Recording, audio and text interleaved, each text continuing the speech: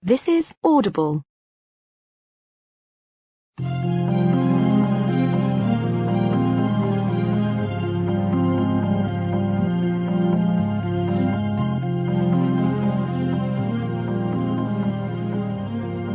Soundings Audiobooks presents an unabridged recording of Maxwell's Retirement, written by M.J. Trow, read by Peter Wickham. The moral right of the author has been asserted.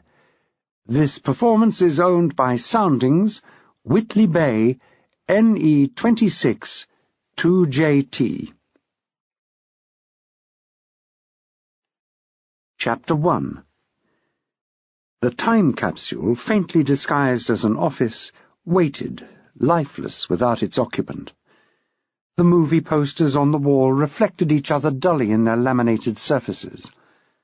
The coffee cup on the desk still held a brief memory of its warmth from the start of the day. The fridge hummed softly, and the kettle clicked away its heat. The chair was pushed back from the desk, a pink and blue scarf thrown casually across the back. A pile of dog-eared exercise books teetered on its seat. The desk was not its usually neat self. A pen and a diary, a mark-book and a box of tissues, weeping girls for the use of, had been pushed to one side to accommodate a brown box. In itself, the box was not particularly ominous. It was large, granted, but otherwise non-threatening. It had no labels, no lightning flashes to show it was live and shocking, no skull and crossbones to show it was poisonous, no sign of that meaningless biohazard symbol.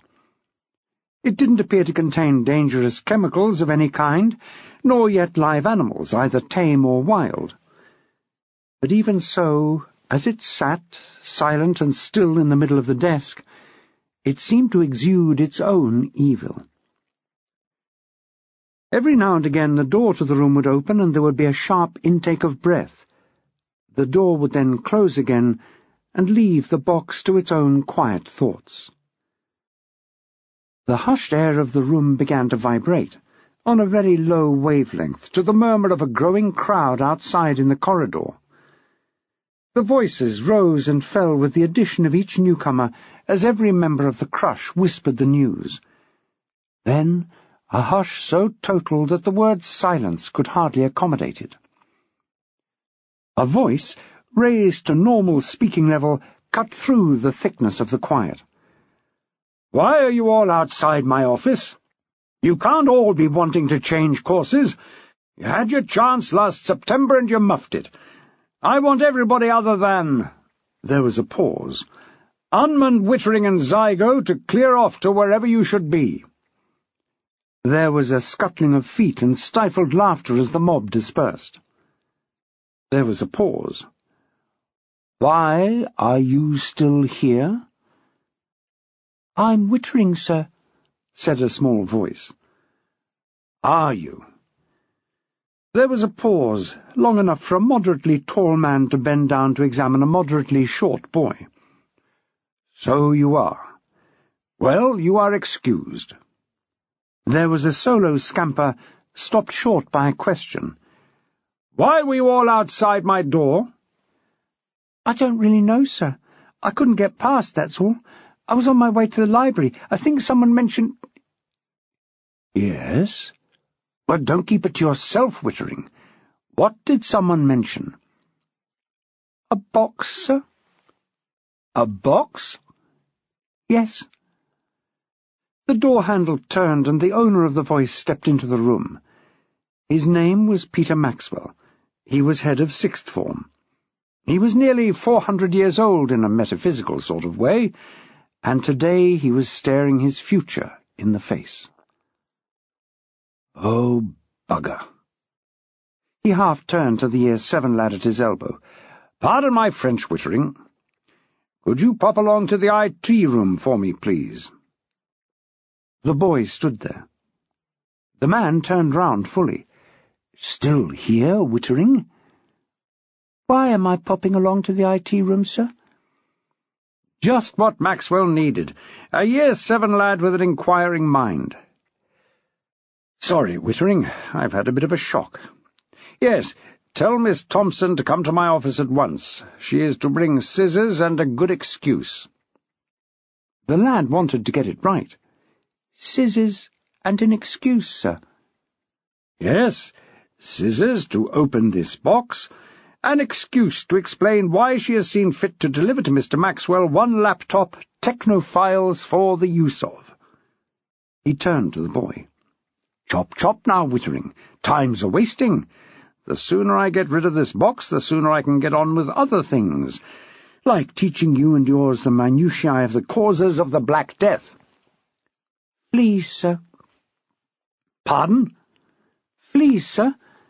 The minutiae of the causes of the Black Death?" "Not bad, Wittering. I would have preferred a bacillus and the specific flea, Keratophilus fasciatus, but still not bad. There are 2 other things to remember, though." "Yes, sir." He closed to the boy. "I do the jokes, and nobody likes a smart-ass. Now run along like a good chap and fetch Miss Thompson." The boy ran off. The head of sixth form couldn't be asked to tell him to walk, and Maxwell ran his hands through his barbed wire hair as he turned to confront his nemesis. This was the nearest he had come to having a computer thrust upon him, and his footwork would have to be at its niftiest to repel it at this late stage. Ever since Charles Babbage had dreamt up his difference engine in 1822, Maxwell had been dreading this day. He sighed and walked round behind his desk to await his fate in the shape of Miss Thompson, of IT, an it-girl for her generation. Chapter 2. Nicole Thompson was quite little and dark, littler and darker than the head of sixth form, certainly, and she put her head tentatively round the edge of Maxwell's door. She hadn't been at Leaford High School for long before she had felt the hot breath of Tyrannosaurus maxwellianensis on the back of her neck as she bent over a keyboard in her room under the eaves. She felt as strongly as he did when it came to technology. They were simply standing at the opposite ends of a scale marked 1 to infinity, where 1 was embracing everything Bill Gates could throw, and infinity was best represented by a piece of chalk and a brain the size of the O2 Arena, or the Millennium Dome, as Maxwell had finally got around to calling it on the day after it had closed. He and Jackie could still end up not speaking after another bout of the perennial "when did the century begin" argument, first started when she was only woman policeman carpenter, and he was that bloody nuisance Maxwell. "Max?" He looked up sharply, dragged from his contemplation of what he had begun to think of as the box. It was Nicole Thompson, funnily enough. "Clara, thank you so much for being so quick." "Faster than a speeding bullet, me, Max, as you know. Now I'm on broadband." He smiled, a thin little smile. "Oh, Clara, a technology joke, very droll." "And you, Max? A silent movie reference, as ever?" He looked her in the eyes, and this time the smile was real. He was impressed. "Clara, you have a mind like a computer." "I was going to say razor, but whatever pleases you. Now," he looked at her sternly and tapped the cardboard, "I notice you have not brought 2 hearty chaps to carry away this box." She stared him straight in the eye. "That's because the box, or I should perhaps say the contents of the box, are not going anywhere, Max. You are joining us on the virtual highway if I have to drag you there kicking and screaming myself." He looked grumpy. He knew it was his most endearing expression, and had melted hearts from Leaford to Tottingley. "I already know how to use a computer." "I'm not talking about a bit of surfing for research, Max. I'm not talking about checking the weather on the BBC News site." "I don't do that." He looked even more truculent. "No, Max, I know.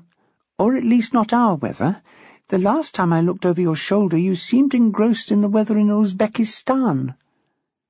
I couldn't seem to escape from the former USSR, he muttered. It goes with the territory in the teaching Year 13 stakes. However, Clara, I rest my case. I can use a computer. I have a PC in my office already. He waved extravagantly to where a dusty computer almost as old as the building glowered and hummed. I don't want a laptop. I don't need a laptop. So, ergo elk, my dear girl, you can take it away. He smiled winningly and made half-hearted shooing motions with both hands. Can I carry it for you, perhaps? After all, he had, in aeons gone by, been a public schoolboy. They use so much packaging these days, don't they? Makes it heavy. He picked it up. Oh, yes, very heavy. He hefted it into a more comfortable position, stifling a groan, and made for the door. She didn't move, and he turned. So, where to? Your office, I expect, Max, she said, her voice dripping patience, that laptop is not going back to my office. I would say that it is going nowhere, except that that would be inaccurate. It is going everywhere you go. It is going to lessons with you. It is going home with you at night. It is going to meetings. But before that, it is going on your desk, and you and I are going to sit in front of it until I am happy that you are confident in its use. You were at the same staff IT familiarization meeting as I was at, weren't you? He looked at her open-mouthed. Not for a moment did he think that Headmaster Legs Diamond's writ applied to him. The use of computers in schools was surely for the children, or, at the very worst, the children on the staff. And that's final. She relented and moved towards him to shepherd him back to his desk. She sat him down and slid the box to one side. She perched on the corner of his desk and looked down at him. I'm not a bully, Max. Really I'm not. But the county has begun a paperless office campaign, and Mr. Diamond has decided to roll it out at Leaford High School as a matter of urgency. That means no memos, no printed minutes, no paper at all. Lavatory paper? He asked weakly, household names like Bronco and Izal swimming in his memory. Only when totally necessary, she smiled. But seriously, Max, you knew about this, surely? I didn't get a memo, as I recall. Oh, I see. He pushed himself back from the desk and sighed. I'm not a happy bunny, Clara. Not happy at all. She patted his shoulder. I can see that you're not, she said. So let's try and make this as painless as possible, shall we? A thought occurred to her, and she tried to frame her next question tactfully. Your wife, is she, like you at all? Maxwell considered the wonders that were Jackie. Not really, he said. Her hair is longer and a lovely chestnut colour. She's shorter than me, and a different shape, of course, thankfully. Our son can tell us apart, and so can the cat, so there must be enough differences between us.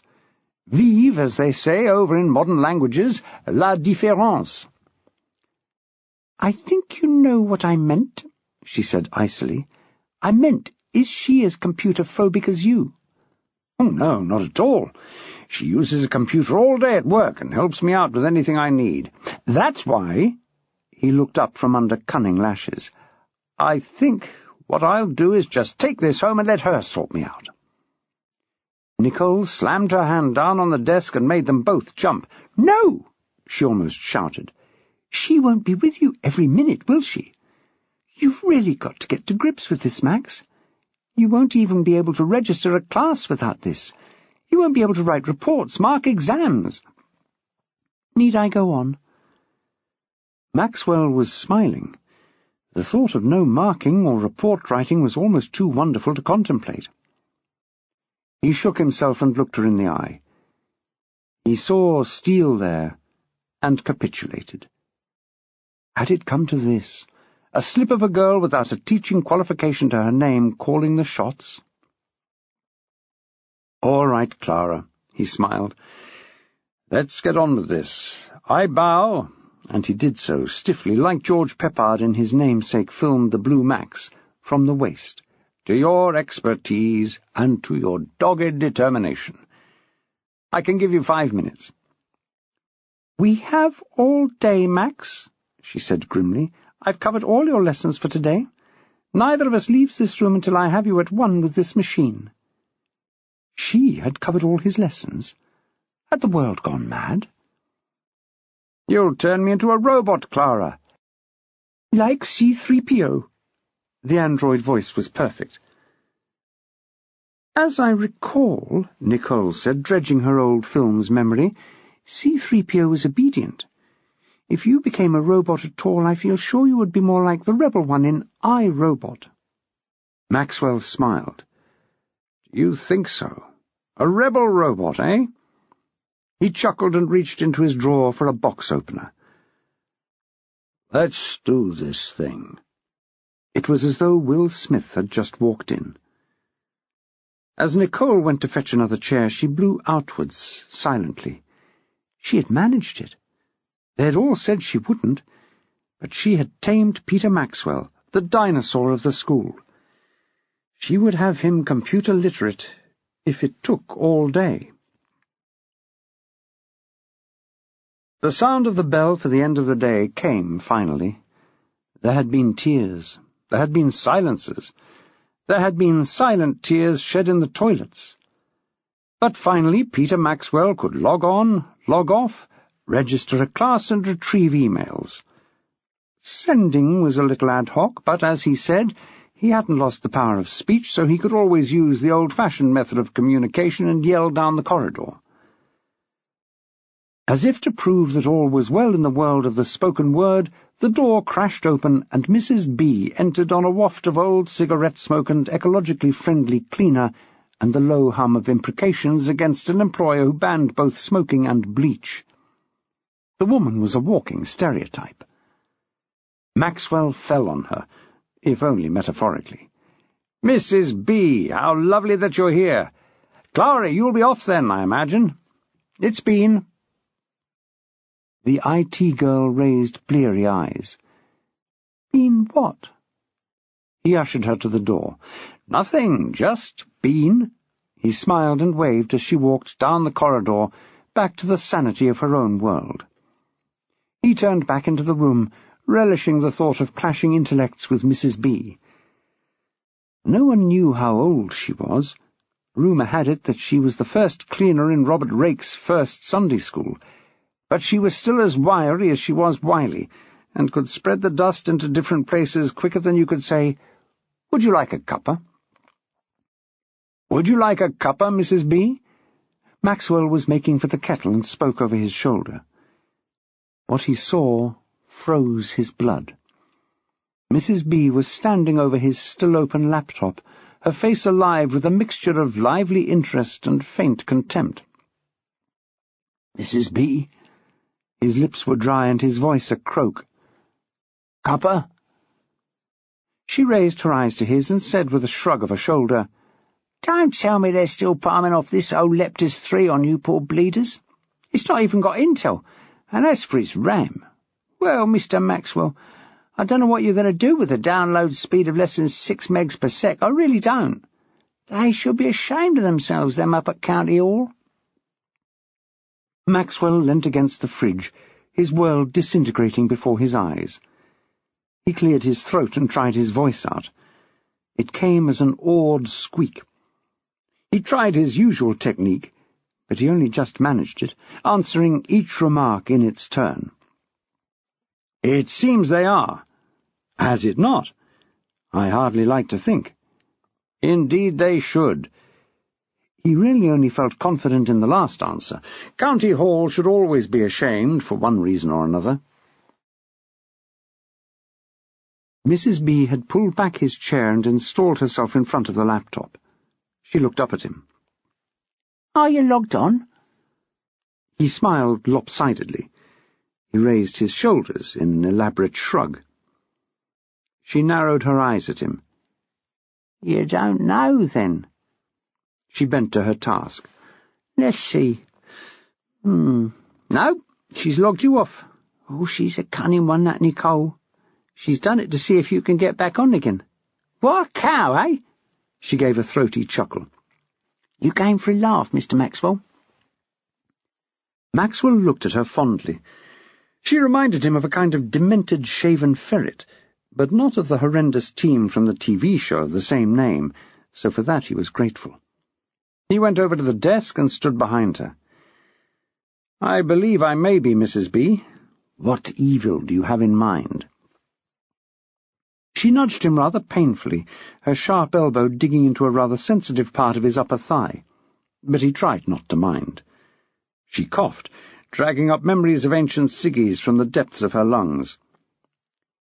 "Them up in IT, they think they're the bee's knees, they do. They leave coffee mugs all over the place, growing fur and all sorts, and I'm supposed to clear up after 'em. They spend all day on bleeding eBay, selling county supplies as like as not, and behaving like they own the place.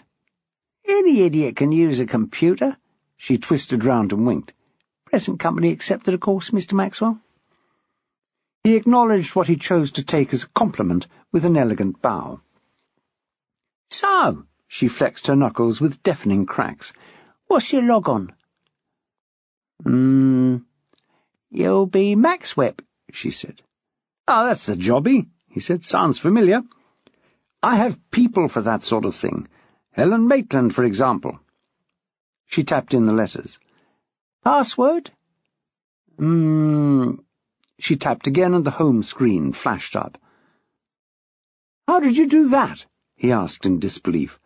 "I didn't tell you my password." "Well," she said, and she looked so at home at the keyboard he could almost see the ghostly outlines of the smoke which had once wreathed her head. "It didn't take much to work it out. It was either Nolan 1, Jackie 1, or Gallant 600. Son, wife, hobby, all with that pointless number computers seem to insist on. Maxwell reached for a piece of paper and a pen. "Which was it in the end?" "Gallant 600. He wrote it down. "Next question, Mrs. B. How did you—" "Easy, Mr. Maxwell." She was being a little smug. "Most people use family names. Sometimes they put a number in where it's the same as the letter, or just add a 1.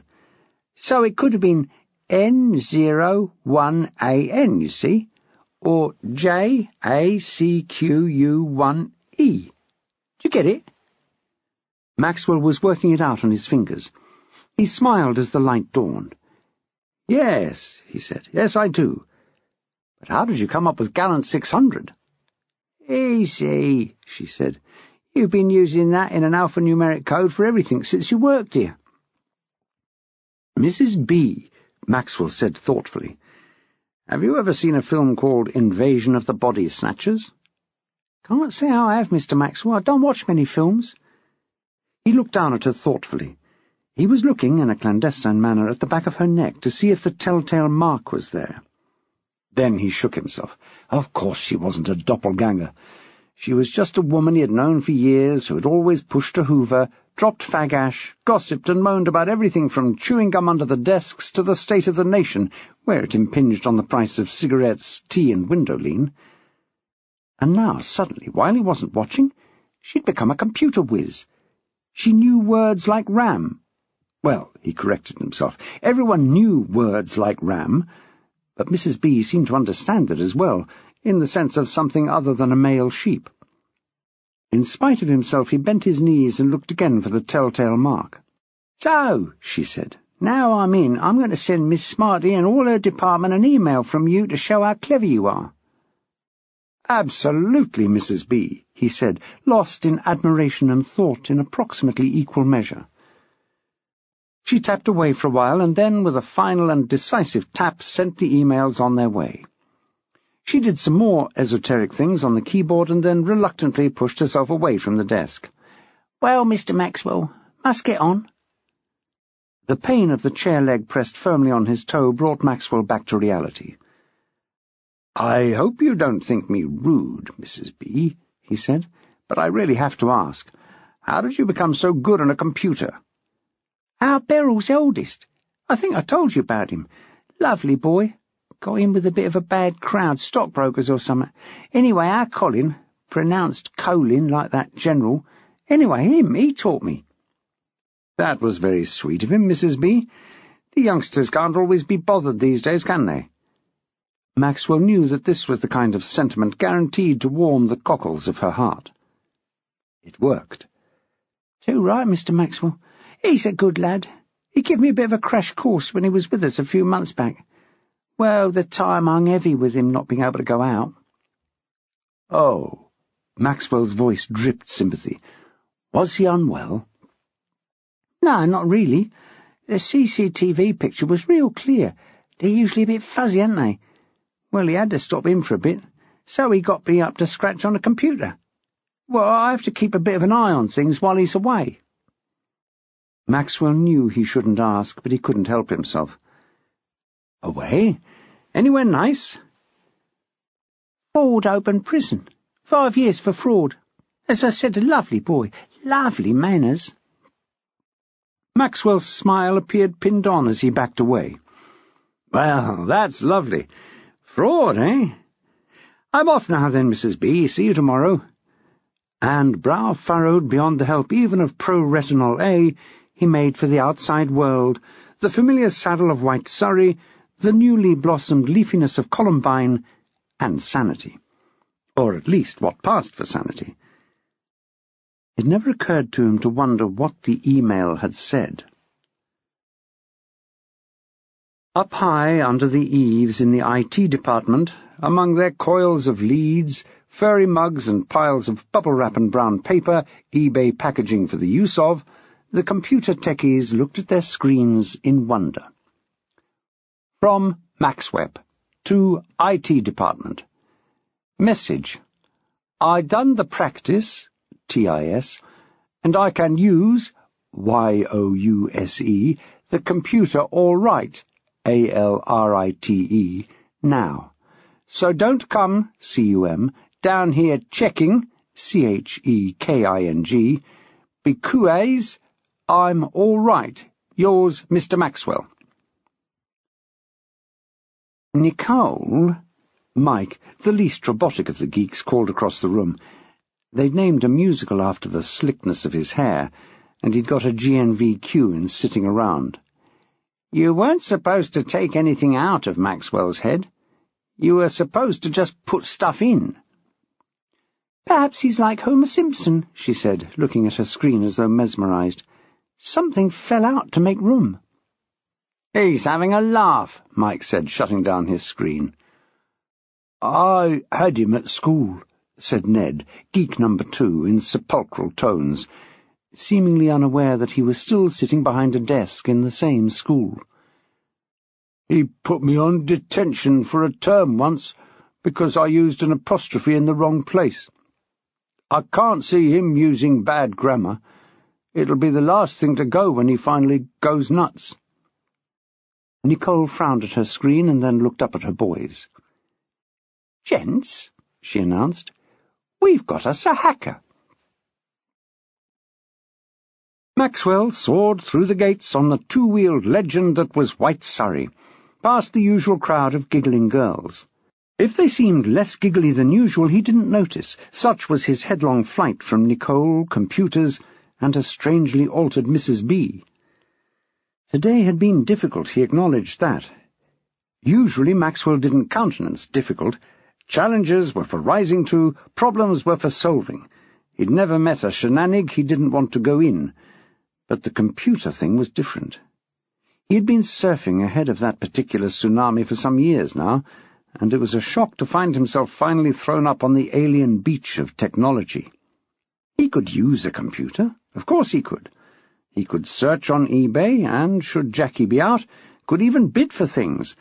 But he had tried to avoid it ever since the heart-stopping day when he had bid £3,999 for a 54mm plastic soldier kit because of a misplaced comma. He could find Wikipedia, and occasionally took notes from it, while advising years 12 and 13 never to do so. But he couldn't get it to print out anything but the adverts, and so still resorted to that much-maligned standby, the pad and pencil. He could receive emails because they just appeared when he clicked on what other people were pleased to call the icon. It looked nothing like a highly decorated Russian religious picture to him, but whatever made them happy. He couldn't send emails, but he had either Helen at work or Jackie at home for that, depending on his location at the time. Of course he could use a computer. Dinosaur? Peter Maxwell? The very idea. His musings took him all the way home, through the wild wind of the flyover and the chill nip from the sea. He was oblivious to Surrey's obvious shortcomings. The brakes squealed at that certain pitch guaranteed to make every hair on the body, no matter how tiny and no matter where located, stand up ready for flight. The front wheel wobbled and had a permanent tendency to lean to the left, the Leon Trotsky of the bicycling world. There had once been a bell, although with the noise from the brakes it had become redundant long before the top fell off. The saddlebag was a memory kept alive by 2 wizened leather straps. So many parts had been replaced that the conundrum was this. Was this White Surrey still, as the only original bit was the left pedal?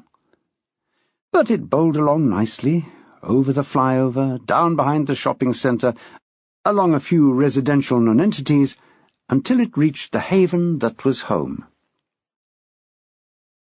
Far behind him, the girls were still clustering around the gates of Leaford High at that fag end of the day. Closer examination by Peter Maxwell would have shown him that some of his own were deeply upset. The mobile phones, banned from school but smuggled in, secreted in the bowels of backpacks and sports bags, were now out and beeping. One was being anxiously passed round. The girls, wide-eyed, huddled together to read the messages which poured in, each one arriving as the previous one was still being read, each one more explicit than the last. They had looked with avid eyes as Maxwell pedalled past. Their watcher, their minder, their shoulder when everything got too much, couldn't have helped them with this. Everyone knew that Mad Max was crap at anything technical. He didn't do PowerPoints. He didn't do electronic retrieval for homework. He didn't do anything much that didn't rely on a pen and paper.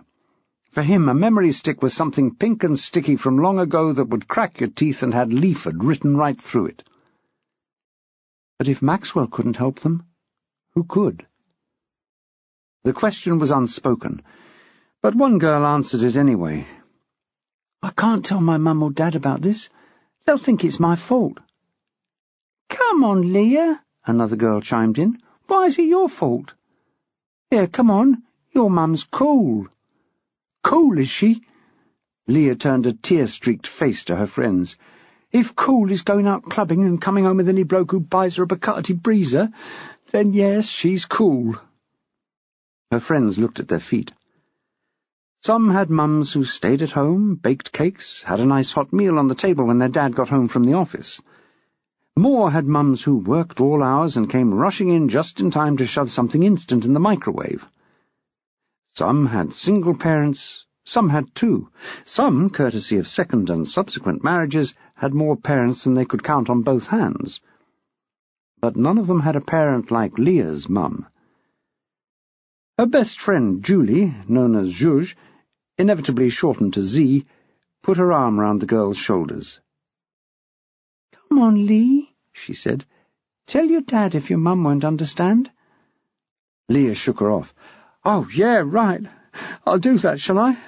He'll assume it's one of Mum's lowlifes and take it out on me because I won't go and live with him and his posh new wife in their posh new house with their posh new baby. A girl from the back of the little crowd spoke for the majority. Why don't you go and live with him, Leah? His house looks great from the outside. It's got those gates and everything. Leah dashed her tears away with the back of her hand. Electric gates. They're not to keep people out. They're to keep people in. And anyway, who'd look after me mum if I didn't do it? No, she squared her shoulders and raised her chin. I'll deal with it. Mad Max, Lee, Julie said quietly. He'll fix it. There were quiet chuckles. "He doesn't understand phones," someone said. "He calls them the invention of Mr. A.G. Bell, and reminds us at every opportunity that even he refused to have one in his study after he'd invented it." "He's got one, though," a little fair girl at the front said. "I've seen him with it." Leah smiled weakly. "Yes, I've seen that as well. He looks down at it kind of puzzled, as if he doesn't know how it got there. Then he kind of stabs at it until something happens. Usually he finds he has switched it off." "No." She picked up her bag and hefted it onto her shoulder. "I'll have to do something myself. New phone, maybe. New number." "You could get one of those cool new ones, Lee," the fair girl said. "A BlackBerry, or one of those sort of email ones." "Yeah, Alice, Leah's mum can so afford a BlackBerry." Julie was cutting. "There's no need to be like that, Z." Alice snipped back. "Her dad could buy her one." She turned to Leah. "Tell him you've lost the other. Tell him it was pinched. Tell him you need it for your schoolwork. That always works with my dad." She looked wistful. Her dad worked in Dubai and sent her loads of stuff, but they hadn't actually spoken in years. She found it hard to summon up his face these days. Leah looked thoughtful. "I don't like to ask him, really. You might have something there, Al." She looked more cheerful. "Yes, that'll do it. He'll go for that, I think." She looked at her watch. "Time I wasn't here. I need to be home for Annalisa." "Your mum's not working just now, is she?" Julie asked the question before she even thought to put her brain in gear. "No, but, well, you know." Leah and all the girls knew that her mum would be busy getting ready to go out. These days it took longer than it had a few months ago to repair the damage of the night before. Annalisa was a beautiful little girl, 6 years old, her parents' attempt at gluing together a marriage that was beyond repair. She had blonde curls, big blue eyes, and a temper like Gordon Ramsay, though fortunately as yet not his vocabulary. It was easier to be there for her than pick up the pieces later. The group broke up in all directions, to the town centre, the dam, to their homes, and in the case of just one desperate girl, to 38 Columbine. Chapter 3. Maxwell skidded to his usual stop at the curb outside his townhouse in Columbine. The stop was rather more precipitous than usual, as Jackie's car was parked there as well. Maxwell's heart did the little flip it always did when he knew he was about to see his wife. The word was still unfamiliar, but the woman wasn't. She had been in and around his life for years, in various roles, from irritatee to lover, to mother of his son, and now wife. But even so, a little shock went through him every time he came home and found that she was there. He was smiling to himself as he walked up the path, deciding as he went whether he would knock, ring, or use his key. A shrill voice cut him to the quick. "Well, Mr. Maxwell, that smile is a bit of a surprise to me, I don't mind telling you, what with one thing and another." Mrs. Troubridge popped up on the other side of the hedge, giving shape to the disembodied voice. She looked like a prune with hair. A cold hand clutched Maxwell's heart. To be fair, it always did when Mrs. Troubridge was in the offing, but something told him that this time there was a really valid reason for it. He licked his dry lips. "One thing and another, Mrs. Troubridge?" "Yes, well, the accident. Presumably that's why you're home so early." "I'm not early, Mrs. Troubridge. I'm a teacher. We always get home early, and have long holidays. Our salaries are stupendous, and we have total job satisfaction. We don't really know we're born." "What accident?" The last two words were issued in a distant scream, as though from someone underwater down a well many miles away. Faint, but piercing. Mrs. Troubridge visibly left the ground and clutched at where anyone else's heart would be with a claw-like hand. In the empty recesses of her head she remembered that Maxwell's first wife and child had died, long years ago for her, yesterday still to him, and in her selfish, addled way she was sorry for what she had said. "Mr. Maxwell, I didn't mean to alarm you. I'm sorry for what I said." This was almost as big a shock as he had already had, and he wasn't sure how many more he could take. He drew a deep breath and tried to calm down. "What accident, Mrs. Troubridge?" He hadn't slipped off his cycle clips yet, in case he had to be away again, and mentally noted the distance to Surrey, still saddled at the curb. "Nolan, playground, casualty, not serious." She had resorted to telegraphic speech, a decision arrived at as less likely to spread alarm and despondency. Her aunt had been incarcerated in the war for just that reason, and she had never quite forgotten it. But she was speaking to air. Maxwell had thrust his key into the lock after only the 10th attempt, and was bounding up the stairs 3 at a time. He burst into the sitting-room to find Jackie sitting in his favourite chair with Nolan asleep on her lap, and Metternich, the cat, on the chair's arm, glaring balefully at her. Her eyes brimmed with unshed tears, and she was still wearing her coat. The smile she gave him was watery, and the finger she raised to her lips was shaking. He was on his knees at her side in a heartbeat, hat and scarf flying in all directions. Metternich gave him a cuff round the head for the look of the thing, but he wasn't giving it his full attention, and it was a shadow of his usual offering. His slit eyes were fixed on the boy. He was considering changing the help. He and the boy just weren't getting the service they deserved. He'd sent the little chap out in the morning all neat and tidy, with a quick lick to finish him off, and they brought him back filthy, with a big white bandage and smelling of clean, which made the cat's nose ache. "What happened?" Maxwell whispered, stroking her hair and reaching out a tentative hand to touch his little boy's cheek. "Well, you know Noel," she said quietly. "Never does anything by halves. He was on the climbing frame at the afternoon break, and he climbed up the ladder. Unfortunately, when he got to the end, he just kept climbing. Pitched right over and landed on his chin." She pointed to the dressing. 5 stitches and a bruise the shape of Australia. And the size. She tried to smile, but failed, and the quivering lips spilt over into crying. She stifled the sobs when the boy stirred and muttered in his sleep.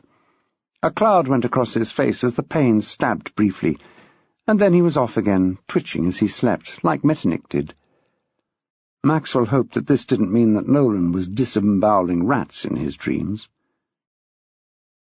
"So," she continued, "Mrs. Thomas scooped him up and took him to the nurse. It was bleeding everywhere." She moved her protecting arm, and Maxwell saw the front of his son's T-shirt, soaked in blood and his mother's tears. "They waited until it stopped, and then realized it would need stitches. They called me, and I met them in A&E. He was so brave, Max. He didn't cry at all. His chin was so small they couldn't give him a local, so they just stitched it up. And he didn't cry. Not once." "You made up for it, I suppose," he said, looking as though he might join her. She compressed her lips and nodded. She took a deep breath through her nose and calmed down. "They said it was a really common injury. One of the nurses and both of the doctors said they had scars under their chin." Maxwell lifted his head and pointed. "Oh, Max, I'd no idea you had a scar there. When did you get that?" "Cressy, was it? Poitiers? Agincourt? No, I tell a lie. I was coming up to 5 and I fell out of a tree." "You were up a tree when you were 5? 4. Even worse." Different days, darling, different days. I'd climbed the Matterhorn before I was 12. Metternich has one as well, don't you count? Oh, the old buffer was wittering again. The huge black-and-white creature couldn't understand what he was going on about, but if they had asked him, he could have assured the boy's mother that anyone who was anyone had a scar under their chin. He had a fine example, the result of a rather overzealous use of the cat flap when he was only knee-high to a vole. And it was only his lustrous fur that hid all the other wounds of battle. Under all that black and white he looked like Moby Dick. "Why didn't you let me know?" he asked her. "I nearly had a heart attack when Mrs. Troubridge collared me outside with tales of death and destruction." "Max, I tried to let you know. I rang school, but you'd gone. I got Mrs. B. Then I tried your mobile. And guess what? What? Maxwell was almost certain he knew what was coming. Well, surprise, surprise, I got Mrs. B again. Your mobile was in your desk drawer. I suppose I should be grateful that you're improving. At least it was switched on. I wondered where it was, he said sheepishly. Well, never mind, she said. She was too relieved that her son was safe to be angry at his father. But Max... She looked seriously at him. She saw her opportunity, and she took it. This could have been a bad accident. I might have been unavailable. You really have to carry your phone. Then, as an afterthought, and have it switched on your person and switched on. That's nice and easy to remember, isn't it? I do understand that, he said, stroking Nolan's cheek with the back of his fingers, and ignoring Jackie's rather patronizing tone. I know I ought to be contactable, but I can't have my phone switched on in lessons. I've banned all phones in my class. I thought they were banned at school in general. He drew back from her and looked at her as though she was a new and interesting animal just invented by David Attenborough. Dear girl, I'd always been led to believe that you were a woman policeman.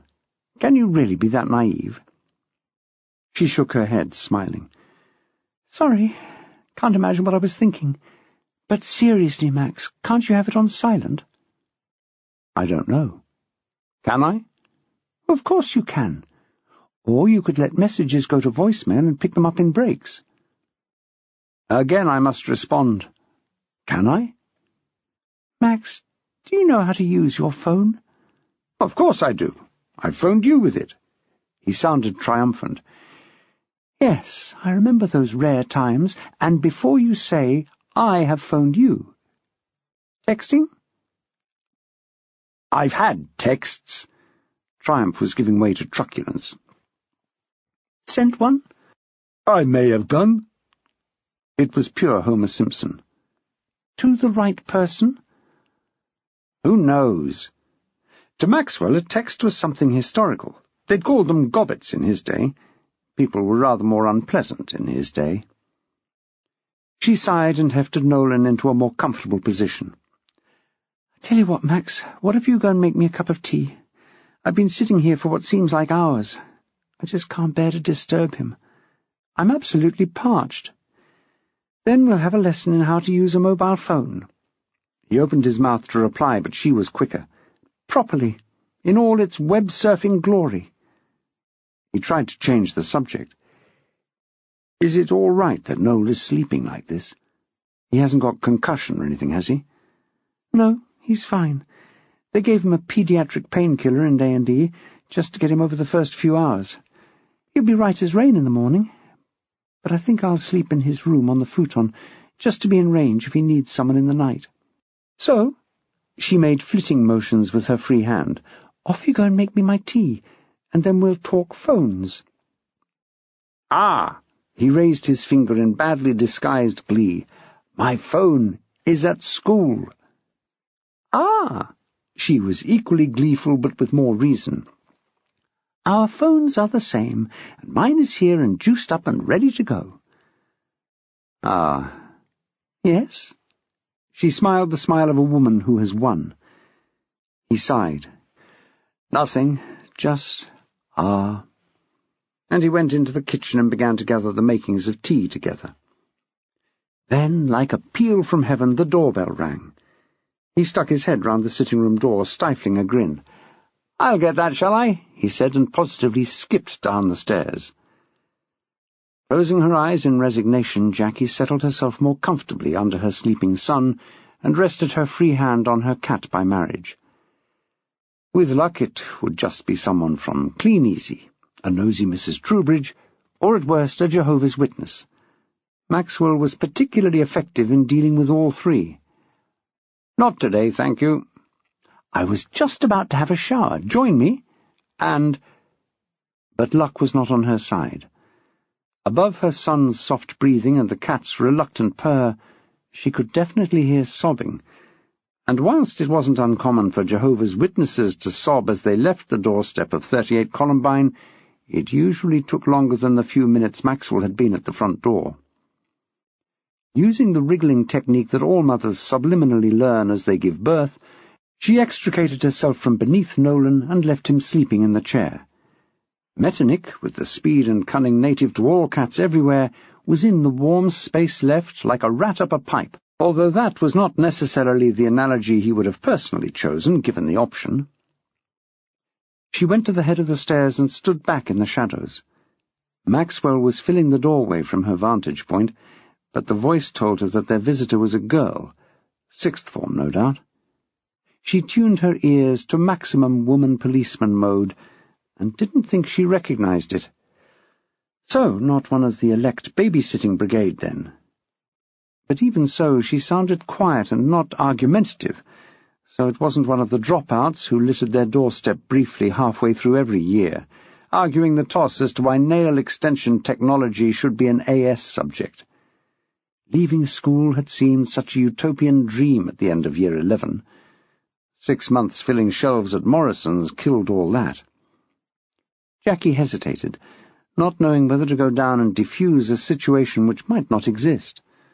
In her line of work, she was fully aware of how unwise it was to allow a male teacher to be alone with a distressed adolescent girl, although alone was probably not the way to describe their front step, with Mrs. Troubridge just a hedge-width away. But on balance, Mrs. Troubridge was probably not a witness to rely on, as she had long ago decided that Maxwell, although handy for putting up pictures and carrying out heavy rubbish, was, underneath, a pervert, no better than he should be. She decided to go down. At the sound of her step, he turned. "Darling, we were just talking about you. Is Nolan awake?" No, he's still sleeping. I tucked him up on the chair. Metternich is watching him for me." She smiled at the girl standing there on the path with tear stripes down her cheeks. "Who's this?" "How rude of me," Maxwell muttered. "Julie," he gestured to Jackie.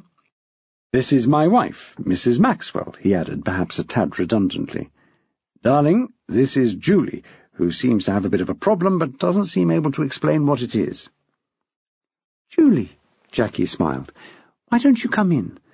Perhaps it'll be easier for you when we're inside. I'm afraid our son has had a bit of a bump at school today and is asleep in the sitting room. Shall we go into the dining room? I can leave the doors open and then I'll hear him if he calls, but we won't wake him up." The girl looked from Maxwell to Jackie.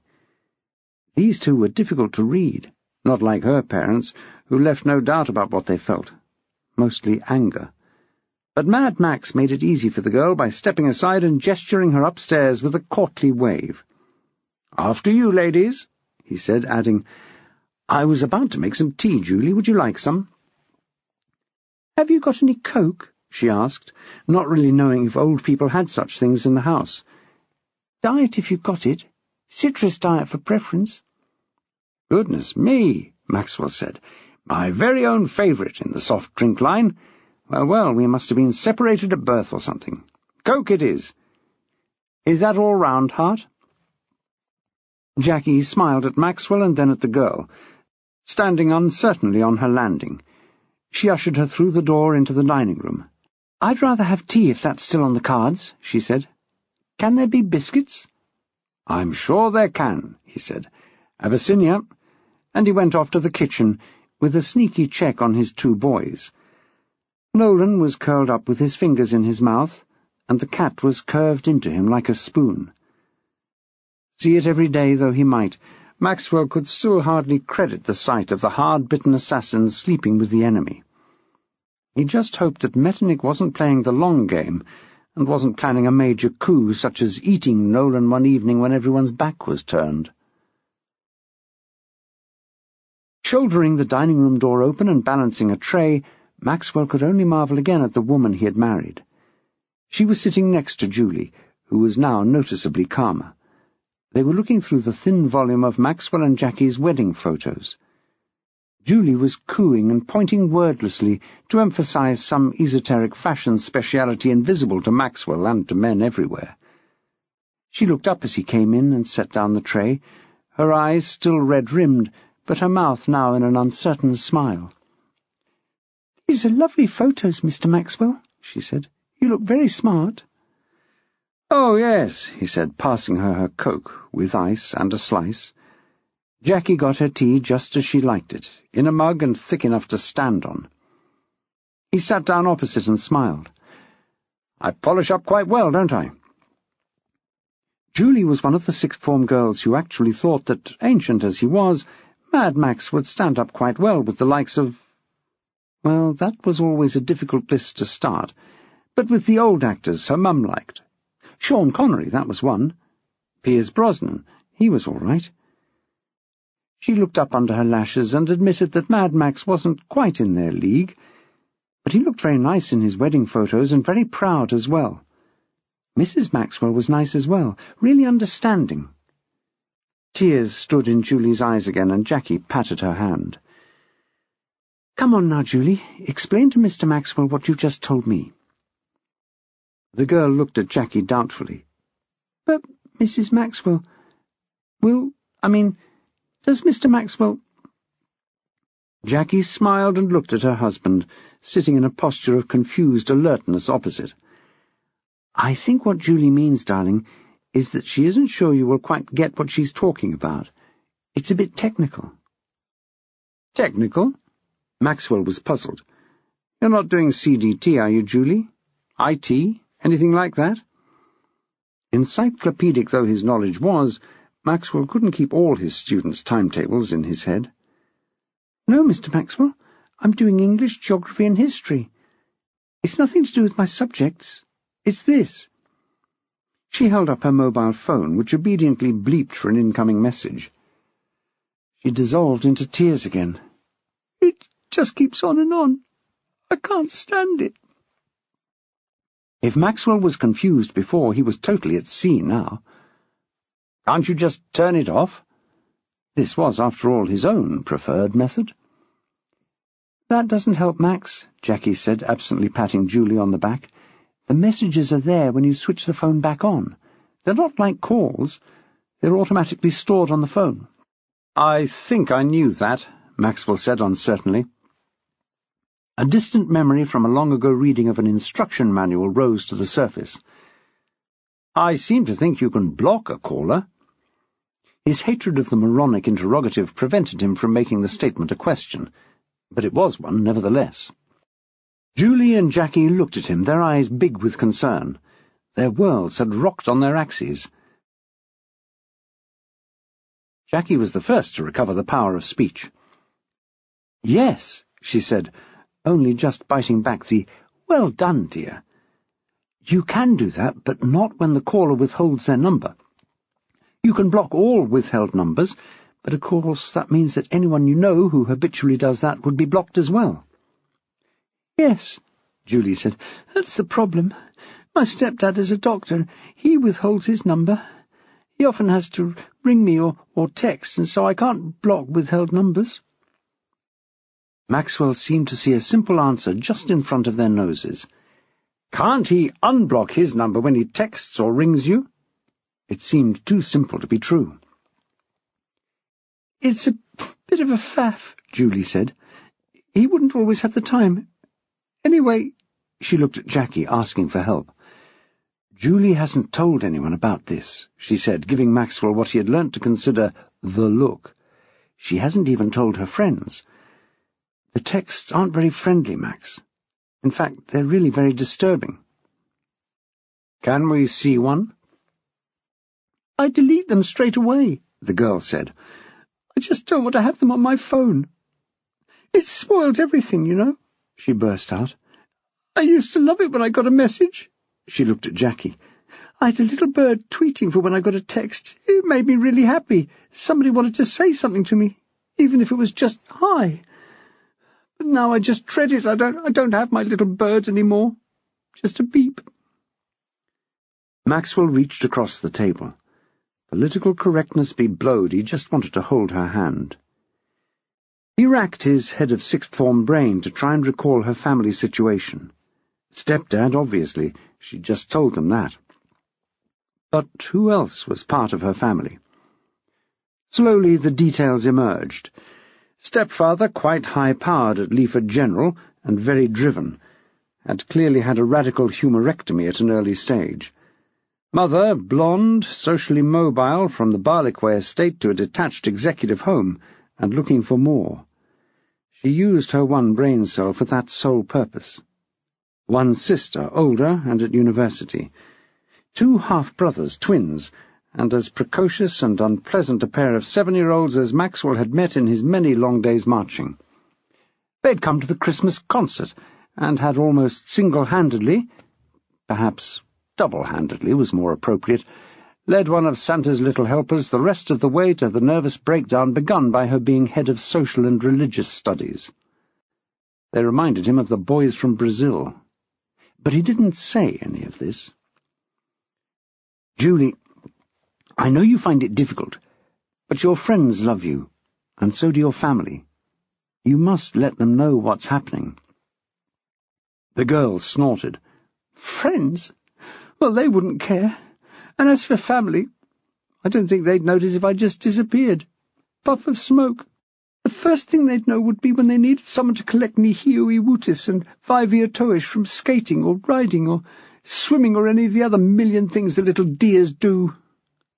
Bitterness dripped from her as she spoke. Jackie laughed. "Great nicknames. What are their real names?" As she spoke, she caught Maxwell's expression and tried to claw back her question. "I mean, we call Nolan Nolan, but we call him Noel, and—" "Don't worry, Mrs. Maxwell," Julie said. "It's a common mistake. They are their real names. They're Native American, and Nihio Iwutis means high-backed wolf, and Vivia Toish means a lights on a cloud. Don't ask me what they were thinking when they chose those names.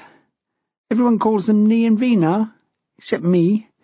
I don't see why they should be let off the hook."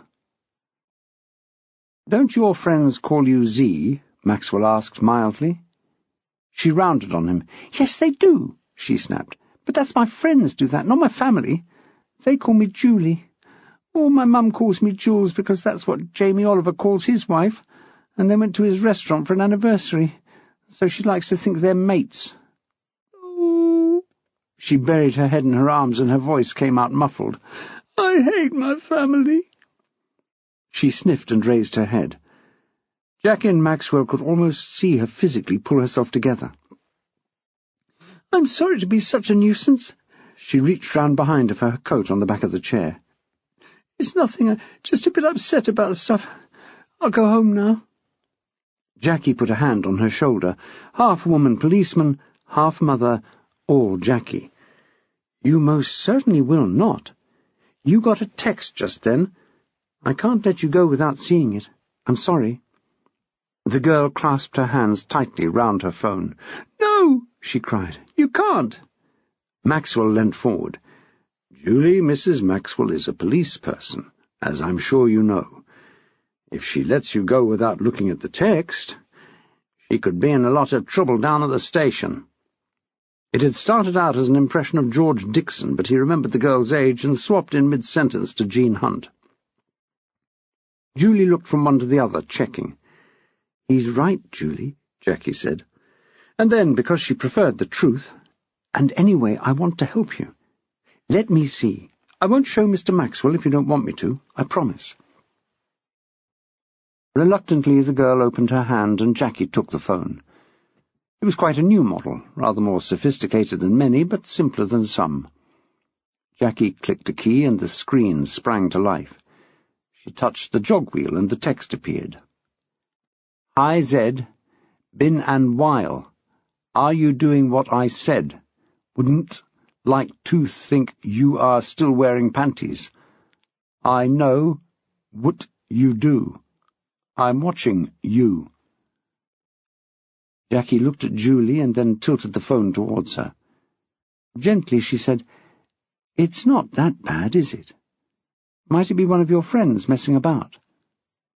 The girl read it. "That's one of the mild ones. He's been on and on about, well, what it says. The other things are worse. And he says he's watching me. I'm so scared." "Of course you are," Maxwell said. "But how can he watch you all the time?" "He can," she whispered. "He knows where I've been, who I speak to, everything." Jackie raised an eyebrow at Maxwell, and he nodded. "Look, Julie, Mrs. Maxwell will go outside and have a look. She's trained in this. She will know if there's anyone watching. Trust me." He tapped her hand, and she looked up. "Trust us, Julie. It's all right." Jackie got up and left the room. Then they heard her feet on the stairs. She went through the lobby and out of the back door. "Cheer up, Julie. Mrs. Maxwell is really good at her job. I tell you what, let's go and see if Nolan's stirring. He'll be up for a game if he is." "I've seen your little boy," Julie said without much enthusiasm. "He's not like your two little brothers," Maxwell said. "Not at all. Come and meet him." And he ushered her into the sitting room where Nolan was just stirring, unlike Metternich, who was asleep on his back with his legs in the air, one eye disconcertingly half open. Nolan woke up as he did everything, with calm good humour. The crying started when he forgot his little adventure and rubbed his chin with the back of a podgy fist. "Whoops," Maxwell said, scooping him up. "Okay, mate. Let's be brave little soldiers now. Look, Julie has come to see you." "Hello, Julie," the boy muttered, wiping his eyes and nose lavishly on Maxwell's shoulder. "Are you a babysitter?" "No," said Julie, smiling in spite of herself. "I've just come to visit your mummy and daddy." Nolan's eyes clouded. "Where is Mama?" he asked. "Don't worry, Noel. She's out running an errand for Julie. She'll be back in a minute. Do you fancy a game of any sort?" Nolan wriggled down out of his arms and made for the TV. "Mario Kart?" he said, pulling out the Wii from the drawer in the TV table. Maxwell made a face. "Oh, come on, Noel. You know I'm hopeless at that sort of thing. I had in mind three-dimensional chess, something like that." But Nolan knew an opportunity when it presented itself, and he held up the handset to Julie in mute query. She had plumped herself down beside him in seconds, and they were off, leaning round the corners, accelerating into the bends, skittering off the obstacles before Maxwell could plug in his Atari II ping-pong console. "Right," he announced. "I'll just sit over here, then, shall I?" "Uh-huh, Dads," said Nolan absently. "I'm a bit thirsty. Could I have a drink?" "Of course," said Maxwell the butler. "Anything else? Crisps, caviar, roast suckling pig?" The boy chuckled and risked a quick glance over his shoulder. "Crippies, please, Dads, and some for Julie, please." "Your wish is my command, O master." And Maxwell, transformed from Jeeves to the genie of the lamp, went off in search of food and drink. He found Jackie in the kitchen, the phone cradled in the crook of her neck. She put her finger to her lips. The tinny sound of an answer phone could just be heard through her head. She seemed about to leave a message, then decided against it and replaced the receiver. The genie wafted out with the refreshments, but was back in the twinkling of an eye. "Well?" "I was trying to reach Henry." The image flashed into Maxwell's mind. Henry Hall was Jackie's boss, the DCI up at the Nick, the capo di capi, all blank glasses and solemn, immobile face. "I guessed that much. Why?" "Well, to see if we've had any complaints from parents about the internet or texts, that sort of thing. I've been busy with this burglary case, and I haven't really had time to keep my ear to the ground. I just wondered if Henry knew anything." "I gather he wasn't there." "Well, not picking up the phone, anyway." They stared at each other with wide eyes for a second. She immediately corrected herself. "That's right. Not there." Neither of them could countenance for a moment the idea of Henry Hall sitting calmly and letting the phone ring and ring. "So, what are your thoughts on who this is, without Henry's input?" Maxwell said, casting a glance over his shoulder. Jackie drew a big breath and let it out slowly. "Obviously my first thought was kids being nasty." Maxwell put in an understanding nod. In his experience, all kids were nasty. "But on the whole, I don't think so. I think the text was a bit adult in its content. The whole panties thing rather smacks of a flasher in a Mac. Or perhaps I'm being ageist. And sexist, too, I suppose." "And weatherist?" She gave him a flick with the tea-towel. "That, too. Also, the text-speak was rather half-hearted. A text from a youngster really is like a foreign language. There isn't a single whole word in the thing. This was rather stilted, not followed through. It's a shame we don't have it. We do. Well, yes, Heartsease, I'm not denigrating your memory. She waved her mobile at him. I forwarded it to myself. I didn't see you do that. Ah, the quickness of the woman policeman deceives the head of sixth form, she said. I went on the suofam course. Suofam? Sneaky use of a mobile, she smiled. Anyway, I'll try to get a meeting with Henry and a few of the IT mob tomorrow. I'm assuming Nolan is awake. Screams of hilarity filtered through from the sitting room. Correct. And playing with Julie? Again right on the button. What are we going to do with her? Well, help her sort herself out if we can. It would be nice if we could show her rather horrible family that she's worth more than being an unpaid babysitter to the Midwich cuckoos. I mean now, this evening. Oh, I see. Well, what if we invite her to do a bit of proper babysitting with a proper boy? You can get her away from her phone, perhaps, and then you can watch for texts. Is it possible to trace a sender? I'll have to ask the IT guys. I suspect more than one phone's being used, though. More than one person sending these things. Might that explain why they're sometimes worse than others? No, just more than one phone. You can buy a pay-as-you-go in any supermarket for around £20. It's a stalker's charter. And while we're on the subject of phones, she pointed at hers sitting on the table, pick that up and join me in the study. Lesson 1 is about to begin. Oh, miss, Maxwell whined, I've got a stomachache. I've got a bone in my leg. It's my granny's funeral. The dog ate my homework. Anyway, his expression became one of low cunning. You know that my phone is at school. She pointed at the door. If you haven't brought a note from home, you can't skip this lesson. And no, before you ask, I'm not going to write you a note. Now scram! And they made for the stairs, not forgetting to look in to check on their injured son on the way. He was bouncing up and down on the spot with his legs crossed, in a way that can only be done by contortionists and those under 6. He was winning. Whether my skill or Julie's good offices, they couldn't tell. We're upstairs in the study, Noel, Jackie announced. Laters, he said, waving his fingers at her. Right then. She went up to the study, laughing. How old is he? She asked his father. 23, 42. Who knows? He's a human being, and that's the important thing. Every child is a human being, Max, she said. My dear, dear girl, he said, pushing open the door of the study. How sweet of you to think so.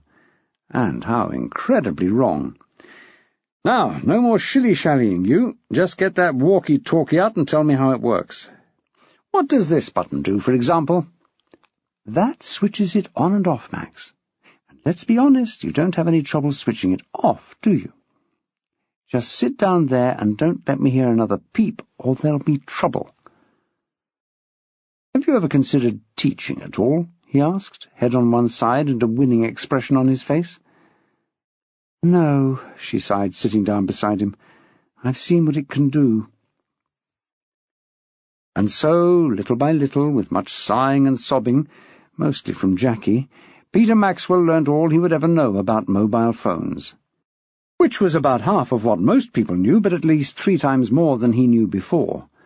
He could already send a text, but after these lessons it would now usually get to the right destination. When he rang someone, the chances now were that they would get the call rather than someone rather puzzled in Turkey. He had the phone set to vibrate, so he would never miss a call.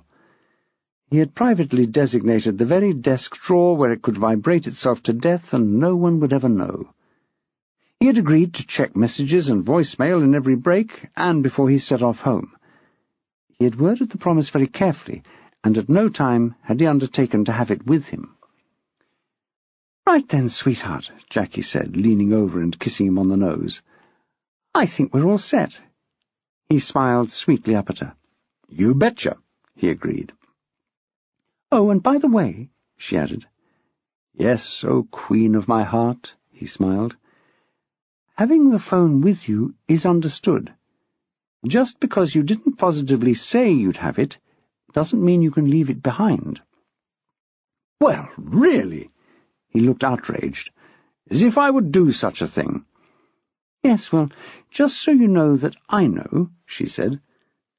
"Tell you what, just to check your skills, the Chinese restaurant takes orders by text. Go and ask Julie what she'd like, and we'll have a takeaway as a treat." "I'll phone it in," he beamed. "Text it in." "Phone." "Text." "Do you want 5 portions of special fried and a side order of duck's feet, hold the guano?" He had a point. "Phone it is, then, but only because I'm hungry." And, chuckling quietly to himself, Maxwell headed downstairs to take the order. By the time he reached the sitting-room door, he was virtually indistinguishable from Charlie Chan himself. The house was still faintly redolent of Hung Woo's special dinner for 3 as Maxwell and Jackie got ready for bed. Julie had eventually been prized from Nolan, who had welcomed a playmate so accommodating with open arms, and had been driven home by Jackie. Nolan had been put to bed, with another dose of pediatric painkiller hidden in his bedtime milk. His chin had taken on a rather attractive shade of lilac, shot with navy blue, and by morning would be twice its normal size. He'd looked more desperate than Dan.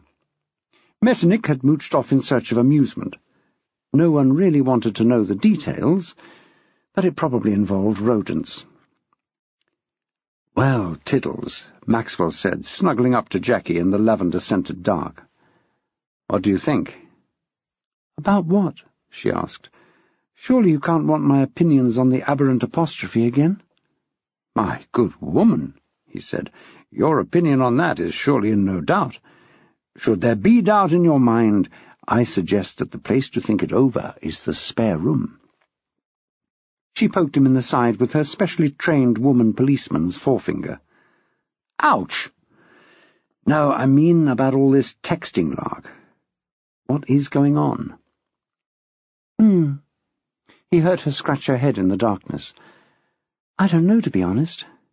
My first thought was that it was kids, as you know, ganging up. And when I saw it, I thought it was an adult. But who?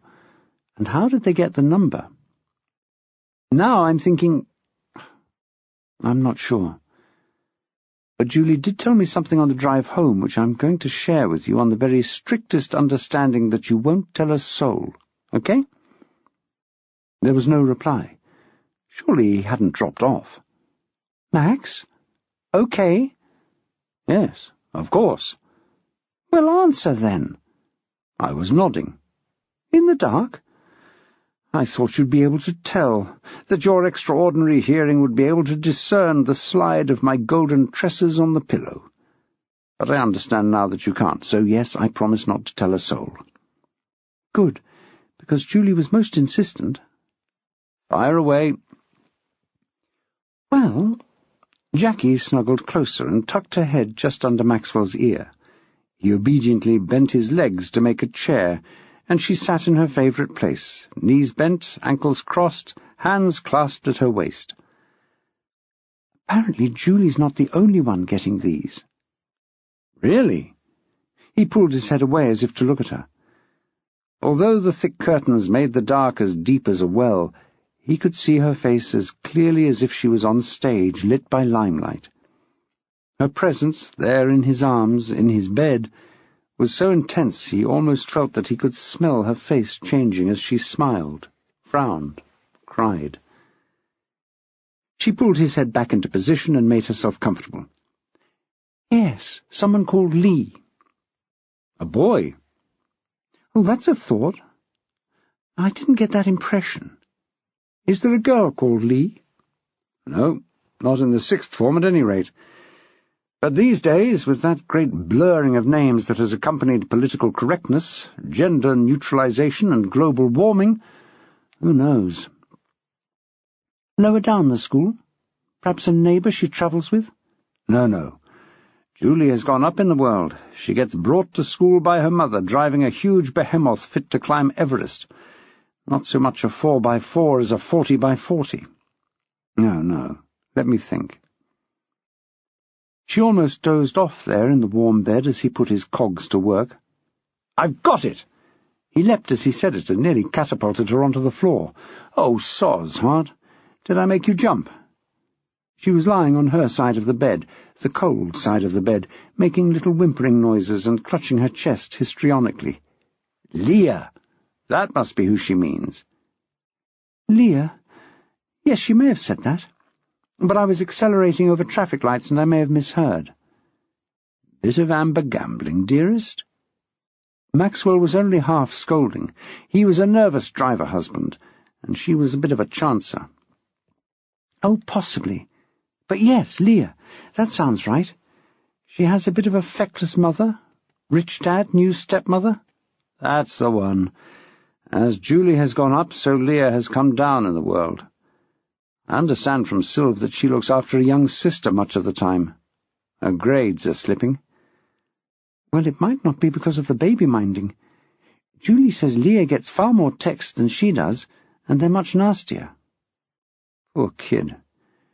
She tries her best to look as though she's coping, but her mother is really the child in the relationship. The father, I think I'm right in saying, is in business somewhere along the coast and was a bit of a ladies' man. Probably still is, but at the moment is managing to hide that behind a new wife. Possibly a baby as well? I can't quite remember." "Can't remember, Max?" Jackie was genuinely surprised. That wasn't something he often said. "Well," he expelled his breath in a sigh, "so many in this situation now. When I was first head of sixth form, when Adam was in the militia, I only had a few single-parent families." He completed the sentence. "In fact, we had so few, I don't think we even had a phrase for it. But now it seems they outnumber the other sort of family." "Our sort of family," Jackie chimed in. He gave her a squeeze. "I hate the stereotyping of the so-called broken homes. Some are better off broken when you meet some of the parents who've snapped off, so to speak. But there are some, Julie's, Leah's, which don't seem so bad when you look in from the outside. Plenty of money, new mobiles, new shoes, cars as soon as they're old enough, and often before. But no love, from anywhere. They often end up being quite desperate, and that's why you see these beautiful girls walking along with tattooed louts with only one brain cell." "It's sexist, Max," Jackie protested. "Count them next time you're out and about," he said. "Look into their eyes and see what's in there." "What will I see?" she said quietly.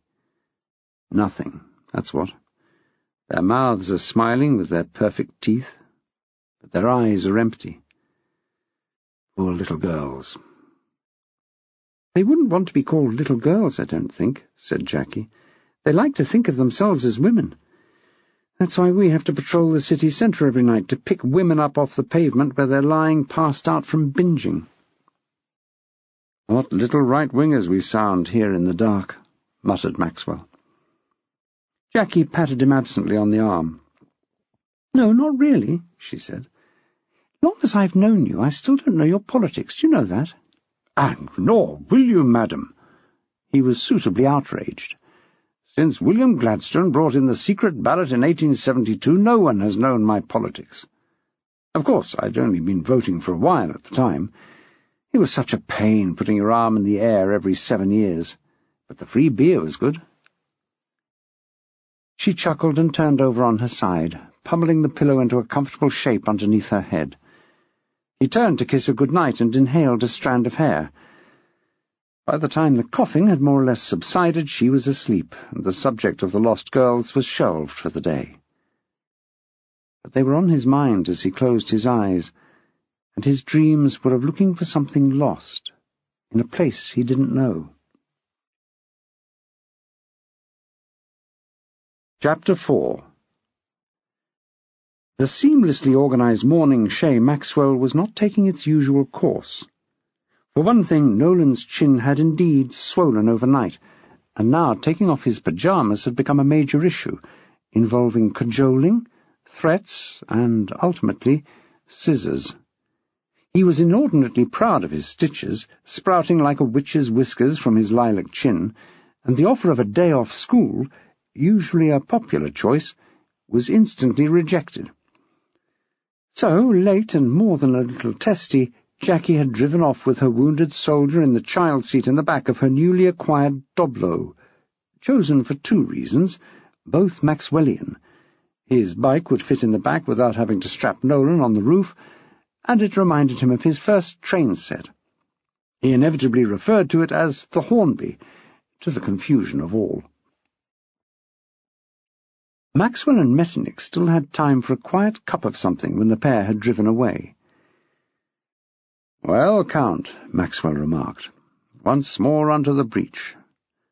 Now, where did I leave that mobile phone?" Metternich obligingly lifted his head and looked around in a desultory fashion. This was a trick learnt by accident in kittenhood, and even now was still good for an extra pouch of something in gravy. "Thank you for looking, Count, but in fact I know it's in my office. I'm just getting used to asking." "Something in gravy?" Maxwell got up and reached for the cat food cupboard, an interrogative eyebrow raised. What a sap this man was. The cat extended both arms in an extravagant stretch and walked over to his bowl, the general impression being that he would indeed do Maxwell the honour of eating his kindly offered food. It was usually a messy job, but somebody had to do it. Maxwell raised his voice for his next conversational sally, to be heard over the noise of one pouch of unidentified abattoir sweepings disappearing into a cat. "What do you know of mobile phones, Count?" The cat stopped gulping for a microsecond, but this was long enough to express his contempt that Maxwell could even ask the question. "Yes, exactly," Maxwell agreed. "Me too. But I think that I know enough in this instance. Julie and Leah must have given their numbers to someone, because this isn't like an old-fashioned heavy-breathing call. In the good old days, if anyone wanted to ask a random housewife what colour her underwear was, he would dial numbers at random, and if he struck lucky, that was a bonus. The more organised of them would write the number down first, so that if he did strike lucky, he could always try that one again. Are you with me so far?" Metternich gave the bowl one last lingering lick and looked up. The old geezer had paused, and had that hopeful expression on his face again. Better humour him. He jumped, a blur of white and black, onto Jackie's only recently vacated chair, and licked one paw, he hoped intelligently. Perversions of the past weren't really his thing, but he could blag it along with the rest of the feline community. "Good," Maxwell said. "I thought I'd lost you for a minute there." Well, the old-fashioned heavy breather knew he had struck lucky, of course, because he had a reply from the other end, a little horrified scream, an answer, whatever he wanted. But someone texting gets no reaction. They just send the text, and that's it. Nothing. He looked the cat in the eye. "I know what you're thinking. When I send a text and get nothing, it is often because I haven't sent it at all. But that's not what I mean. I happen to know," he said proudly, "that you get a little message on your phone saying, 'Message sent.' But you don't know if the person to whom you've sent it has received it. So why would you send it in the first place? But even if there was a reason, why would you send more? They might be going to a docker in Glasgow, an all-in wrestler in Innisboul, or a bouncer in Scunthorpe. You wouldn't know it had gone to a rather sad girl in Leaford, would you?" For some reason, Metternich didn't reply to that one, and Maxwell had to concede that he probably wasn't very up on mobile phones, even for a cat. "You wouldn't, anyway. Take it from me. So what we've got to find out is, how has the sender— let's call him a he, shall we, because I just can't picture it being a girl somehow— got their numbers? And to do this, I will have somehow to think of a question I can ask Julie and Leah without letting Leah know that I know that she has had these texts." There was a pause. "Don't just look at me, Count. Do you have an answer?" Yes or no?" Metternich flicked an ear and, jumping from the chair, was down the stairs and out of the cat flap before you could say vole. "I'll take that as a no, then." Maxwell yawned, stretched, and rather more slowly than the cat, this time not using the cat flap, made his way into the big wide world and beyond. Springtime in Leaford. What could be nicer?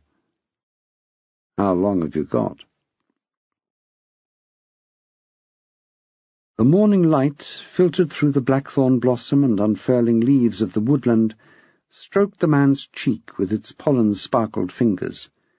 The catkins shook and trembled above him, but in the wind, not because of any disturbance he made. His chest was still. The one half-open eye did not flicker as the sun struck the pearly cornea. His lips were parted over his teeth, as if a smile had been frozen in the making. A beetle walked over his lip and investigated the edge of his nostril. An early fly, drowsy in the still chilly spring morning, walked round the spiral of the ear and, without a moment's hesitation, disappeared inside. Either this man was a very determined naturalist, or he was dead. Jackie made her way to her office through a thicket of concerned women. As she had barrelled out of the station the afternoon before, the tales had grown and spread, and so by the morning it was common knowledge that Nolan had been squashed by a runaway steamroller whilst being mauled by a rabid Komodo dragon, despite both fates being rather unusual in Leaford. Her desk was in an even worse state than she'd feared. A report that she'd been annotating was in the middle, with the pen still in place, where she'd been underlining a witness's non sequitur, which might be vital. A coffee cup with a greasy slick on top of its grey contents stood in the dried spill caused when she had leapt to her feet, flinging on her coat and grabbing her bag. Someone had pushed the chair under, but that was all. Otherwise it was a testament to her flight. She sat down, picked up the pen, and tried to gather her thoughts again. She'd only just got back to understanding the gist when Henry Hall's head popped round the door. "Jackie, have you got just a minute?" "Yes, Gov." She put down her pen again. One day, if she was lucky, she would finish that report, and also, with luck, it might get to court before the subject had completed his tariff. Henry Hall was already behind his desk when she went in, closing the door behind her. In a cruel light, the DCI was beginning to look his age these days. An old fart like Maxwell could see something of the old copper in Henry Hall, with a whiff of Hilaire Belloc's lion. His shoulders are stark, and his jaws they are grim, and a good little child will not play with him. All very apt. "Are you in the middle of something?" Hall asked as soon as she'd sat down. "Well, I'm trying to do a report on that robbery last week. He's got a sheet as long as your arm, and he was caught with all the stuff in his lockup. But he also has a damn good brief, and we want to be sure of getting him this time." "Who is it?"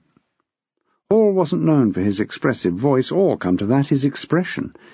But Jackie was trained in the small nuances, and knew that this was just a courtesy question. "Oh, what's-his-face? Enfield. No bother, Gov. Anyone can do it." "Fine, because I want you to concentrate on something else now, Jackie. And look, this is a bit awkward, really, but I have to ask. HR are wondering whether Nolan has, well, anything wrong with him." Jackie flew straight up out of her chair. Had she had feathers, they would have been filling the room. "What?"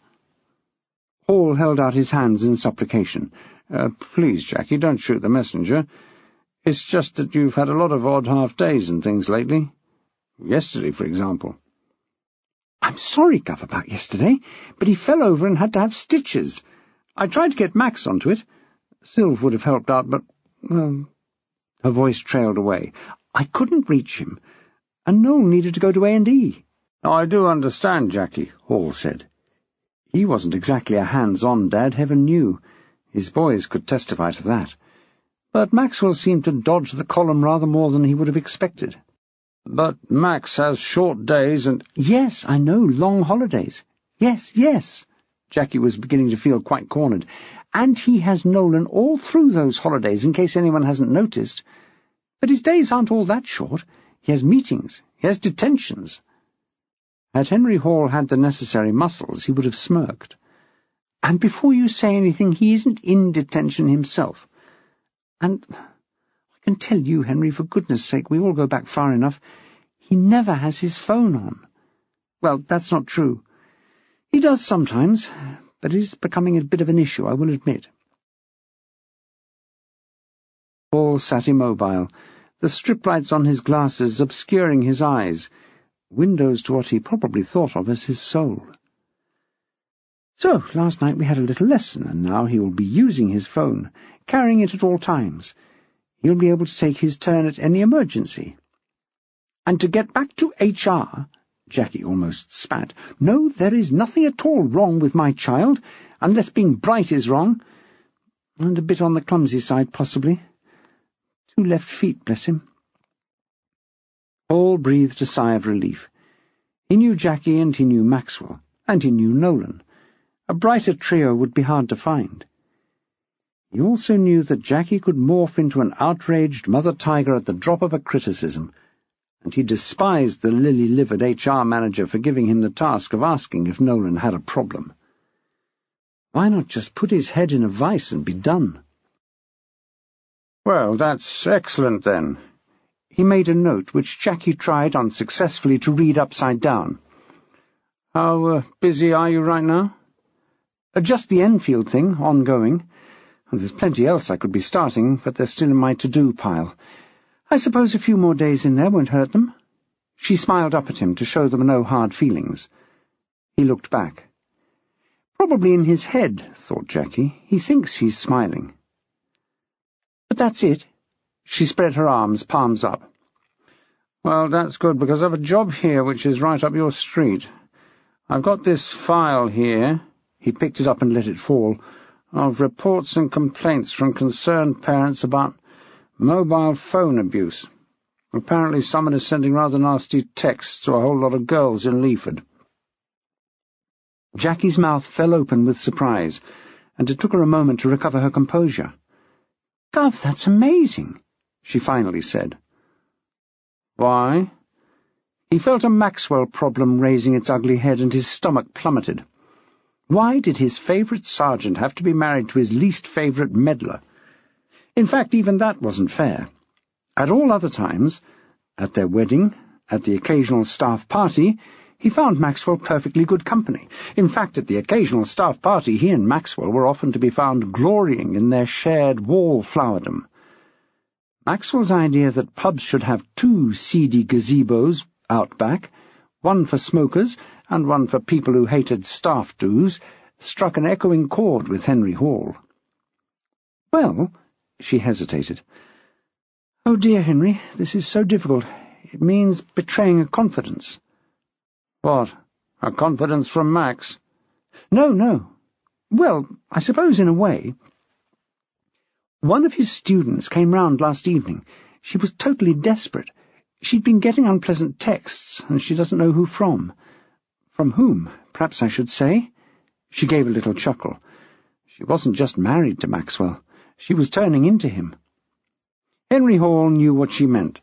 He was pretty sure that Maxwell had inserted a clause into the wedding vows pertaining to the use of correct grammar at all times. She didn't swear me to secrecy about her texts. In fact, she seemed quite relieved to get it off her chest. But she did tell me about a friend of hers who's getting even worse stuff, and that's what she asked me to keep secret. "Oh, that's not too bad," he conceded. "We can perhaps work on the first girl. Did you see the texts?" "Only the one that came while she was at our house." "Just one? In how long?" "Oh, let me think. She arrived around about 4:30, I suppose. She left about 8-ish. "That seems a long time just to tell you about nasty texts." Henry Hall was pedantic by nature, and also nurture. He left no pernickety bit of gravel in a story unturned, even when the teller was one of his staff. "Well, yes, I suppose it does. But she was very upset, and we wanted to calm her down. She started a computer game with Nolan, and then we had Chinese. I took her home and got back just as Panorama was starting, so I suppose she was with us until about 8:15, something like that. So in nearly 4 hours she only got one text? Yes. Was her phone still switched on? She wasn't trying to hide things from you? I don't think so, Gov. Why would she want to? She'd come to us about it, after all. And I must admit, the text wasn't all that horrible. It was a bit seedy, you might say, real heavy-breather stuff. Except one thing. He said that he knew what she was doing, that he was watching her.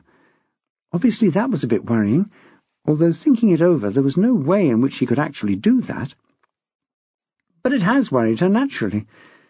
The fact that someone can send you texts from a number you don't know is creepy enough. Did you copy it down? Better. I forwarded it to myself. She fished in her bag and pulled out her phone, pressed a few keys and passed it over. Nice phone, Hall remarked. Fancy. Jackie shrugged. It came with the tariff. To be honest, I'd be happy with something simpler. Hall raised one eyebrow. Max? He'd be happier with a pigeon, or failing that 2 baked bean cans and a nice long string. But he's managing. She hoped that was true, because she was going to test him later. Hall finally found the right angle to view the screen, turning it first so the light didn't reflect off it, then to accommodate the extreme edges of his varifocals, and then back again to rid it of the reflection. He said at last, refocusing on Jackie with difficulty. Text speak isn't my forte, of course, but I'd say that this is a bit of a hybrid at best. Jackie just forbore from applauding and crying, "Well done." Instead she said, "Yes, Gov, I thought that. Definitely not a kid. Their texts don't have any full words in, and I don't think anyone under 40 uses the word panties, do you?" Hall handed her back her phone and thought for a moment.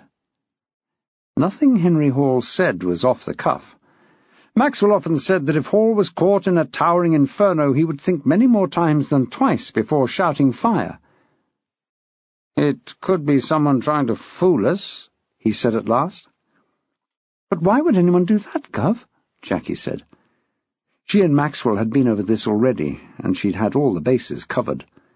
She's not supposed to tell anyone. That's a valid point, but he might assume she would. I think we're reaching a bit there, if you don't mind my saying so, Gov.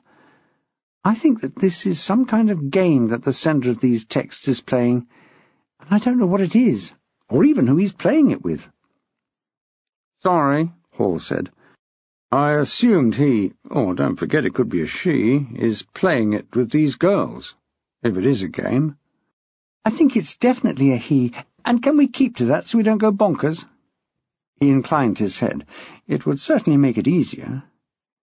"I think he is playing with the girls, but I find it strange that he's doing it without any feedback. We all remember the old days with the anonymous calls. I don't remember any of those where they would just leave a message. What would be the point? No, I think he's playing with lots of girls, not just these 2. And he knows at least one in his net so he can get gratuitous feedback. If Julie just got one text in all that time, I'm assuming the other girl she told me about, Leah, probably gets about the same.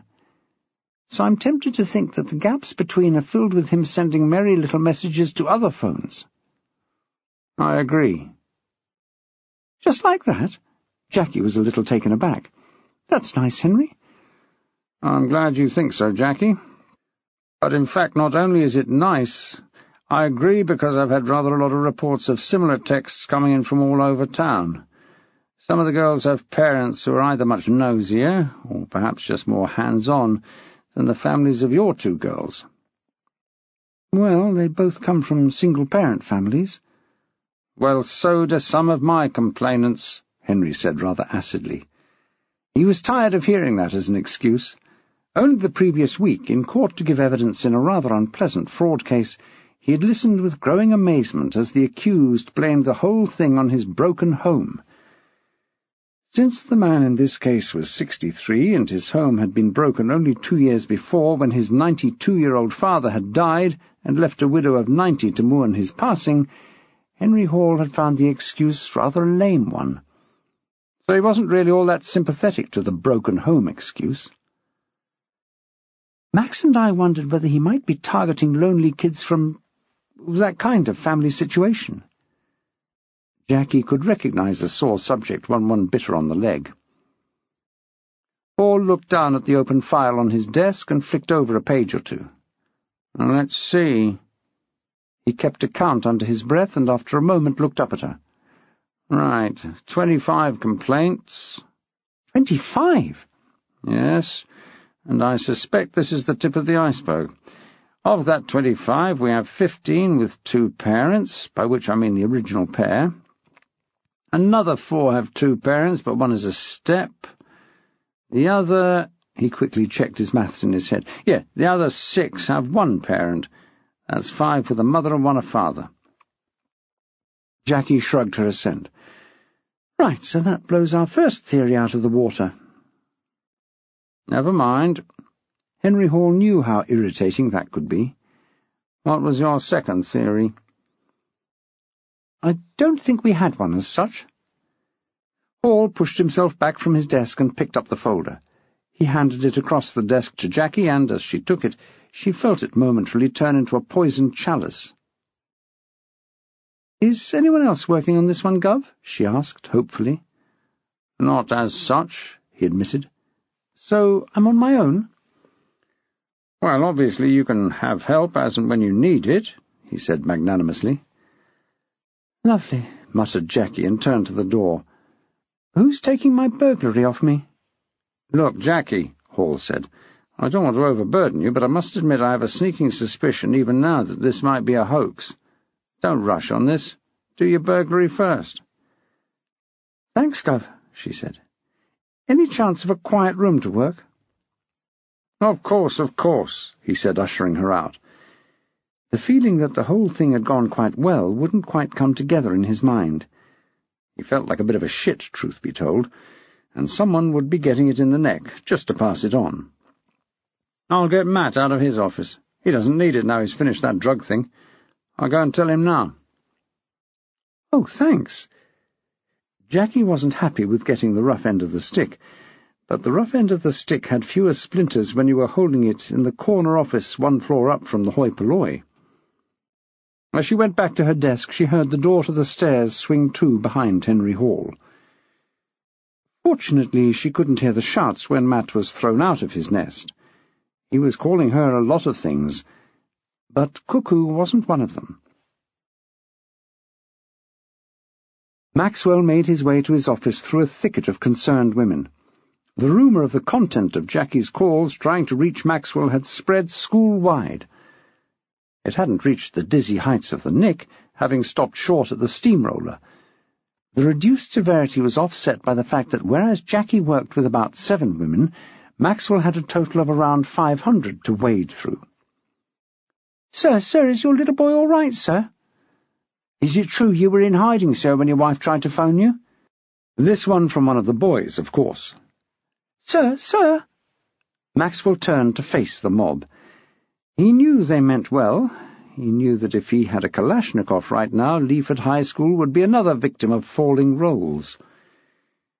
"Ladies and—" He looked around. Just the one boy. Not much of a surprise. "Gentlemen. Nolan is fine. He took a bit of a tumble at school and needed a few stitches. That's all.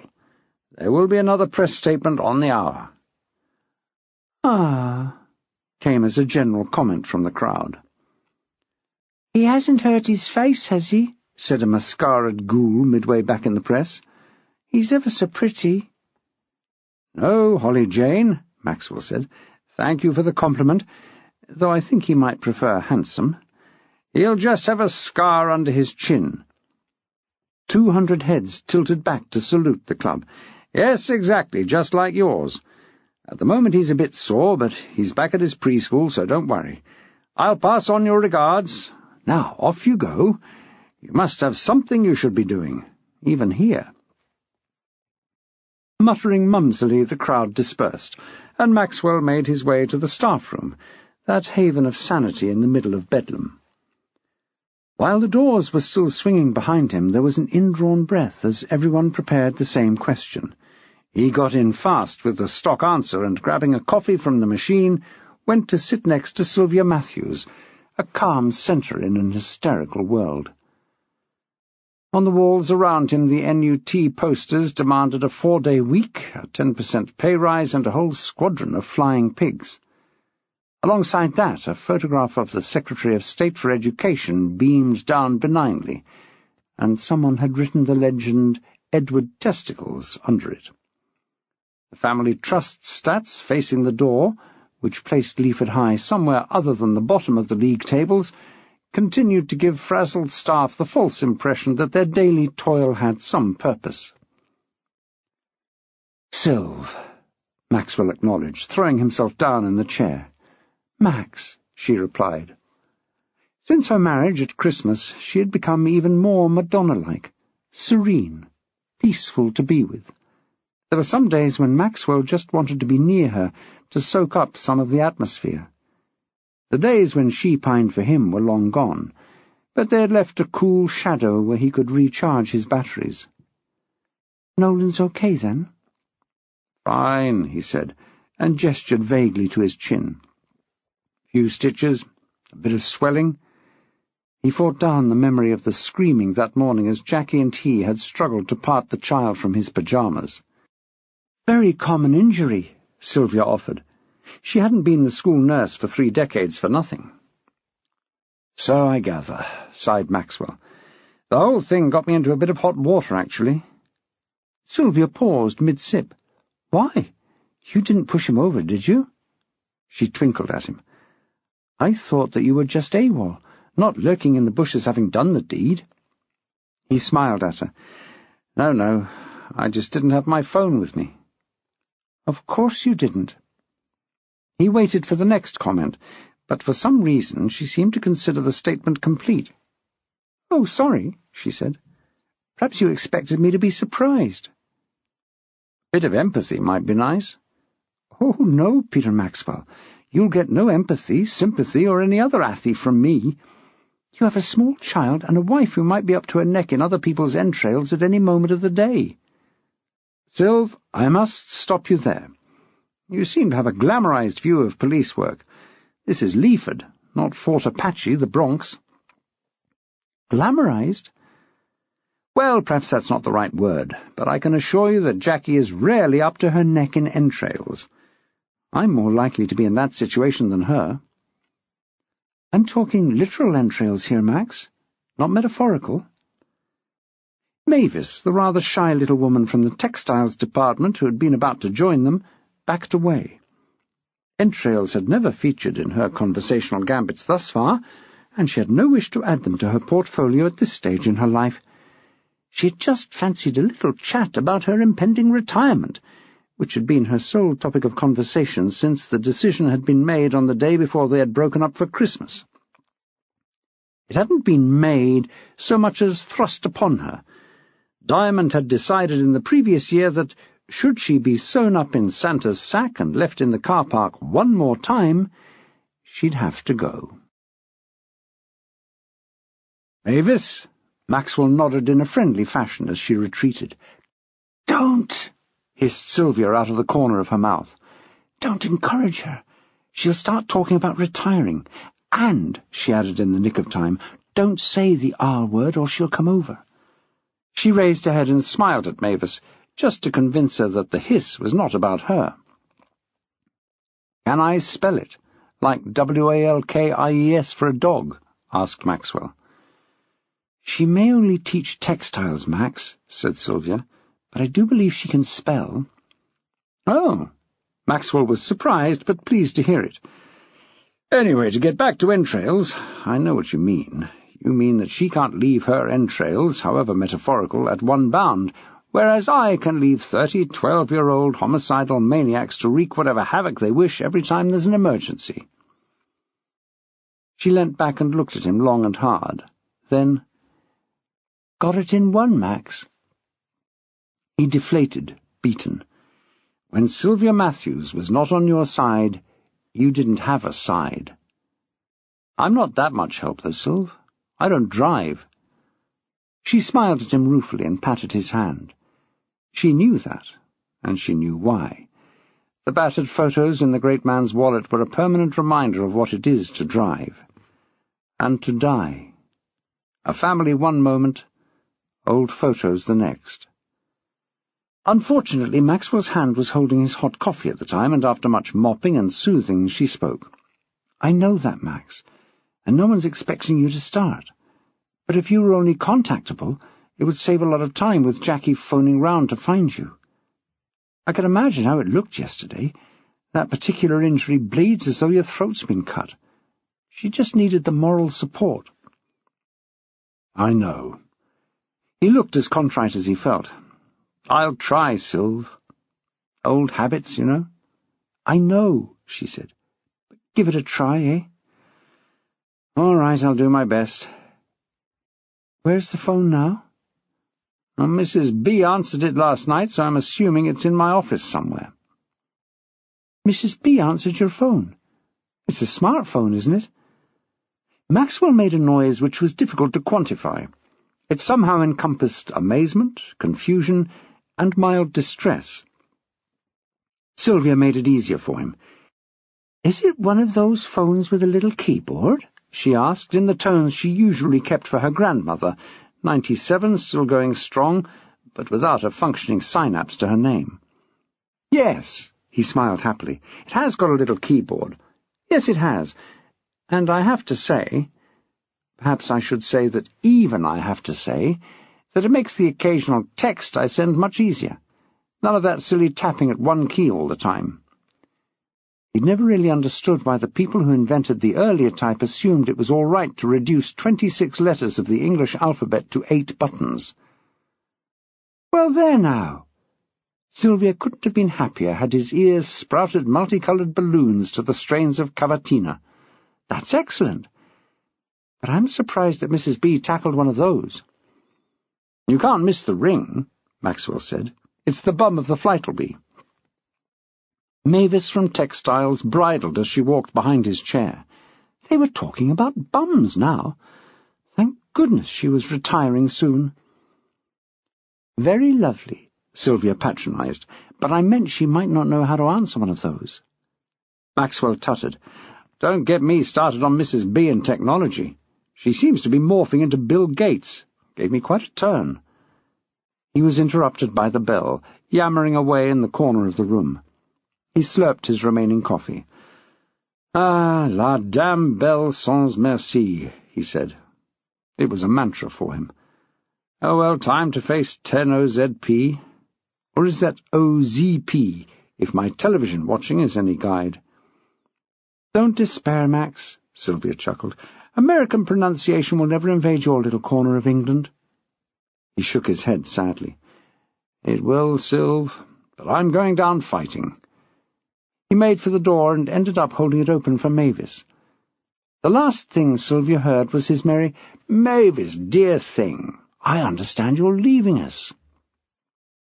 The door swung closed and she heard no more.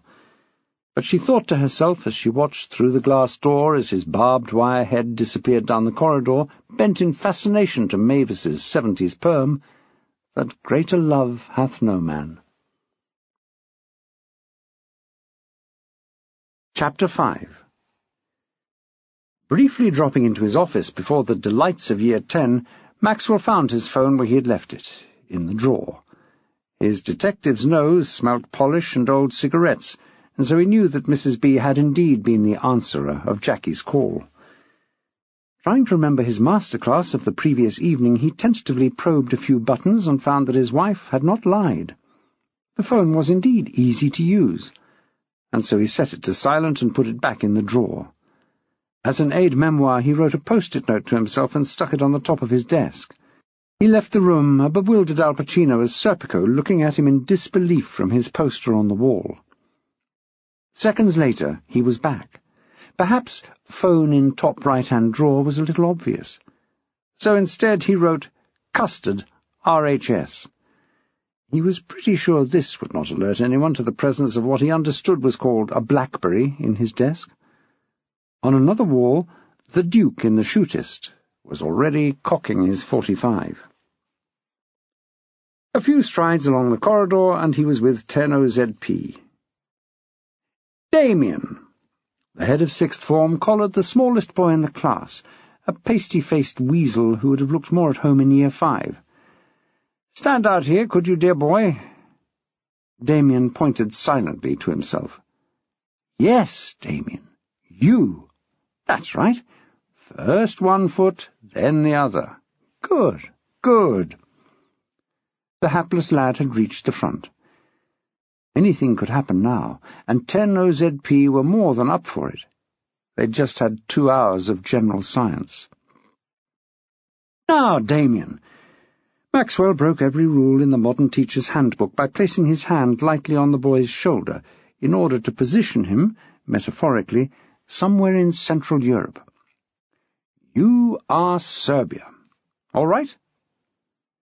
Damien didn't have a clue, but if Mr. Maxwell said so, it must be all right. "Jake!" A lumbering lout with pecs like body armour clambered to his feet. "Here, dear boy, front and centre." Jake complied, and even let Maxwell place him alongside Damien. "Right, you two. Face each other." They did, Damien frowning into Jake's chest, Jake looking into the middle distance over Damien's head. There were giggles all round. "I was going to ask," Maxwell said, "what differences you notice here, boys and girls, but I see you are way ahead of me. Damien," he turned to the lad, "you have upset Jake here. You are Serbia, remember, and you're possibly responsible for the murder of Jake's Archduke, Franz Ferdinand. Jake, who, as you have all worked out by now, I'm sure is Austria, of course is much bigger than you. He's upset. You're going to get it. What do you do?" "Run!" half the class shouted, hoping to see blood on the mat. "There's only one way to settle it." Maxwell, to the delight of the class, had turned into Harry Hill, climbing on his desk. "Fight!" The rest of 10OZP joined in with a will, but Maxwell's hand was already in the air for quiet. Or... He beckoned Luke forward. The boy was in fact bigger than Jake, but probably slower on the turns. He stood him next to Damien. "Now you've got a mate," he said. "Serbia, say hello to Mother Russia." "Mother?" Luke was going through his most macho phase. "Figure of speech, dear boy," Maxwell calmed him. "Figure of speech. Father, if you prefer." "He'll never be a father," a class wag piped up. "Quite," Maxwell smiled. "Mother it is, then. Now, Jake," the great man turned to Austria. "Not so easy now, is it? What do you do?" I get a mate too," the boy said. "You'll never have a mate." The wag was on good, if repetitive, form today. "Excellent, Jake. You've got realpolitik written all over you. Who do you want?" Jimbo." "Jimbo," Maxwell echoed. "Excellent choice." He waited until the lad was in position alongside Jake. "Germany stands with Austria. How do you feel now, Damien?"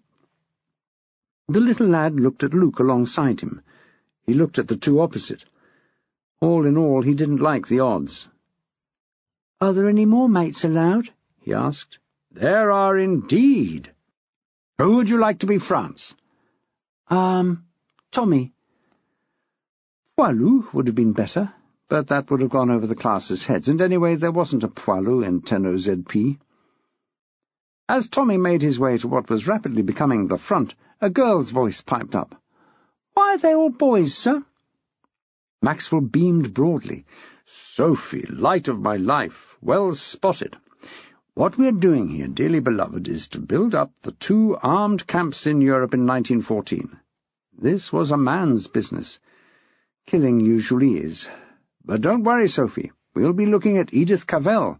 She was a brave nurse, and a woman, by the way, shot by Jimbo here. And Mata Hari. She was a spy. Now just a few more volunteers and we're ready to play World War I. Nobody wants to be Belgium, I suppose? Nicole Thompson was still mulling over the events of the day before. School systems were not the most sophisticated in the world, she had often had to accept, but so far she had never felt the need to increase security in any way. But the email she had received, along with her department, yesterday, was so clearly not from Peter Maxwell that she felt sure she had a hacker in the school. The problem was, who? She couldn't think of a single staff member who had both the skill and the residual humour to do it. There were quite a few kids who could do it, but she knew who they were, and if they went a-hacking, the DirectGov or Inland Revenue sites were where they liked to make merry. Many was the heart-stopping tax demand that they had engendered. Sending an only slightly amusing email purporting to come from Maxwell was beneath their contempt. She didn't go along with Mike's theory that Maxwell had had a sudden overload. Ned was right. When Maxwell was waiting for the last trump and Peter was twirling his keys in his face, he would be insisting on correct grammar and spelling. So she tapped her teeth with the key to the mainframe cupboard. Who was it? Who was it? She pushed herself off from her desk and shot across the room, to the not very well stifled chuckles of Mike and Ned. The mind of a computer geek is a simple one, and pratfall jokes were still their favourite. She stifled them with a look. "Put the WD-40 can on my desk by the time I get back, and if any of it gets into the office again, there will be trouble. I mean, serious trouble. I mean," and she rested on her knuckles on Ned's desk, "permanent staff record trouble." The two managed to look crestfallen while she was in the room. As soon as she'd left, they both shrugged. How much trouble could a computer-stored record be? Bless James Diamond and his paperless office. With a casual high-five, they both bent to their tasks. Reading What Computer in the case of Ned, listing old county laptops on eBay in the case of Mike. Another day, another dollar. Nicole strode along Maxwell's corridor. She was pretty sure that that was where the answer lay. She knocked on his door, but there was no reply. Listening carefully, she could hear his voice along the corridor in the hellhole that was the history department, and so now she had a dilemma. Should she go away and come back later, or should she go in and say nothing? Obviously the right thing to do would be to go away and come back later, but, oddly, her hand was on the handle and she was on the threshold of the room. To her surprise, his laptop wasn't in evidence. So there went one plan of action, to open it up and check when he had last sent an email from it. She went round behind the desk, expecting to find it stashed under there. But no, nothing. Perhaps, against all the odds, Peter Maxwell was actually intending to register classes electronically. Then she saw the post-it on his desk. Custard, RHS. Surely he didn't keep custard in what she correctly guessed was his right-hand desk drawer. Looking round furtively, she slid it open. No custard. Just a rather spiffy mobile phone. Probably one he'd confiscated from a kid. She couldn't really picture Peter Maxwell with a BlackBerry. But the custard note was a bit worrying. What if he was losing it? What if the email had actually come from him? Nicole wasn't a malicious woman, but she was a woman on the make. There were many opportunities within the school for advancement, if you knew what moves to make. County directives were always chopping and changing, and she'd seen a preview of the latest bulletin from on high. Human resources were leaving the ivory tower of County Hall and were coming to a school near you. 35K a year. She almost rubbed her hands together in glee, but stopped herself in the nick of time. In the warm, no heavy lifting, no spending hours trying to get these antiquated dinosaurs of computers to work for just one more day. She sighed happily and shut the drawer.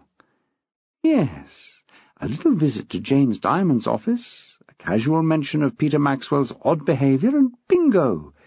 She would be down there in Diamond's brain as a caring colleague and a definite. Nicole didn't do maybe for the new job. She almost skipped out of Maxwell's office and down the corridor, pausing only briefly to listen outside his classroom.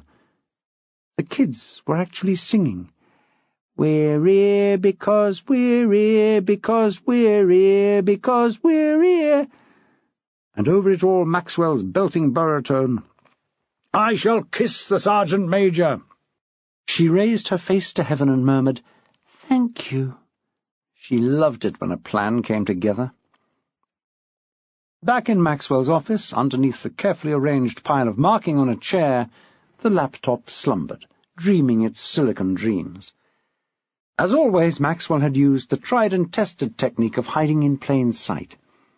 It hadn't let him down in 400 years of teaching, and it hadn't let him down now.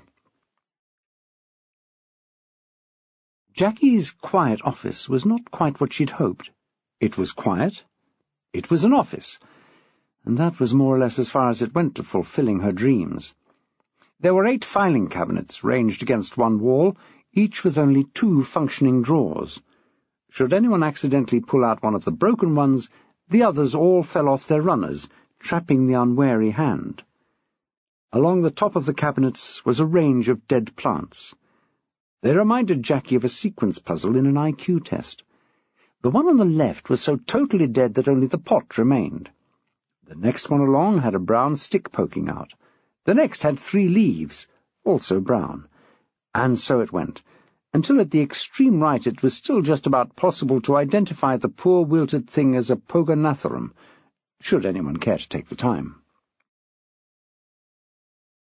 The window, which had rather a good view of the downs once the eye had negotiated the car park and the low-rise office blocks, was so filthy that the view was a suspicion rather than a fact. Jackie extended a cautious finger to see which side of the glass was dirty, and discovered that it was both. The desk, recently vacated by the cursing and spitting Matt, was covered in a kind of gritty dust, left behind when his paperwork had been unceremoniously swept into a black bag. Jackie felt rather sorry for him. She hadn't meant to get anyone thrown out in order to have her quiet space. But then again she couldn't understand why he was so upset. After all, the place was a tip. Down in the main office, DS Matt Carter was happily reintegrating with his peers. He had managed to hang on to the office longer than anyone so far, and he knew he had already won the sweepstake based on tenure, which finished on the Labor Day bank holiday. If Jackie thought she owed him a few cups of coffee and a chocolate biscuit now and again, he wasn't going to disabuse her. He'd only gone up there to do his expenses, and had been forgotten about for 7 peaceful weeks. Jackie had found an almost empty can of pledge thrown in a corner, wrapped in a cloth which, on closer inspection, turned out to be a pair of boxer shorts, torn beyond repair. Suppressing a shudder, she weighed up her options. Either work on a desk so filthy she would need a total strip and a shower before she left the nick, or risk the underpants. She convinced herself that the pants had been a duster for longer than they had been used for their proper purpose, and, spraying happily, spruced up the space. Soon it was a bit more like an office and a bit less like a pest house. She popped downstairs for a coffee, making a note to self to bring in a kettle and comestibles from tomorrow. Matt Carter was standing by the machine, looking disconsolately through a handful of small change. "Matt," she said with extravagant bonhomie, "let me." He shook his head and foraged through the change again. "No, really, it's my treat." "Oh, well, as long as you're sure," he said with a small smile. "Cappuccino, then, please." "Of course." Jackie fished out another coin. Froth was extra. "Biscuit?" "That's very good of you," he said, trying not to smirk at his mates over her shoulder. "A Kit-Kat'd be lovely." "Oh," he feigned surprise, "they do chunkies in this machine. One of those would be smashing." Jackie threw him a suspicious look, but put in the necessary coins. "Thanks, Jackie. I appreciate this. Enjoy the office." "I've thrown your plants out, I'm afraid," she said. "They were dead." Not my plants, Carter said. I thought they were part of the decor. Not any more, they're not, she said. I'm afraid I've binned your grit as well. He smiled. Women, eh? Can't live with them. Can't live with them. I thought you'd like this back, though, she said, and delved into her bag. It was in the drawer. She waved the girly magazine in the air as she handed it over. Best of Barely Legal Bumper Edition. He recovered quickly. Not mine, he said with a nervous laugh. She snatched it back and flicked through until she found what she wanted. No, I definitely think it's yours. She pointed to a page. That is your writing, isn't it? He grabbed it from her and tore it down the spine. He was so red in the face he matched the Kit Kat wrapper. He might be a cappuccino and a chocolate bar to the good, but she had definitely won that round. She pointed to the paper cup.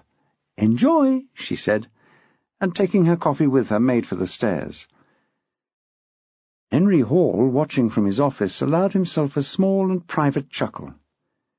Jackie Carpenter, Jackie Maxwell, it didn't matter what she was called, she was his favourite DS, and every now and again she reminded him why. Back in her office she arranged her desk as she liked it, the file dead centre, the coffee to the right. She got out her sandwiches and her mid-morning snack and put them in a drawer, top right, as always, and known to her colleagues as the pantry. She plugged in her laptop and flicked it open and set it to one side. Reaching further into her bag, she encountered her mobile phone and sat there for a moment, weighing it and her options up. She was tempted to ring Maxwell, or to text him, to tell him what an odd turn the day had taken. But she reasoned it would only wind her up. He wouldn't answer, he wouldn't reply to the text. She would end up grumpy, and that wasn't the way to start a new case. She tossed the phone up and down in her hand a few times, and then, deciding, put that on her desk as well, just behind the coffee. She opened the file and began to see the size of the task in front of her. At first glance it seemed to have quite a lot in it. Then, as she turned the pages, she realized that, in fact, all it was a collection of contact sheets from the front desk, brief details of phone calls, and, in a few cases, a drop-in complainant. There were names, times, brief descriptions of the issue, and that was it. Added to that, everyone was basically the same. Precede, it came to the fact that 25 Leaford and Tottingley parents had seen fit to look at their daughters' phones and had discovered texts on them that they found disturbing. What was not there, and what Jackie would have to unravel, were the stories behind it. Why did the parents check the phones? Were these girls troublesome kids, or did they have abusive parents, either psychologically or physically? Did these parents dig in pockets, pick the locks of private diaries, have the passwords to their daughters' email accounts? She flipped the file shut and took a slug of coffee. Cheers, Henry. The upside was that she would probably be in this office until Christmas. She might bring in a plant. She drew a notebook towards her and started to make a rough plan of where the girls lived on a very basic map of the area. No help, they were spread widely and randomly around. This probably meant that they went to several schools. At least she could start by ringing Leaford High School and checking to see if any of the girls went there. She could secretly check up on Maxwell at the same time, since she and Thingies, both 1 and 2, switchboard operators extraordinaire, had struck up quite a relationship since she spent so many hours of the average term making small talk with them whilst they scoured the school, tracking down the elusive head of sixth form. She had the number on speed dial. "Good morning, Leaford High School." Jackie drummed her fingers, waiting for the rest of the recorded message. Instead she got a slightly testy Thingy 1. "Leaford High School. How may I help you?" Jackie jumped and stammered into the phone. "Oh, you're a person. Oh, sorry, of course you're a person. It's just that I was expecting the list of numbers to press... Sorry, it's, Mrs. Maxwell." It still sounded strange in her ears, but equally it made her smile. "Oh, hello, Mrs. Maxwell. Thingy 1 went into her Pavlovian response. "I'm not sure where Mr. Maxwell is, but I'll try and get him for you." "No!" Jackie almost shouted, as Thingy 1 was particularly quick with her button-pressing. "No, actually, I think I want student services, Emma. I have a list of names I want to check off against your roll." There was a silence in which Jackie could subliminally discern the brushing of cloth on cloth, the whisper of skin on skin as Thingy beckoned to someone. Another voice, altogether less friendly than that of the redoubtable Thingy, came on the line. "Help you?" it barked.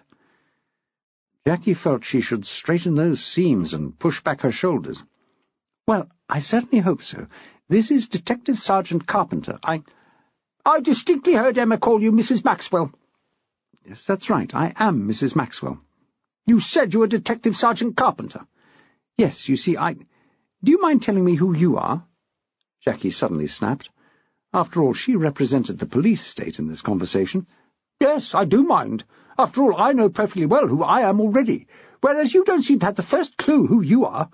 This is a school, you know, and I can't have people who can't identify themselves cluttering up my switchboard. Good day." And before Jackie could protest, the phone was slammed down, and that was that. Jackie sat staring at the receiver for a long minute. Who in heaven's name was that?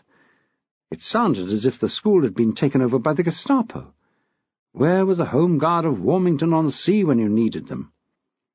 There was only one thing for it. She scrolled down her contacts list until she reached Max Mob and pressed the bar to connect. After a short pause, after which she expected to hear her own voice tell her that Maxwell was unavoidably detained and would get back to her as soon as possible, the unexpected happened. "Peter Maxwell, no job too small, weddings and bar mitzvahs a speciality of the house." "Max, is that you?" She was stunned. "How scrummy to hear from you. I was just this instant about to check to see if I had any messages." He told this lie with perfect aplomb, and she was still so shaken by her experience that she didn't detect it. "Max, who is that vile person in the front office?" "You can't mean Thingy. She's a dear girl." "Of course not Thingy. A woman who sounded like— I'm lost for words." Maxwell's chuckle echoed down the phone. "You mean Irma Grazer?" "She's foreign. She didn't sound it." No, honey bunch. Her name's— I don't know. I can hardly keep up. It's Mrs. Dominatrix or something. Donaldson, that's the one. I call her Irma Grazer after the most hated concentration camp guard in Auschwitz. Albert Pierpoint hanged her, bless him. She's not exactly like her, of course. She's much nastier." "I agree." Jackie's reply was heartfelt. "But who is she?" "What? I think you mean what is she? Well, she's the new office manager." "Is that an answer?" "Good question, woman policeman. We'll make a detective of you yet, or your name's not Dalmatia Entwistle. There have been, as I think I may have ranted to you at some length, various cost-cutting measures here at the Funny Farm." Jackie had memories of Maxwell splashing gravy about willy-nilly as he gestured with his knife and fork, to the glee of Nolan, and the despair of Metternich, who liked to keep his coat looking nice and not bespeckled with Bisto. Heads had been rolling since September, but she hadn't heard of anyone new being appointed. That didn't seem a very sound cost-cutting measure to her. She replied, "I do recall, yes." "Well, that's what she is. She is a cost-cutting measure. By getting rid of 3 staff earning £12,000 a year, and replacing them with Irma on a mere £45,000 a year, Leggs has contrived to save— let me think, the old mental arithmetic isn't what it was. That will be minus 9,000 a year, or thereabouts." "Max, you work in a madhouse." "Again, I refer you to my rants, 1995 onwards." She chuckled. "Indeed. Anyway, look, I didn't actually ring to be yelled at by a psycho, and I wasn't checking on you, although I admit I was going to later. I really wanted student services." "You remember the 3 staff I mentioned just now?" "Yes." "Oh, I see. No student services any more, then?" Not so's you'd notice. Can I help? I have a list here of girls whose parents have complained about— She paused to look around. This was confidential stuff. About, you know? You'll have to be a little more precise, my little cabbage. I know such a lot of things. Max, behave. About our visitor last night. That thing. Oh, that thing. Well, that's quite good, isn't it? That the two of them aren't alone. I didn't think for a moment they were, but I need to know if the girls on this list, which doesn't include ours, by the way, go to Leaford High. Fire away. Oh, come on, Max, you can't know all of them. He did, of course, have his school list somewhere, still mercifully on paper, but it was a point of honour with him to do without it. Try me. All right, I will. Hang on while I get a pencil to check them off my list. While I'm doing that, you could order your crow from the canteen for later. Let's meet for lunch, and I can watch you eat your humble pie. Jackie snorted. Okay. Eyes down, look in. 2 fat ladies, Mrs. Donaldson. Is she fat? She sounds thin. Maxwell kept quiet. Female logic was an odd creature, and he preferred not to rattle its cage. First name, Eleanor Capstick. Now that's an interesting one. No relation to Charlie Artful, by the way, that doyen of Scotland Yard when detectives were all men. Oops, sorry. Don't hedge, Max. If you don't know, just say so. He chuckled. I'm not hedging, sweetness. It's just that she was with us, then went to Brighton Grammar, courtesy of Grandma. Kind of her. Well, she was dead, but doubtless she was a nice old dear and would have approved of a vast amount of her money being spent on her only granddaughter for school fees. Next. The list ground on until all 25 had been docketed and accounted for. 3 were current Leaford hyenas, 3 had been but had moved on, though not necessarily up. The rest Maxwell didn't know. Jackie was convinced. That was amazing, Max. How do you do it? It's a blessing. It was a perfect Mr. Monk. And a curse. Hers wasn't so good, and she laughed gently. I still can't get over you, she said fondly. You'll just have to get up and go round, he said, and she could hear the smile in his voice. May I ask a question, delight of my life? Knock yourself out. Are you in the big boy's office? I only ask because, as a rule, you don't get the leisure for endearments. Oh, I forgot to say. I was so excited that you answered your phone it went out of my head. It was just as well that she couldn't see his face, a perfect mixture of pride and relief that he hadn't been caught out.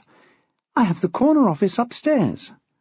Next stop, Pennsylvania Avenue, he said proudly. How did you get that? I just asked Henry for somewhere quiet, and he came up with this. I must admit— There was a pause as she looked round her little domain. It's not the Ritz, but once I sort out the filing cabinet drawers so they aren't so lethal, and get rid of all the dead plants, and a rather strange smell I'm having trouble identifying, then it'll be really nice. Can I give you a bit of help on the smell? He asked. But first I'll need some extra information. Was the previous incumbent popular? Is he, I hope I should say. Dead men's shoes are one thing, dead men's offices something else entirely. No, he's not dead, she said. He's a bit of a lout, but nothing wrong in the main. Has he been having a bit of a fling with anyone in the station? She lowered her voice. Are you bugging the place, Max? He had a bit of a knee trembler, rumour has it, with one of the desk sergeant's wives just before Christmas. Thank you, Miss Lemon, Peter Hercule Maxwell replied. Just look under the chair. I'm just putting you down a minute. He heard the phone go down on the desk and then the scrape as she got off the chair and turned it over. Distantly he heard, Yeesh! What in God's name? The phone was picked up again. Oh, God, Max, there's what looks like a rotting kipper under this chair.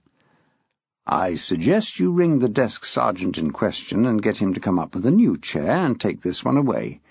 He won't argue. You're scary, you know that. Oh, go on. You're only saying it because it's true. Anyway, Hart, must go. I have— Oh, Leah waiting in my doorway. Leah? What, as in— Well, must go, dear. and the phone went dead. Jackie stood staring at the phone in her hand and could have yelled with frustration. But she trusted Maxwell. All she could do was wait. Chapter 6.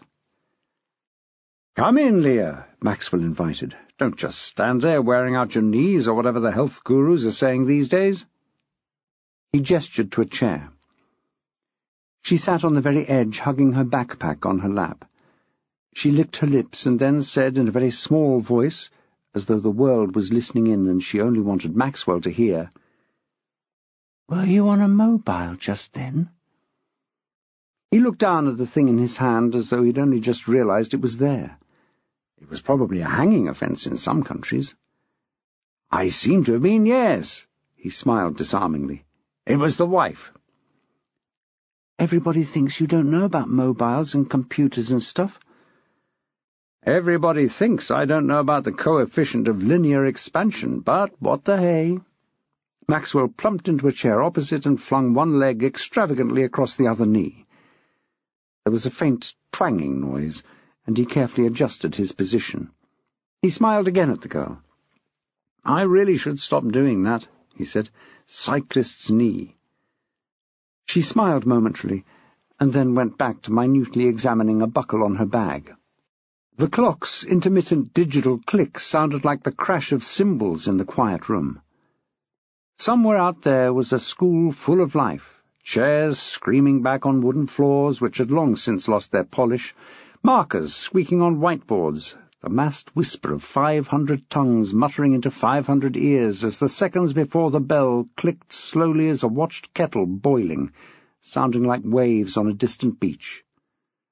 Doors slammed, but they were muted as if they slammed against marshmallow. Toilets flushed distantly, but their water was molasses, slow and silent. Eventually the sound of one tear splashing onto a sad girl's hand broke the mood, and Maxwell was out of his chair and holding that hand, breaking the rule-book again. "Come on, Leah. It can't be that bad. This too shall pass," as Abraham Lincoln almost said. The girl sniffed and scrubbed at her teary cheek with the back of her hand. Did they know, wondered Maxwell, how like a baby that made them look? That angry denial of the tears which gave away their age.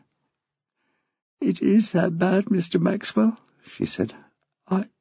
I've been bad somehow. I know I have. And someone's found out." He let go of her hand and rocked back on his heels. "How can someone find out something you don't know you've done?" he asked, a little testily. He sometimes wondered if these girls liked the drama, or whether they really thought there was no sadness in the world but theirs. He had to bring this to a stop right now.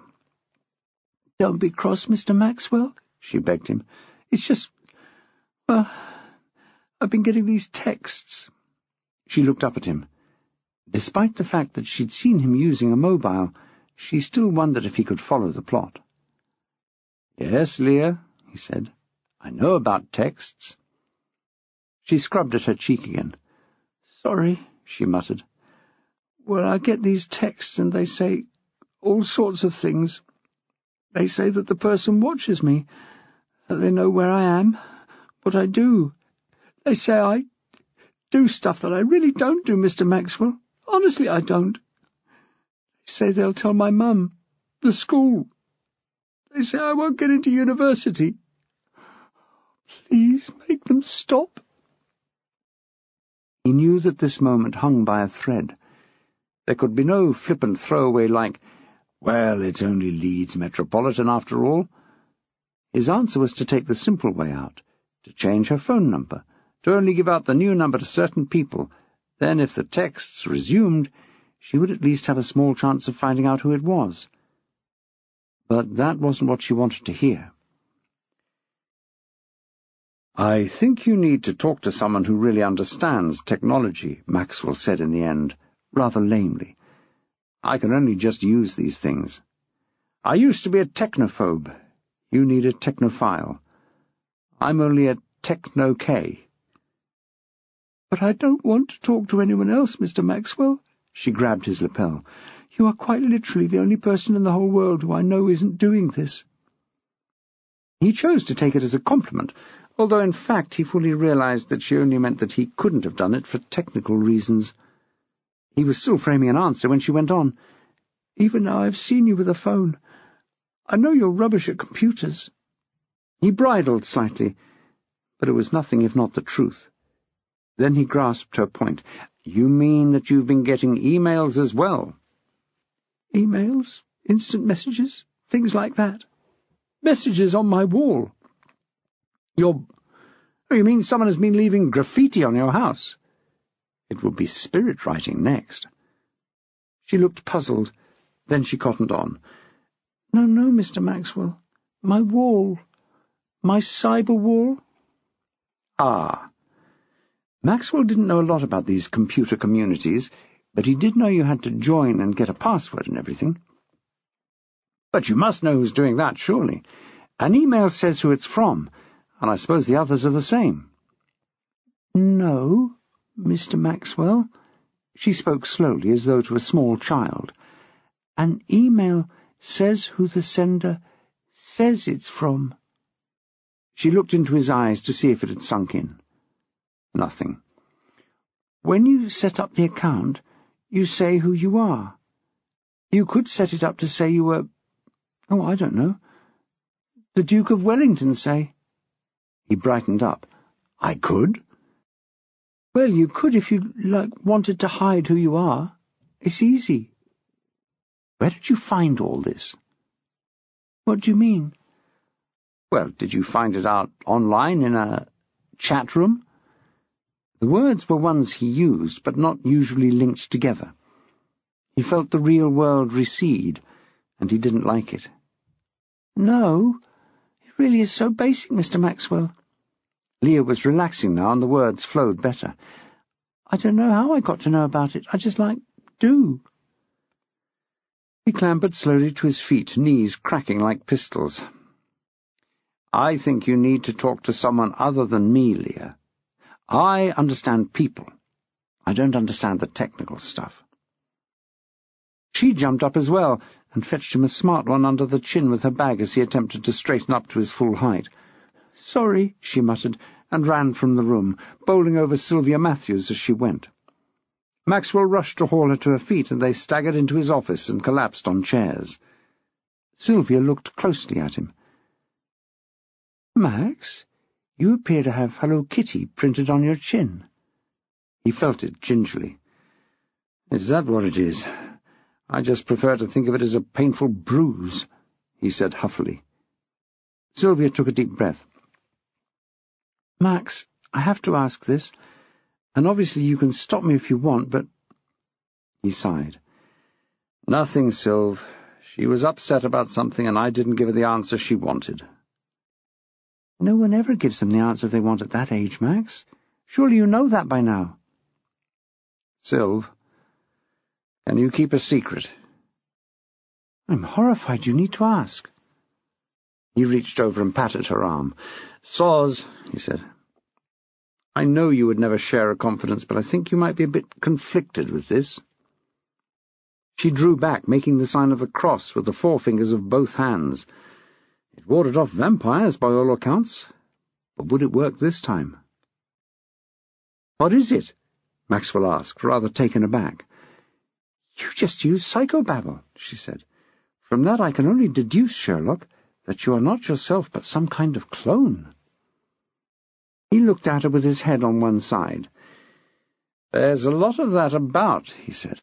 "I wear my armour of righteousness whenever I go near Bernard Ryan, but obviously something creeps through sometimes. I will rephrase."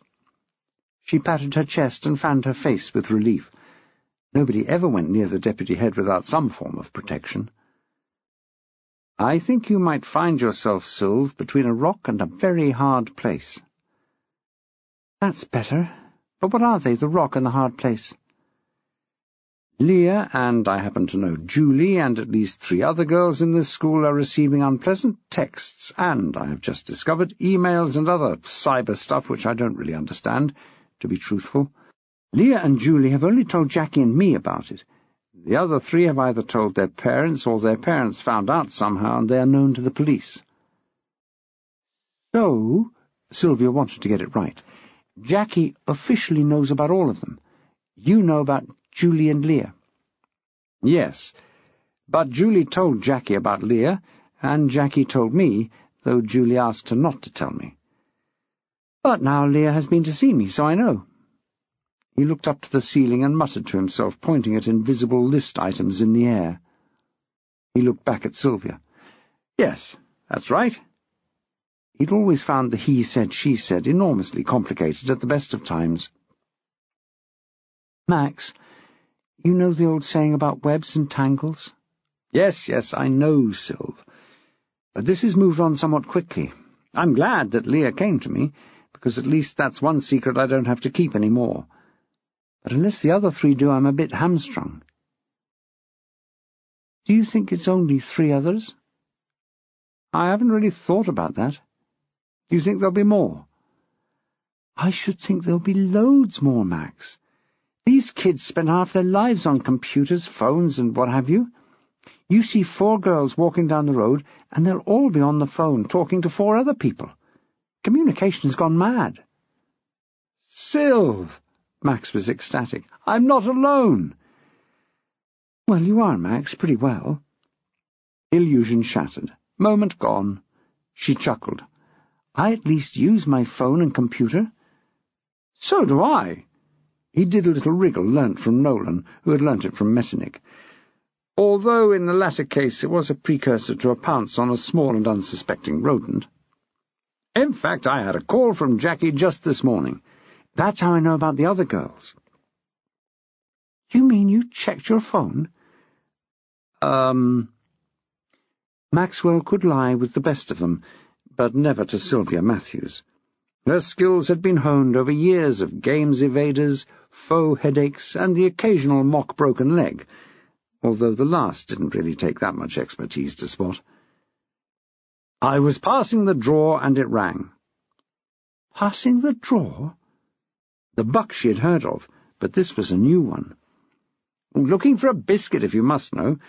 My small and secret stash is in the next drawer down. Sylvia smiled. Your secret is safe with me? I know. He looked at her fondly. It occurred to him that of all the people he knew, she had known him for the longest. She knew him when the loss of his wife and daughter was a gaping wound he wore for the world to see, because to hide it would be an insult to their memory. She had seen it scab over. She had seen it heal. She was one of the few who knew that there was still a scar, a silver thread now, all but invisible, which wound around his heart. Computer? Yes, I have one of those. He looked round the room, and awe crept into his voice. Several of those. Logged on today? Oh, not so as you'd notice, no. His tone was airy but wary. My name is Peter Maxwell, and I am not a technoholic. So no one knows where anyone in your classes has been this morning? I know. I don't think Pansy will think that that's good enough. I would imagine she's put Nicole on your case already. Pansy? Who, for heaven's sake, is Pansy? Pansy Donaldson, in the office. Mrs. Donaldson is called Pansy? Max, let's not get sidetracked. But I really think you're going to have to come to terms with this laptop business, Max. Just let's say, well, I've overheard a few things as I make my quiet way around the school. She held up one foot to display her rubber-soled shoes nurses for the use of. I think there is an element here who are out to get you. He flung himself back in the chair and laughed until she thought he would never stop. Finally, wiping his eyes, he said, Sylvia Matthews, you always know how to make me laugh. Of course there's an element trying to get me. I wouldn't be doing my job properly as Leaford High School's official subversive if there wasn't.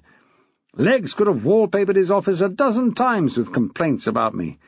I am the fly in the ointment, the African-American in the woodpile, the wind in the willows, whatever. but we're always all right in the end. Yes, but now you're up against something bigger than Diamond and a few miffed staff. You're up against health and safety. You're up against the no-paper lobby. You're up against—" He sighed and shook his head ruefully. "I know, Sylv. But if I give in to this techno-rubbish, where will everyone be come the deluge? If we all go down that road, when the crash comes, we'll be up shit creek without a paddle, digital or otherwise." He'd lost track of the metaphors he'd mixed. "Crash?" Sylvia's smile looked a little pasted on. "Don't worry, Sylv," he said. "I'm not going paranoid. But let's face it, we rely so heavily on the chip that if anything goes wrong, we really will be doomed. Look what happened to the Irish in the 1840s. "Max, do you remember the Millennium Bug scares?" "You know my views on the Millennium, but yes, I do. Planes were going to fall out of the air, everything on computers would be wiped as the hard drives thought it was 1900 and so nothing had been invented yet. And yes, before you tell me, nothing happened. But if it had, civilization would not have crashed, but would certainly have gone over a very large pothole. But these things don't happen, Max." "They haven't happened yet," he said darkly. "You mark my words, young lady." Sylvia gave him a rudimentary nod of thanks for the compliment. "I make a point of still writing everything down against the day." "Someone has to." "And we all know that person will be you, Max." She got up to go. "But please be careful. Just register classes in the first instance. For me." He gave her a brief hug, which was half affection and half a means of getting up out of a low chair. "Yes," he said, "I will, but only for you." Nurse Sylvia Matthews went back to her office feeling in some ways better, in others worse. She had passed on the warning. There was no more she could do. But she knew, with her long years of experience of human nature, and Peter Maxwell in particular, that it was unlikely to be heeded. There was more interesting quarry to hunt, and Maxwell was off on the scent while the rest of the hounds were still in the kennel. The little line of whinges would get short shrift today. "I'm busy," she said tartly. "Anyone with verrucas?" 4 hands went up. "Get back to classes, all of you." "No," she held up a hand to stop their protests at source. "I don't care if it is games. Wear plimsolls." "Right. Headaches? Anyone?" 2 hands went up, but tentatively. "Any flashing lights?" 1 head nodded vigorously. "If you can do that, you're fine. If you don't have flashing lights, you're fine. Off you go." There were 2 left in the queue. She spoke to the first one, a lad who clearly wished he was anywhere but there. "And you would have symptoms of what, Michael? Ebola? Smallpox? A bad case of Burkholderia malleyi, perhaps?" Michael wasn't stupid. It was just that he was more stupid than Sylvia Matthews. He knew about Ebola and smallpox. He hadn't heard of the other thing, but he thought he'd give it a go. "Yes, that one. Burkhold's mallet. It's in my thigh. I can hardly walk." "Well, you surprise me, Michael. You don't have enough legs. Burkholderia malleyi is the causatory bacillus in a disease of horses. Off you trot." He knew when he was beaten, and he slunk off to the horrors of maths. Looking on the bright side, he had missed half of the lesson, so it wasn't all bad news. Sylvia turned to her last customer. "And how can I help you?" she said. The girl immediately burst into tears. "Oh, Mrs. Matthews, I'm so worried. I keep on getting these emails." Sylvia put her arm round her and ushered her through into the privacy of her back room. "Come in," she said. "I think we need to talk, don't you?" Nicole Thompson knocked on the door of the head teacher's office with a smart little tattoo. She didn't realize that she did that on every door, and that the sound was one which many people had come to dread. She was so immersed in computers that she also didn't realize that she was rapping out the Windows opening sound. James Diamond was trapped. and he had been ever since he'd gone into education. He was a superficial, soundbite sort of chap, forever blowing in the wind of county hall directives, a prey to nervous disorders, and desperately trying to balance books and climb higher in the league tables. Teaching? He'd have to leave that sort of thing to people like Peter Maxwell. Except that there weren't any people like Peter Maxwell, not any more. Diamond looked frantically behind him. No luck there. The window had been painted shut by overzealous county operatives some years before. He could see the outline of Mrs. Donaldson's head, surely too large for any normal human. The woman was a different species, looming through the frosted glass in the adjacent office. No help there. He even peeked under his desk, and quickly assessed the likelihood of getting away with hiding in that dark, stale-smelling cubbyhole.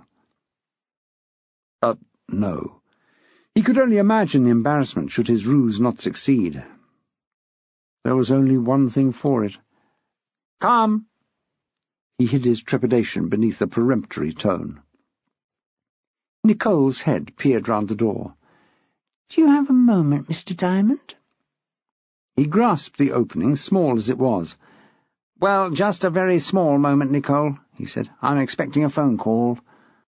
"Well, I'll just get as much of what I want to say said then," she said, sliding round the door and sitting down, "before the call comes through." She gestured behind her.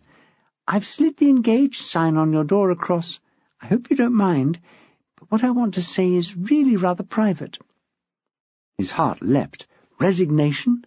Oh, joy! Perhaps she was going to go and make IT mayhem somewhere else. He hated himself for it. He liked to think that he was at one with modern trends, but there was something about the IT department in general, and Nicole Thompson in particular, that made his short hairs stand on end. She was a pleasant enough woman on the surface. She even had a sense of humour, or so he'd been reliably informed, but she was so clearly on the make that it made her a very abrasive colleague. Even though he knew that she wasn't qualified to steal his job, he wasn't sure that she knew it. As for her staff, he wasn't sure why they were there. They were to be seen around the school, sure enough, but even so, computers didn't work, and if they did, it wasn't usually for long. Sabotage was a big word, but Diamond couldn't help suspecting it. He laced his fingers together and pressed the sides of his hands firmly down on the desktop to stop them trembling too much. "How can I help you, Nicole?" "It's about Peter Maxwell." Oh, for pity's sake, Diamond thought. If he had a quid for every time someone had sat in that chair and said that self-same sentence, he wouldn't still be in teaching, and that was a fact. But he said, "Maxwell, what seems to be the problem?" "I think he's losing it, Mr. Diamond."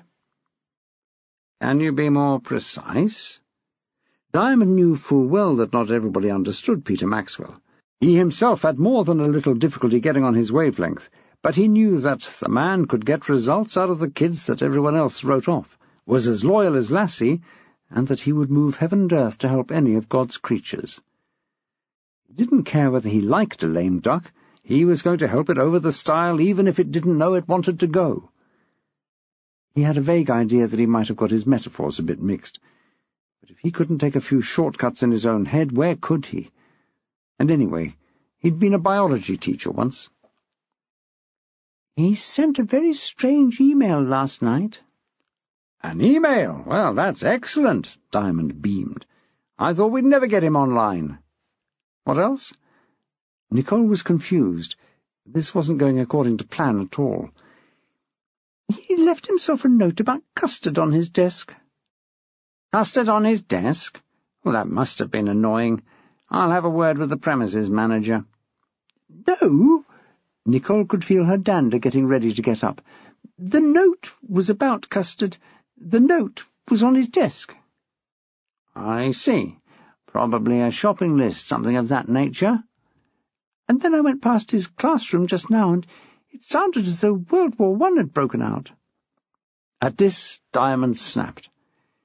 "Miss Thompson," he said with an acid smile on his anonymous features, "Peter Maxwell consistently gets the best results in the school. and that is in a subject generally considered to be one of the most difficult at both GCSE and A-level. If he wants to teach in a bear garden, I don't care. I don't hear any complaints from his fellow teachers." He couldn't help putting the emphasis on the word. It just slipped out. "So I don't expect unqualified staff to get involved. Now, if you'll excuse me—" "But I wasn't complaining," she said, leaning forward. "I just wanted to—" "Yes, Miss Thompson, I'm sure you did." And then, like a small miracle, his phone began to ring. Diamond tried not to look too smug or surprised. "Thank you. Can you see yourself out?" She got up reluctantly and made for the door, aware in her ambitious little heart that she had made the biggest mistake of her working life so far, even if you included the day she'd crashed the entire computer network of Southern Water. "Good," he smiled as she went. He picked up the phone. "Diamond?" The phone quacked in his hand. "Dr. Melkins, how are you?" Quack. "I'm so sorry. Mister, of course. How can I help you?" He listened intently. "I have no idea why Julie should have missed her dentist appointment today. I'll look into it. Yes, immediately." "At once, yes. Goodbye." He didn't so much put the phone down as hurl it back onto the cradle. What did these people think teachers did all day? Just played nursemaid? How should he know where she was? He took a deep breath and picked up the phone again and dialed an internal number. "Mrs. Donaldson." Through the frosted glass he saw her head turn from grizzled brown to pink as she instinctively turned towards him. He just resisted the urge to wave. "See if you can track down Julie. Her name isn't Melkins, is it?" "No." Her voice came rather disconcertingly in uneven stereo through the glass and through the earpiece. "I'll check, but I'm almost certain it's Jackson. Why do you want to know?" "I need to find out if she's in the school at the moment." "I'll check the computer records," she said. There was a brief and bitter laugh. "Unless she should have been in Mr. Maxwell's class, of course." But Diamond was feeling a bit pro-Maxwell at that moment, a condition he was in but infrequently. "In that case, Mrs. Donaldson," he said, "I could ask Mr. Maxwell, and he would know. The world isn't all about computers, you know." Again he slammed down the receiver. He wiped his lightly sweating forehead with a handkerchief. He must be coming down with something. He had stuck up for Maxwell twice in the last 5 minutes. There was a tap on the door, and a grizzled head popped round the edge. "Headmaster, do you have a mo?" Diamond froze, but at least he knew one thing. This latest intruder would not be here to complain about Peter Maxwell. "Come in, Max. How may I help you?" Chapter 7. Maxwell threw himself into his usual chair. He tried to spend as little time as possible in Diamond's company, and of that little time he preferred to spend the greater part of it in public fora. But with all of that said, he had still spent enough time facing legs over a desk to have a usual chair. "You're looking a tad frazzled, Headmaster," the great man said thoughtfully. Diamond drew a deep breath and let it out shakily. "Max, you have no idea." This was unfair, as it was still less than a year since Maxwell had found himself acting head teacher while legs languished in hospital. But they both knew what he meant. "Do you want me about anything—" What was the word he wanted? Major could mean anything. Important sounded very condescending. "Vital?" Yes, that was a good one. "Yes, Max, vital. Do you want me about anything vital?" "That's a bit of a tough one, Headmaster," said Maxwell. "I have several layers, as it were, to my reason for being here today. The topmost layer is concern for some of my girls." Diamond looked up from his introspective examination of the mock wood grain on his desk. "Girls? Max, you know we don't use gender-based descriptions of the students at Leaford High." One of these days, Maxwell pondered, Diamond's political correctness would choke him. Or he would. It was a close thing which would come first. "I don't see how I can avoid it in this instance," he said quite snappily, "since all the students involved are girls. Would female persuasion be better?" Diamond tried out a few ripostes in his head, and once or twice got as far as moving his lips, but no sound came. In the end he spread a conciliatory hand across the desk and muttered, "Sorry, Max. Please go on." "Thank you. I am, as I say, concerned for some of my girls." "Well, perhaps there are also causes for concern lower down the school, but I suspect that sixth-form girls are the main target." "Target? For what?" Diamond felt his ulcer lurch. He'd been told to avoid stressful situations, and here was one sitting right in front of him. "I think they call it grooming, except that I'd always assumed that implied someone being nice in order to get the girl's trust." Diamond had attended the workshop. Since it had been advertised to the staff by email, obviously Maxwell had not. "Yes, you're right. It is usually an adult male posing as either a younger male or another girl. It's said to be rife." "Indeed. This particular problem doesn't quite fit the pattern, then. The texts are unpleasant and threatening. The emails, I understand, although I haven't seen one, are worse. But the general tone is that someone knows what they have done and that they are watching." "Done?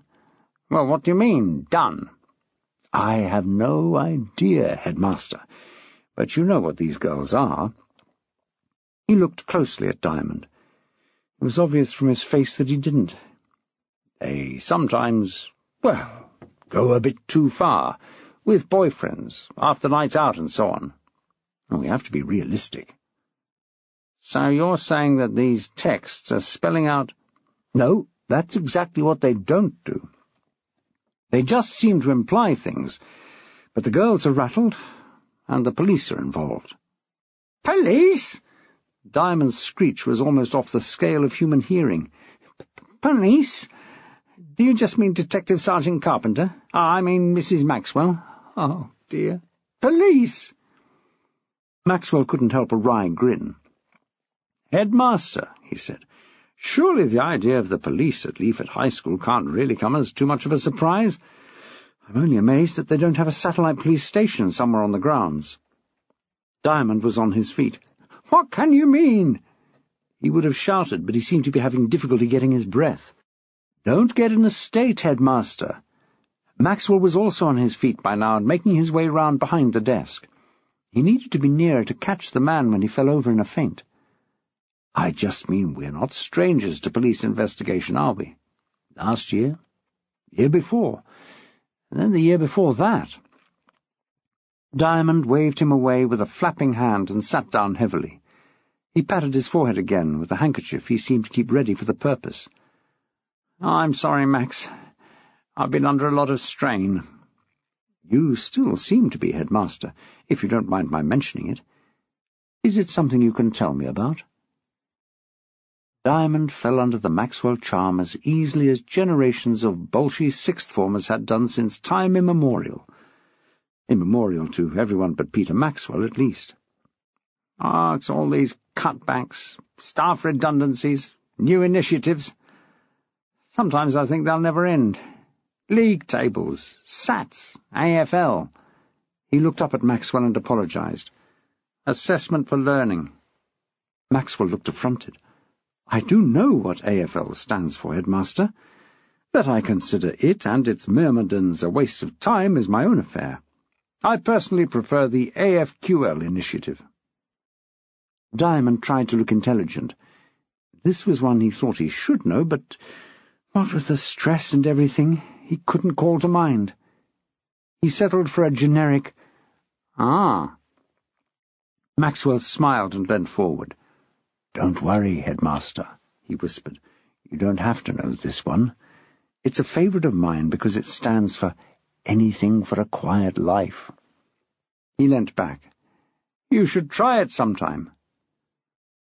Diamond tried to smile, but it came out rather a poor, crooked affair, and it was all Maxwell could do not to start back in horror. "Anyway, Headmaster, if you don't mind getting back to the main reason for my visit, Time's a-wasting, you know. Helen will have poured the boiling water on my pot noodle by now, and I don't want it to go soggy and lose its huge nutritional value. We need to think of a way to speak to all of the sixth form, boys as well, I suppose, so as to start fewer hairs, and just make it clear that this email and text thing is pretty widespread, and people who know what to do are onto it. Diamond looked thoughtful. That sounded a reasonable idea, and one he could, with luck, leave to Maxwell to arrange. Sixth form assembly might be the right place, Max, don't you think? Excellent idea, Headmaster. Maxwell stole a look at his watch. Not a bad decision to have arrived at in only 20 minutes. He looked up with a smile. I'll get on to it, shall I? If you would. Diamond felt a little more in control again. Oh, but wait a minute. He felt he had to at least take into account the comments from Nicole Thompson and Pansy Donaldson. It's been brought to my attention that you are not, how shall I put this, embracing the enhanced IT ethos of the school. Me, Headmaster? Maxwell splayed hurt and amazed fingers on his chest. But I am a legend wherever IT gurus gather. That could be taken both ways, Max. Diamond was quick to respond. Darn, the man was back to his nitpicking self. No, really, Headmaster, I have come on in leaps and bounds. Distant music grew in volume and filled the room. Maxwell looked around, confused. It's your phone, said Diamond, raising his voice over the noise. Ah, yes, Maxwell said. The bum of the Flightleby. I thought I recognized it. He pressed the right button first go and looked up at Diamond proudly. Maxwell! His salutations were usually much more baroque, but he was trying to impress the headmaster. It was never too late to start that kind of thing.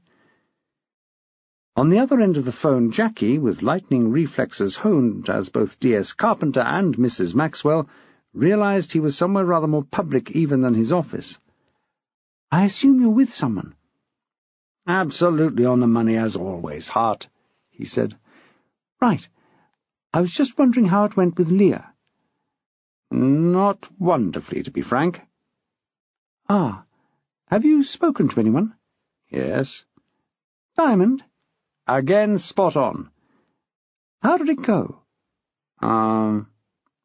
Sorry. 1, 2, 3, 4.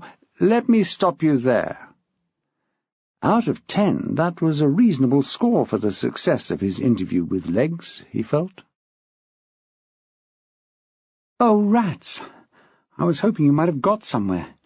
It's a bit of a dead end here, really.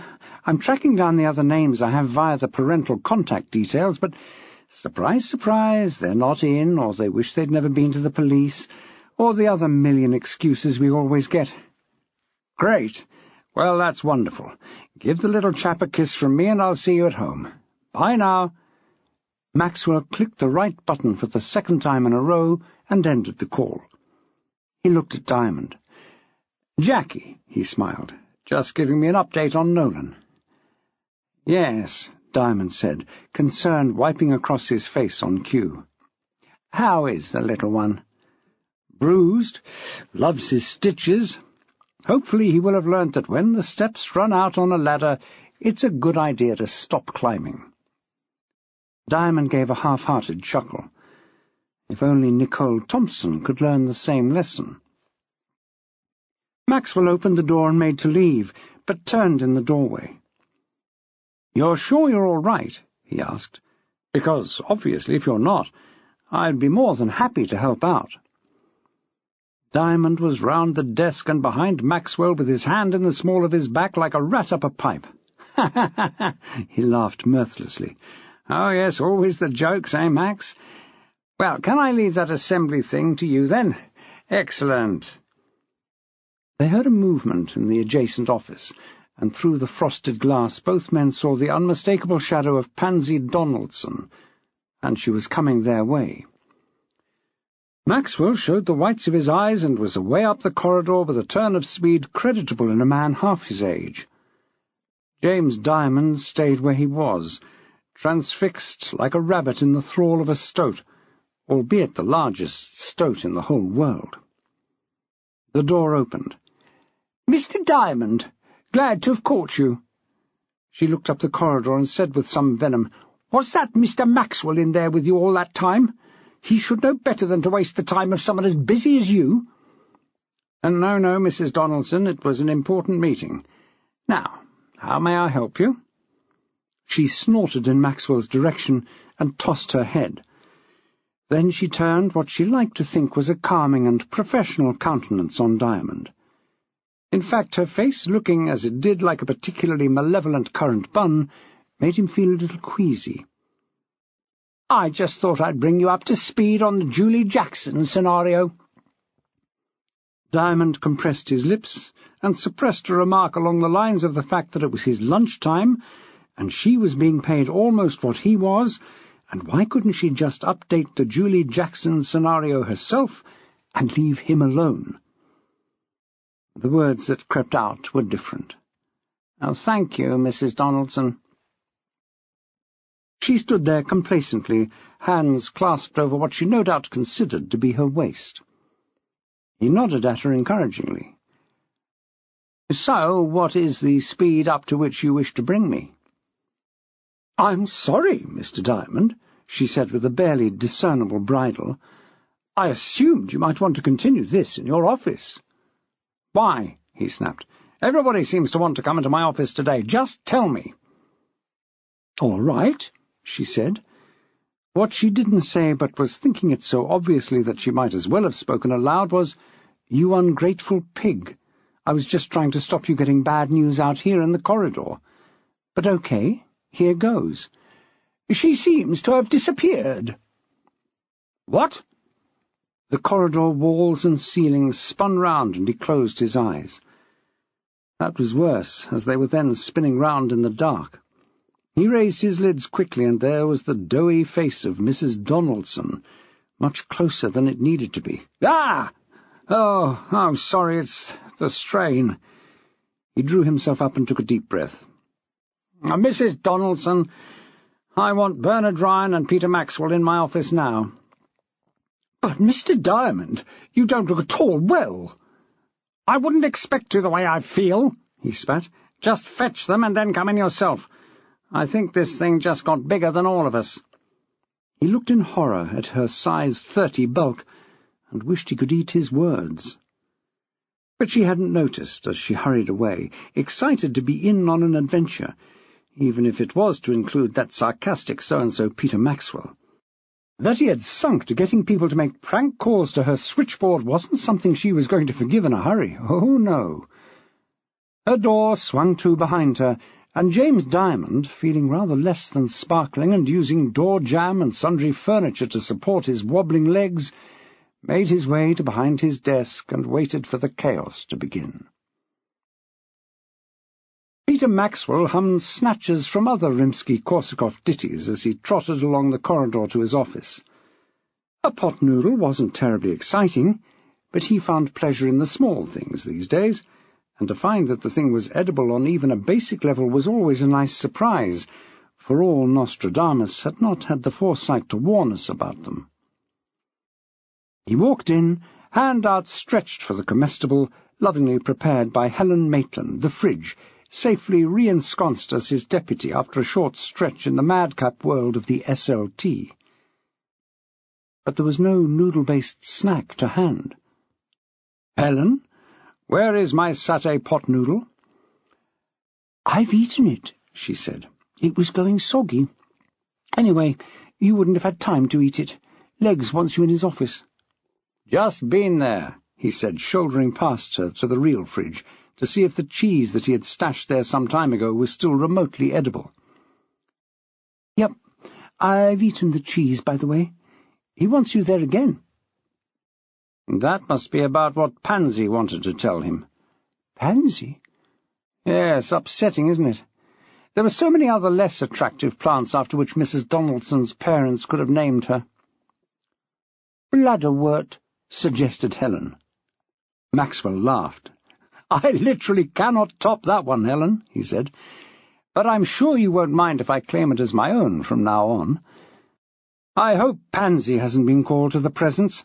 I won't find it easy to face her after that." Helen patted him on the shoulder. "Off you go," she said. "There's no one better than you at keeping a poker face. If you're good, I'll buy you a sandwich for later." "You're a star. Where will you leave it?" "In the drawer where you keep your custard," she said, with a questioning lift of an eyebrow. "Have you been reading my desk?" "Not particularly, but I understand that Nicole Thompson has." "Clara? Why should she be behind my desk?" "She's everywhere, Max, behind every great man's desk. Don't trust her an inch. I certainly don't. Don't put anything personal on your laptop. She'll be reading it in a flash." She looked up to see him staring at her. "Oh, sorry." She gave him a push which nearly broke his arm. "What was I thinking? Off you go. Don't keep Mr. Diamond waiting." "I don't suppose you know what it's about?" "Not a clue. BLT? Another initiative like AFL?" "No, Max. Stop it now and be serious. BLT. Bacon, lettuce and tomato. Sandwich." "Oh, yes. Just practicing." She spirited a large chunk of chocolate from somewhere amongst her clothing and bit into it with frighteningly efficient teeth. "See you later," she mumbled round it. "I hope so," Maxwell said. "I'll try to come out alive." Helen waggled her fingers at him and sat down at her desk and flipped open her laptop. The faint grey light that lit her face seemed to turn her into someone else, someone of a species other than the one to which Maxwell happily belonged. She double-took something that pinged up on her screen, and deciding it might be amusing rather than horrendous, turned to tell Maxwell. But he had already left the office and was on his way back down the corridor. And he wasn't humming now. Jackie had grown tired of her eagle's nest fastness and had wandered back down into the scrum of the main office. She had had rebuff after rebuff, phones ringing with no reply, several brushes with cleaning ladies and au pairs from unspecified and unidentifiable EU member countries of which no one has heard. She'd had just one conversation that she counted as a success, with a very tearful and unhappy mother who she was visiting later in the afternoon. She wondered what the woman's motive had been in going to the police. She felt that it was largely because of the disappointment she felt that her daughter had not shared everything that was happening with her. "I thought we were such good friends, Detective Sergeant Carpenter. We used to do everything together. And now this. She hadn't said a word." Jackie was of the school of parenting which believed that your child could have loads of friends, mates, acquaintances. Later on, many boyfriends, girlfriends, lovers, even multiple wives and husbands. But only one mother, only one father. But if that was what this woman, Daisy Wilkins, wanted, then that was fine. She would never find out from the questions Jackie asked that her opinions were not the same. "I think it would be easier if I popped round this afternoon," Jackie had suggested. "So I can speak to your daughter, Her finger slid down the list. "Maisie." "Of course." "Yes, Maisie. Do you have a good time for me to visit?" "Well, she has tennis on Wednesdays." "But today?" "She used to have oboe on Thursdays, but it was giving her lines around her lips." "So a good time would be?" Jackie persisted. "Any time after 5, Daisy said, "but not too late, because she has homework, of course, and she sometimes goes out. And, of course, she spends quite a lot of time on the computer." There was a little silence, full of unspoken regrets. "Looking up things for school, I expect." "Yes, possibly," Jackie said. She had to wind this up before Daisy drove her potty. No wonder Maisie spent time elsewhere. "Will your husband be home from work by then?" she asked innocently. "No," Mrs. Wilkins said tartly. "He hasn't been home for the last 10 years."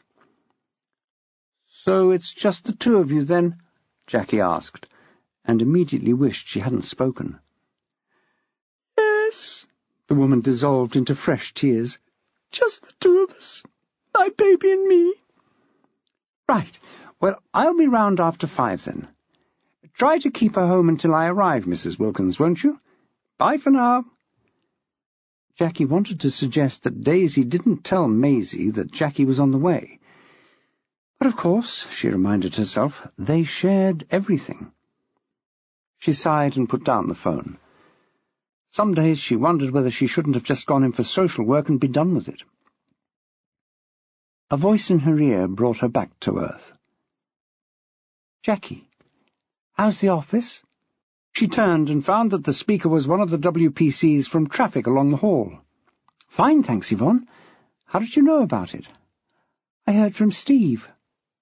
Steve? Front desk? The woman looked for signs of recognition. Kipper? Oh, yes. Well, it did smell really horrible. Nothing quite like it, is there? But you know something? Mac couldn't smell it. He's got hardly any sense of smell. Oh, Jackie said, a bit bemused. I'm sorry, Yvonne, it's been a bit of an odd day so far. Why is that funny? Surely it's spoiled the joke.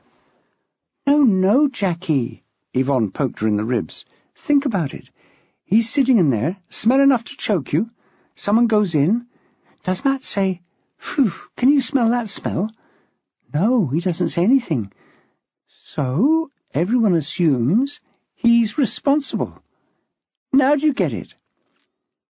The light dawned. So everyone thought he'd... Yes! The WPC's laugh rang out around the room. And with his surname being Carter, of course, well, he's got a whole new nickname now. Anyway, must be off. Just thought I'd pop in and see if I could have a chat. How's Nolan? Oh, fine, Jackie said. Just a bump at school. They will do it, Yvonne said. My kids are in the 6th form now, not quite so clumsy, but they make up for it in being miserable little sods. Yvonne's twins were legendary in the nick as being the tearaways to watch and, if possible, remove from the scene before they got their mum into trouble. I thought they were quite... Jackie had to think for a second for a word that wouldn't give offence, and finally found it. Boisterous. Yes, that was them all right, but now they just mope about. I'm at my wit's end, to tell you the truth. Jackie thought fast, and didn't like the results she came up with. Yvonne, have you got a minute? If the governor's free, I think we'd like a word with you. You probably won't like it, but you may well be the answer to a maiden's prayer. Yvonne looked at her quizzically. Why won't I like it? Well, it may be nothing, but if it's what I think, we may have found ourselves a very useful mole. Are you game? I'll tell you later, can I? Of course. Jackie took her by the elbow and led her across to Henry Hall's door. She tapped on it and listened for his murmured response. She put her head round the edge, and Yvonne heard her say quietly, Gov, I think we may have a bit of a breakthrough in the phone and internet thing.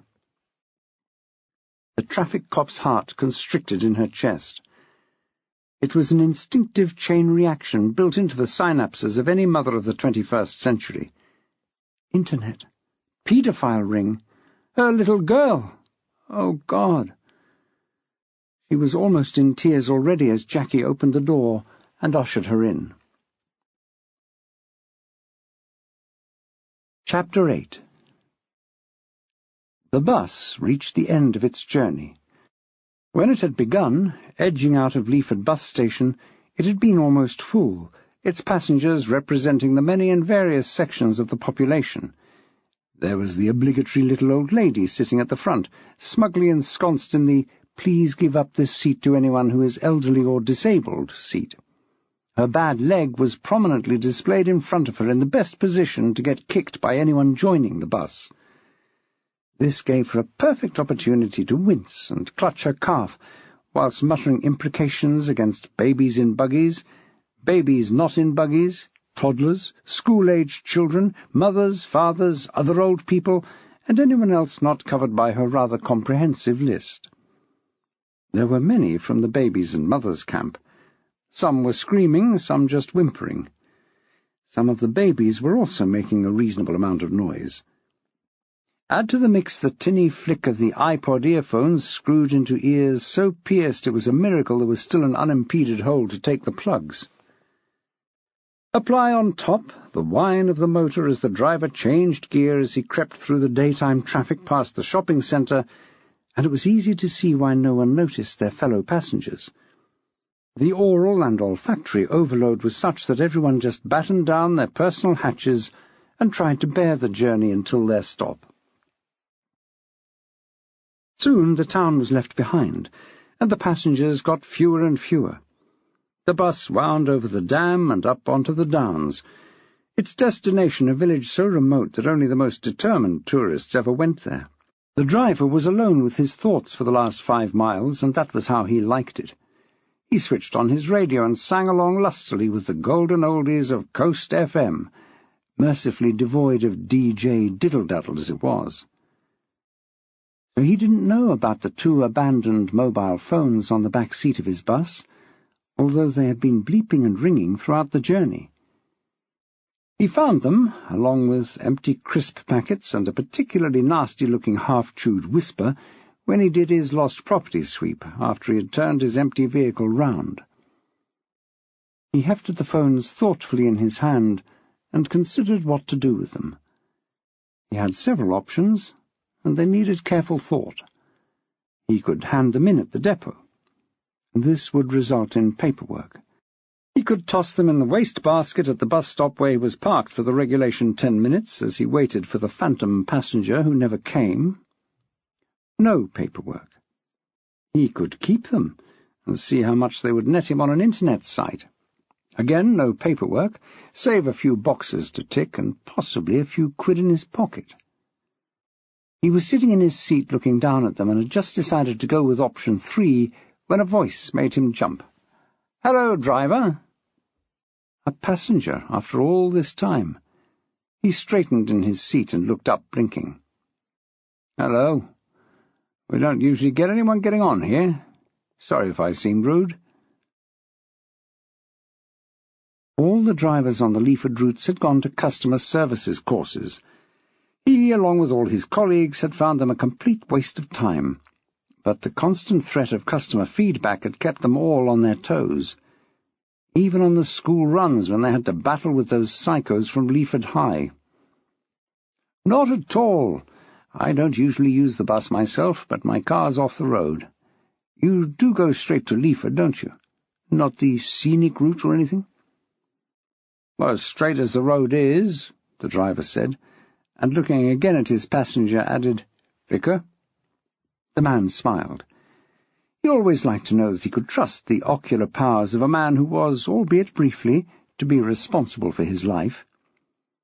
He looked down at the phones in the driver's hand. 2 mobiles, my word! You like to stay in touch, I can see. The driver knew when he was beaten. Option 3 might be all right, but God seemed to have weighed in for option 1. "Lost property, Vicar," he said. "Going to hand them in at the depot." "Well done," the vicar beamed. "Honesty is the best policy. Now, how much is a return to Leaford?" £6.20, Vicar." "How much? No wonder no one uses these buses." The man of God moved off down the bus, inspecting and rejecting seats as he went, for various reasons ranging from smears of rusk to smears of something unidentifiable. When he reached the back, he decided to settle. He braced himself in the corner as the bus lurched away from the stop. These seats were really not terribly comfortable. Something was sticking into what his mother had always called the top of his leg, but which he, more prosaically, despite his calling, called his bum. He wriggled to make himself more comfortable, and the small notebook was pushed down even further between the cushions. Its secrets were pressed tighter together as his weight and the vibrations of the bus wedged it more firmly into its hiding place. Would anyone find it now? Maxwell sat in Diamond's office, not in his usual chair, which had been snaffled by Bernard Ryan, and tried not to lose his temper. Bernard Ryan defied description, really. As deputy heads go, and they usually do, he was just the acceptable side of god-awful. Tipped for the top he would never reach, he looked increasingly burnt out these days. Like Maxwell, he knew where the bodies were buried, but unlike Maxwell, he wasn't talking. As always, he was trying to minimize the problem. Yes, the girl could hardly be called missing when she had only been off the radar for a couple of hours at most. But there were extenuating circumstances which Ryan didn't seem able to grasp. Mrs. Donaldson sat at Diamond's right hand with a pad on her knee. Maxwell wished that he had been there to witness the small power struggle which must have gone on before she bagged the pole position from Ryan. Finally he could take it no longer. "Bernard!" He cut into the man's droning.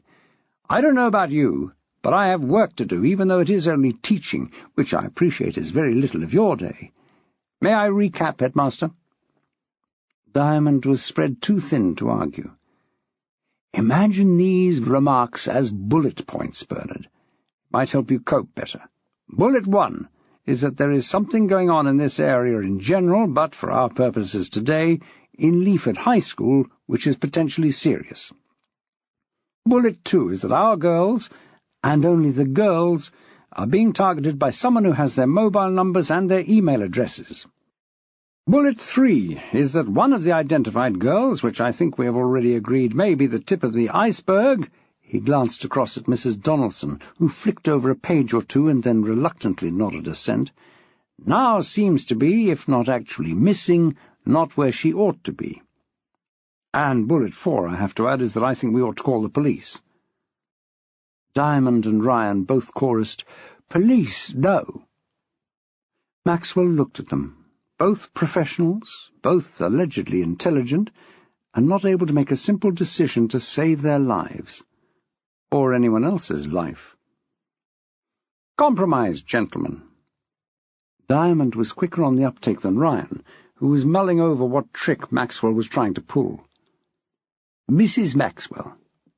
"The same."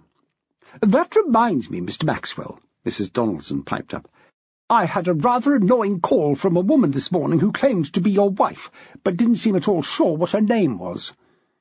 "I heard about that," Maxwell said. "Detective Sergeant Carpenter, as she is still known at the Nick, is also Mrs. Maxwell. Confusing old world, isn't it?" "But I had no idea," she blustered. "Did you ask Thingy? She knows Jackie. They go way back." "Thingy?"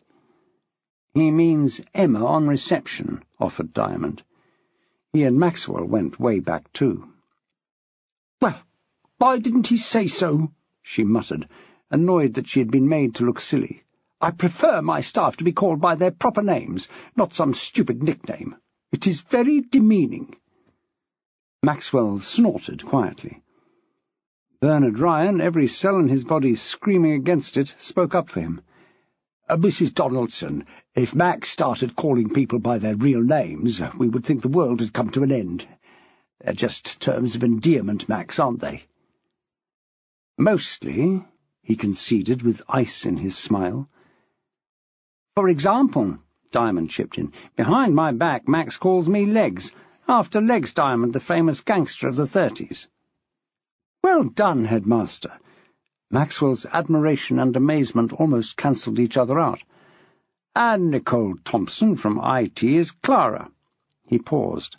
"After Clara Bow, the It Girl." Their faces remained blank. "Never mind. You won't remember him, Mrs. Donaldson, but we used to have a caretaker, Mr. Martin.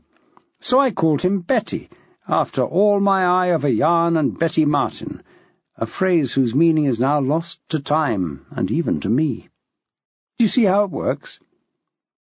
They clearly didn't. He was dreading the next question, and right on cue it came. "What do you call us?"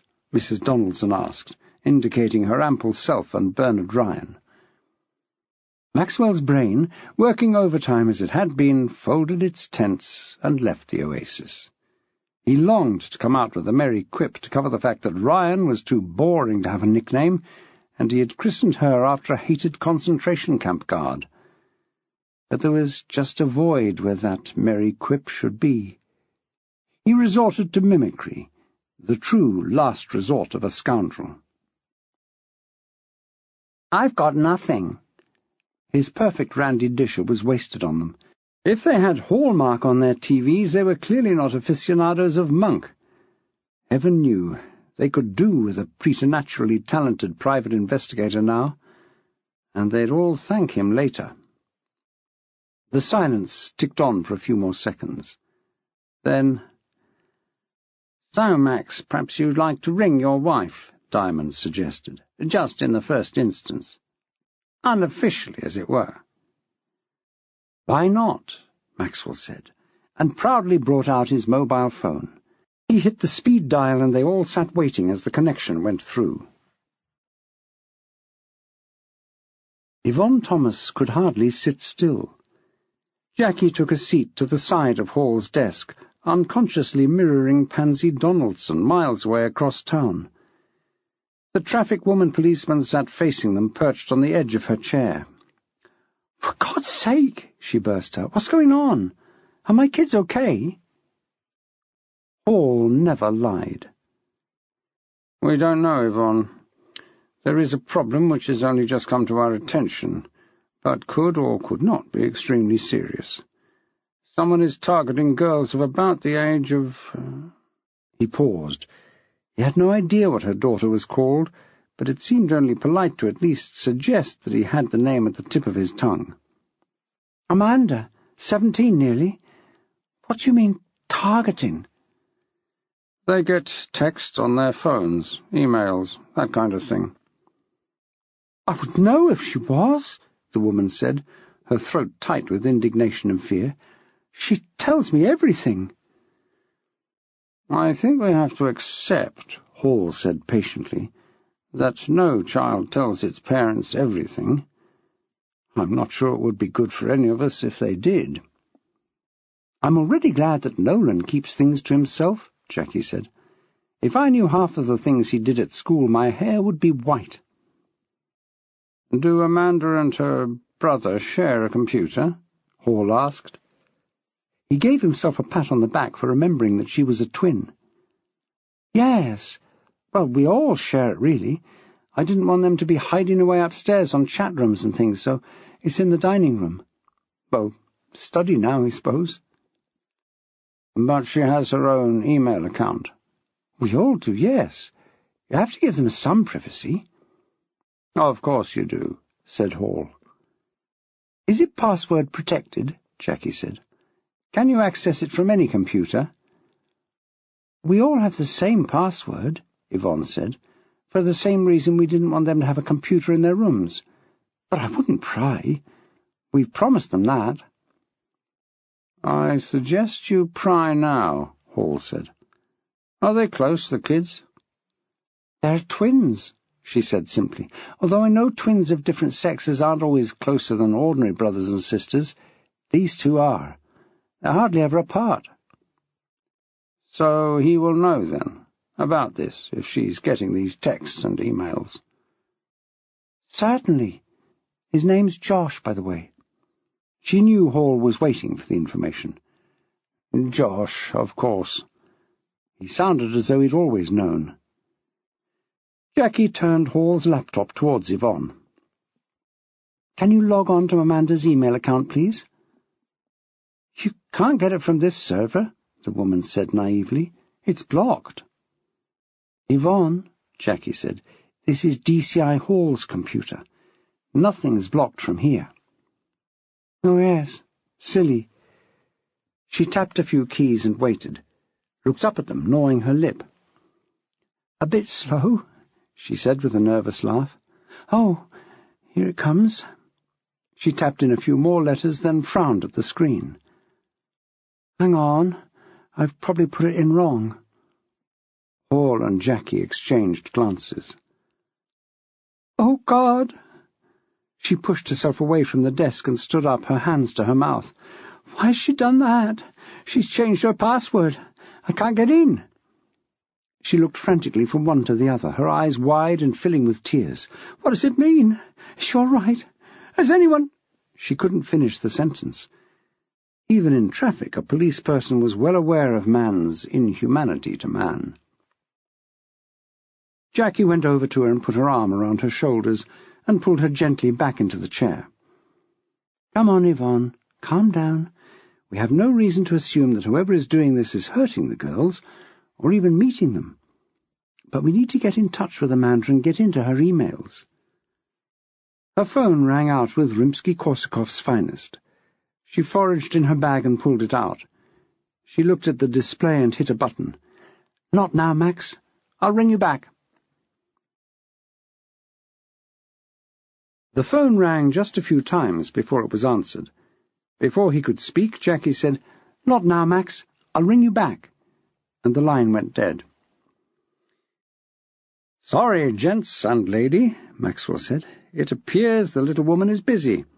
Probably with entrails or something, if we're to believe Nurse Matthews. I'll ring back later and then get back to you, if that's acceptable." He beamed around the room. On each face relief was written large, particularly large in the case of Pansy Donaldson. Bernard Ryan was the first on his feet. He didn't want the police trampling through the school again. Sometimes it seemed as though all they had were police inquiries. In these days of falling roles and parental choice, these things were best avoided.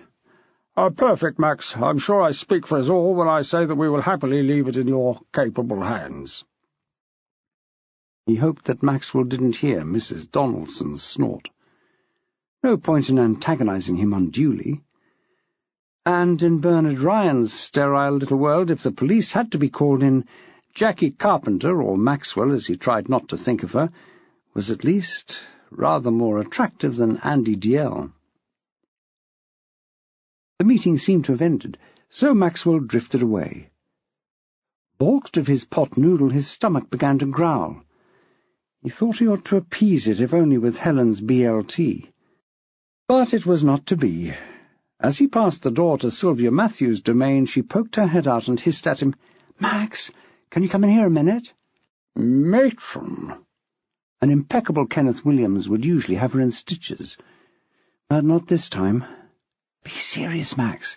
What we were talking about earlier." "Yes?" It could be any one of a number of things, but he knew which one it was. "I think you should come into my treatment room and have a word with Alice." "Alice? Any particular one?" It had been a popular name circa 1993, and the sixth form seemed stiff with them. Not one of them knew Christopher Robin. Alice Thistlewood. Any relation to the Cato Street conspirator of the same name? Alice? No, Arthur. And now who's being frivolous? "Sorry, it's just something you do to people." She lowered her voice. "Alice came to me very upset. She's been here since the middle of the morning, having a lie down and a bit of a cry. She's on the verge of quite a serious bout of anxiety and depression, Max, because of these dratted texts and so on." Maxwell stuck his head round the door, and in the subfusk lighting of the treatment area he could see a girl lying precariously on the narrow bed, covered with a single off-white cellular blanket medical treatment rooms the world over for the use of. Her back was turned, and at first she seemed to be asleep. But then he heard the tiny sobs which went with the subliminal shudders of her bony shoulders, and he realized that she was softly crying. He nodded over his shoulder to Sylvia and crept into the room. "Alice," he said quietly. "Alice, it's Mr. Maxwell." The girl didn't turn to him, but he heard, thick with tears, her answering whisper, "Hello, Mr. Maxwell. Sorry." "What are you sorry for, Alice? You haven't done anything." "Sorry for crying. Sorry for being a nuisance."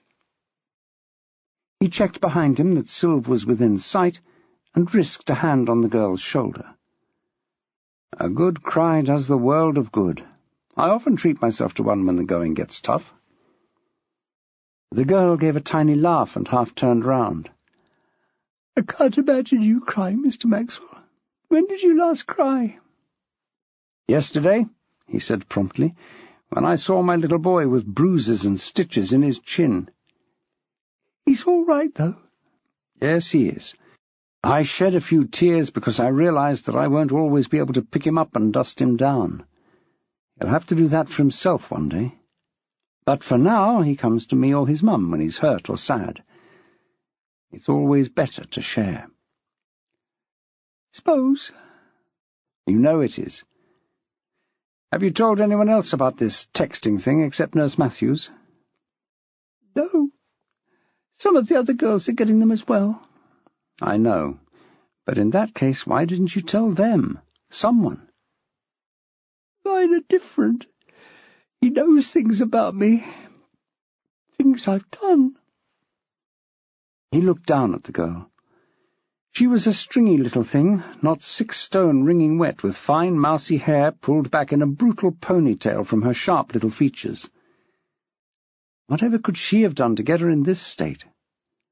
But there were no words to frame the question which wouldn't demean her and make the situation much worse. Somehow, "You're a flat-chested and not particularly attractive girl, Alice. What do you think you would have had the opportunity to do that someone would be interested in?"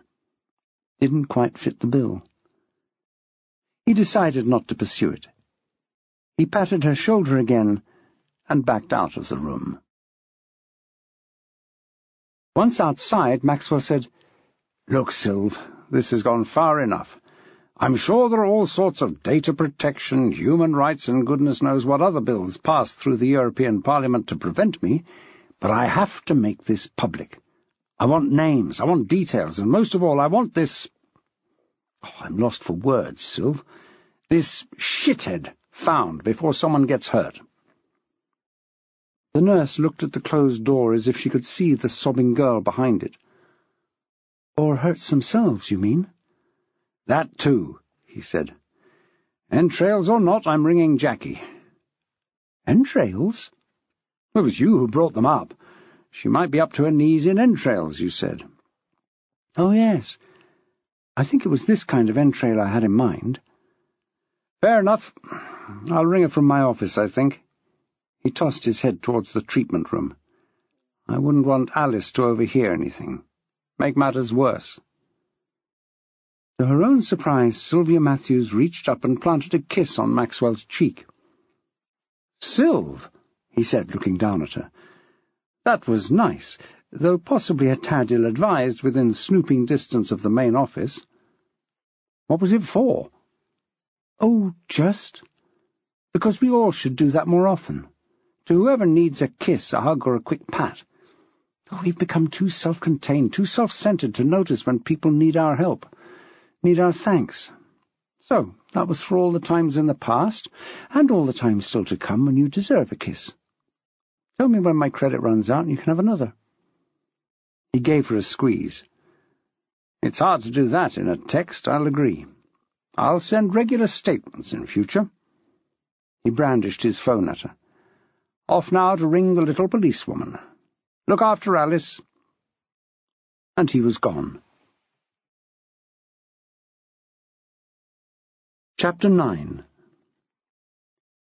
On his way down to the foyer, Maxwell's mind was whirring. Phoning Jackie was still a bit of a one-way street. What on earth could she be doing? But he still had myriad choices when it came to the rest of the afternoon. He could go and see Jackie in person. He could track down some of the other text victims, such as Julie or Leah. He could go home, and although this went seriously against his grain, do some research on the internet to fill in the gaps in his knowledge, which were not so much gaps as huge fissures. Or, and this was the least appealing, what with everything else that was going on, he could do a bit of light teaching, like what they paid him for. But whatever choice he made, and he knew that it would never be the last one with so much going on, he first had to negotiate the reception desk. Security had never been lax at Leaford, but then again it had never reached the CIA-compliant standards of some other schools. But in accordance with county policy, now no one got in without signing in, no one got out without giving their inside leg measurement and 3 forms of ID. "Even I have to follow this procedure," Legs Diamond had said in one staff meeting, as if Zeus had come down from Olympus. Pansy Donaldson had embraced these tactics to the manner born, and no one was exempt. Maxwell had often derived innocent pleasure from the sight of Legs trying to think of a reason for bunking off early. The fact that the man was often still in his office at 10 o'clock at night didn't wash with Pansy. In the phrase flexible working practices, she recognized all of the words as English. She recognized working as an all-round good thing. She recognized practice as a useful precursor to effective working. What she didn't have in her vocabulary was flexible. He planned his body language strategy as he went down the stairs. Was he to wander out casually, as though going to check on the status of White Surrey languishing alone in the staff bike shed? Would a better plan be to jog vigorously to the door and, flinging it open, hail the sun, flap his arms around, rip off his clothes, breathe in deeply through his nose 3 or 4 times, and then just leg it? Or should he go into the office like an honest citizen and sign out, looking Pansy and Thingy 2 square in the eye? In the event, he opted for Plan Z. He lurked round a corner until the office staff were all looking the other way, and then, collar up and hat pulled way down like Flash Harry in the St. Trinian's films, he just ran like mad down the drive, and didn't stop until he reached the pavement. A goodish plan, as far as it went, and it certainly saved him the 3rd degree. But he didn't have his bike, and he discovered after patting his pockets feverishly, he didn't have his wallet either. But to his amazement, he did have his mobile phone. He pressed a button, and it seemed to have battery still left. And what did this mean? There was a rather small and faint picture of an envelope flashing in one corner. He cast his mind back to his lesson of the night before. Easy! He had mail. Tentatively, and with the phone held at arm's length to accommodate his rather unreliable focal length these days, he pressed some buttons. He could hardly suppress a little whoop of joy when the text appeared on the screen. A woman walking her peak, who happened to be within earshot, rapidly crossed the road. What was the world coming to when drunks had mobile phones? Shouldn't they be spending their money on drink? "The ancient work will be accomplished," the message said, "and from the roof evil ruin will fall on the great man. The girls will get it now, Maxwell." He stared at it for a moment, amazed. Everything seemed to have gone into slow motion. His vision was through a tunnel, the walls of which were multicoloured and black, swirling away to an infinitely distant vanishing point. The rushing in his ears filled the world. It was a text. A threatening text. Someone, somehow, knew not only that the girls had been in touch, but what his mobile number was. Hell, he didn't know himself what his mobile number was. The world came back, rising out of the maelstrom, and he looked again at the screen, willing the words to have disappeared. But no. Although they had gone darker, to save the screen, Jackie had explained, with a click of the elusive any key he could bring them back. Now, whatever she said, no matter how busy she might be with any amount of entrails, he must get Jackie. After only a few moments fumbling and trying to get rid of the text, whilst not getting actually rid of the text, Maxwell was listening to Jackie's answer-phone message. Jumping from foot to foot with frustration, he left a short message after the beep, remembering to speak clearly. "Hun, Petal, listen, are you there?" "Oh, no, of course not." "Oh, rats, bugger and poo. I've had one. I've had a text. Ring me. No, look, I'm on my way. I don't have Surrey. I'll get a taxi. I've got no money, so someone at the Nick will have to help me out on that one. How long is a short message? I was going to try and forward it to you, but look, hun, I might lose it doing that, so... Anyway, I'm on my way. Hope you're there. At the Nick, I mean. See you soon. Abyssinia." Jackie had switched her phone off.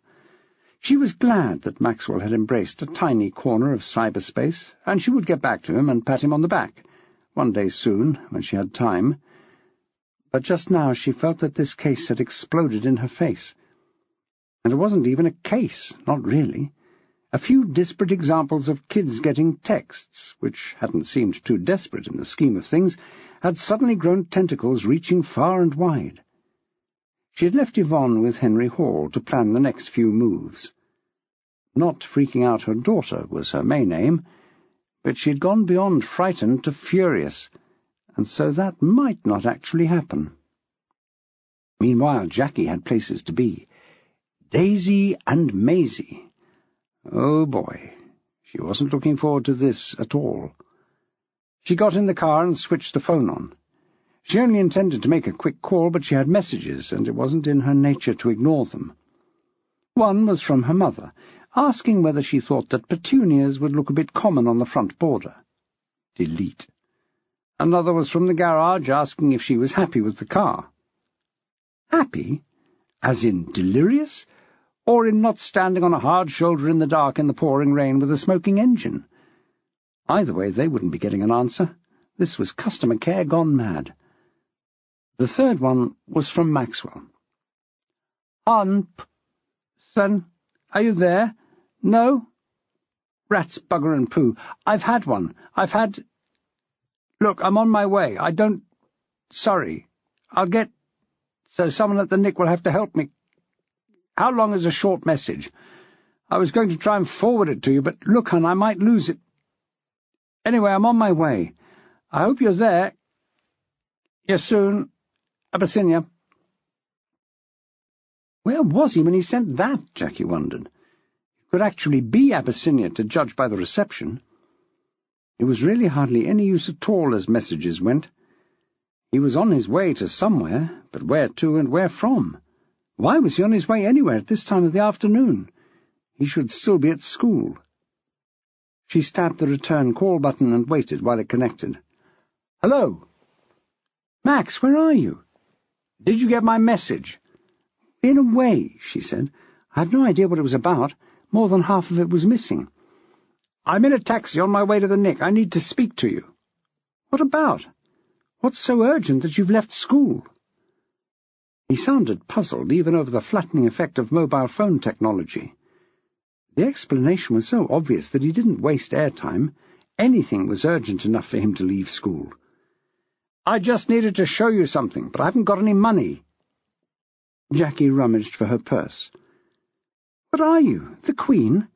I'll leave some at the desk, she said. She opened the door and stepped out, reaching behind her to stow her bag. How much do you think it will be?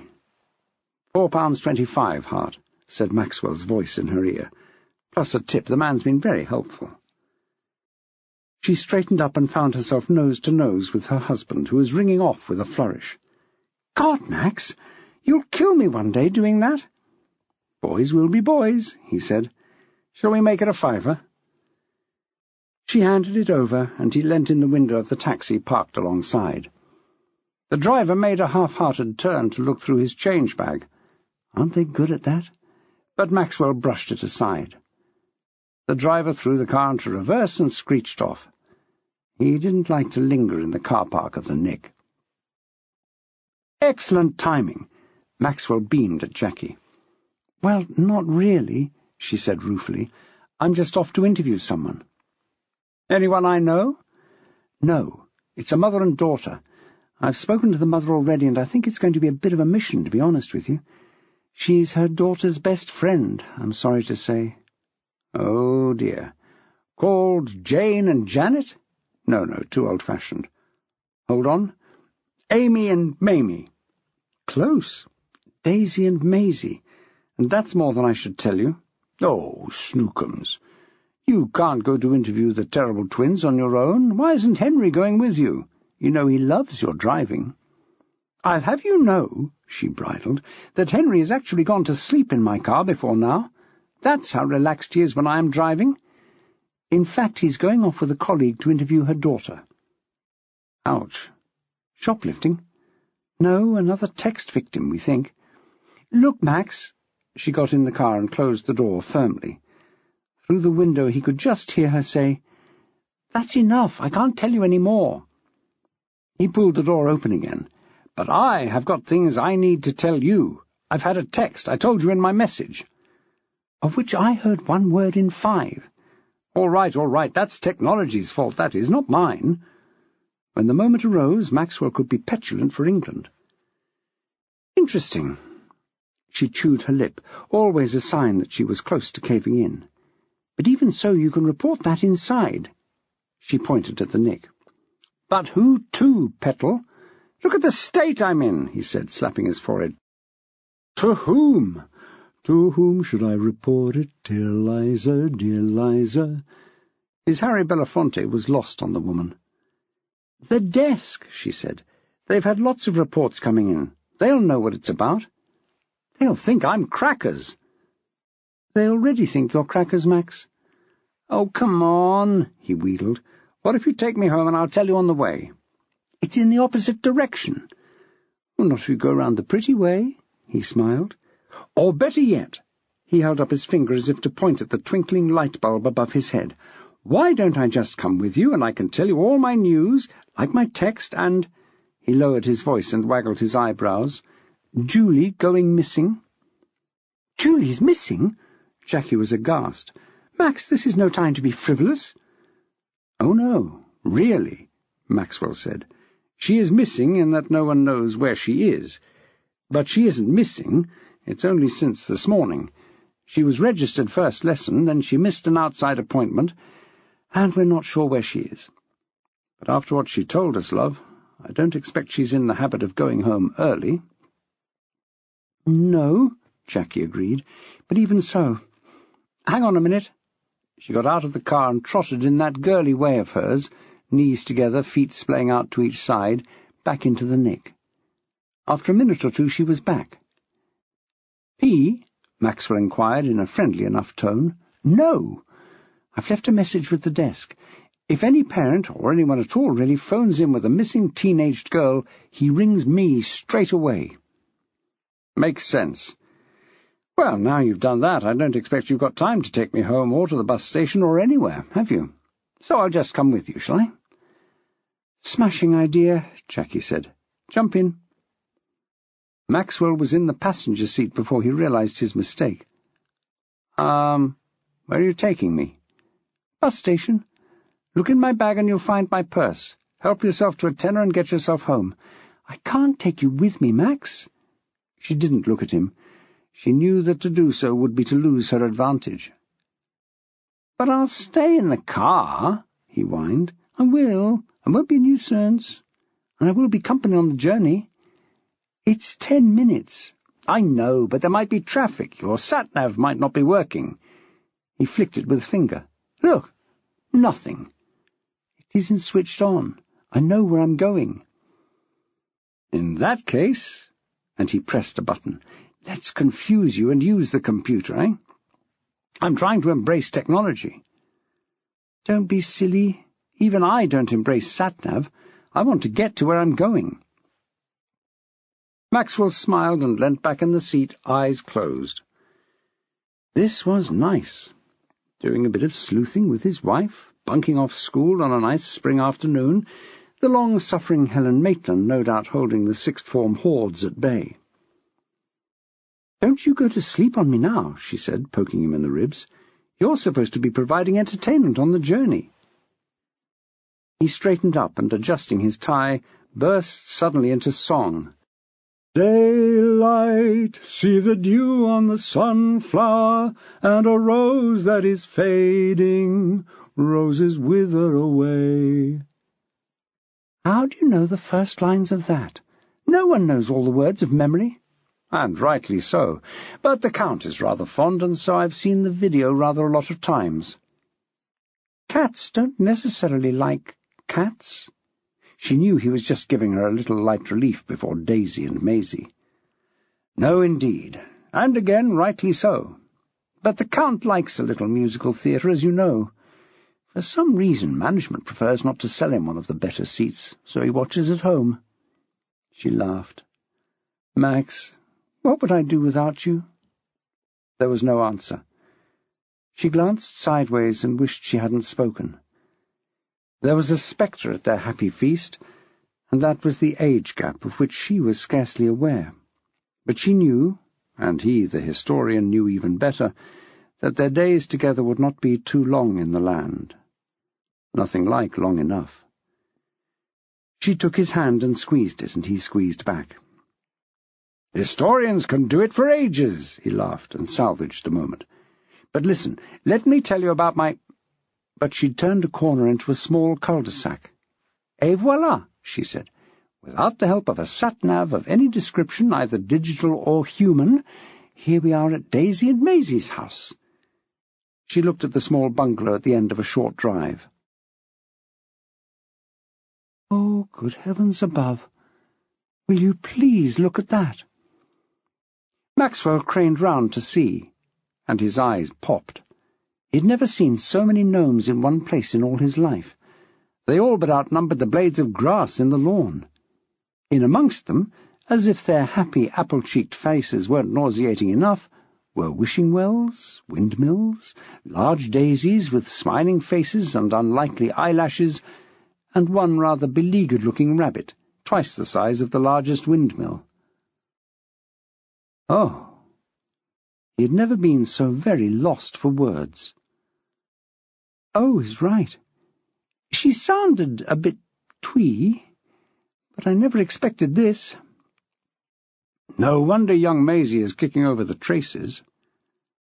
How do you know she's kicking over the traces? Jackie wondered if she had accidentally said more than she'd meant to. I'm just hoping she is, I think. Can any 16-year-old girl feel she can fit into this little grotto? Do I mean grotto? He mused. Anyway, Hart, knock yourself out. I'll just wait out here for you. Moi. He pulled his hat over his eyes and settled back, flicking the station to Radio 4. Oh, no, sunshine. Jackie was getting out of the car and coming round to his side. She wrenched open the door. Out you get. Precious. Surely I can't barge into a police investigation. Get out of the car, Maxwell, she said between her teeth. I don't think I can manage Snow White on my own. I need a sane... well, the nearest to sane I can get at this late notice, person with me in case I drown in golden syrup. If she asks, you are my stenographer. He looked down at his mildly disreputable trousers and his tweed jacket, which was older than many of the children he taught daily. His bow-tie had once been bow-tie-shaped. Now it tended to look a bit more like a piece of fat string. Everything was clean, but that was about all that could be said for it. Added to which, she had to admit, he was a bit long in the tooth to be a police stenographer. You think she'll buy that story? To be fair, David Jason had got away with posing as a policeman for years. She tugged his shirt collar a bit straighter and resisted the urge to lick her hanky and polish up his chin. I've never seen anyone look more convincing, she said. Do you have a pen? He whipped open his coat and showed the veritable arsenal of every colour ballpoint Staples could provide. Pad? The other side of the jacket, flung open, revealed a spiral-bound notebook. No wonder your coat is such a peculiar shape, she told him. I thought it was your old trouble. Right, you're armed and not terribly dangerous. Let's go. They walked up the drive in line abreast, and Jackie pushed the bell button. It didn't come as too much of a surprise when it dutifully played the tune of April Showers in a tinkling cascade. When the door was opened, Maxwell thought for a moment that perhaps the woman was in rehearsal for an amateur production of Little Shop of Horrors, for there surely stood Audrey. From her back-combed, bottle-blonde hair to her white stilettos, she was femininity through a distorting mirror. "Hello," she trilled. "Detective Sergeant Carpenter? And this is—" She literally battered her eyelashes at Maxwell. He fancied he could feel the draught.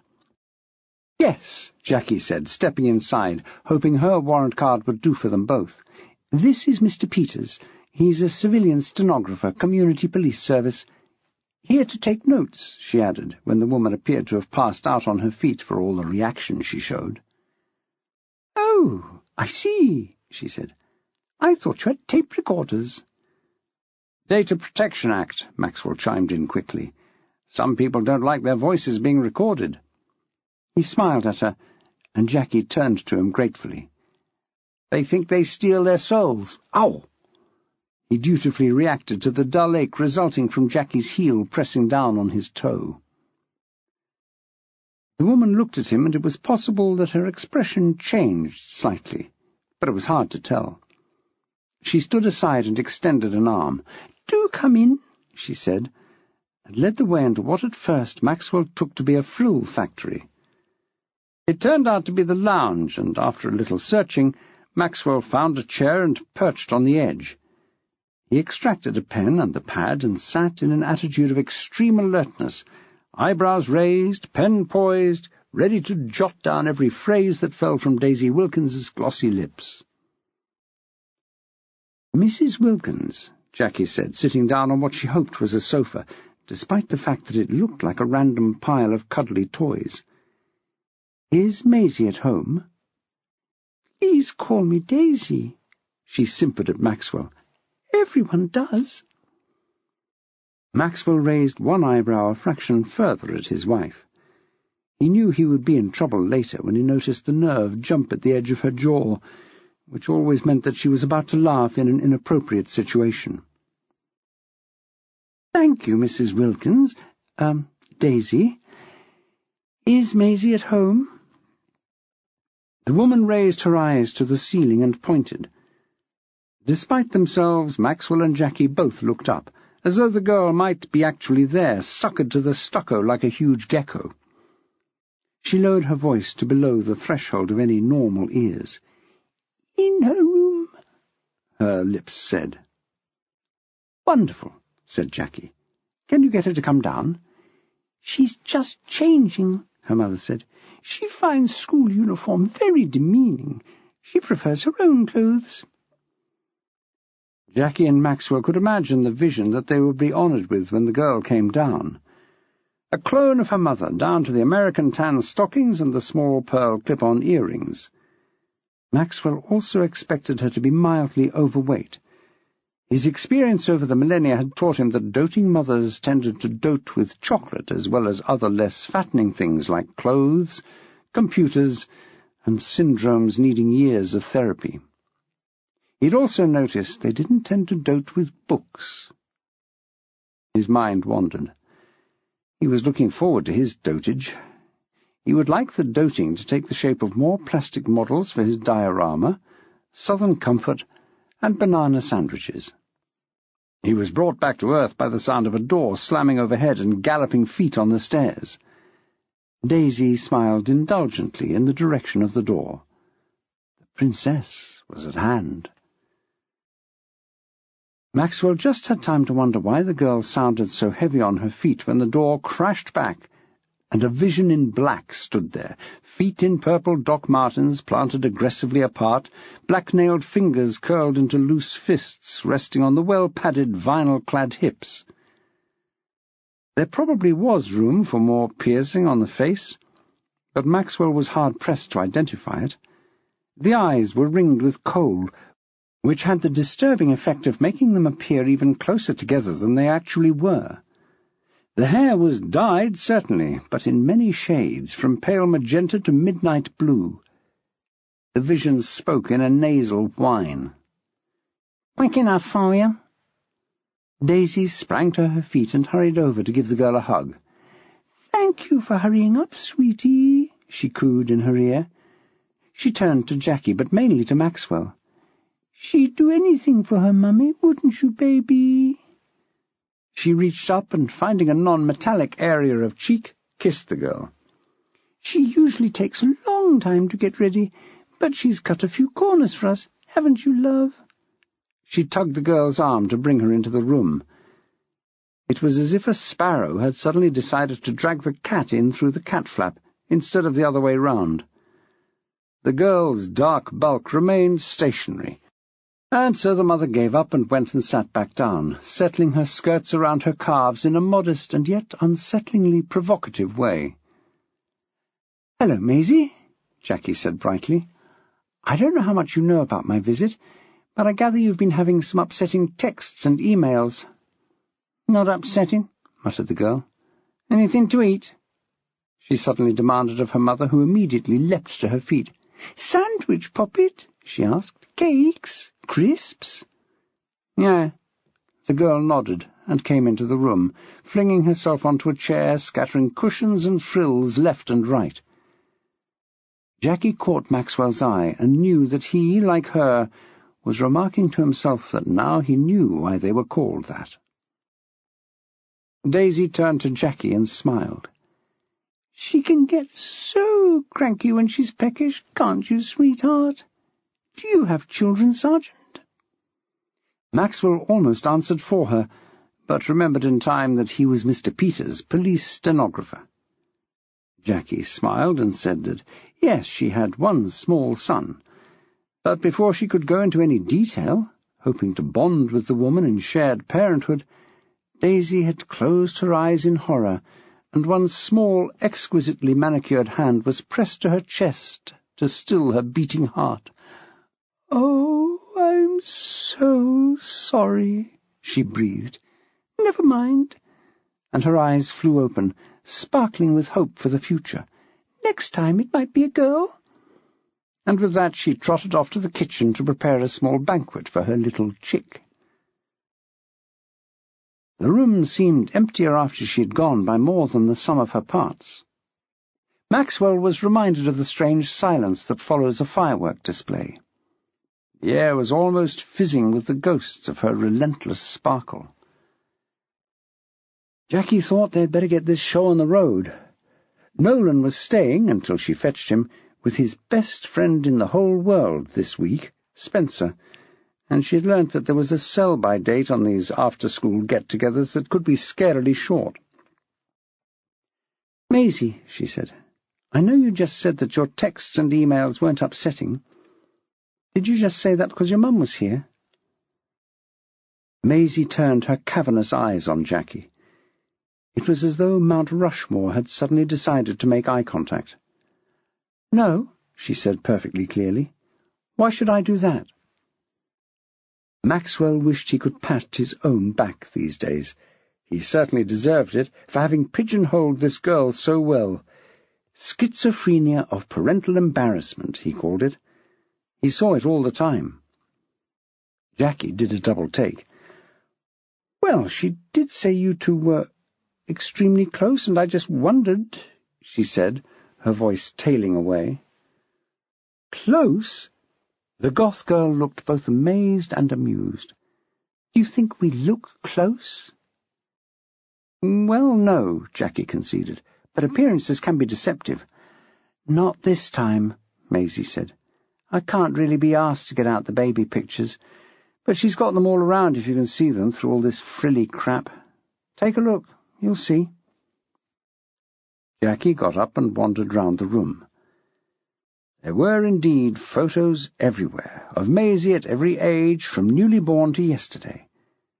And in each and every one she looked like the cuckoo in the nest that she so clearly was. Dark, spiky hair adorned the head of the cross-looking baby in Barbie doll's arms. A truculent toddler with fat thighs making her feet splay out was half-throttling a patient-looking cat. An 11-year-old in a Black Sabbath T-shirt was holding a repelling hand out to the camera. On and on through the years, Maisie was definitely not a chip off Daisy's block. Looking at her now, she seemed poised to sack Rome. It was difficult to coo, and it was clear that Maisie wouldn't have relished it. She was revelling in her difference to the general public. Perhaps it was all she had.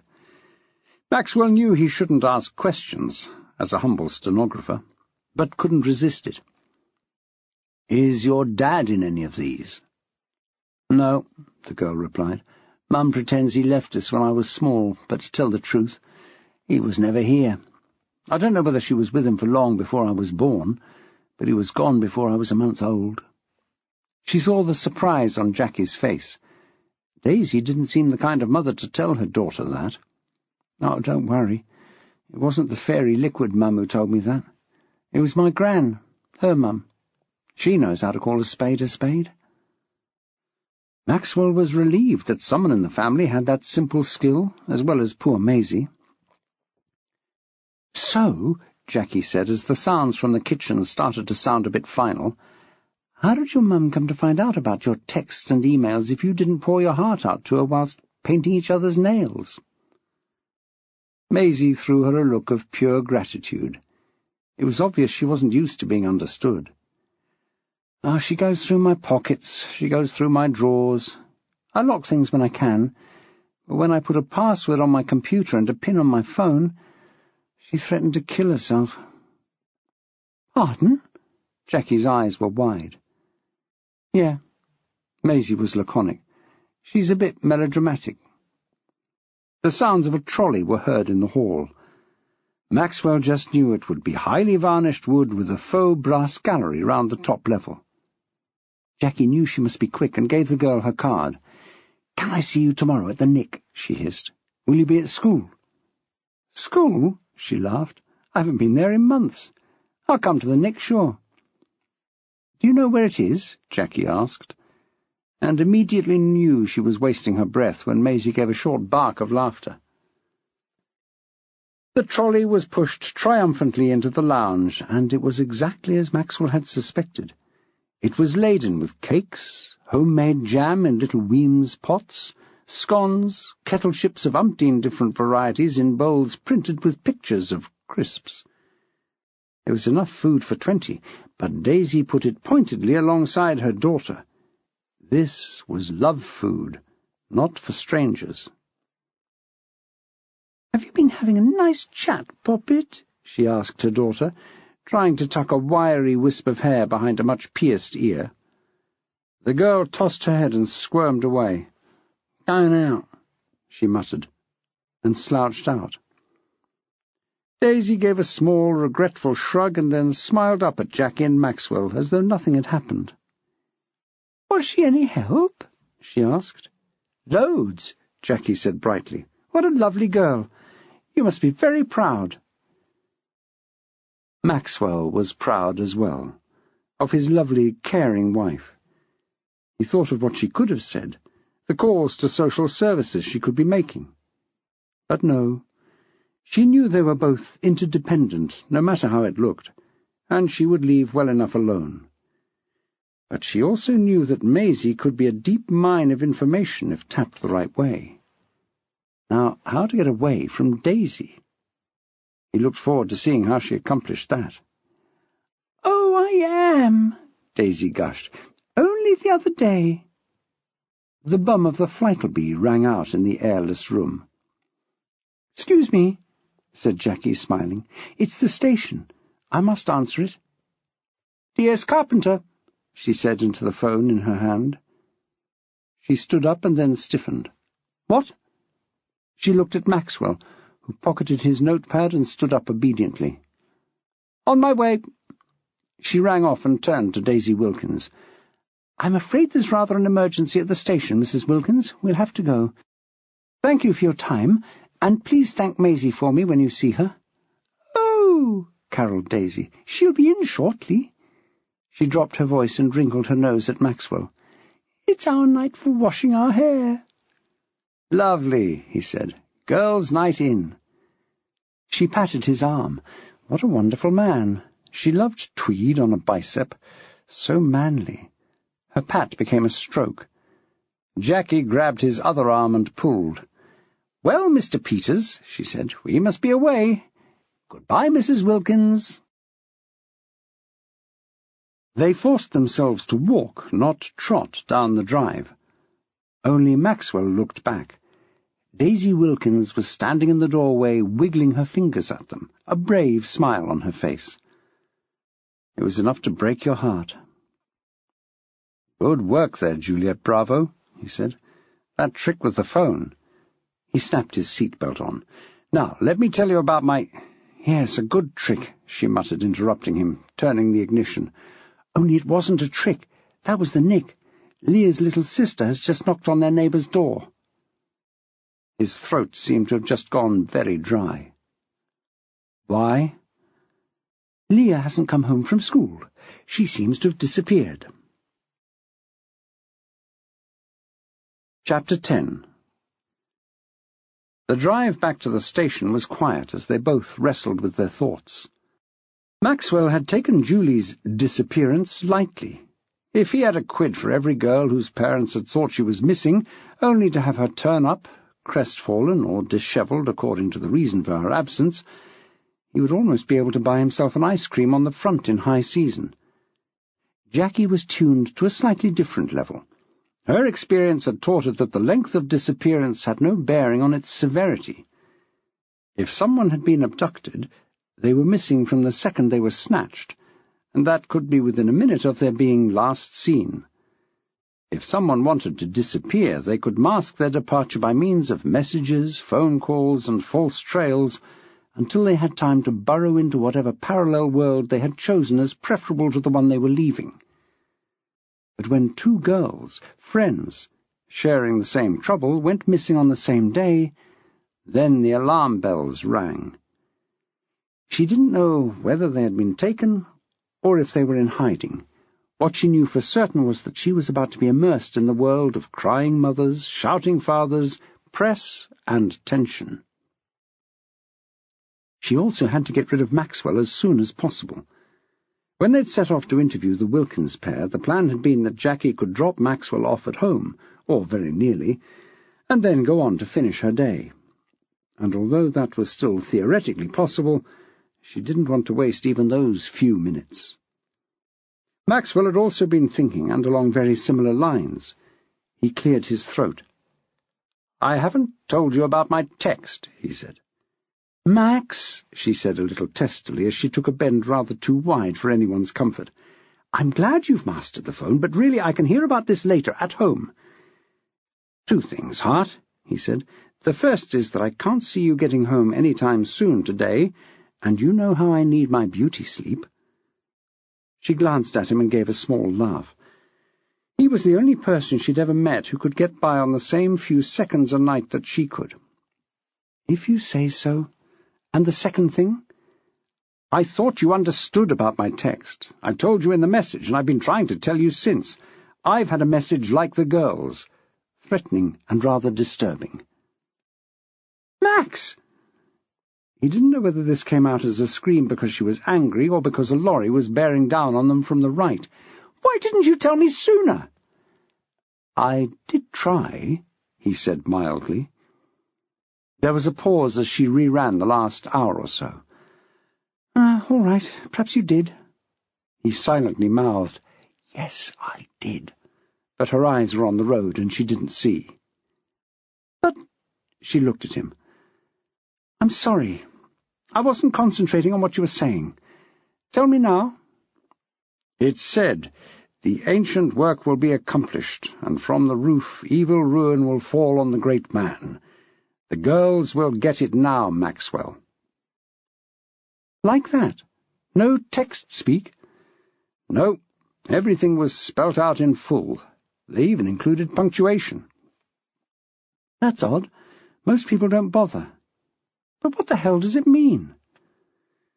"There's something about it that's familiar, and I can't put my finger on it. The great man's me, of course. Who else?" "Yes, dear, of course it is. I rather thought it was referring to Sherlock Holmes, and it's obviously someone who knows you because you don't text or use abbreviations." She thought for a moment, drumming her fingers on the wheel as she waited for a traffic light to change. "So are we back to kids?" "No, I still don't think that. And that's not just because the kids who would find this funny wouldn't be up to the grammar or the emailing, and what must be a quotation. A kid who could do this wouldn't do this, if you see what I mean." "I do see," Jackie said. "But I think that perhaps you and I have a different view of kids." "Perhaps." He turned and smiled at her. "Perhaps we had better agree to differ." Then, as if he had read her mind, "What do you want me to do when we get to the Nick?" This was a timely question, as she'd just turned into the car park. "I was going to go back to the first plan of the afternoon before you talked yourself into being a stenographer." He ignored the obvious injustice of this. He had been perfectly content to stay in the car. "You should get yourself home, and I'll see you later." But now she turned off the ignition and the car clicked quietly as the engines started to cool. "I think you ought to come in and give a statement." He looked dubious. "To anyone in particular?" Jackie ran through the list of people who Maxwell hadn't annoyed at the Nick. It was very short, and only one was on duty. "I suppose it'll have to be Henry," she said. "Isn't he out?" "Oh, damn. Yes, he is. Or at least was. It might just be that he's back. We'll go in and see anyway." She unbuckled her belt and got out of the car. She turned and faced him over the car roof. "We could do with a holiday, you know," she said. "Half-term now, I suppose," he said. "No last minutes for the Easter holidays left, I shouldn't think." "When you retire," she said, "we can go away whenever we want." "True," he agreed, "as long as it only costs 4 3 farthings. She laughed and clicked the key. The car warbled back at her and flashed its lights in a friendly fashion. Falling into step, they walked up the back steps of the Nick. Henry Hall drove to Yvonne Thomas's house, following her. She was at the end of her shift, and he saw no reason to make her come back in just to get her car. As a father himself, he knew she would have a difficult evening ahead of her. As they walked to their cars, he had chatted to her of this and that, mainly trying to find out a bit about her home life. He liked to think he kept his ear to the ground, but there was a limit. Not even he could remember everything about everyone. He realized that he perhaps should have known that her husband was a desk sergeant at another station, but he just chalked that one up as a failure. He would be home before they got there. He got out of his car, which he'd parked at the curb over the end of the traffic cop's drive. At least he knew he was probably safe from a ticket there. She was waiting for him by her vehicle, and set off down the drive to the front door as soon as he'd locked his doors. It was a nice house, Henry thought. Well kept, a basketball hoop on the door frame of the garage, a cat flap in the panel beside the double-glazed front door. The door-knocker was a tiny truncheon in brass. Someone had a sense of humour, at least. The door opened, and Yvonne's husband stood there, framed from behind by sunlight filtering through from the kitchen. The house sounded too quiet to have 2 teenagers in it, especially the 2 that Hall remembered, forces of nature, red-haired, freckled kids, always throwing a ball or catching a frisbee. They were always the ones who played the funny jokes, not the cruel ones. They went to school out of Leaford, going in every morning with their dad, coming home on the school bus. Nice kids from a nice home. Their parents spoke together. "Kids home," their mother said. "They're upstairs," came from their father. Then he added, "They wanted to go out, but I said they had to wait for you." He looked past her to Henry. "DCI Hall." He extended his hand for him to shake. "I wasn't expecting you." The subtext said, "You're a bit high profile. What's going on?" "Don't worry, Pete," Yvonne said, thus relieving Henry of the problem of not knowing the guy's name. "It's just that DCI Hall was free, and the DS who's running the case had an appointment. I'm sure it'll all be something and nothing." "I'm sure it will," Hall said. He turned to the husband.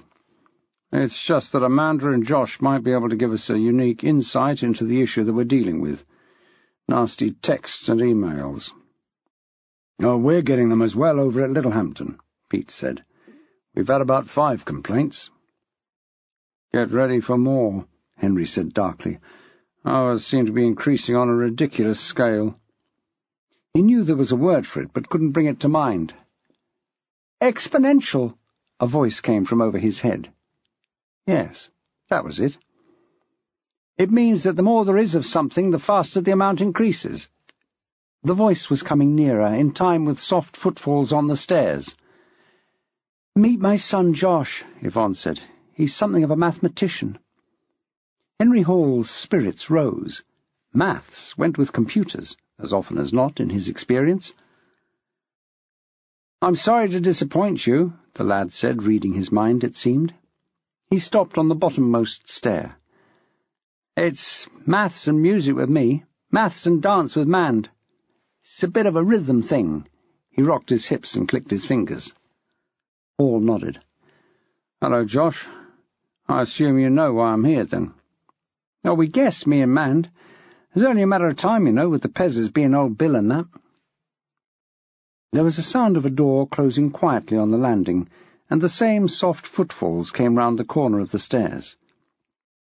Suddenly Josh had a shadow, slighter, paler, with longer hair, but otherwise they made Hall feel as though the focus had slipped, like it used to on the old-fashioned TVs of years ago.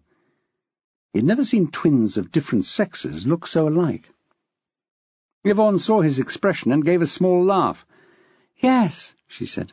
"It does that to people. It's just a family thing, though. Plus the red hair. The face, the freckles, the slight build seems to go with it."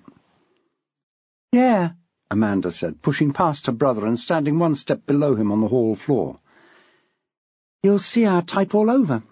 We would have been exposed on a hillside years ago, wouldn't we, bro?" She tossed her flaming curls and turned to look up at her brother. "They'd have called us changelings."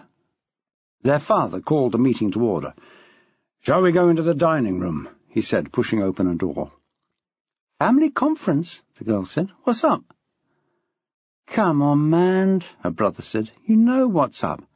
He indicated his parents with a toss of the head, "aren't stupid, and we've been behaving like a pair of total spazzers. They were bound to cotton on sooner or later." She tried to keep up the pretense. "Cotton on? What to?" He gave her a gentle push in the small of the back. "Just get in there. Sooner it's done, sooner it's done." Yvonne gave Hall a small smile. "He's the eldest," she said by way of explanation. "How much by?" Hall asked.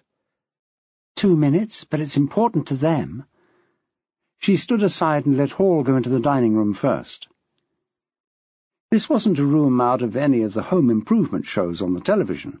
There was no rather self-conscious flower arrangement in the middle of a highly polished and barely used table, no throws over the backs of the chairs. This was a room where a family ate, played games, and, yes, used the computer. It sat, not exactly state-of-the-art, in a corner on a small desk. A shelf of CD-ROMs was attached rather haphazardly on the wall above it. Hall leant over to read the titles. Garden Planners, Scrabble, Sudoku. Not even a shoot-'em-up game in the little collection. He turned back to the family and saw they were smiling. "Sorry, DCI Hall," Pete Thomas said. "We are really boring parents when it comes to our kids and computers. No shooting here. We've both seen enough in real life." Hall thought, but didn't say it. In traffic? Things must be wilder on the streets than he remembered. His face, though as stone-like as ever, must have shown it, because Yvonne looked at her husband before she spoke. "We haven't always lived here, DCI Hall. We used to live in Nottingham." Hall understood. The drive-by shooting capital of Britain. And he also understood why these parents were taking this problem, which might not be a problem, so seriously. "I see." He sat down and looked round the table at them. "I'll just give a quick recap.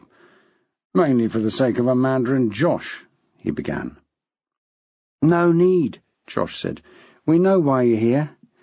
Man's been receiving texts and emails which scare her." He looked over at his mother and, reaching out, covered her hand with his. "Oh, don't worry, Ma. She hasn't been meeting paedophiles behind the bike sheds. No one's touched her. They mostly suggest that she's done something wrong that the person on the other end knows about. That they'll tell if she tells, that sort of thing. Usual sort of thing." The last statement was on the edge of being a question, and it was directed at Hall, who nodded. "I was scared," the girl said. "I had to tell Josh. He always knows when something's wrong anyway, so there was no point in hiding it from him." "How long have these messages been arriving?" Hall asked. The twins looked at each other and pursed their lips, thinking. Amanda answered. "Since just after Christmas, I think," she said. "Yes, that'll be about right. Still in the holidays, but after all the Christmassy bits, you know. Say round the 4th of January, that kind of time? Not that long, then, said Hall. How many have you had? 10, 15? Josh gave a harsh laugh. Make that 10 or 15 a day, he said, and that's on a quiet day. Sometimes it's far more. His parents stared in horror. No wonder their children had become rather quiet. Yvonne looked ready to speak, but Hall held up his hand and she shut her mouth again. Was it that many from the start? He asked. No, she said. At first it was just the odd 1 or 2. In fact, I thought it was a friend messing about, but because it was the school holidays, you know. I'd had a new phone for Christmas, and I thought it was because of that. So it was a new number, Hall said thoughtfully. Of course not, Josh said, with the laugh that teenagers reserve to reward a cute old fogey who knows nothing. She kept the number. Can you imagine the chaos if she had to change her number? He snorted. It would take like weeks to let everyone know. I'm sorry to hear you say that, Hall said, because that's exactly what I want you to do. I want you to change your number. Get this one suspended temporarily, so that whoever this person is knows you're not getting the texts. Then get a new one. He glanced across at the parents. Pete nodded. Don't let anyone have the new number except your parents and Josh. Then, if you get more texts, let me know. He didn't say as much, but his plan, as far as it was formulated, was to find out where the information was coming from. Did the texter have some way of finding out telephone numbers other than from friends and general calling circles? This would be the way to find out. What about the emails? It was a fair question. Yes, well, I need to see those. Have you kept them? No, of course not, the girl said. I wouldn't open them, only he sends them from different addresses all the time, so I don't always know it is one. There'll probably be one now, though. I haven't logged on for a while. Oh, yes, Yvonne chipped in before Hall could stop her. What's with changing your password, my girl? I don't know how you could even ask, Josh spat. She didn't want you to know. But you always tell us everything, their mother wailed, and burst into tears. Hall had been through this learning curve, as every parent did. It made it no easier to watch someone climb its slopes. He glanced at Pete Thomas, who looked stricken. He didn't know which way to jump. Hall decided to save them from themselves. Yvonne, he said, you know that's not true. You know kids have secrets from the time they can talk. Before, probably. They didn't do it to hurt you, you know that. I'll tell you what, though, Amanda said, stroking her mother's arm. It's amazing you only found out today. That means you haven't been checking. That means a lot to Josh and me. The boy nodded. Their mother blew her nose and wiped her eyes. The smiles they exchanged made even Henry Hall's cynical heart lurch a little. To break the somewhat schmaltzy mood, Hall cleared his throat and said, Can you get logged on, Amanda, and we'll see what our friend has for us? This'll take a while, Amanda said ruefully. This computer's old and a bit cranky. It does for us, Pete Thomas said rather defensively. You don't need state-of-the-art for what we use it for. State-of-the-art, this is, Josh said, and Hall had to admit that as jokes went and as circumstances went, it wasn't bad. Excuse me, Hall said to the Thomas family in general. He'd felt the preliminary stirrings of his mobile phone, and almost at once they all heard the growing tones of a very simple, basic ring. Not for Henry Hall, the merry Rimsky-Korsakov extravaganza of the Maxwells. He didn't even like the more restrained and very popular Mozart tune. He just liked a nice, simple, regular ringing phone noise.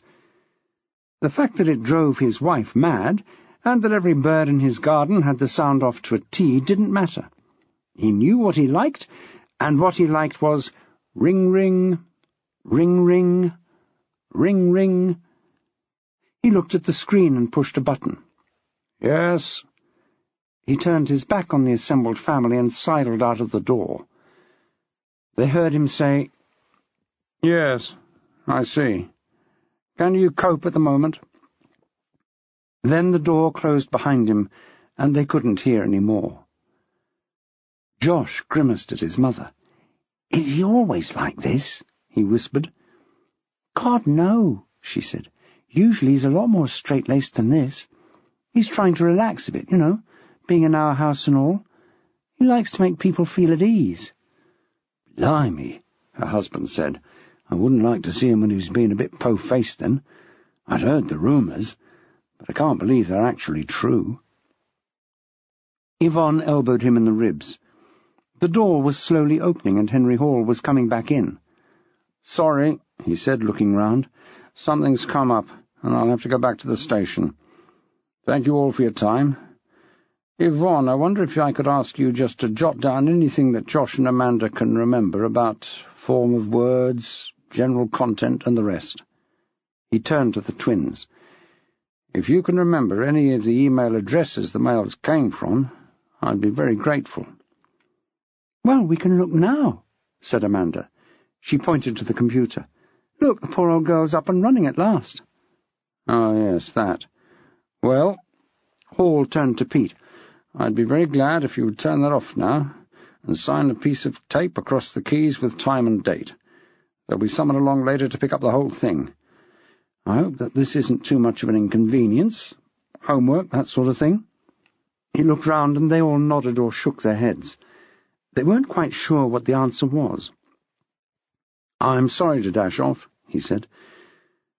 "It's a good job you're the job," he said to the parents, standing there, one behind each child's chair, hands on their shoulders. "Otherwise I'd have to get someone in. As it is, we're going to be a bit short of personnel." "What's happened?" Yvonne couldn't help herself. "One of the girls we'd already worked briefly with." Henry crossed his fingers behind his back, for now he was counting Maxwell in the magic we. "Seems to have disappeared. She hasn't been gone long, and I'm sure it's going to turn out to be a misunderstanding, but, as I'm sure you both know, you can't be too careful." He turned to go, then spoke over his shoulder. "If I could have that report, Yvonne, as soon as possible." He looked at the computer. "Longhand will be fine." And with that he was gone.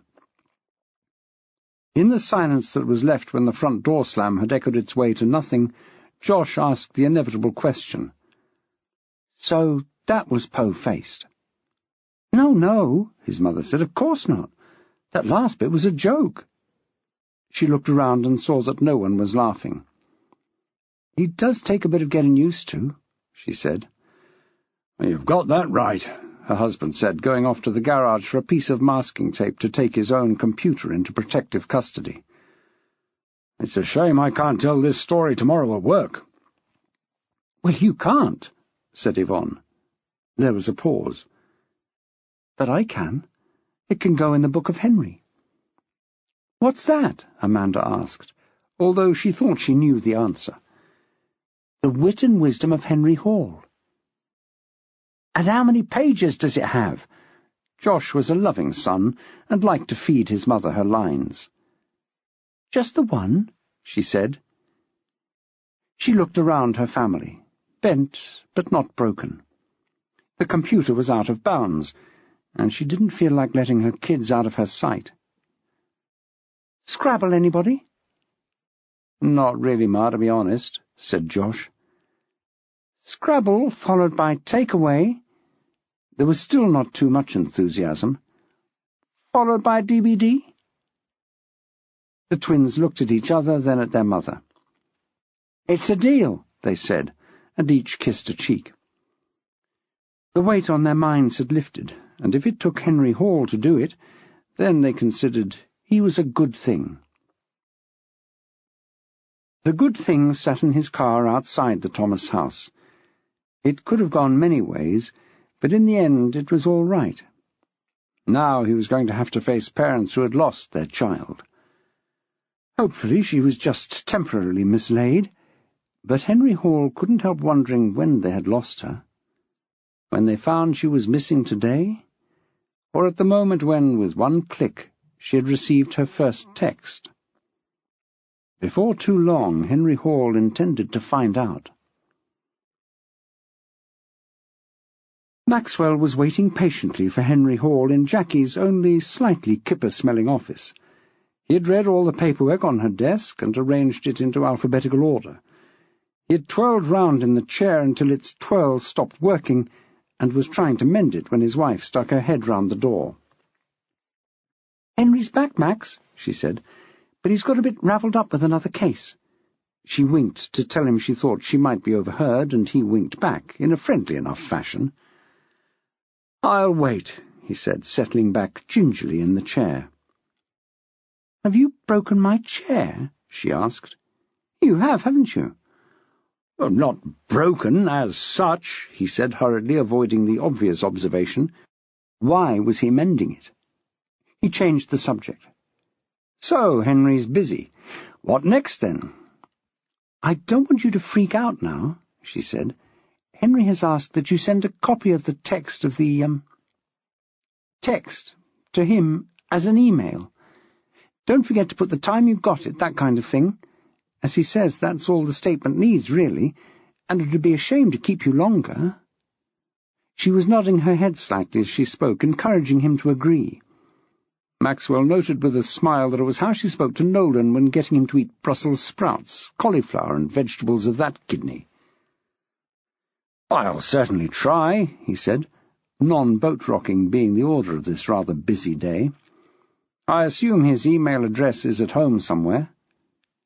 "It's in the address book," she said. "The one with the Degas on the front, or the one that Nolan chewed that time?" "The one in the Windows mail." "Oh, right. Have you got a pen?" "Of course you have. Right, this is all lowercase with no spaces. Hall H at," she sketched the at sign in the air, "leafordpolice.gov.uk. Got that?" "Yep. I'll give it my best shot." He got up, and the chair fell into two halves. He looked at the destruction. "It was probably that kipper. It rotted something, I expect." He walked past his wife and risked a small kiss on her nose. "What about Noel?" "Darling, I'm sorry." She tore her eyes away from her ex-chair and tapped her forehead. "I'll forget my head next. Spencer's mum will drop him off in about half an hour at home." "I can't get back home that quickly." "Cinders, you shall go to the ball." Jackie waved an invisible magic wand. "There's a car outside for you. Don't say we don't spoil you." "I would never say that," he said, and meant it. "I'll see you when I see you, then." "That's about the size of it." "Night-night, then." They were in the corridor by this time, and he reduced their leave-taking to a pat on the shoulder. "Abyssinia." "Love to Noel," she said. "Of course." They walked down the stairs together and parted on the landing, he to carry on to the foyer, she to enter the mad world of a new situation, which might go so many ways. Chapter 11. The police driver was suffering from the virtually epidemic curmudgeon disease, and after a few conversational sallies had been drowned at birth, Maxwell sat back and let the drive wash over him. He was aware that being brought home in a squad car would probably turn heads in quiet Columbine, but he was used to the curtains twitching whenever he came home. Despite its genteel veneer, the whole road was a hotbed of seething underground vice, according to Mrs. Troubridge, who was an expert on such things. For example, her at number 35, across the road and down a few, spent her entire day drinking cheap sherry. She then buried the bottles in the garden before her husband came home. Since Maxwell happened to know that the woman was a freelance upholsterer who, when not out measuring up sofas, spent her time with a mouthful of tacks and a staple gun in one hand, he tried to put the record straight. This had made things rather worse, as Mrs. Troubridge added the interesting fact to the mix that she wandered around armed, and so he'd stayed out of it after that. But Mrs. Troubridge came into her own when telling the entire street of the goings-on chez Maxwell. She was disappointed that he didn't seem to be a wife-beater, but everything else was grist to her mill. Jackie often told Maxwell that he should be grateful that Mrs. Troubridge was so fond of him. Had that not been the case, he would have been on the front page of every Sunday rag for sure. My neighbour the Martian ate Freddie Starr's hamster, or something like that. As it was, she just kept it local, and everyone knew to take things with at least a small pinch of salt. But they all said to each other over their respective back fences, there was rarely smoke without fire. Except when him at 16 had one of his bloody bonfires, there should be laws or something. Maxwell was used to seeing a little old lady crouching behind a hedge as he approached his house. She seemed to have a preternatural ability to anticipate his arrival. He had never considered the truth, that she spent almost all of the afternoon lurking by the front door, ready to leap, or at least lurch out at him when he came down the path. The usual picture was the same, but somehow different this particular afternoon. As the squad car turned into Columbine, Maxwell could, by craning round slightly, see Mrs. Troubridge weeding her flower-bed, waiting to collar him. But he could also see an unexpected little old lady sitting on his doorstep, like a down-and-out in Victorian Whitechapel, sleeping rough. That little old lady was Mrs. B. She appeared to be crying. He could hardly wait for the car to stop, and he leapt out and slammed the door without his customary courtesy. "Ignorant bastard," muttered the driver as he sped away in a squeal of rubber. "I thought you were supposed to be a gent." Maxwell was kneeling at Mrs. B's side before the car was out of sight. "Mrs. B, whatever's the matter? And why didn't you let yourself in, for goodness' sake? If only to keep that nosy old trout next door from seeing this," he felt like adding, but didn't. Mrs. B gave a colossal sniff which almost lifted Maxwell's hat off his head. "I didn't like to," she said. "It's not my day or anything." Mrs. B did for the Maxwells once a week, and did them proud. She didn't just move the dust around, she actually removed it, which was against her principles usually. Only the attic was off-limits to her.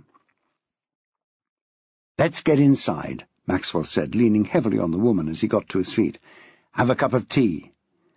"That'd be nice," she said, wiping her nose with the back of her hand.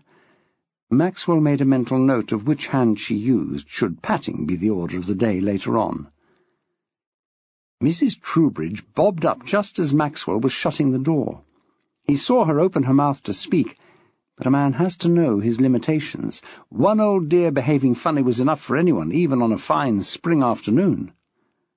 "Up you go," he said to Mrs. B as they stood at the bottom of the stairs in the gloom of the hall. This early in the year it could strike a bit cold, but in the summer it was bliss to walk in out of the heat and glare and wait just a few seconds to let the cool wash over hot eyes and itchy skin.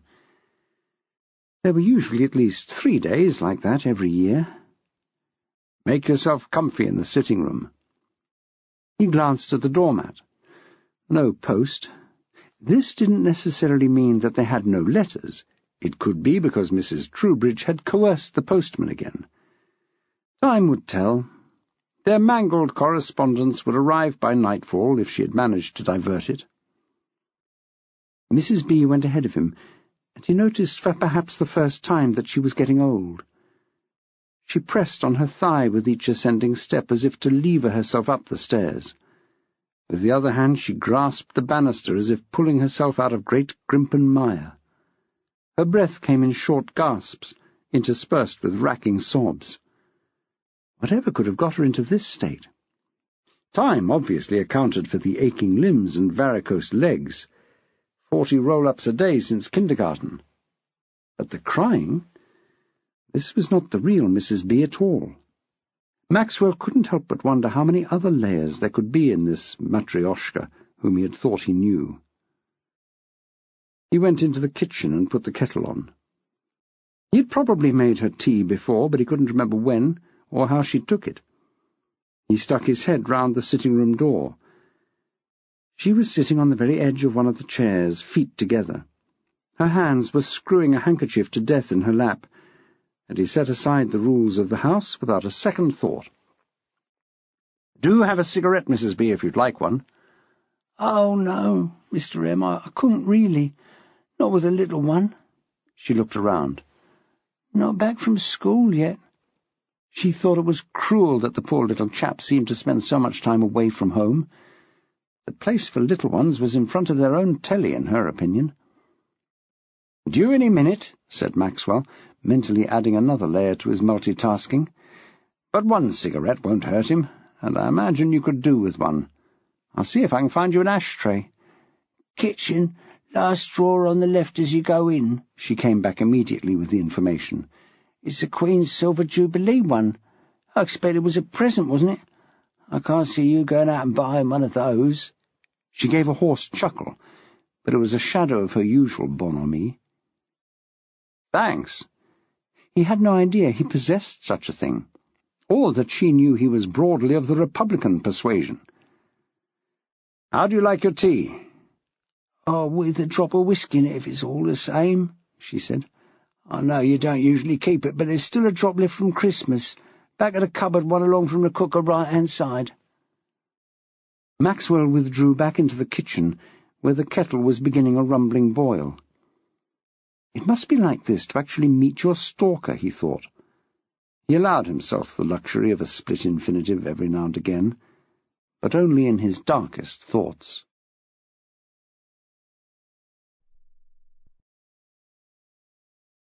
This audiobook has been broken into multiple parts to make the download faster.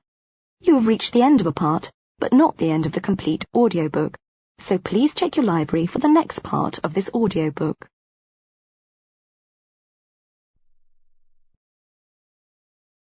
Audible hopes you've enjoyed this program.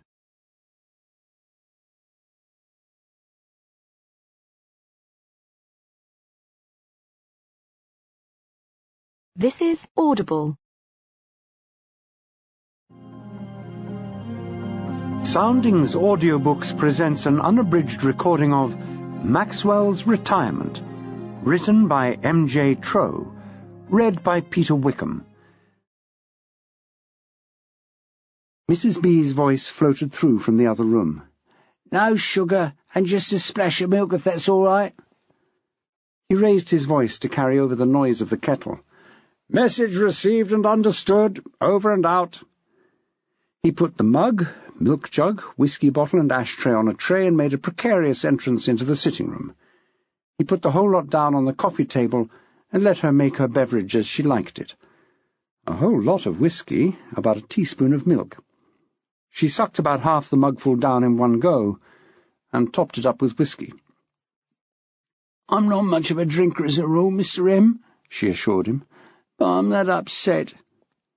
A cigarette had appeared by magic in her mouth, and she lit it and inhaled appreciatively between sentences. "I've had my sister on the phone. My nephew, you know, the one I told you about? The one was so good on computers. Our Colin." "Ford Open Prison," Maxwell offered, the only fact he could recall. "That's the one. Well, he's been reported missing." "Missing from prison? That's a bit major, isn't it? Why wasn't it on the news?" She cackled into her tea. "Bless Mr. M," she said. "If they reported every con that goes missing, there'd be no time for other news." Maxwell had the feeling that he was about to wade into uncharted waters. "Oh, I didn't realize," was all he said. "Well, it's not as if our Colin's a dangerous lunatic nor nothing," she said. "I don't see why they make such a fuss over the white-collar stuff. It's only money." Again Maxwell forbore from comment. It may be only money, but it was someone else's money, a concept obviously foreign to young Colin and his ilk. "It wasn't even money in the end," she sniffed and inhaled together, a clever trick only mastered by a few really dedicated smokers. "He was gathering some venture capital together. They got most of it back." "Venture capital, Mrs. B?" He was totally unused to tackling only one of Mrs. B's startling remarks at once. He realized he'd never actually sat down and had a conversation with the woman before. It was rather unsettling. She looked a little uneasy, as making an admission didn't really suit her. "I can't say as I understand it, Mr. M," she said. "It was all about networking or something. They didn't have nothing to sell, it was just— it's no good me trying to tell you. I'd get it wrong." Maxwell had heard of these computer scams without understanding a thing about them. The apple of Mrs. B's eye had probably set up some sort of spurious website, www.colin.con, or something similar. So when you said you were looking after his interests, Maxwell remembered her computer skills from the previous day and wondered how she was using them. "Oh, I just make sure his money goes to the right place." Her face suddenly shut up like a clam that had sucked a lemon. "Oh, I don't know whether I ought to tell you any more." "That's quite all right, Mrs. B." Maxwell patted her hand and hoped he'd chosen the right one. "Tell me about his disappearance." "He just didn't come back from work. They did the roll call and he wasn't there. It was the driver's fault, of course. He should have noticed when he didn't get on the coach, but I suppose he wasn't concentrating or something. Anyway, they done the roll. He ain't there. He keeps a bit to himself, our Colin, so nobody really could say when they'd seen him last." Maxwell finally managed to get a word in. "Work?" "Well, it's the plan, isn't it? They lock 'em up, but only at night. Later on he'll be having weekends at home." She paused, and the tears came back to her eyes. "Well, he would have. Not now." She leant forward and clutched Maxwell's arm. "He would have come to me, Mr. M, or his mum. He wouldn't just go off. He was doing his time." Maxwell looked at her. She was clearly distraught, and after years of seeing her unmoved, except by a knee-jerk cynical response, by the most devastating upheavals, he found it cataclysmic. It was as though the Isle of Wight, just visible from the dam, mistily distant over to the right, had suddenly lifted its skirts and moved to Aberdeen. "I assume they've been in touch with his employers." "First thing next morning," she said. "They didn't answer the phone till 9 o'clock. "Not straight away?" He found it incredible that a firm employing a prisoner, albeit from an open prison, albeit a nice boy, fond of his family and guilty only of a bit of light fraud, should not be contactable out of hours. "Administrative error," she said. "Well, more a case of— Oh, this won't go any further, will it, Mr. M?" He shook his head. He hoped Jackie would forgive him. "Our Colin had hacked into the computer at the prison. Easy as falling off a log, he says. They should be ashamed. Only did it for a laugh, though, Mr. M. He changed all the out-of-hours contact numbers." "For a laugh?" Maxwell raised one eyebrow. She looked embarrassed. "He's not very—" She was stuck for the word. She wanted to say that Colin was a nice boy, not the brightest apple in the barrel, not really a people person, just happy with his computers. Not simple, you understand, just not very— "Sophisticated?" Maxwell helped her out of her linguistic hole. "Oh, that's right. If somebody asked him to do it, he'd just do it. He was always like it from a little un. Always did what the bigger boys told him." She gave a phlegmy chuckle, which seemed to remind her to light another cigarette. She held it up with a querying expression. He nodded, and she drew on it hard. "He jumped off a roof once, 'cause they said to. Broke his leg." "Boys, eh?" Maxwell laughed. The doorbell rang, breaking into the conversation. "And talking of boys, that's mine, I think. Will you excuse me a minute, Mrs. B?" "Oh, love him." Mrs. B went into dote mode instantly. "I'll just say hello to him, Mr. Maxwell, and then I'll get along. I feel a lot better." "Nonsense, Mrs. B," Maxwell said from the doorway. "Noel can always go and watch the telly in another room. He'll be fine for a while." He clattered downstairs, and the woman could hear cries of welcome in the hallway below. These were followed by the scamper of little feet up the stairs. "Mrs. B," called Nolan, "where are you?" "In here, ducks," she said, hurriedly stubbing out her cigarette and moving the ashtray out of range. He ran into the room and flung himself into her lap. He gave her a fierce hug and stood back. "Dad says you're a bit sad," he said, gazing into her eyes with his big brown ones. "Do you need hugs, or do you need to discuss it? 'Cause if you do, I can go to my room." Poor little mite, she thought. It was no wonder he sounded as though he'd swallowed a bleeding dictionary, always on his own, reading books, no doubt. She put an arm round him and gave him a squeeze. "I just want to talk to your daddy a minute. Then you can come in here and watch the telly. All right?" "I don't watch much TV in the evenings," he announced. Her heart bled for him. She couldn't begin to picture a typical evening in the Maxwell household, with Nolan playing games with either or preferably both parents. The bedtime stories, which sometimes took so long the bedtime was theirs, not his, by the time they were complete. As Jackie often said to Maxwell, if they'd wanted to spend all the time watching a cute infant, they should have got a kitten. But of course she had to whisper in case Metternich was in earshot. Maxwell came in behind the boy and shooed him off upstairs, via the kitchen, for a drink and a biscuit. He'd had a faintly acrimonious exchange at the front door with Spencer's mother, who had a zero tolerance to smoking. Since Maxwell had a zero tolerance to women who ranted first and asked questions later, Jackie would have a lot of bridge-building to do. "How's Spencer?" Maxwell asked as he and the boy raided the cupboard. Nolan said, all the derision in the world in that one sound. "We're not really friends just now, Dads. He's a bit childish sometimes." Maxwell gave him a kiss, not just for being a great kid, if sometimes rather middle-aged, but because he'd got his dad off the hook with both Spencer's and his own mother. "Kit Kat?" He waved it tantalizingly. "Oh, yes, please. Only if you can promise me you won't get it on your bedclothes, clothes, curtains, or Metternich." "It's okay. The Count just licks it off." Maxwell lifted the child down from the work surface where it had been sitting like a small, skinny, bruised Buddha. The cat and he had a private life of which Maxwell knew nothing. He felt faintly jealous. "Off you go, then, mate. I'll give you a shout when Mrs. B's going. You can come down and say bye-bye. We'll have rubbish for supper, and then a game or 12. Sinya." And the little chip off the old block was off up the stairs like a rat up a pipe. "Abyssinia, Toots," Maxwell muttered, and watched as his son's heels disappeared round the corner into his bedroom. There were distant sounds of a large black-and-white cat putting up with a hug from a small and already chocolatey boy.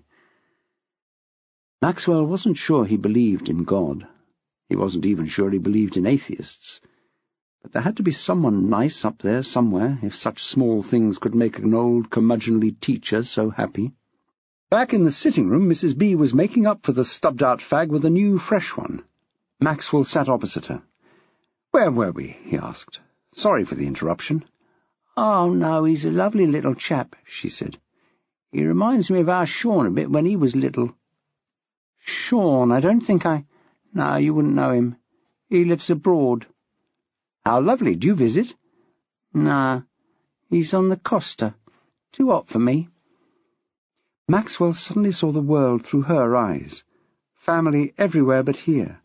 In prison, on the run, on the Costa. No quiet evenings chewing the fat for her. Just checking the text on the television to make sure no one she knew had been caught, or escaped, or— he tidied up the thought— escaped and been caught. He forced a smile. "Don't worry about Colin, Mrs. B," he said. "He's probably just gone to a friend or something. He'll turn up." "We ain't got no friends. He's only got his mum and me." "Might he have gone to, well, Sean, for example?" "They don't get on." The statement was not for discussion. "Well, even so, I'm sure he'll turn up." She finally got to the point. "Can you ask Mrs. Maxwell to find out if there's any news? They don't tell us in case he's in touch." "I don't know whether—" "I know she shouldn't tell you anything, but I know she does. Everybody knows that you can get anything out of anybody. That's well known." He needed her to feel better. He needed her to be gone in enough time for him to open a window and air the house before Jackie got home. He needed to think. Computers seemed to be coming at him from all sides. But before she went, she could do him a favour. "Mrs. B, could you just do me a favour? I need to send an attachment later in an email. Could you just remind me how to do it?" She struggled to her feet from the embrace of Maxwell's favourite chair. Have you got your laptop? No, I came away from school a bit suddenly today. I heard. Oh, we'll have to use your PC then. He nodded and ushered her up the stairs to the study, where she was soon sitting at the desk waiting for Maxwell's aged computer to wake up. "It's slow, isn't it?" she remarked. "Well, he's a bit thoughtful," he said. He found himself becoming rather defensive on its behalf. "It'll be ready hour-terrily." Finally it proved him right, and the wallpaper appeared, a baby photo of Nolan. Desktop icons reluctantly populated the screen, and it was as ready as it would ever be. "Do you want to bring your emails up?" Mrs. B asked, bringing all sorts of images into Maxwell's head. "No, you do it," he said. "It's just click on that there." He pointed to the icon, and she politely decided not to comment. The pane came up on the screen, followed by the familiar page. "You've got messages," she said, trying not to read anything. "I'll read those later," he said. "Can you just show me how to attach something?" "Oh, it's easy," she said. "Look, you click Create, and a box comes up, see?" And sure enough, there it was. You put the address in, see, there, for who you want it to go to. See, it says 2. It was Maxwell's turn to be polite now. This much he could do. Then when you've written the email and you want to attach something, you click on this paperclip here. She suited the action to the words. Then you can choose from the documents, look, or pictures, whatever you've got there, and click Open, and you've done it. Well, that looks easy. And he was right. It did look very easy. Well, Mr. M, it is easy. Do you want to try it while I'm still here? No, Mrs. B, I'm sure I will manage. If not, Noel can probably help me. Mrs. B gave a throaty chuckle and smacked him on the shoulder. He could as well. He's bright, that lad. "I'll just tell him you're going," said Maxwell. "Noel!" He raised his voice.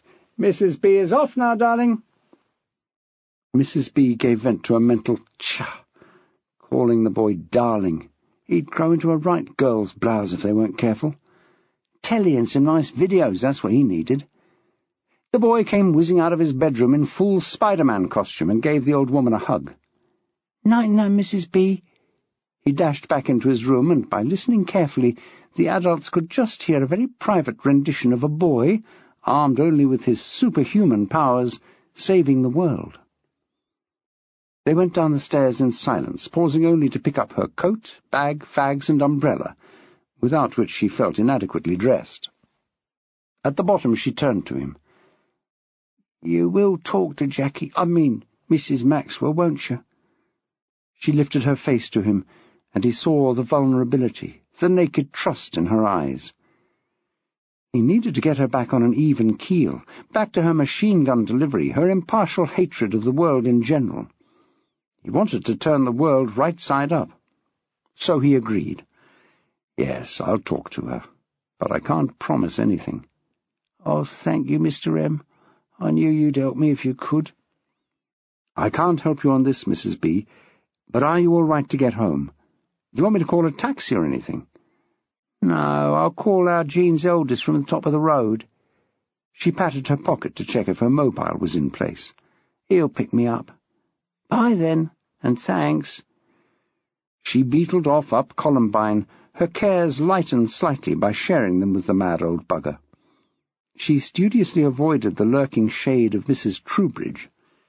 In Mrs. B.'s opinion, she ought to keep her old nose out of other people's business, old besom. As she got to the end of the road, she looked back. The old trout was knocking on the door now. Nosy old so-and-so. Maxwell had just toiled up the 2 flights to Nolan's bedroom and was giving him the all-clear when he heard the soft tap at the door. Only Mrs. Troubridge knocked rather than rang. It reminded him of Edgar Allan Poe and the Raven, someone gently rapping at his chamber door. Unfortunately, he'd found over the years that it was never the lovely Lenore, but always the ghastly, grim, and ancient Troubridge wandering from the nightly shore. He decided to ignore it. He and Nolan decided to plump for pizza. It was quick, It was round, it claimed to be food, and, followed by ice cream, did them both very well. Bath time was slightly cursory, but Nolan was still a little fractious about washing with his sore chin, and didn't really mind its foreshortening. When he was tucked up in nice, loose-around-the-chin pyjamas, Maxwell craved his indulgence. "I've got to do some work tonight, old mate," he said. "Ma is running late. Trouble down in Dodge City." Nolan chortled at his perfect Gary Cooper. "I'll just be in the study. You can watch a DVD. Guns, knives, clubs, all the same to me." Maxwell had morphed into Lee Marvin out of Cat Ballou. "All right with you?" Nolan offered a silent high-five and went over to his shelf to choose a DVD. He finally settled for a cartoon. Maxwell started it for him and left him curled up in bed, sucking the fingers of one hand and absent-mindedly twirling the fingers of the other in Metternich's coat. The cat responded by laying an admonitory paw on his leg, as if to say, "Watch it. Too many liberties, my lad, and it's not just the chin that will have stitches." But for now all was peaceful, and Maxwell retired to the study. The email inbox page was still up, obscured by floating bubbles. He would happily have sat and watched them for hours, but he was against the clock, really. He should have sent this email ages ago. He opened a new document and typed a short and succinct resume of the text. When he got it, what had happened just before and just after, what it said. He managed to avoid mentioning things he was not supposed to know. He saved it as a text.doc, and then thought that Henry Hall might ignore it if it was called something so innocuous. He renamed it Important Text.doc and saved it somewhere. He was quite good at starting tasks on the computer. It was finishing them that gave him trouble. He opened a new message in his email. He even remembered where he had written down Henry's email address.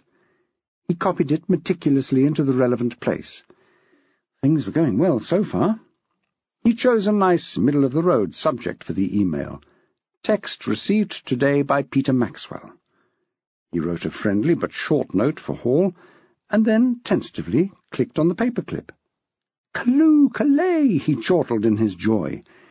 He couldn't have been happier if he had indeed slain the Jabberwock. There was the self-same page that had popped up so obediently for Mrs. B. Now, where had he saved that document? A mere half an hour later, he had tracked it down. He clicked open, and to his amazement, the title of the document appeared in the right place on his email. He was delighted and horrified at himself for being so pleased. This was technology, for goodness sake. He clicked send, and his blood, sweat, and tears disappeared, hopefully to wing its unintercepted, crashed or otherwise filtered way to Henry Hall's inbox. He turned his attention to his received emails.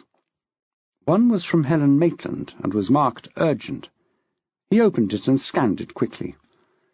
She had thoughtfully forwarded an email from Legs. News of a team-building exercise, dated some weeks ago. Why on earth? Oh, because it was taking place the next day, which was a development day. No kids, just disgruntled staff. Paintballing? Maxwell was about to claim a bone in his leg when he reconsidered. Guns. Diamond. Ryan. Oh, joy. Pansy. This could be just what the doctor ordered. The next one was from eBay, telling him his watched item was finishing shortly. He had another 5 minutes by this time to decide whether he really wanted another forage cap. His modelling one was getting a little painty round the edges, and anyway, it was only a matter of time before Nolan would need one. But he'd let it pass this time. The bid was already up to 8 times his salary. The third one made his eyes open wide, then wider. Without taking his eyes from the screen, he groped for the phone and pressed speed dial. Leaford Police, how may I help you? Chapter 12. Things were not going well at Leaford Police Station. Jackie had walked into the foyer to be met with a scene from Dante's Inferno. People were yelling, people were crying. There was a lot of posturing, strutting, arm-throwing, and general alpha male behaviour. She waited for a moment in the doorway and then resorted to response 7.1.1.a in the latest manual on crowd control. "Oi!" A simple enough sound, but at enough decibels it seemed to reach into the hind brain of most humans and shut them up, if only for a short while. Everyone turned to face her, and she felt like telling them to line up in an orderly fashion. Lines of policemen, Julie's family, Leah's family, all separately and not talking until the bell went. Instead she used technique 7.1.1.b, which was to lower her voice so that they all had to keep quiet as they strained to hear. "I am Detective Sergeant Carpenter," she said. "I am working on a case I think may be connected with the disappearance of these 2 girls. I think it would be best for everyone if we all calmed down, and then I can assign rooms to the families, and we can go from there." There were mutters of agreement, although not wholehearted, and Jackie turned to the desk sergeant. "Do we have anyone available at the moment? I know DCI Hall is out." "D.S. Carter is available," the desk sergeant said, with barely disguised contempt in his voice. Jackie remembered the kipper and forgave the man. "Would you like me to call him down?" "If you would," Jackie said. "Are the interview rooms free?" Before the desk man could reply, a man pushed himself forward and stood in front of Jackie. "I am Gregory Melkins," he said, as if that explained everything. "Are you?" Jackie asked mildly. She turned back to the desk again. "I don't think I want my wife to be shut up in an interview room. She is in a very fragile state and extremely worried about her daughter." "I'm sure she is, sir," said Jackie. "But I think that you have misunderstood the interview room situation. We're not on the set of Waking the Dead. Trevor Eve is not going to come in and shout at anyone. There is no two-way mirror. Our interview rooms are light, clean, and well-furnished. We need to speak to you in private. I don't expect you want your family business conducted in the foyer of a police station, do you?" The man looked at her as if she was something on his shoe, but his wife, hanging on his arm, and with her face swollen with tears, curtailed his behaviour into something approaching acceptable. "What I want is that you should speak to my wife about her daughter at our home.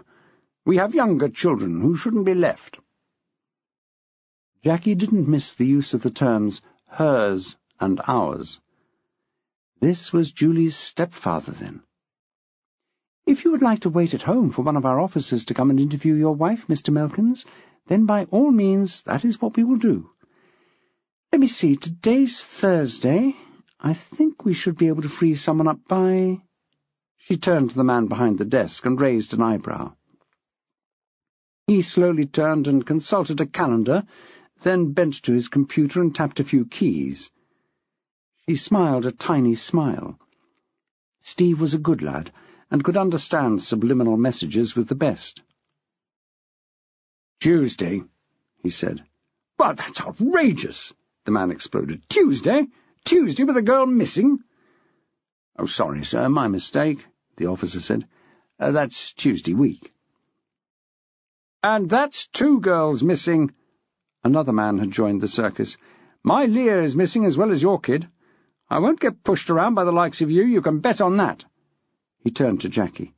"You can interview me when you like, but I don't know if I'll be much help. Leah lives with her mum and her sister. I live somewhere else." Melkins snorted and turned away. Jackie spoke to Leah's father quietly. "I understand your younger daughter reported her sister missing. Where's their mother?" "I don't know," he said. She's not very reliable." "A tart, that's what my Julie says," the weeping woman burst out. "My Julie wouldn't have gone off without your daughter encouraging her." Leah's father turned on her, and the whole bear garden started to reassert its dominance. Jackie opened the doors to the interview rooms and pushed the crowd through as though they were one animal.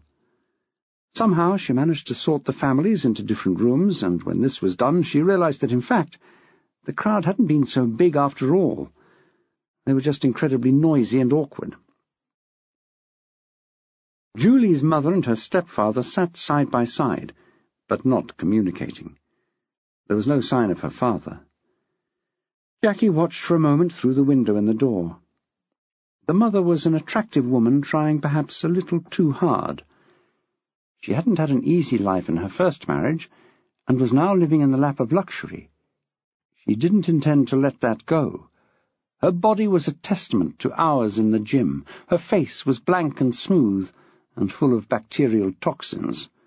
Her lips were just the right side of trout. He could have been used in a pictorial dictionary to define prosperous, or pompous. Jackie heard Maxwell in her head remind her of other P words. Pratt was the one that came immediately to mind. Pillock, that was a good one. She moved to look through the other window. Leah's father and her stepmother sat close together, foreheads touching. A carry-cot with a small baby in it was at their feet. Occasionally a chubby arm waved in the air, and they automatically turned their heads, and one of them would reach in to touch the child, as if for reassurance. Of Leah's mother there was no sign. She assumed the younger sister was with the neighbour who had helped her to raise the alarm. She turned from the window with a sigh. Families, eh? As she turned, she found herself pressed into the blue serge front of Steve from the front desk. After some muttered apologies and scuffling, they managed to get her hair unentangled from his buttons, and dignity was almost restored. He stepped back. "Are you thinking what I'm thinking?" She doubted it. She was thinking, what an oaf to come creeping up behind a person like that. "I don't know. I was thinking how odd that they have kicked up a stink so quickly when 2 girls have been missing for a matter of a few hours, and in broad daylight." "Well, that's more or less it," he agreed, "except that I'm also thinking, where are the other parents in this? The father of one and the mother of the other. And you can probably help me on this one, Sergeant. Why are we taking it so seriously, also at this early stage, Steve, we'll have to get you out of that uniform and upstairs. You've got me." "Well, I said you've got me. Not that I'm going to tell you. I'm sure a bright guy like you can sort it out for yourself. Now then, I think we'll wait until DCI Hall gets back before we tackle the Milkins family. I have a feeling he's the kind of bloke who takes no notice of women as a species." The desk sergeant looked through the window and whistled under his breath. "He was taking notice when he picked that one," he said. "Trophy," Jackie said. "Not a brain in her head, and it shows. I expect he ditched the wife he'd had all through the hard times. I have him pegged, Steve. He took on Julie because his new wife wanted her. I expect he fought the father for her through every court he could so easily afford. Now, as I understand it, they have 2 new kids, and Julie's probably surplus to requirements. But now her father doesn't want her either, and they're stuck with her." The sergeant looked at her with awe in his eyes. "Blimey," he said. He looked in through the window again, but couldn't see any of that. "How did you work all that out just by looking at them?" She realized that she had dropped a possible clangor. Oh, what a tangled web we weave when first we practice to deceive. Maxwell would have also added to her poetic maunderings that none by sabre or by shot fell half as flat as Walter Scott. Her deception skills certainly would take more practice. "It's just a sixth sense, Steve. Comes from being a detective."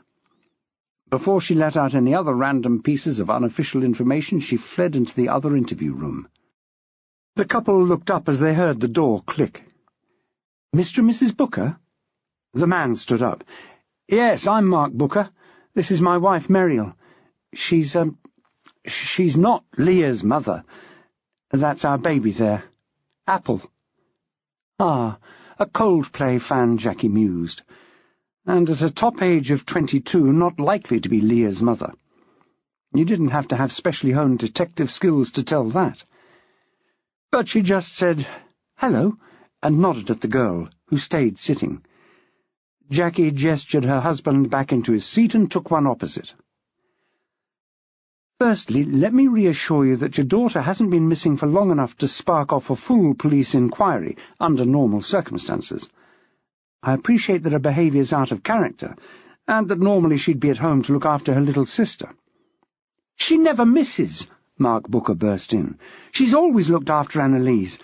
Since I left, really." Jackie took in the age of the baby and did a small calculation. "So that would be about 2 years ago?" she asked. "More than that. I didn't leave my first wife for Muriel." He cast her a loving glance and put his arm round her shoulders. "Leah's mother, Pam, had been—" He swallowed and dipped his head. This was obviously still raw for him. His wife patted his leg and he carried on.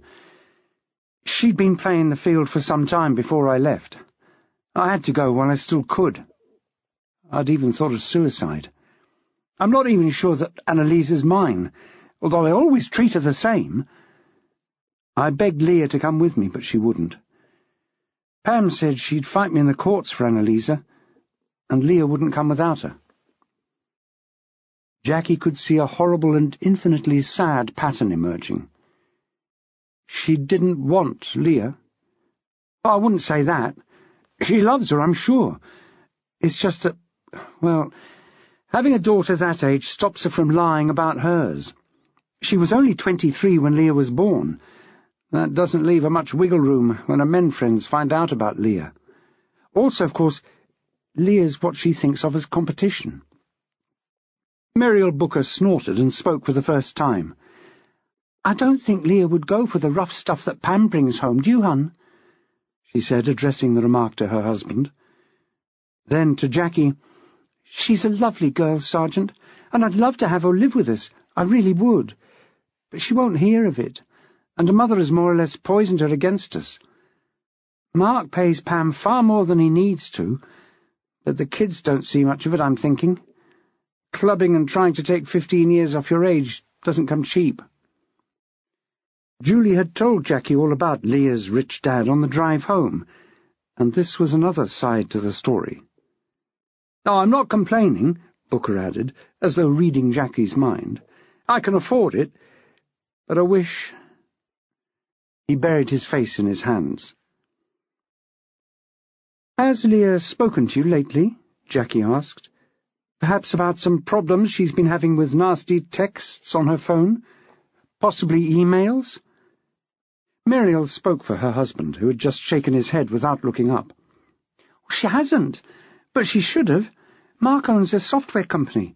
He's just started a sideline in mobile internet devices. It's going well. He could have helped her." "Can help her!" he suddenly shouted. "Can help her! When she turns up." "Shh." His wife stroked his back as though he were a baby. "Shh, listen. You're upsetting Apple." And the baby had indeed started a thin wail which, even after the almost 5 years since Nolan had made that same noise, went straight to the nerve in the pit of Jackie's stomach that prepared her for fighting off a saber-toothed tiger. It was a noise from prehistory, pre-speech, and it had a hotline to the hindbrain. "Pick her up and soothe her," Jackie said, making for the door. "I'll get someone in to take a statement. Just contact details, really, in the circumstances, and then you can take Apple home."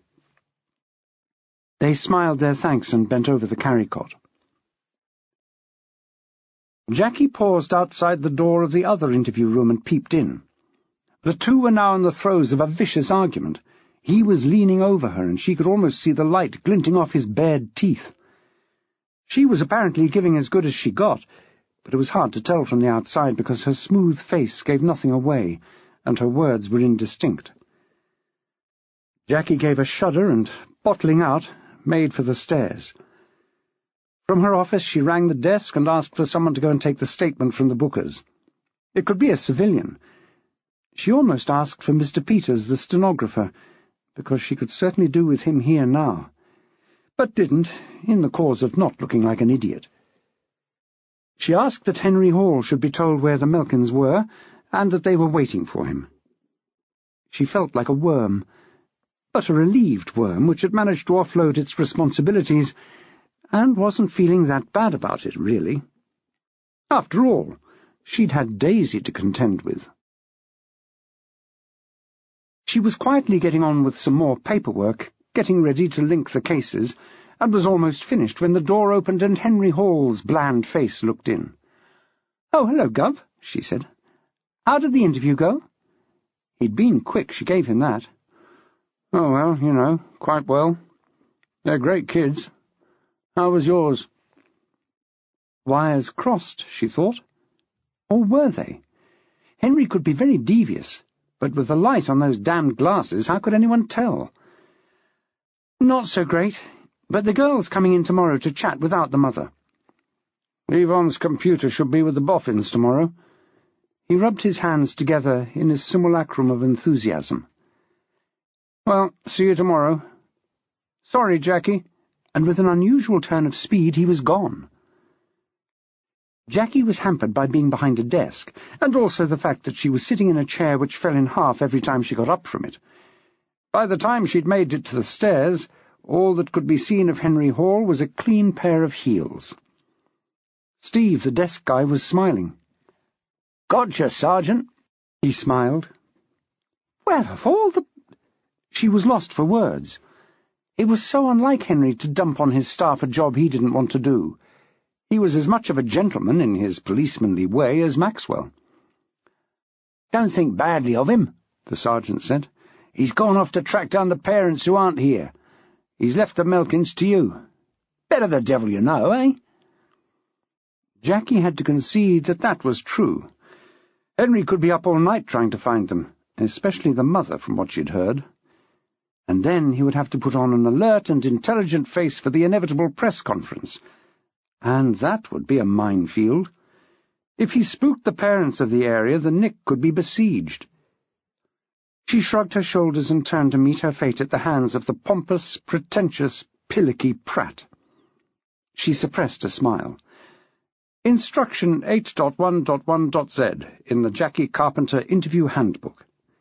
If they piss you off, imagine them naked, or give them a silly name. Gregory Melkins looked a bit too upholstered to look very appetizing naked, so the names it would have to be. She looked over her shoulder. "No calls, Steve," she said, and the doors swung closed behind her. The phone rang. "Leaford Police Station, how may I help you?" God, how he hated saying that. He felt like a drone selling double glazing. "Oh, Mr. Maxwell, hello. I'm afraid D.S. Carpenter has just gone into an interview. Can I take a message?" But there was no message. How can you explain the inexplicable? Quote the unquotable? "No," said Maxwell. "No message, thank you." "You're welcome," said the desk sergeant. May as well be hanged for a sheep as a lamb. "Have a nice evening, Mr. Maxwell." "Oh, thank you. I'll try." Maxwell put the phone down and shook his head as though trying to resettle his brain. He briefly toyed with the idea that he'd rung the wrong number and had just been speaking to the gas board, BT or similar, but decided he'd struck lucky and got through to the only policeman in Leaford in a good mood. He wasn't to know that being in a position to inconvenience Maxwell put any policeman in Leaford in a good mood. They just didn't always choose to share it. He turned again to the screen. The message was still there, so it hadn't been a mirage. "A family," it began, "will be almost overcome by death." Whose family was this? Maxwell's, one rainy Saturday on a tight bend? And who knew about them? Maxwell's loved ones. Maxwell's dead. But the next line threw him completely. "The red ones will knock down the red one." Maxwell pushed back his chair and blew out a long breath. He was by no means a cryptic expert, but it rang distinct bells. Was this all part of the game? Were the girls getting nonsense like this too? Then, like a flash on the Damascus road, he got up from the desk and went to the bookshelf behind him and ran a finger along the tightly packed spines. He knew Jackie had bought him a book on dear old Nostradamus for Christmas a year or so ago. Now, where was it? Jackie had offered to list his library on her system, but to Maxwell the old ways were always best. He remembered it as a blue paperback. No, here it was, a black hardback with red writing, just as he thought. The tome was huge, but so was Maxwell's capacity for speed reading. Yes, he was right. These lines had been taken from Century 8, Quatrain 19. So not too difficult to get hold of. The prophecies of the seer would be on millions of websites, and even, if his memory served, in this very book in the school library. So, as clues went, not very helpful, which was why he needed Jackie home. There must be other clues embedded in this thing which might help. Emails had to come from someone. No doubt there was some clickage which could be done which would show who that person was.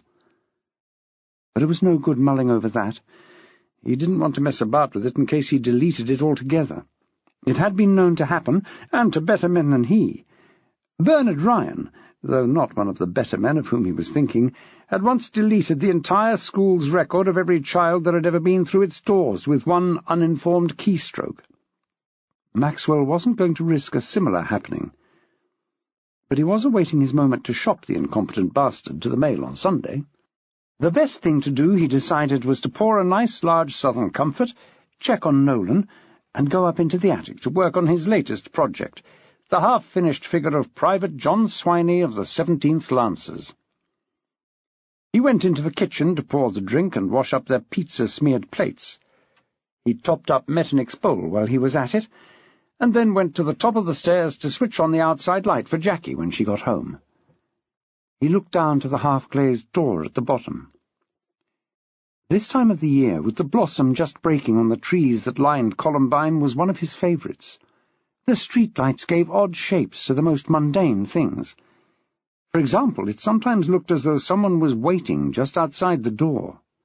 He'd often mistaken the silhouette for Jackie coming home, and had dashed downstairs to meet her, only to realize that it was a blossom-laden branch across the lamp which had caused the illusion. He went into the sitting-room to draw the curtains and keep the night out, as his mother had always said. He looked out and noticed that the tree across the light had been pruned. The branch wasn't there any more, victim no doubt of the credit crunch or swine flu, whichever came first. He went back to the head of the stairs, the soles of his feet buzzing with the tension. He looked down. The bubbly glass of the door just showed a wavy image of the path, the green of the hedge, the pale glow of the slabs leading to the pavement. No ghostly figure at the door. Scalp prickling, he went down and flung open the door. There was no one there. He shook his head and pushed back his shoulders to ease the tension which had built up in his neck and spine. Back to Plan A, he told himself. A drink, a quick check on the boy, and a nice evening of modelling, until the mem got back. Just the ticket. But even so, he checked the door was locked before he climbed the stairs. Drink in hand, he eased open Nolan's bedroom door. The DVD was long finished, and the TV had been turned off. What a good boy, Maxwell mused. Unless the cat had done it, of course. He raised an eyebrow and the glass at the Count, who rose carefully to his feet and stretched, whiskers forward in the aftermath of an enormous yawn, which showed his razor-sharp fangs to perfection. He kissed the boy's hand in farewell with his cold pink nose, and followed Master 2 up the stairs to the attic room. They did their best thinking up there. Maxwell's attic was the War Office, an inner sanctum where only 2 members of the family were allowed. All right, Jackie could pop her head over the parapet to tell the great modeller near the sky that supper was ready, and Noel could stay as long as he didn't touch anything. Anything meant Maxwell's Light Brigade. For years now, man and boy, he'd been lovingly recreating all 678 riders bound for the half a league that turned them into legend back in the autumn of 1854. With glue, a magnifying glass, small pots of humbrol, and a lot of patience, he turned Messrs. Historex's white plastic 54mm figures into real people, and positioned them as they might have looked to the north of the Warrens-Off Road that chilly October day. Maxwell sat in his creaking old swivel chair and began gluing Private Swiney's lance to Private Swiney's hand. "Well, Count," Maxwell began, "it seems a coon's age since we last talked. It's hard to believe it was only this morning. Does that look like 9 feet of bamboo to you?" Metternich crashed over onto his side and began to nuzzle his flank, looking for his pet flea. Sometimes it just had to be told who was boss. "I know." Maxwell shared the cat's amazement. "It's hard to credit, isn't it? Well, I suppose you missed the Mrs. B. fandango, as she would doubtless call it in her more frivolous moments. She's in a bit of a state, I don't mind telling you." "Count?" The cat looked up with a chirrup. The old coot had made him jump. He'd been really concentrating then. He so wished the old fool would just witter and stop just saying his name like that. Did he not know that cats were hardwired to hear their own names and respond, even if they'd trained themselves to generally give no outward sign? "Are you listening? This is important. If I collapse with humbrol fumes, you'll have to repeat all this to the mem. Anyway, where was I?" He laid the lancer on his back to give the glue time to work. "Yes. Mrs. B. is in a bit of a flutter over her nephew, who has obviously just done a runner. But he's a computer nerd, which is a bit of a coincidence, bearing in mind our main problem of the hour." Impatiently he sat the all-white Swiney astride his horse. "This poor bugger lost an arm at Inkerman," he told the cat. The Swiney, that is, not the horse. "He eventually died in Chingford. Nothing else to do there, I suppose. No, it's no good asking me, Count, because I really don't know the links between all this. Texting, emails, it's all Greek to me. Well, let's call it Serbo-Croat, because I do read Greek up to a point. I'm not just a member of the Kowane Agele, you know." As a paid-up member of the uncommon herd, Metternich kept his counsel. As everyone knew, cats walked by themselves, except when in need of the odd bowl of cat food, in which case there would be a human on tap to pander to them, and they'd walk with anybody. A cushion was nice, a warm room with no draughts, but no, essentially a cat was definitely not a herd animal. He looked at Paw derisively. "Oh, you old softy," Maxwell said, prodding him with a slippered toe. "Thank you for agreeing with me." "Whatever," Metternich thought, yawning again and licking the slipper grime off his flank. "He means well. Oh, hello, he's off again." "So—" Maxwell crouched to line up Swiney in his place on parade, behind Captain Morris on the left of the line. "Jackie and Henry are on the case now. I don't think that Julie and Leah are missing in the police sense. I think they've just decided not to be around at the moment. It's all got too much. I mean, look at little Alice today at school." The cat obediently twisted his head round in both directions as far as it would go. "No, I don't mean look at Alice as in look for Alice. She isn't here, Count. I was speaking metaphorically. And by the way, it's really scary when you do that with your head. Has anyone ever told you that? Like The Exorcist 28.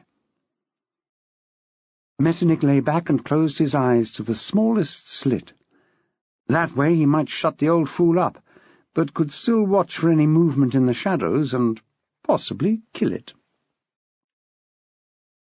"Am I boring you, Count?" The cat opened one eye and made his feelings so clear that he might as well have said it aloud. "You have no idea." "Well, tough. As I said, little Alice today, obviously one of life's goody two-shoes. Even so, she's scared to death that someone knows something bad about her, and that someone will tell. That's the school kid's fear, Metternich, that someone will tell on them. There's a web of fear around, and I don't mean that as a joke. although I could work it into quite a good one given time. Someone is sitting in the centre of it, pulling the strings, and I'm going to find out who it is before some poor little girl does something stupid. No, he didn't want Swiney there. He put him next to the ex-factory grinder, William Purvis, who didn't seem to mind. "And now, Count," the head of sixth form said, loud in the enclosed space, "I'm getting the things as well. Who knows my phone number, my email address? I don't know them myself." The cat sat up and stretched out to his full length. He yawned, showing pink gums and tongue and teeth that wouldn't shame a tiger. He let go the tension in his muscles and sprang back like an elastic band to a sitting position, where he stayed for a few seconds, licking his lips and twitching the skin on his back. He'd dropped off for a minute there. He blinked the sleep from his eyes and touched Maxwell's bare ankle with his freezing-cold wet nose. It was the nearest he would ever come to an apology for his rudeness, but it was enough between old friends. Maxwell bent to his gluing again and muttered, "Abyssinia, don't do anything I wouldn't do." That left him with an extremely short list of night-time activities, and so he had no intention of following that instruction.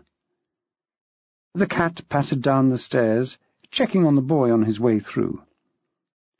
To take first things first, it was highly unlikely that Maxwell would enjoy the cat food he finished up on his way to the cat flap, and as for the rest, best not go there. The cat oozed out of the cat flap just as Jackie drove up to the curb. Out of politeness, he waited until she got out and came down the path. "Hello, Count," she whispered in view of the lateness of the hour. "Are you coming out or in?" He brushed her legs with his silky flank and was off through the hedge and away. She laughed quietly. "Out, I see," she said, and straightening up put her key in the keyhole and turned it as quietly as she could, easing the door closed behind her. Mrs. Troubridge, waiting in her hallway, had gone to sleep on her hard chair where she usually put the Maxwells' accumulated post. She muttered and twitched and woke herself up, and dropped back off again, but all too late to realize that her vigil was now pointless. All the Maxwells were present and accounted for, and soon would all be fast asleep in their beds. Chapter 13. Mornings in the Maxwell house were always the most stressful time of the day. Jackie and Maxwell were not morning people, or night people, nor even midday people. They were 24-hour round-the-clock people. Jackie had always had the knack of waking instantly as soon as she had to, whether it was to answer the phone, the door, the alarm clock, or a call of nature. Nolan had never had to cry as a baby. The first indrawn breath would have one of his featherlight sleeping parents at his bedside. So it seemed cruel and ironic to them that they had seemed to fuse their genetic material in such a way that their son was a curmudgeonly grump when he woke up. It didn't last long, and it had no bearing what time this happened. He always burrowed under the covers in search of just 5 more minutes. They had got into the habit of taking it in turns to wake him up, and Jackie having taken the brunt of the bruising aftermath, it was Maxwell's turn this time. It was a testament to the thought he had given to his paintballing clothes that Nolan had hopped out of bed without a murmur, and was sitting at the breakfast table, mutely spooning in the Cocoa Pops without taking his eyes off the vision. Maxwell was also sitting spooning in the Cocoa Pops. He didn't usually eat cereal, but he'd heard that carbohydrates were essential before physical activity, and he wanted to be prepared. He was also having scrambled eggs on toast with bacon, and was hydrating with water rather than coffee. Jackie was preparing his eggs, but kept stopping to leave the room and laugh hysterically on the landing. He was a rather arresting sight, dressed in camouflage from top to toe and with random black stripes on his face to break up the outline.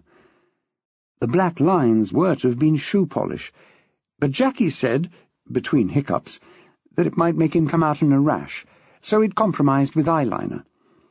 He had sunscreen on his nose and lips, rapidly being rubbed off by breakfast and his nose rubbing, caused by the odd feeling of having sunscreen on it. He didn't have a camouflage hat, so was wearing his usual pork pie, complete with bedraggled fishing fly in the band. For once the feather looked at home. Jackie controlled herself long enough to speak. "Is this get-up compulsory?" "I understand from Helen's email," he paused to give the phrase its full significance, "that dress code is optional. We can wear any casual clothing we wish. Since my pelisse, dolman, and overalls are in the wash momentarily—" He swept a hand down the length of his body to draw attention to his outfit. "This is what I wish to wear." He looked at Nolan and leant forward, raising an eyebrow. "Nolan likes it, don't you, mate?" His reward was a spray of flying brown cereal. "Leave those in your hair," Jackie advised. "It breaks up the outline." She turned away and gave the eggs a cursory stir. Her shoulders were shaking. She gave a small cough and collected herself.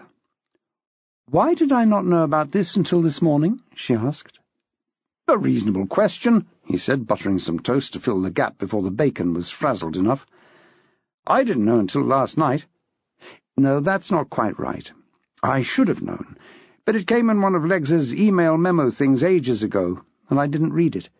Helen reminded me last night. In an email." "That woman has a sense of humour, all right," Jackie smiled. Maxwell looked thoughtful. "That's true." He brightened up. "She'll get a nice surprise then when I turn up." "I think they'll all get that, I can guarantee," Jackie said. "Rambo Maxwell at your service." "I'm glad you can see the resemblance," he said smugly in his best Sly Stallone. "Noel noticed it straight away, didn't you, chap? And Metternich did. Where is the Count, by the way?" "Last I saw he was out of the cat flap and off up the road doing about 90 miles an hour. Even that cat can be freaked out, you know, even after all these years of living with you." She gestured with her spoon, and he sat back. "Eggs coming through," she said. She brandished the spoon at her son. "Scrambled egg, Noel?" "Flair," he grimaced. Same old there, then," she said. "He'd probably be all right if you put a bit of smoked salmon in it," Maxwell said. He wouldn't have minded some himself. Fish. Brain food. "But enough of this tomfoolery, Hart," he said, shoveling in the egg. "What time are you going in this morning? You were back really late last night." "I know," she said, sitting down and picking up her orange juice. "I'm going in usual time, though. I've got to drop Noel off for one thing. And you, practically speaking. You can't ride through Leaford like that. Oh, well, anyway, Surrey's at school still. And I want to see Henry. He hadn't come back when I left last night, and he had been to see the other parent of each girl, the ones who didn't come into the nick." She took a sip of the juice. "I'm sorry I wasn't up for chatting last night. I was just so tired. That Melkins man is a menace." "Melkins? Remind me." "Julie's stepfather. What a piece of work." "Involved?" Maxwell had started on the bacon and was feeding illicit bits to Nolan. "No, he's only involved with himself. He wouldn't have bothered us, I don't think, except that his wife's eyes were getting puffy." "Honestly?" "Have you read my email?" he asked her. "Yes. I've compared it with the full quatrain in your book, and I think it at least shows he doesn't mean anyone any physical harm. I mean, the whole thing is nonsense. The joke about the pot noodles." "True, but some people believe every word of it. Both World Wars, Hitler, the Holocaust, the Kennedy assassination. They say it's all there if you know where to look." "I assume you forwarded it to yourself, something like that?" "Yes. It's possible that the IT boys will be able to track down the sender, but I doubt it. These people just set up different emails on free providers and then abandon them after a few days. It's the same system spammers use." Maxwell had often wondered why they had chosen, out there in IT land, to hijack the name of a perfectly innocuous canned meat to cover emails which could range from the banal to the frankly disgusting. Monty Python had once done an entire sketch on it. "Well, I know you'll do your best. Any light on where the girls might be?" "Nope, none. but I'm pretty sure they've just ducked out of sight for a while. They aren't answering their phones, which is perhaps understandable in the circumstances. Oh, and speaking of which, can I have your phone today?" Maxwell pulled a face at Nolan. "Mummies, eh?" he said. "First it's, take your phone with you, then it's, don't take your phone.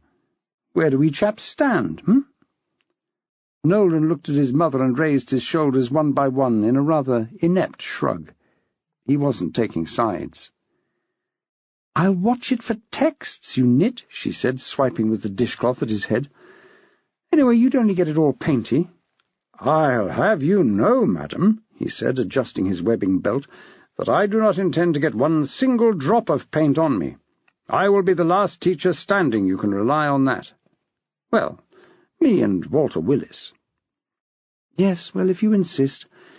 But no one will get anywhere if we don't get going. Everyone finished?" There were nods from both her men. "Righto, then. Dishes in the sink. Nolan, clean teeth, please, and bring your blazer down with you when you come. Rambo? Well, I don't know what to say. Perhaps just a little touch-up with the sunblock, and I'd say you were good to go." Maxwell was trying to see a clear reflection in the cooker hood. It was testament to Mrs. B.'s hard work that he nearly succeeded.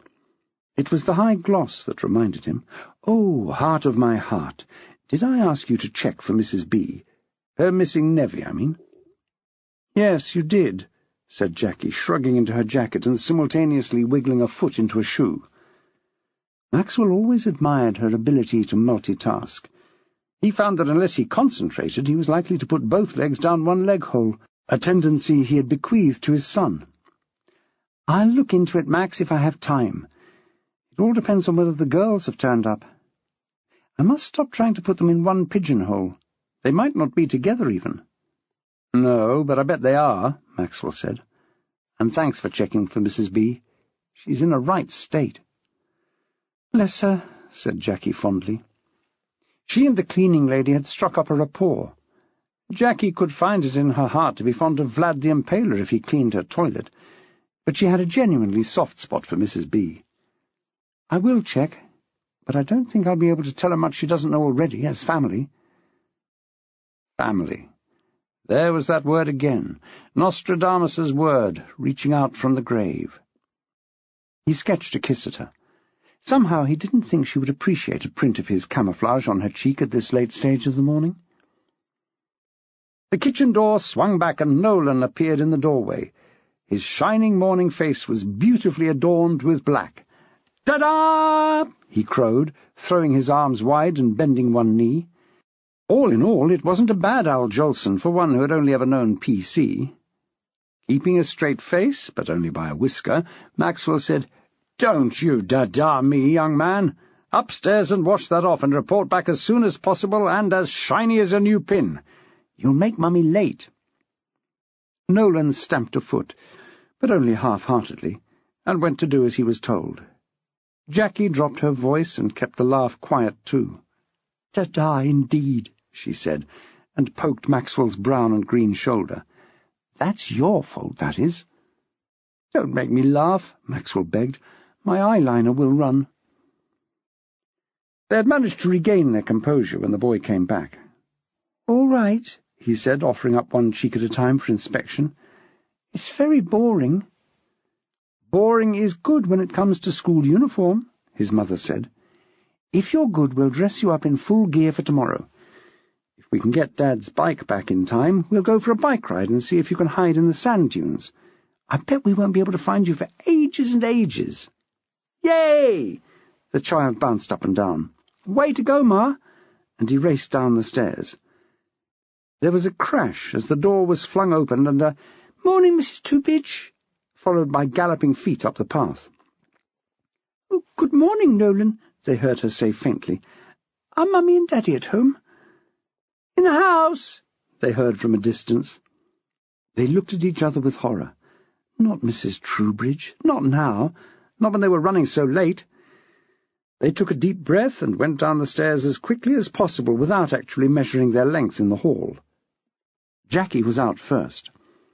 "Morning, Mrs. Troubridge," she said, taking the path at a run. Thank goodness for remote unlocking, she thought as the car winked and beeped at her. She gestured Nolan to get in, and he, trained since infancy in the esoteric art of Trowbridge avoiding, was in and buckled without being asked twice. She looked behind her for Maxwell. He should have been on her heels. He had caught some webbing on the banister post and was hooked up in a most uncomfortable-looking way. He struggled to get free as Mrs. Trowbridge regrouped and turned to the open doorway. As she waited for her eyes to adjust to the gloom of the hall, Maxwell suddenly loomed out at her, a vision in his jungle camos and war paint. With a cry she fell back, clutching her chest. "Morning, Mrs. Trowbridge," he called as he barreled past. "Development days, eh? Don't you just love 'em?" Jackie had the door open, and he was in and buckled in seconds. Jackie gunned the engine, and they were off. They all sat in silence for a few minutes before Nolan spoke. "Was that rather rude?" he asked the passengers in general. His questions were often stunners, usually at difficult moments. His parents looked at each other. Maxwell tried an insouciant laugh. "Not really, old mate," he said. "We are in a bit of a hurry." He twisted round in his seat, but Nolan still looked rather stern. "Mummy, what do you think?" Maxwell asked hopefully. "Well," she said, "I wouldn't usually recommend being that rude to people. No, Noel, you're right. But today was special." "Special be rude day?" the boy asked hopefully. He could think of a long list of people to use it on, should it prove to be the case. Miss Spinks, his teacher, for one. "No, just we're in a rush day. I'll make it up to Mrs. Trowbridge later. Perhaps she can come to tea tomorrow. What do you think of that?" "Not much," Maxwell was quick to reply. "Perhaps a bunch of flowers this evening. She'd like that." "Good idea," Jackie said. "So, you see, Noel, if you don't mean to be rude, you can make it up by doing a nice thing later." As she spoke, she knew she was storing up trouble. Elephants and her son never forgot a thing. She could just picture the years of parent-teacher evenings when she would have to retell this incident, to her detriment as a competent parent, she was sure. "Anyway, here we are at the bus station. Dad's is going to catch the bus to the paintball park." "Is he?" Maxwell was frankly amazed. He thought he was going to be taken to the gate at least, if not the actual door of the training hut. Senior officers like him had chauffeurs and batmen. "I haven't got any money." Jackie pointed to the knapsack on the floor at his feet. "Sandwiches, drink, money. I checked with Helen what you would need. Now off you go. Have a good time and play nicely with the other children." Maxwell got out of the car and stood there looking like an overgrown toddler as the car pulled away. Jackie turned briefly to her son as she waited to pull out onto the main road. "Tch," she said with a toss of her head. "What a fuss about a school trip, eh?" And the last that Maxwell saw of his wife and son before he went to face the multicoloured bullets of his colleagues was their laughing faces and, in Nolan's case, a pointing finger. Good job they were nominally on his side, he thought. Maxwell was not a natural bus traveller. He was used to the freedom which White Surrey gave him, to go anywhere by virtually any route. He found it more than slightly irritating to be within sight of his destination, then to take a sharp left and meander around a housing estate for another hour, only to be deposited at a bus stop further away from his intended target than he had been when the bus had turned off. But needs must when the devil drives. He did find, though, that if one had to use a bus, it was a darn good idea to do it wearing full jungle camouflage. The bus driver spoke very slowly and clearly to him, and gave him change for a 20-pound note with hardly a flicker. Also, seats were amazingly plentiful when he turned from paying to find somewhere to sit. He decided to be a bit cussed, though, and made his way the length of the bus, smiling benignly at everyone as he went, clouting the odd head with his bag as he passed. Finally he came to the perfect seat, the back corner. He could sit here and watch the world go by, all around the town and out over the dam, to the wooded area set aside for paintball limited, parties and corporate our speciality. He wriggled down, trying to get comfortable on a seat made stiff with years of chewing gum and the Lord knew what else. Something was sticking into his bum through the thin polyester camouflage trousers. He delved down the back of the seat and came up with a small, spiral-bound notebook with a very girly picture on the front of a kitten in a bow. The teacher in him kicked in, and he was about to check for a name when the driver turned round and shouted, "Oi, Terminator! Rambo, what's your name? This is your stop." "Oh." Maxwell stuffed the notebook down the front of his knapsack and dashed down the bus, giving the heads he had missed on the way onto the bus a series of little buffets as he went. "What a nutter," one woman said to the world in general as the bus gathered speed. "You're right there," answered another. "He was my teacher up at the school. Mad Max, we called him. I knew he'd end up like this, part of some balmy army." "You weren't wrong," said the driver. "He was lucky I led him on."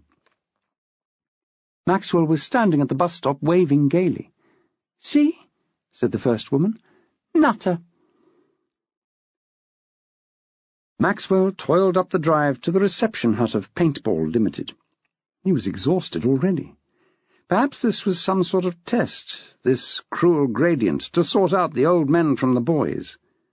There were a few cars in the car park, unsurprisingly those of Legs, Ryan, and Pansy Donaldson.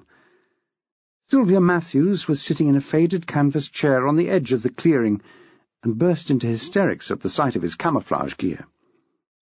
"Max," she said, getting up and walking towards him, "I knew I could rely on you to make this day faintly bearable." She turned his face this way and that, with a finger under his chin. "You look positively gorgeous. Does your wife know you're out?" "Why, thank you, ma'am." Maxwell sketched a curtsy, straight out of Gone with the Wind. "Yes, she does, thank you very much. I have to ask you, though, Sylv, what on earth are we doing here?" "Team building," she said, looking him straight in the eye, daring him to laugh.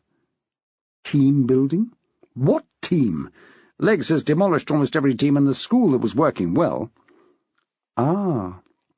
Again her face scored 10 out of 10 on Maxwell's Buster Keaton sliding scale.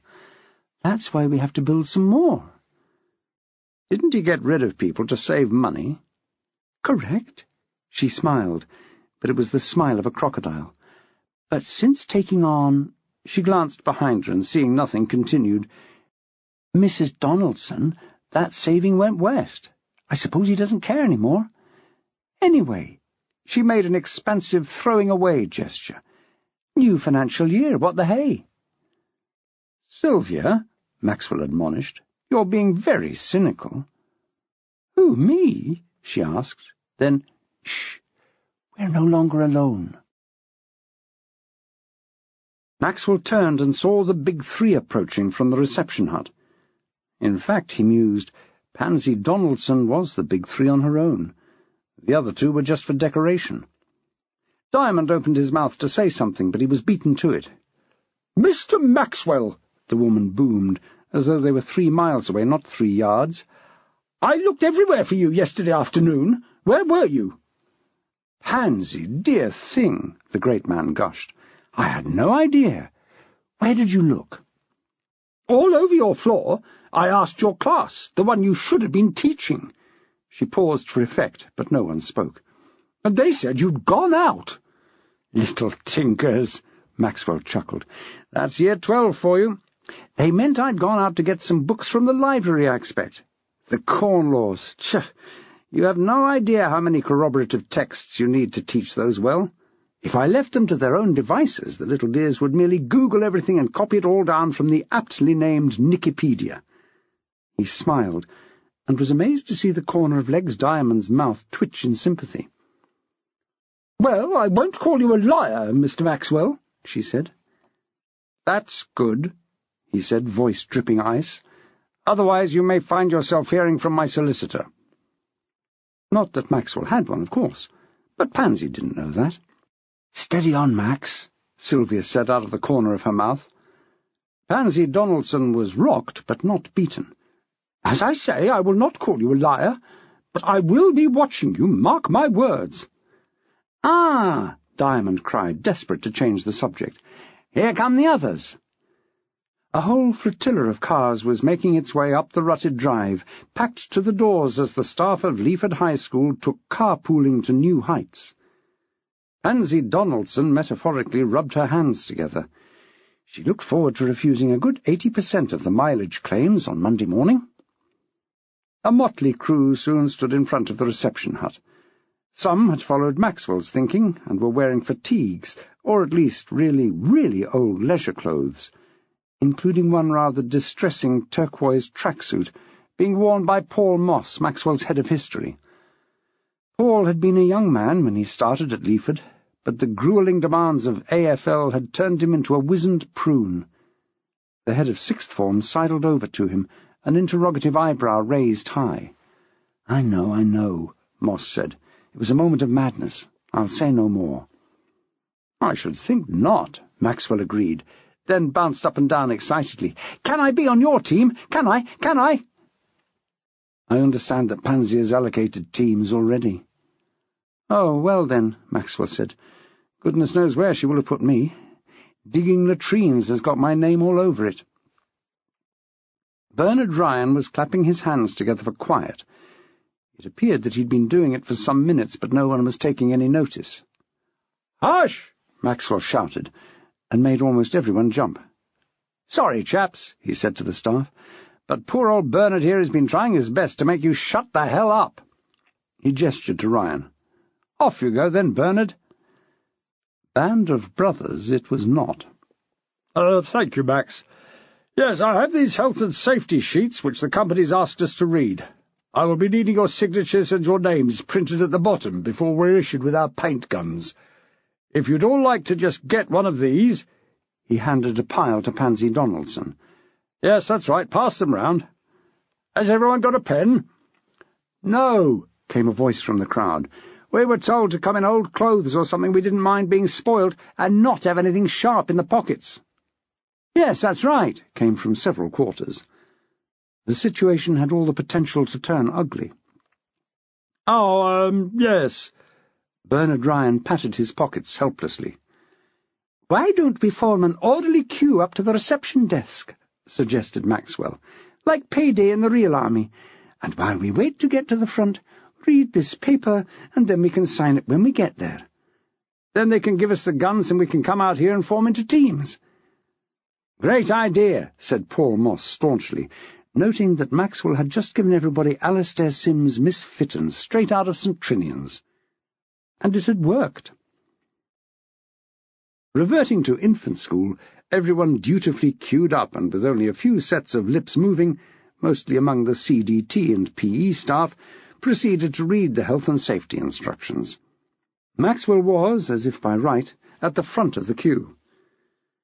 It was generally accepted that he wouldn't be reading the instructions anyway, so he might just as well be first. He signed the paper with a flourish and handed it to the rather etiolated youth behind the counter. "What colour team are you in, Mr. Maxwell?" asked the lad. Maxwell peered closer. An old Leaford hyena, as he lived and breathed. "Quentin? Quentin Marshbanks, is that you? I always had you down as, I don't know, a merchant banker or something." "It's the name, Mr. Maxwell. It was your little joke. I got 3 GCSEs A to C and was lucky to get them, you put on my final report." "Ah, yes," Maxwell remembered now. "That's probably why I had you down as a merchant banker, lad. Anyway, I'm afraid I don't know what colour team I'm in." He turned to the queue. "Could someone ask Mrs. Donaldson whose team I'm in, please? Thanks." While he waited for the answer, he smiled at Quentin and drummed his fingers on the counter. The answer came back along the queue like Chinese whispers. Paul Moss was right behind him, and so it fell to him to give the news. "Pansy says she has you down as a joker, Max. Whoever wants you can have you." Maxwell chose to take it as a compliment, and if Pansy Donaldson had meant it to be otherwise, she'd made a mistake, because arms were in the air all along the queue. Maxwell decided to be merciful. "I'll be on your team, Paul," he said, patting him on the back.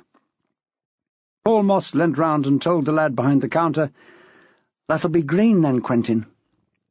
He reached behind him and took down the gun, which was marked with a green circle on the butt. "Be careful how you point it, Mr. Maxwell.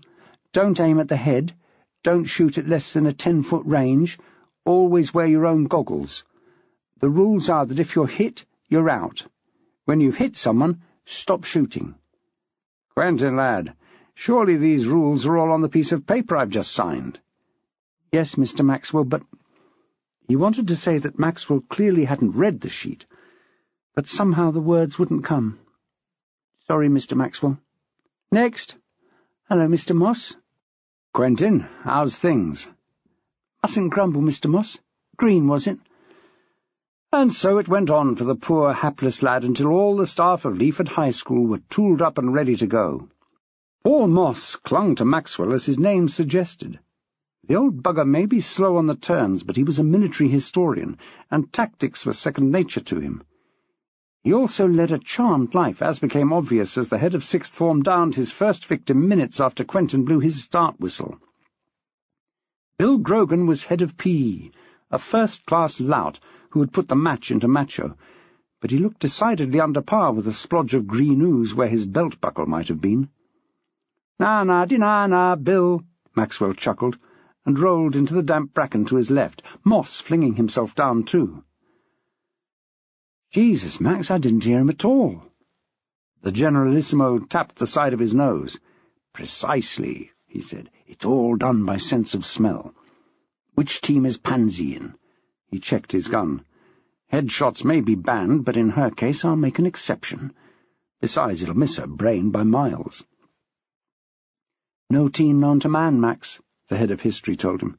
"She's overseeing the whole thing, a sort of umpire. Or do I mean vampire?" "Die, Mavis!" Moss was on his feet, blasting away at the diminutive teacher of textiles. He missed by half a wood, and Mavis's missile splattered his shoulder with yellow goo. He gasped in disbelief. "Oh, dear," he muttered. "Mavis!" Maxwell trilled in an eerie voice, still lying as he was in the woodland greenery.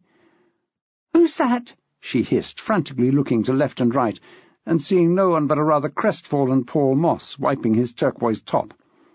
She fumbled to reload, only to come face to face with Maxwell. She jammed home the cartridge and aimed at him, but the head of sixth form poked his finger down her muzzle. "Don't, Mavis," he said softly. "Don't make me kill you." "All right, Max," she said, and lowered her gun. There was an awkward moment. "What happens now?" Moss asked. "What happens now is that Mavis here retires— oops, there, I've said it— and goes down to the gate to tell Pansy how bloody silly all this is. And shut up, Paul, you're dead." He looked down at the man and shook his head, chuckling. "Gunned down by Mavis, oh dear, oh dear." He watched them both go, the head of history and the retiring little sempstress.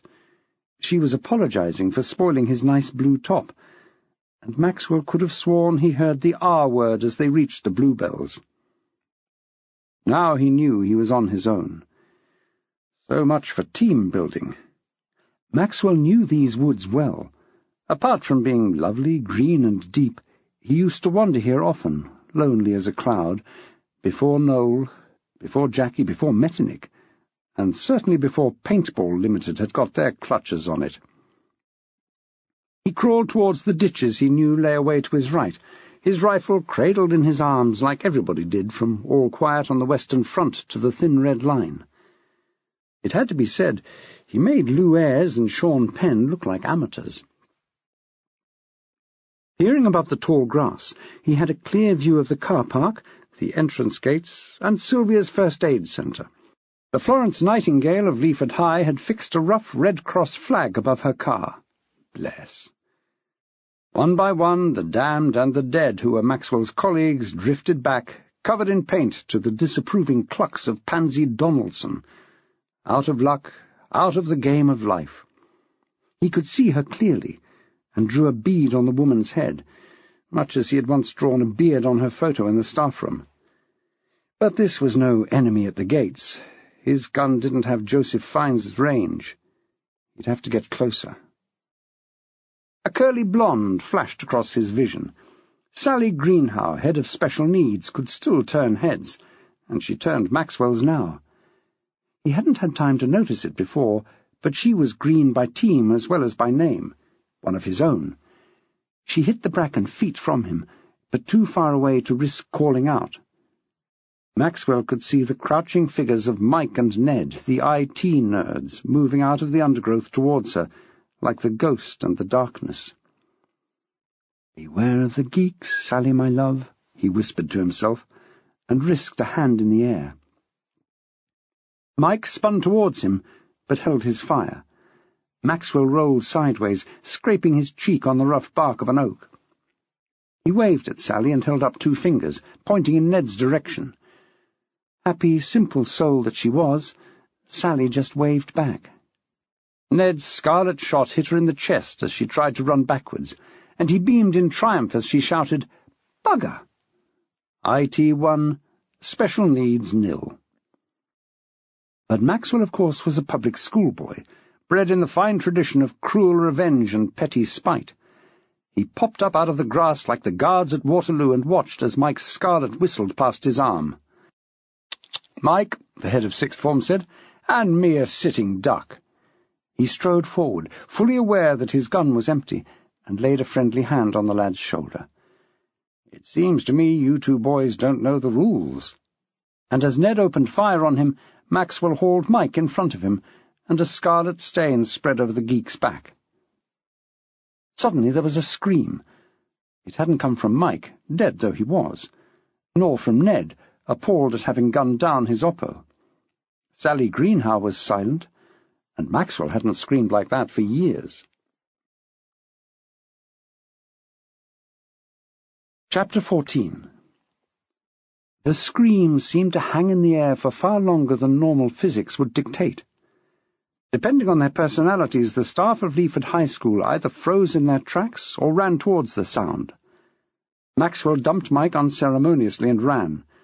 Paul Moss was hurtling up from Pansy's circle of shame. Bill Grogan, action man once more, was first on the scene. Nicole Thompson stood rooted to the spot on the edge of a shallow ditch, her mouth still open as if to catch its own echo. Her breath was coming in harsh gasps, and her face was the colour of putty. She was pointing at the ground, and with every breath they could hear a little whimper. Paul Moss put his arm round her shoulders and tried to lead her away, but she just twisted in his arms as though she'd been hypnotized by the thing at her feet. The men all looked down. Even Maxwell, considered by most to be an old stager in the finder of dead bodies stakes, felt the lurch in the pit of his stomach as he looked down at the face of a man so clearly dead. He was quite young, not more than 25 or so, and a stranger to them all. Therefore not a Leaford hyena, therefore probably not local. He looked quite peaceful, and if it wasn't for the beetle walking across his eyes and the teeth marks around his ears, he could have been sleeping. Looking closer, Maxwell could see that his head was at a rather strange angle to his shoulders, and guessed at the cause of death being a broken neck. He manoeuvred round between the growing crowd and the body. "Everyone back," he said. "Keep back. We need to stay away as much as possible. Forensics." He walked towards them, arms outstretched, a one-man cordon. The crowd, acting as one, as crowds often do, decided to obey him. He was, after all, police by marriage, and so would do until the real thing arrived. Heads appeared above bushes and from behind trees as the tiny guerrilla army realized that, for them, the war was over. Paul Moss passed the by now weeping and trembling Nicole into the care of Sylvia Matthews, who'd made her way from the reception area in response to the screams. She and Maxwell stood out from the crowd as being the only people there, apart from the body, to have no paint on them. She and Mike took the girl back to the safety of the hut, where Quentin was positively agog. He'd put the kettle on when he heard the screams, having decided that it was probably safer to establish his role as refreshment guru rather than hero. "Have you phoned the police?" Sylvia asked the lad rather tartly. No," he said. "I didn't know what was going on. We often have screaming, Mrs. Matthews." He looked puzzled. "It's a paintball event.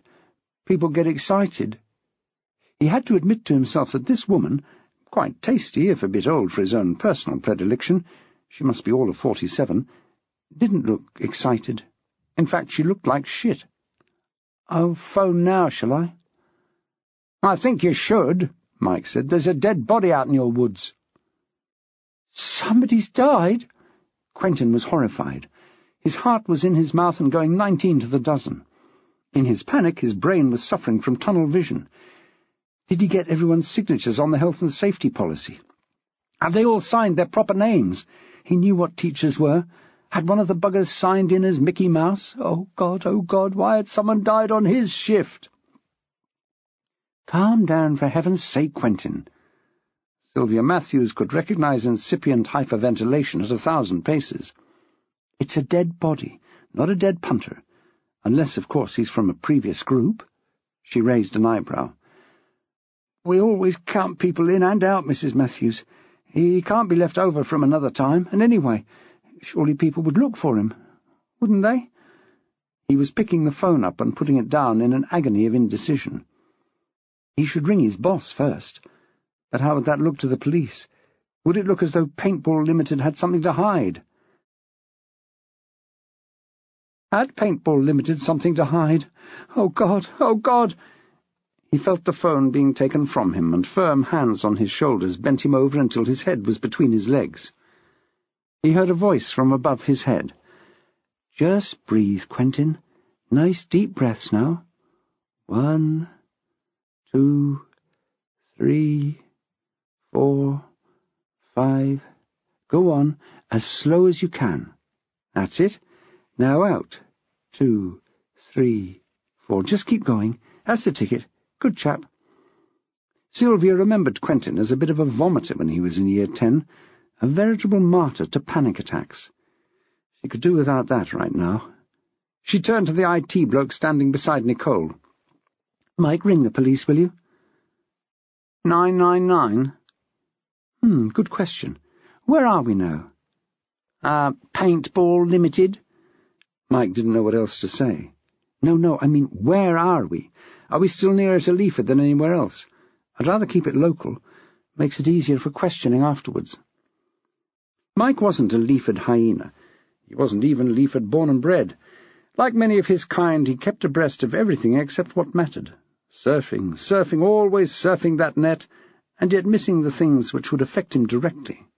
So he had no idea how many times Sylvia Matthews had brushed shoulders with police procedure. He just assumed she was a bit of a Midsummer Murders fan or something. "Oh, we're still closest to Leaford, I would have thought. Just villages for miles inland."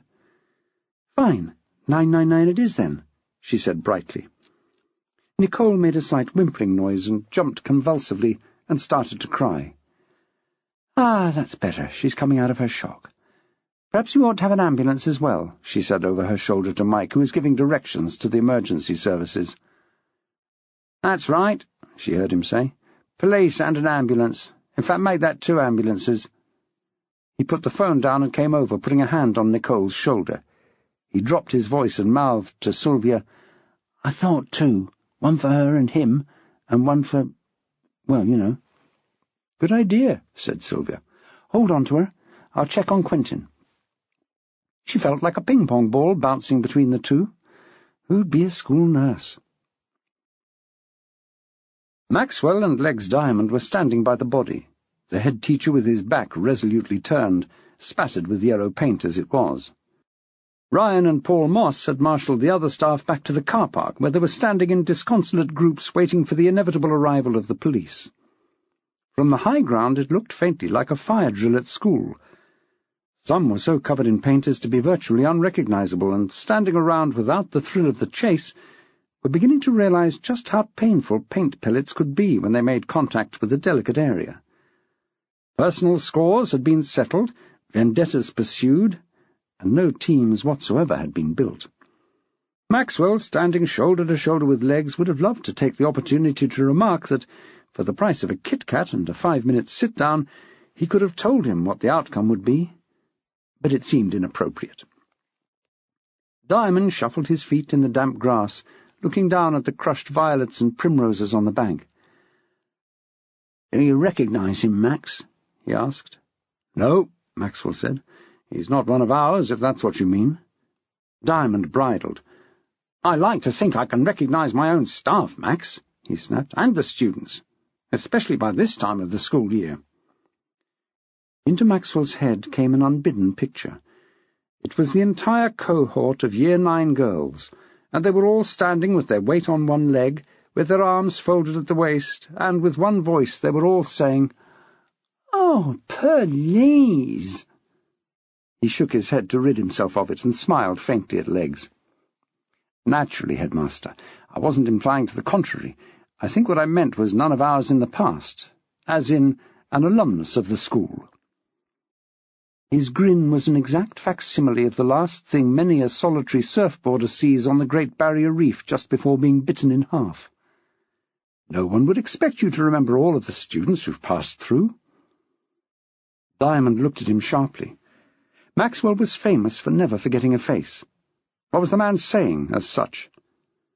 He sighed and relaxed. What was the point of trying to second-guess Maxwell?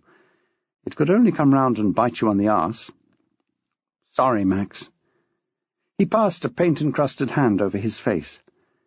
He was probably the only person there that day who had every colour represented on his clothes and skin, even, and perhaps especially, the colour of his own team. "It's been a bit stressful today, one way and another, and now this.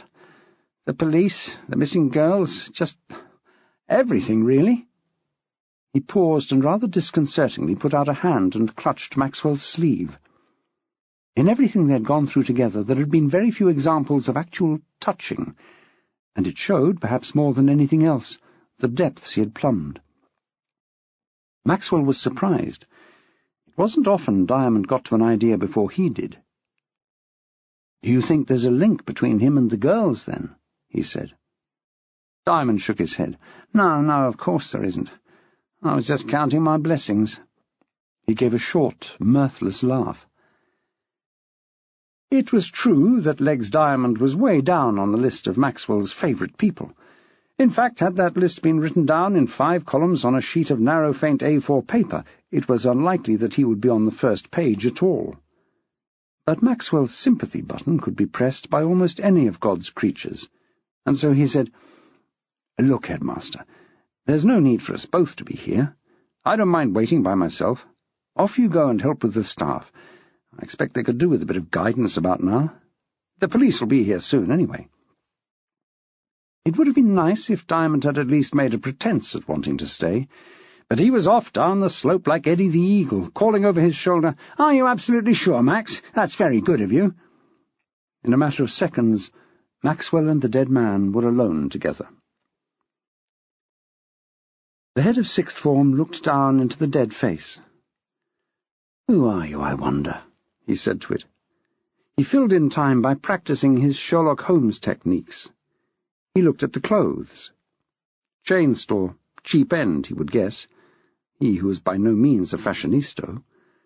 The shoes were cheap as well, black trainers that could pass for smart footwear at a pinch. They were typical of someone wanting to look well turned out on little money. He could only see one hand as the body was lying twisted round on one side, but the nails looked clean, trimmed and well looked after. The hair was auburn, short and neat, not tending to anything that could be called a style. There were no bruises or cuts on the face or hand, nothing that implied a fight or struggle. In fact, at a cursory glance, there didn't seem any reason why he should be dead. Except that head, twisted round to an impossible angle. Maxwell raised his head. Was that fairy music coming from the direction of the dam? Or was it sirens? He would certainly prefer it to be sirens. It would mean he wasn't going mad. Yes, he turned his head, triangulating on the sound. It was definitely sirens, the broken noise of ambulances and the higher-pitched wail of police cars. The 7th Cavalry. They could always be relied on. He moved away from the body, a little way down the bank, distancing himself from it and trying to stop caring about this dead man, almost a boy, really, lying there in the ditch, with beetles walking over his eyes.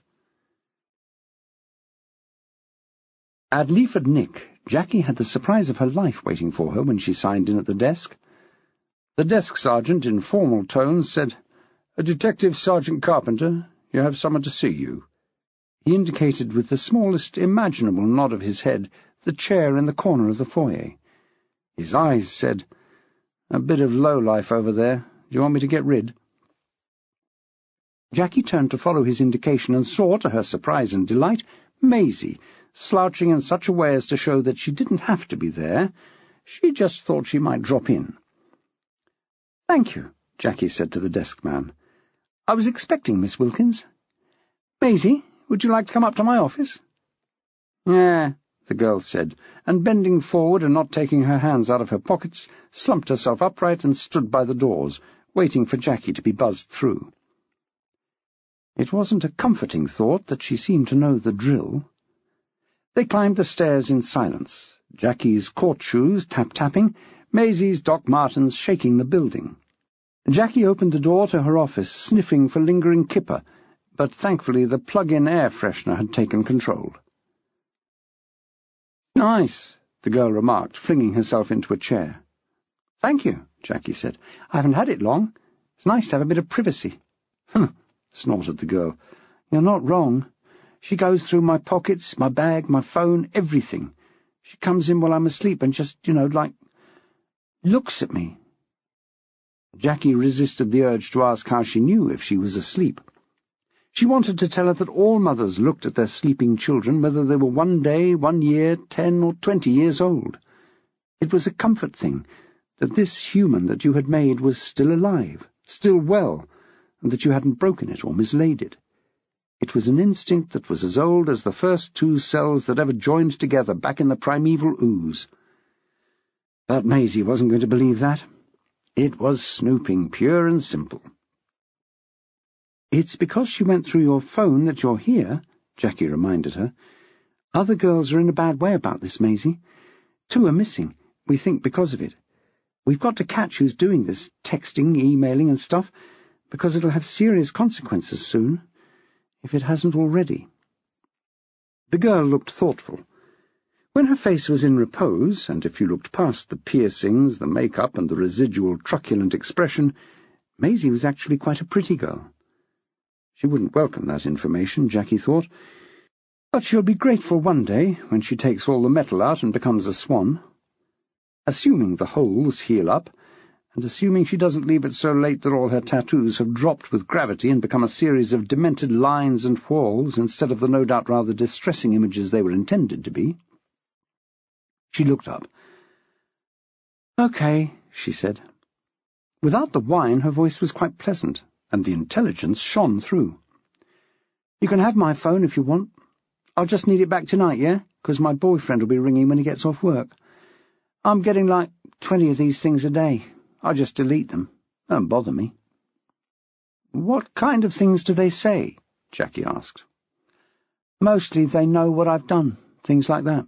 "Well," the girl laughed, "they've chosen the wrong one with me." Jackie laughed as well. It was doubtful there was much that Maisie hadn't done, and she couldn't see her being ashamed of any of it. The girl closed her mouth and pointed at Jackie. "I know why you're laughing. You're thinking that I've done the lot. Drugs, sex, you name it." "Well," she shrugged her shoulders, "you're wrong, see? I dress like this to annoy Mum. That's my hobby, you might say. But I don't do drugs. I don't do sex. I hardly do rock and roll. I prefer a nice bit of Mozart any day of the week. So whatever the sicko doing these texts says, I know he doesn't know anything, 'cause there's nothing to know. So they really, really don't bother me a bit." Jackie leant back in the chair, and as she fell back, hitting her head on the wall, she knew that was a bad idea. Maisie was on her feet and round behind the desk like lightning. "Don't get up," she said rather superfluously. "That was a really hard bang there. There'll be feet on the stairs in a minute. They'll think I'm knocking you about." Jackie gave a small laugh and struggled to rise. "No, I'm a first aider." As far as it was possible, with her face against her own chest, Jackie expressed mute surprise. "I'm a senior girl guide, actually, but if anyone finds out, I'll know it was you who told them. Now, can you wiggle everything?" Jackie dutifully wiggled. "All right, let's get you up, then." With an expert heave, the girl had her on her feet. "Whatever happened to your chair?" "My husband broke it," Jackie said, sitting on the edge of the desk, for lack of anywhere else. "Oh, the bloke who was with you at ours?" Jackie was staggered. No, that was—" Well, let's hope he is your husband, Maisie said, straight-faced. Otherwise you're playing away from home, D.S. Carpenter. He is my husband, yes. But how did you know? You straightened his tie before you came in. You don't do that to just anyone. You ever thought of joining the police when you're old enough? Jackie said, impressed. What, and blow my cover? The girl laughed. I think your mother would hate you being a WPC, Jackie said. Think of how hideous the uniform is.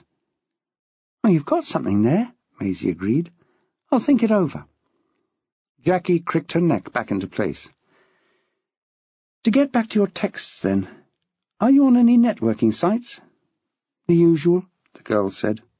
Any not usual? No. Facebook, Bebo, MySpace, all those. The school one. Your school has a chat room?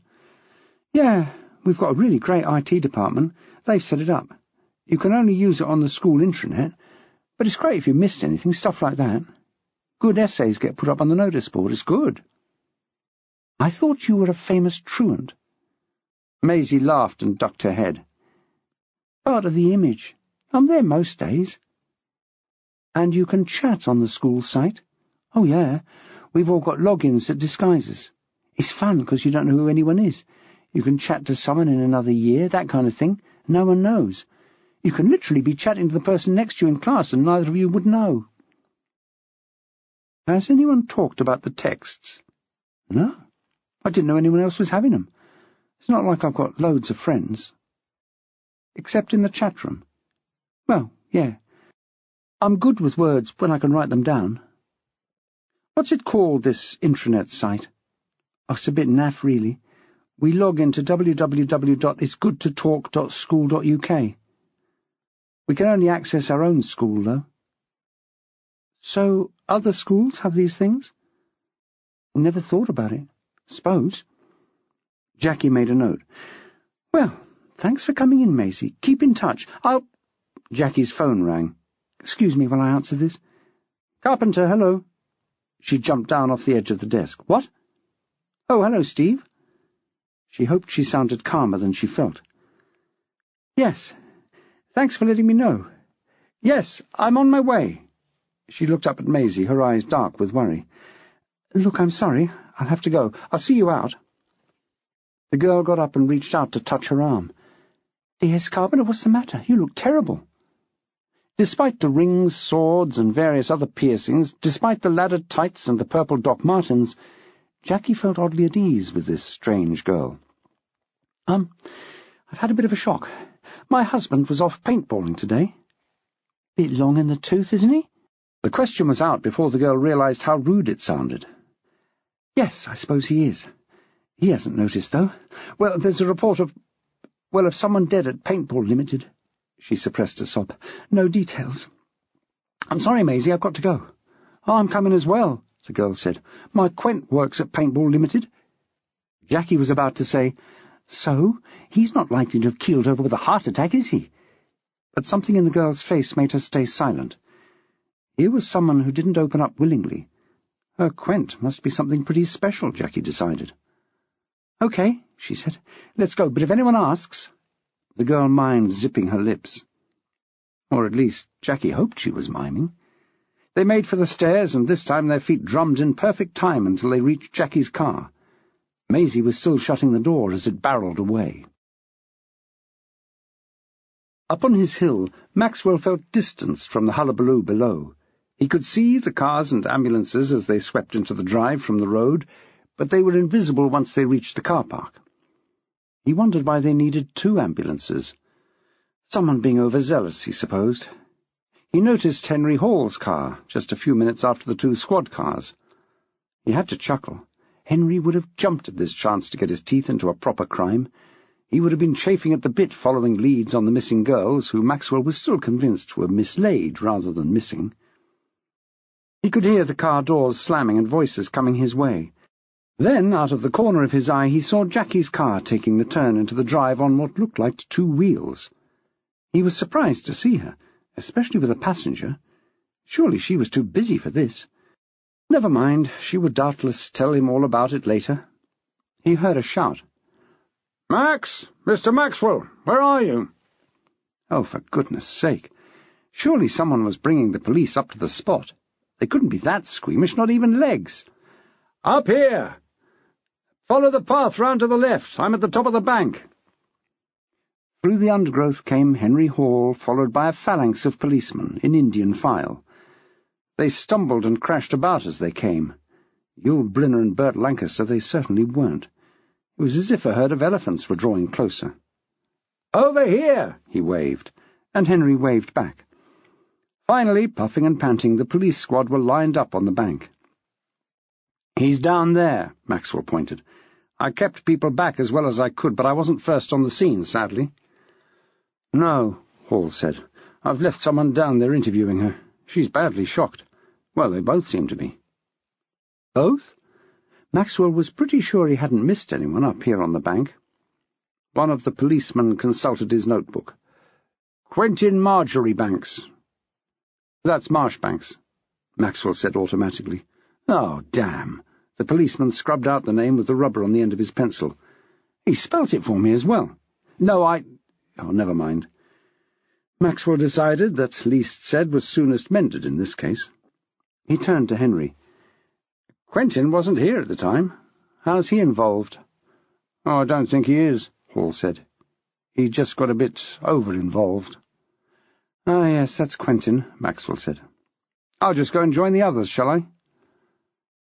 "Do you have any ideas?" Hall asked.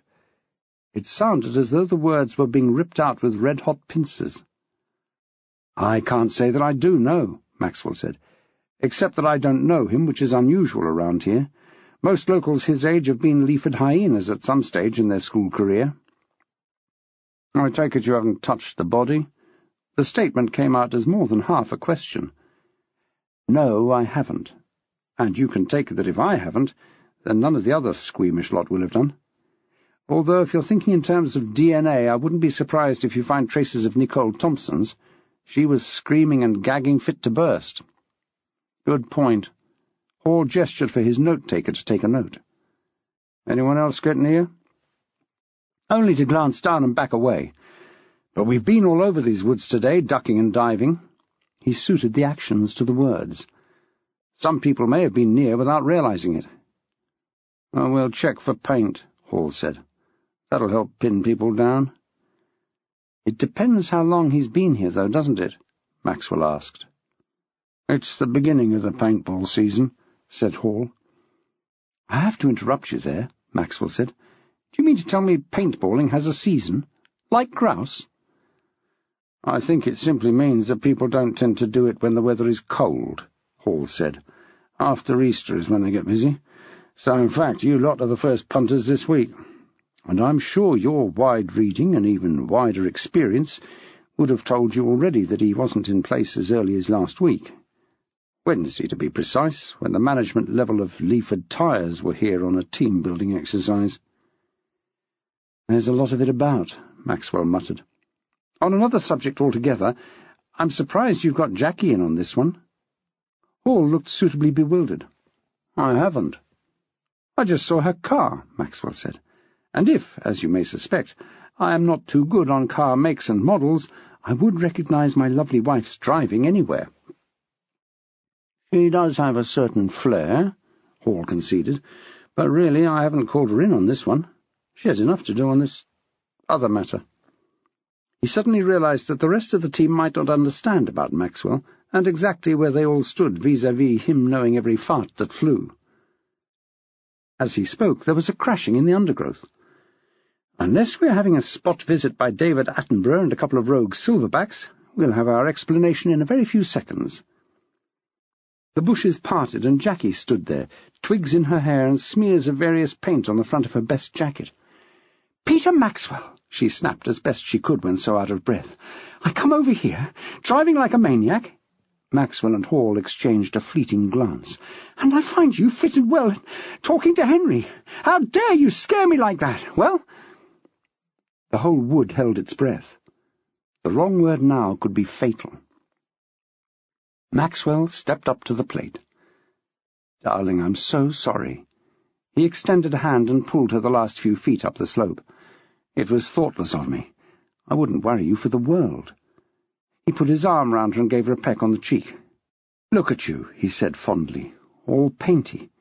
Shall we go back to the car park? Then perhaps I can cadge a lift with Sylve, save you dropping me off, She fell into step as they slithered down the slope and onto the path. The policeman watched them go. Then one of them let out a long-held breath. "God, he's good," he said. "I've seen her reduce grown men to tears because they put sugar in her coffee. I take it all back, the things I've said about him." "I wonder if he gives lessons," said the other. "I would imagine so," Hall said dryly. "He's a teacher." "I mean, in whatever that was." "I think you can either do that or you can't," said Hall. "Right now, we'll do what we do best, shall we? Where the hell are the sockos?"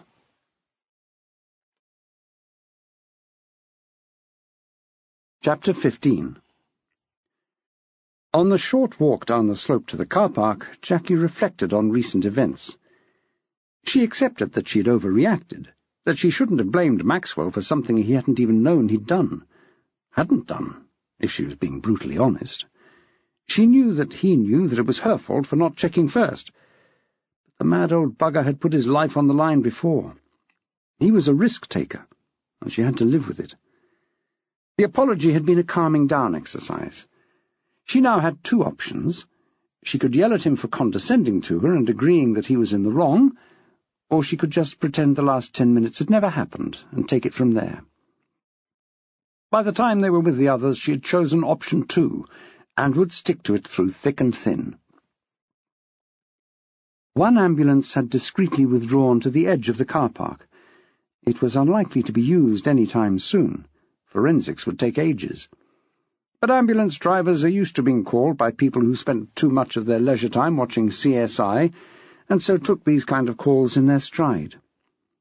The other ambulance was parked near the reception hut with its rear doors open. Nicole Thompson could be dimly seen lying down on one of the beds. A paramedic was taking her pulse, and a drip was being prepared. There was no doubt that she'd had a severe shock. At the doorway, Quentin Marshbanks was leaning against Maisie, looking pale and wan. He nevertheless was also looking smug. His woman had come running to his side. As far as he chose to understand it, she had hijacked a police car to achieve it. He was blessed. Jackie turned to Maxwell, and he smiled down at her. He was ready to receive more lambasting or an apology. He wasn't really fussy. He knew that both of them were the equivalent of being told she loved him. So what she actually said was a surprise. "Well, I must be getting back, I suppose. Maisie had some quite useful information which I ought to follow up. Are all the schools in the area on development days today?" "Ah," he thought, "we're on option 2. He went along with it. It was too tiring, especially on a day like this, to swim against that particular tide. "I'm not sure," he said. "I'm sure Mrs. Donaldson would be able to help you on that." Before Jackie could stop him, he raised his voice a notch. "Pansy!" She turned. Many was the Greek warrior who saw that sight, his last on earth, as the basilisk turned him to stone. "Mr. Maxwell!" It was the first time he'd heard his name used as a curse. She did it very well. "My wife would like a word with you, if you have a moment." She came over reluctantly. "Mrs. Donaldson, Pansy, this is Mrs. Maxwell, Jackie, also known as Detective Sergeant Carpenter." He smiled benignly at them both. "I'll just go and see what's going on over there." And he wandered away. He hadn't been keeping the score, but he thought they must surely be at deuce right now. He ambled over to where the ancillary staff had made a rather exclusive huddle. This was where the best gossip was to be found. "Hello, chaps and chapesses. How are tricks?" The disconcerting sight of both thingies in one place made the universe spin. They usually only met in the car park as one left and one went in at lunchtimes, like the weatherman and woman in those old barometer toys of Maxwell's childhood. Various teaching assistants stood around, paint-caked and tired-looking. Most of them had evening jobs to eke out their pathetic wages, and were getting rather anxious that they'd be late. It didn't do to turn up for the night shift at Tesco with your hair thick with multicoloured goo. There was a general melee of greetings. "Did anyone recognise the chap, the dead one up in the ditch?" he asked. Heads were generally shaken, but one person disagreed. "No," one of the dinner ladies said. "I've seen him before, but I'm blowed if I can remember where." "In school?" Maxwell asked. "Well, that's just it," she said. "It's kind of school-based, but not in school, if you see what I mean." "With someone from school, perhaps?" the great detective probed. "I really dunno, Mr. Maxwell," the woman said. "It's no good worriting it. I'll never remember that way." She wandered off to get a bit of peace. Things often popped into her head if she did that. These days she found that she had to walk around the post office once or twice before she could remember her PIN. "Anyone else?" Maxwell asked. "We didn't really see him," said a thingy. "We were already shot and down with Mrs. Donaldson." She made it sound as if she'd actually said doing 20 to life at Parkhurst. Maxwell could empathise. "She wouldn't let us go, even when we heard Nicole scream. She hadn't logged us in." The two receptionists exchanged glances. Life wasn't the same now they were ruled by Pansy. "But you saw him briefly," Maxwell checked. Thingy, too, giggled. "We managed to get away," she said. Then her face fell. "We didn't know why Nicole was screaming. We thought that someone good had been shot, like Mr. Diamond." "Or you, Mr. Maxwell," piped up Margaret from Reprographics. Maxwell merely swept an arm down his immaculate person, as if he would have been shot indeed. The very idea! He was a superhero to the core. Perhaps not the Silver Surfer, but any one of the others. So no one recognised him except perhaps Doreen. No one stopped to marvel at Maxwell's recall of names. It was just the way he was. If only Doreen's memory was half as good. With shaking heads they moved away. Maxwell glanced across to the main crowd of people over by the door of reception. Jackie was talking to one of the uniforms and was making her preparing to move gestures, patting her pockets, rummaging in her bag for her car keys. Maxwell could read the woman like a book. Finding them, she looked up and caught his eye. "I'm off now," she said. "Did you mean it about catching a lift with Sylvia?" "She may be a while," he said. "A lot of people are feeling the after-effects, and knowing Sylv, I don't think she'll leave until the last one's sorted. I'll get a lift with someone, though. I ought to pick up Surrey while he still has wheels. You could take my knapsack, though, if you don't mind." "Of course." They were still being a tad polite with each other. This would pass when one or both of them forgot about it.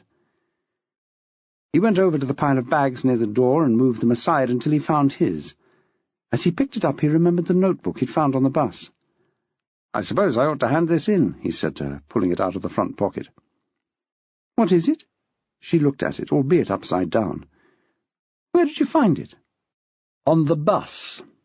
There was just the tiniest hint in his voice that it was her fault he was on the dratted vehicle at all. "It was down behind a seat." "May I?" She held out her hand. The notebook was quite small, with a girly picture on the front of a kitten in a bow. The bow was attaching a label to its neck, and on the label someone had written in glitter pen, Z. She pointed to the name. "Have you looked in here at all?" "I hardly looked at it," he said. "It was sticking in my bum and I hawked it out. That's it. Why?" She pointed again, jabbing the cover of the book. "Z." He looked at her. "Why does that ring a bell?" "Because Z is what Julie's friends call her. Julie, who's missing?" She flipped open the first few pages. "Julie, who is missing and seems to have left her diary behind." He reached out to take it, but she stopped his arm with her other hand. "Sorry, Max," she said. "This is evidence. I think we'll be needing you to give a statement." She gestured to a policeman standing nearby. "Kevin, Mr. Maxwell has found some evidence in the case I'm working on. Have you been asked to take names from these people yet?" "Yes, dear Carpenter," the man replied. "I have a list, though. That lady over there had one all made out, with times of arrival, times they were shot, everything." He waved a thin sheaf of paper. "Ah, right. You've got a minute to take this down, then, have you?" "Yes, I should think so." Jackie turned to Maxwell. "That's best, then. You give Kevin your statement while it's still fresh in your mind." "I'm an historian. Everything is still fresh in my mind." Jackie smiled and patted his arm. "Enjoy, Kevin," she said. "I'll see you at home, Max. Nolan is sorted this evening." "Spencer's mum?" Maxwell asked with trepidation. "No, baby minder. Apparently Spencer's mother has pollution issues. We'll talk about that. Anyway, laters." And she was gone. "Shall we pop into reception, Mr. Maxwell?" asked the policeman. "Or shall we sit in the car?" "Car's quieter," Maxwell said.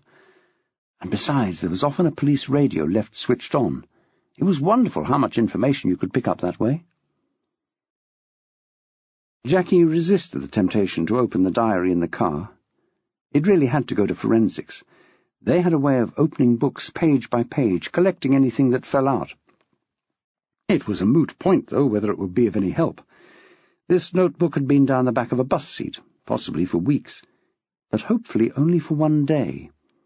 It had been in the front pocket of Maxwell's knapsack for only an hour or two, but since his trusty bag had been with him since his admittedly brief boys' scouting days, the DNA in there would be enough to tax Quantico. But nevertheless, rules are rules, and so it had to go to the lab. She found that she'd taken the turn which would take her to Chichester and the main laboratory. She had to take a chance that the person left on duty when the team went out to Paintball Limited would not be Angus. "Angus, hello!" Jackie stood just inside the doorway of the laboratory, looking with a sinking heart at the long streak of piss that was the representative of God's forensic scientist on Earth. "Jackie, D.S. Carpenter, Mrs. Maxwell." Angus always perked up when he saw Jackie, although it would take another forensic technician to tell. He took casual to a new level. It would be interesting to pit him against Maisie, thought Jackie, in a slumping contest. She wouldn't care to bet on the ultimate winner. Angus was a more than competent forensic scientist. He simply looked like a brainless moron, and chose to sound pretty much like one too. His white coat and his PVC gloves were absolutely according to guidelines. His hair was pulled ruthlessly back in a scrunchie, and the whole thing was covered with a white paper cap. He wore disposable theatre scrubs under the coat, and on his feet he had a pair of Crocs, ultrasounded every day, and encased in a fresh pair of paper slipovers. Despite this, had Jackie been asked as she left the building to describe him, she would have been precise and to the point, and as far as her memory went, accurate. She would have said that he had curly hair falling all over his face. He was wearing a very old and rather grubby Soundgarden T-shirt, jeans with the knees out and motorcycle boots with the toes out. He was smoking the biggest joint she'd ever seen. This was because Angus had a very strong self-image, and despite his white and clinical clothing, he still felt that he looked like that, and belief can be catching. Bones he was not. "D.S. Carpenter will be fine," she said crisply. "I've been handed this." She proffered the notebook, rather belatedly in an evidence bag, by a member of the public. "Can you go through it, please? We have reason to believe it belongs to a missing person." "Right, cool. As you see, I'm a bit understaffed at the moment. Body up at Leaford. Well, you probably know about that, eh?" Yes. I'm on this different case, though." She tapped the notebook for emphasis. "Yeah, right, but a body, eh? Paintballing accident, they reckon?" He rubbed his hands together. His eyes went misty. "I love a bit of paint analysis, me. Gas chromatography, microspectrophotometry. Lovely." He smiled at the ceiling. "Loads of overtime." He came back to himself with a start. "Sorry, went off on one there for a minute. Where was I?" "My notebook? Got a requisition?" "Come on, Angus." Jackie had learnt most of her wheedling techniques from Maxwell. "We understand each other, don't we? We don't need requisitions." "Now, come on, D.S. Carpenter. You've got me in a lot of trouble in the past with this sort of behind-the-elbow sort of stuff." "Behind the elbow?" Dutch phrase. My girlfriend uses it. I like it. Did you know that you can't kiss your own elbow?" "Dutch girlfriend? Goodness, Angus, you've become very cosmopolitan." "We don't get to see each other much," he confided. "She lives in Amsterdam. We met when I was over there last year. We talk a lot on the net. Words like dank u wel and slagrum." For heaven's sake, thought Jackie, if I could just go one day without the dratted web getting in my way. "Lovely, Angus, but my notebook?" "I'll give it my best shot, D.S. Carpenter. I can't promise." "Missing persons, Angus, should take precedence over a dead body, surely." Jackie leant over his countertop. She knew she was reaching in more ways than one. "Requisition, D.S. Carpenter, takes precedence over you coming in here and trying to get round me." Jackie straightened up, feeling a little ashamed that she had played the breasts card so blatantly. "Fair enough. I shouldn't try to coerce you, Angus. It isn't fair." "No," he sulked, "it isn't." "But they'll be a while, won't they? Coming in with the clothes and everything? Can't you get on with my notebook until they get here?" Angus sighed. He really fancied this woman, and her old man was a good sort, despite what everyone said. "All right. I'll give Donald a call and get him to give me a heads-up when they've delivered to him." The thought of Angus with a head-up was rather amusing in itself. "Best I can do." Jackie patted his gloved hand. "Oops," he said, sliding it off. "No touching now." The pictures that went through his mind were best kept to himself. "Sorry, Angus," she said. "I'd better be off anyway. Give me a ring if anything turns up." "Sure thing," he said. "I've got your mobile number." And he reeled it off, number perfect. "My word, Angus," Jackie said, appalled. "How very amazing, I know. I've got that sort of mind." Jackie had been going to say creepy, but amazing would do. "Right. Bye then, Angus." And she was off down the stairs at a steady trot, trying not to listen for footsteps behind her. Sylvia Matthews kept glancing across at Maxwell in the front seat of the police car. The hapless uniformed man in the driver's seat was trying desperately to keep up with the narrative, complete with actions, that Maxwell was delivering in his usual inimitable style. He appeared to be miming bringing a string of flags out of his backside now. Surely that couldn't be right. She turned back to the queasy row in front of her. They couldn't all have seen the body, could they? And anyway, to listen to the more rational of her colleagues, it really wasn't gory at all. But being a teacher was a two-way street. They taught the kids reading, geography, social and life skills, maths, and the kids taught them how to be whiny, needy, and melodramatic. Oh, well, she had a jumbo pack of Nurofen, and it was amazing what they could achieve, given with the right amount of confidence. Pansy Donaldson was watching Maxwell too. That poor policeman, shut up in a car with that madman. He appeared to be pointing to his bottom now. The depths to which that man could sink were simply unbelievable. Whatever could his buttocks have to do with the case in hand? She had watched him leave the room on many occasions, and as far as she could see, they were nothing to write home about. Totally disgusting. No wonder the youth of today was sinking in depravity. "Pansy? Mrs. Donaldson?" She could hear someone calling her name from a long, long way off. "Pansy, are you all right? You were grinding your teeth." She came to with a jump.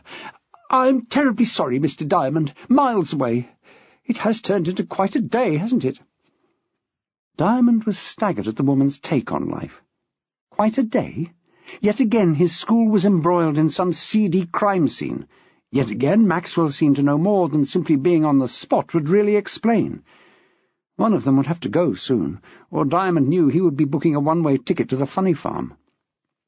He made do with, "Yes, indeed, Pansy, it has turned into quite a day. I'm going back to school now. I've checked with the police." "I'll come with you, Mr. Diamond. You'll need help, the press, that sort of thing."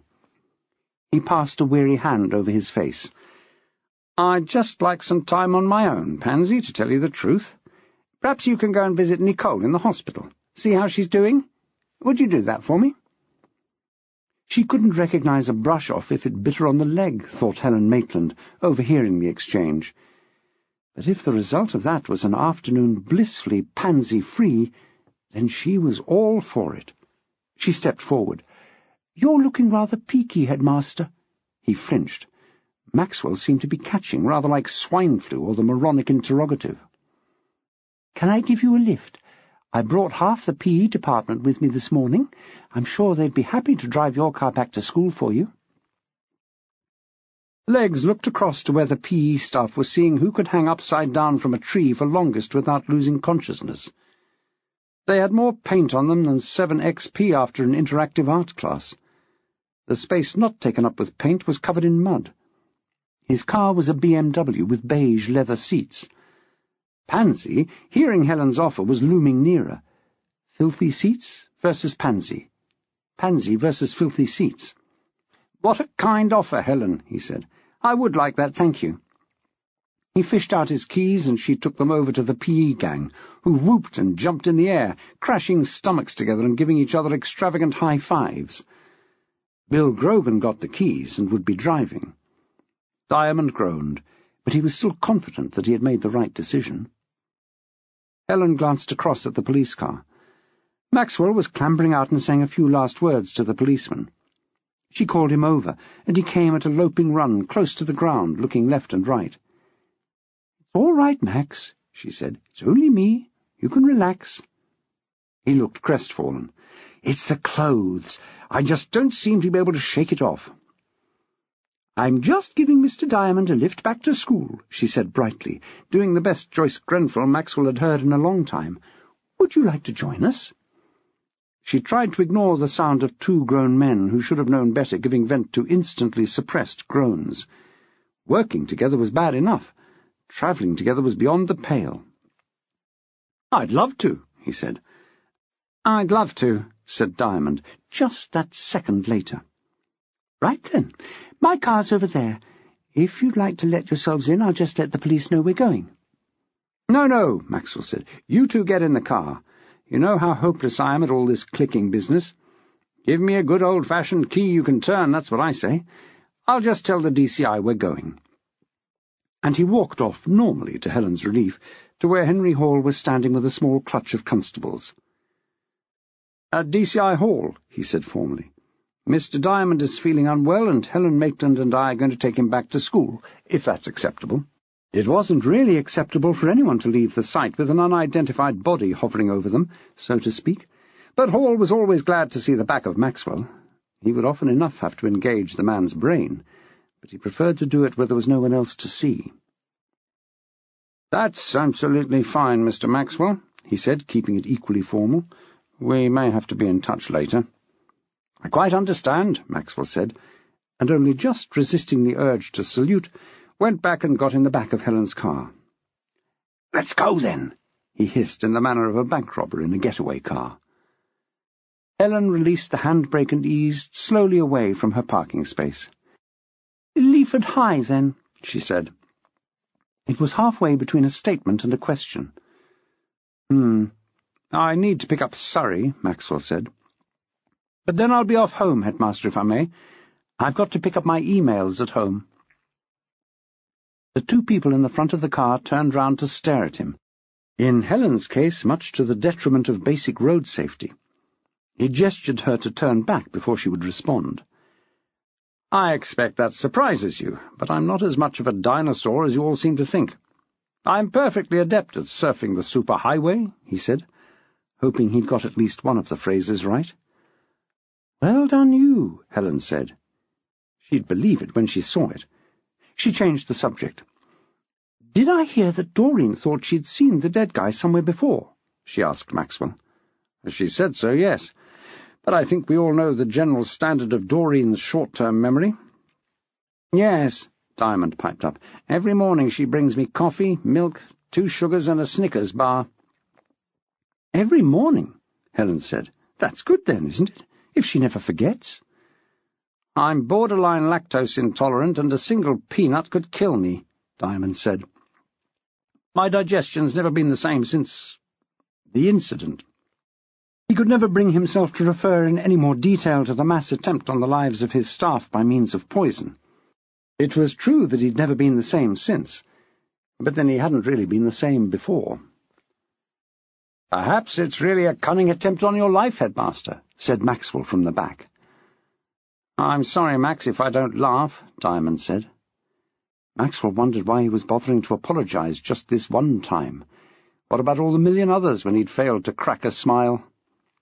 "The whole thing is still very painful for me. I get nightmares, you know. It's all very unpleasant." "Sorry, Headmaster." And for once Maxwell actually meant it. Helen caught his eye in the rear-view mirror, and he could tell from her eyebrow position that nasty things would happen if he didn't shut up.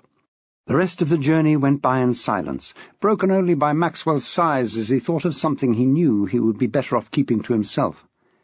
Like, where were the missing girls? Who was the dead man? Why on earth had Diamond ever appointed Pansy Donaldson? How had he managed to go this long without rechristening her Pansy Potter, the strong man's daughter, beloved of schoolboy Beano readers in the 50s? Halfway up the drive of Leaford High School, Helen pulled up and turned to Maxwell. "I'll let you out here, Max, shall I? Handier for the bike sheds?" "Thanks, Helen," he said, attempting to hop out, but finding that his legs had more or less seized up. "Oh, paintballing is a young man's game, I'm discovering." Helen opened her door and came round to help him out. "I told him there should be an age limit," she said. "I'm thinking of poor Mavis here as well as you." "What do you mean, as well as me?" Maxwell was aghast. "Well, when she goes, you'll be the oldest member of staff." Having extricated him and made sure that he was basically in working order, she got back into her idling car and drove away, round to the car park at the rear. He stood and watched her go. He didn't feel like the oldest member of staff. Some days he didn't feel older than Nolan. His feet dragged for more than one reason as he went round the building's corner to the bike rack. Surrey was safe and sound, every speck of rust intact. He could leave it wherever he liked, and for some reason no one ever stole so much as a screw. He swung his leg over the crossbar, but something didn't seem quite right. He looked down and found to his surprise that his leg hadn't gone anywhere, but was still firmly attached via his foot to the ground. He stared at the offending limb, and, by concentrating really hard, managed to swing it just high enough to straddle the bike. Pushing off was another challenge which it took some time to achieve, but finally he was on his way home. It was a strange feeling, skimming through town, that no one whose doors Maxwell passed knew of the events in Paintballer's Wood, as the press would soon no doubt name it. No one? No, that probably wasn't true. Someone knew. The same someone who had broken a man's neck and dumped him in a ditch like an old supermarket trolley. Surrey hissed around Fletcham's corner, and Maxwell joined the rest of society by breaking the law and riding on the pavement just long enough to get past the roadworks. A lollipop person was risking instant death by stepping into his path at the head of a string of tots from St. Ivol's, or whatever that snobby little prep school was called. Jackie had been talking about sending Nolan there, but purple wasn't really the lad's colour. Missing girls and a fly-blown corpse. Even before he reached the flyover and the road to Columbine, Peter Maxwell was looking death in the face again. Chapter 16. It was déjà vu all over again. There was a little old lady camped out on his doorstep, but this time it was Mrs. Troubridge.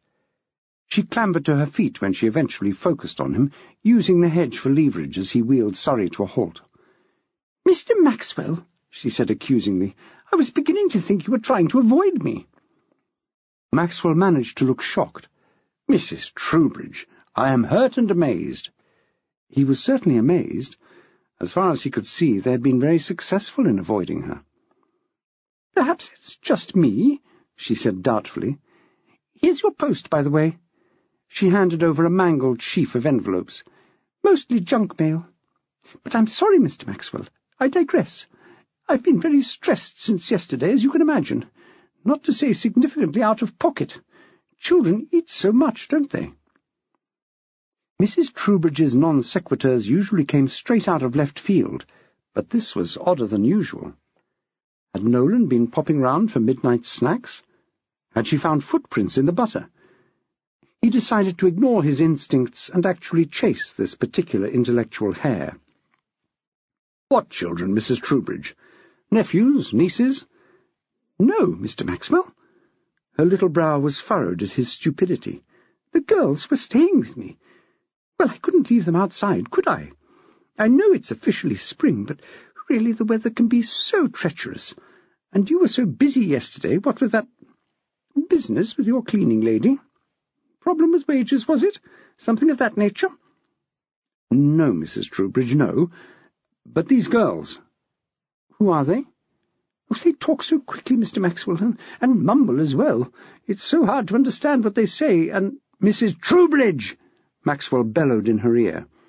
It was so loud that her hair seemed to blow back like a dog with its head out of a car window. "What girls?" "They call each other Z and Lee. I don't know if they're their names. Girls can be so odd, can't they, Mr. Maxwell?" It sounded like a plea. "Girls are always odd, Mrs. Troubridge, in my experience. Are they still with you?" "Oh, yes. They didn't get up until gone 12. They seem to be quite upset about something, Mr. Maxwell, and they wouldn't tell me where they lived or anything. But I knew that if they wanted to see you, it must be something important." She looked down at her feet, and Maxwell felt a seminal moment approaching. "You are someone you feel you can trust, Mr. Maxwell. You and Mrs. Maxwell are the first people I would come to if I was a girl, and I was in trouble." She looked up at him, and for once she didn't look truculent or argumentative. "I'm glad you live next door." Maxwell could believe there was a time when Mrs. Troubridge had been in trouble, but a girl, never. There was only one thing to do, and Maxwell did it willingly. He bent down and put his arms round her and gave her a hug, as hard as he dared, because she always looked as if she might break. "Mrs. Troubridge," he said after a moment. "Yes, Mr. Maxwell?" Her voice sounded muffled from her face being pressed into his shoulder. "Can you help me up? My back seems to have gone." "What do you want me to do?" she asked, beginning to sag under his weight. "I am not sure. Jackie usually just puts her knee in my back and pulls on my shoulders. But you're in the wrong position for that, I suppose." Was it his imagination, or were they sinking lower? "I really can't hold you up any longer, Mr. Maxwell." Even in extremis, Mrs. Troubridge was always formal. Her knees buckled, and slowly, like a mighty redwood giving up the ghost in a forest after hundreds of years of life, the combined edifice of Maxwell Troubridge fell onto the path, his arms still locked around her shoulders. They lay there for a few moments, each individually checking off limbs and finding them still, nominally at least, in working order. "Well, that was one way of doing it, Mrs. Troubridge," Maxwell said at last. "What happens now? You are lying on my arm, and I'm lying on my jacket, so I can't get up. You?" She gave a few experimental tugs. "It's no good, Mr. Maxwell," she said. "You seem to have my skirt quite entangled in your cycle clips, let alone the fact that you have somehow got your watch strap caught in my cardigan." It wasn't the time for small talk, but it seemed churlish to just lie there in silence. Maxwell was racking his brain for a comment that wouldn't sound too flippant, but which wouldn't draw immediate attention to their plight, when he heard the blissful sound of Mrs. Troubridge's front door opening. "Hello?" he called. "Julie? Leah? Is that you? I seem to have fallen on Mrs. Troubridge. Can you give us a hand?" The door closed again. For pity's sake! He knew they were having a hard time, but really, they surely couldn't intend to just leave them there, locked together like some kind of mating ritual from one of David Attenborough's more racy programs. The door opened again, and this time was followed by the sound of footsteps on the path. Then kind hands were disentangling them, hands under the armpits hoisted him expertly to his feet, and then he could see his rescuers. Julie and Leah indeed, fit and well. In a trice they had Mrs. Troubridge on her feet, and were dusting her down and kissing her old cheeks, and making her chirrup with pleasure. "Mrs. T," Julie said, "we'll be back shortly. Just got to talk to Mr. Maxwell for now."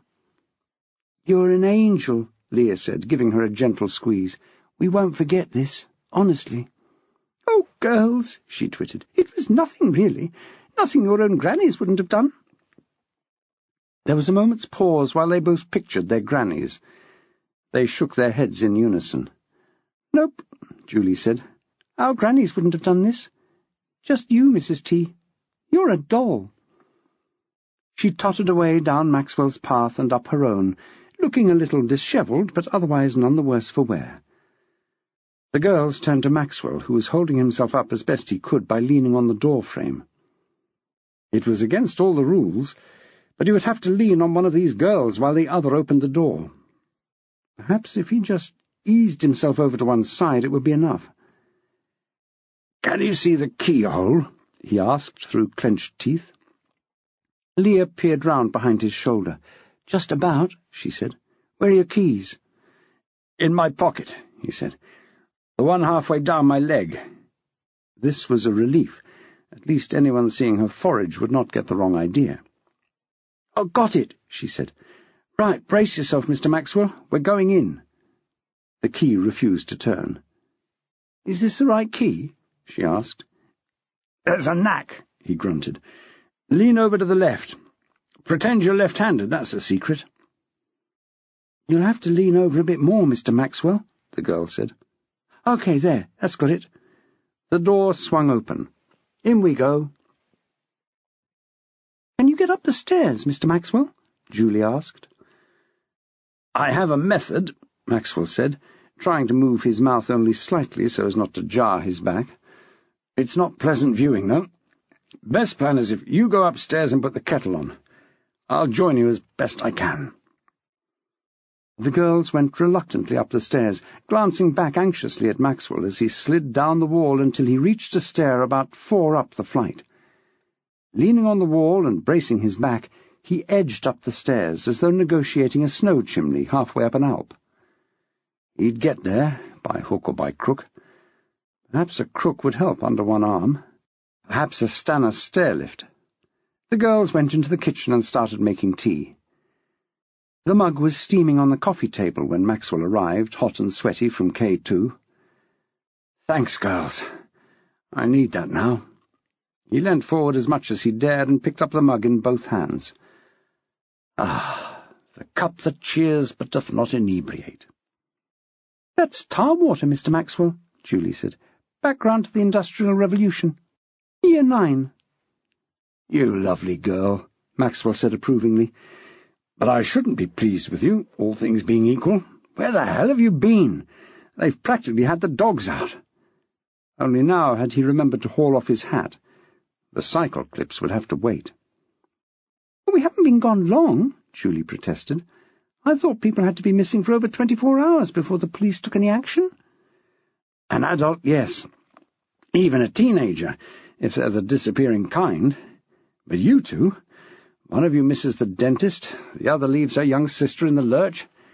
It just wasn't you, if you can see what I mean."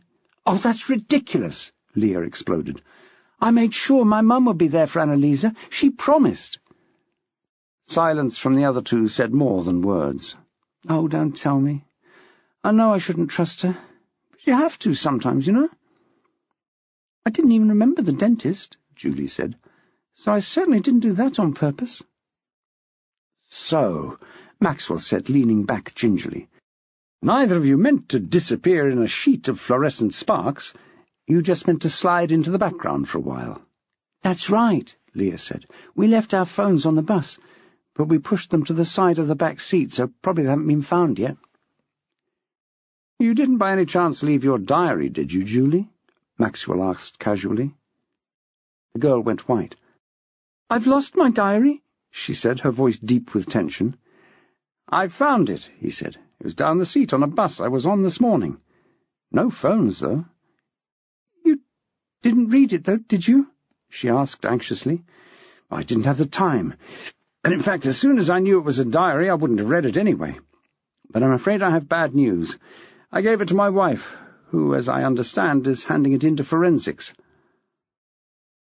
"Oh, my God!" Leah turned to Julie in a mock-dramatic way. "They'll read your diary." Julie jumped to her feet and fetched her friend a stinging slap across the face. "Don't you laugh at me!" she screamed. "They can't read my diary! They mustn't read my diary!" Maxwell struggled upright and sat, listing badly to the right, on the edge of his chair. "Julie, calm down. Both of you, please." They were both crying, storms of hysterical tears. He knew that this was not just for the lost diary, or for the slap, but for the weeks and months of stress which they'd been going through. "I'll ring Mrs. Maxwell and try to stop the diary being read. I don't expect for a minute they'll be dealing with it yet.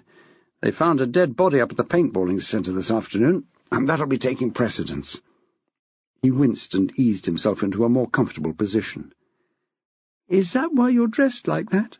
Leah asked with a sniff, watching his image become clearer through her tears. "I did wonder." "Aren't you a bit like old for paintballing?" Julie added. Maxwell looked thoughtful. This was the second time in just over an hour that he'd been reminded of how old he was. The difference was that Helen knew how old he was. These girls probably thought he was about 70.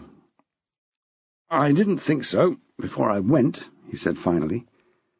"A body, though," Julie said. "Not a teacher." There was a bit of dread, a bit of hope in her voice. "Not that Mrs. Donaldson in the office." There was just hope in Leah's voice. "No," Maxwell said. "No to both of those options. The man's a stranger, we think. Certainly nobody recognized him. Well, except one of the dinner ladies." "Not Doreen?" Julie asked. "Only if it's Doreen, she's as mad as a cake. She can't remember an order from you saying it to her picking up her spoon." "I'd heard that," Maxwell said. "But she seemed quite sure, even though she couldn't remember any details." "I wonder who he is," Leah said. "It's quite sad, isn't it, that he was just lying there and nobody knew, or cared." "Yeah," echoed Julie.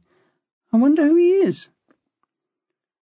"We'll soon know who he is," Jim Astley said breezily to Henry Hall. The police surgeon for Leaford wasn't known for his bonhomie. His wife drank and was no longer welcome on the social circuit. Had anyone asked him, as a keen young houseman, what his ambitions were, he would probably have said an expensive private clinical practice and a K by the time he was 40. That was nearly 20 years ago, and none of it had happened. Instead, here he was, reduced to slicing up dead people to try to put them somehow back together again.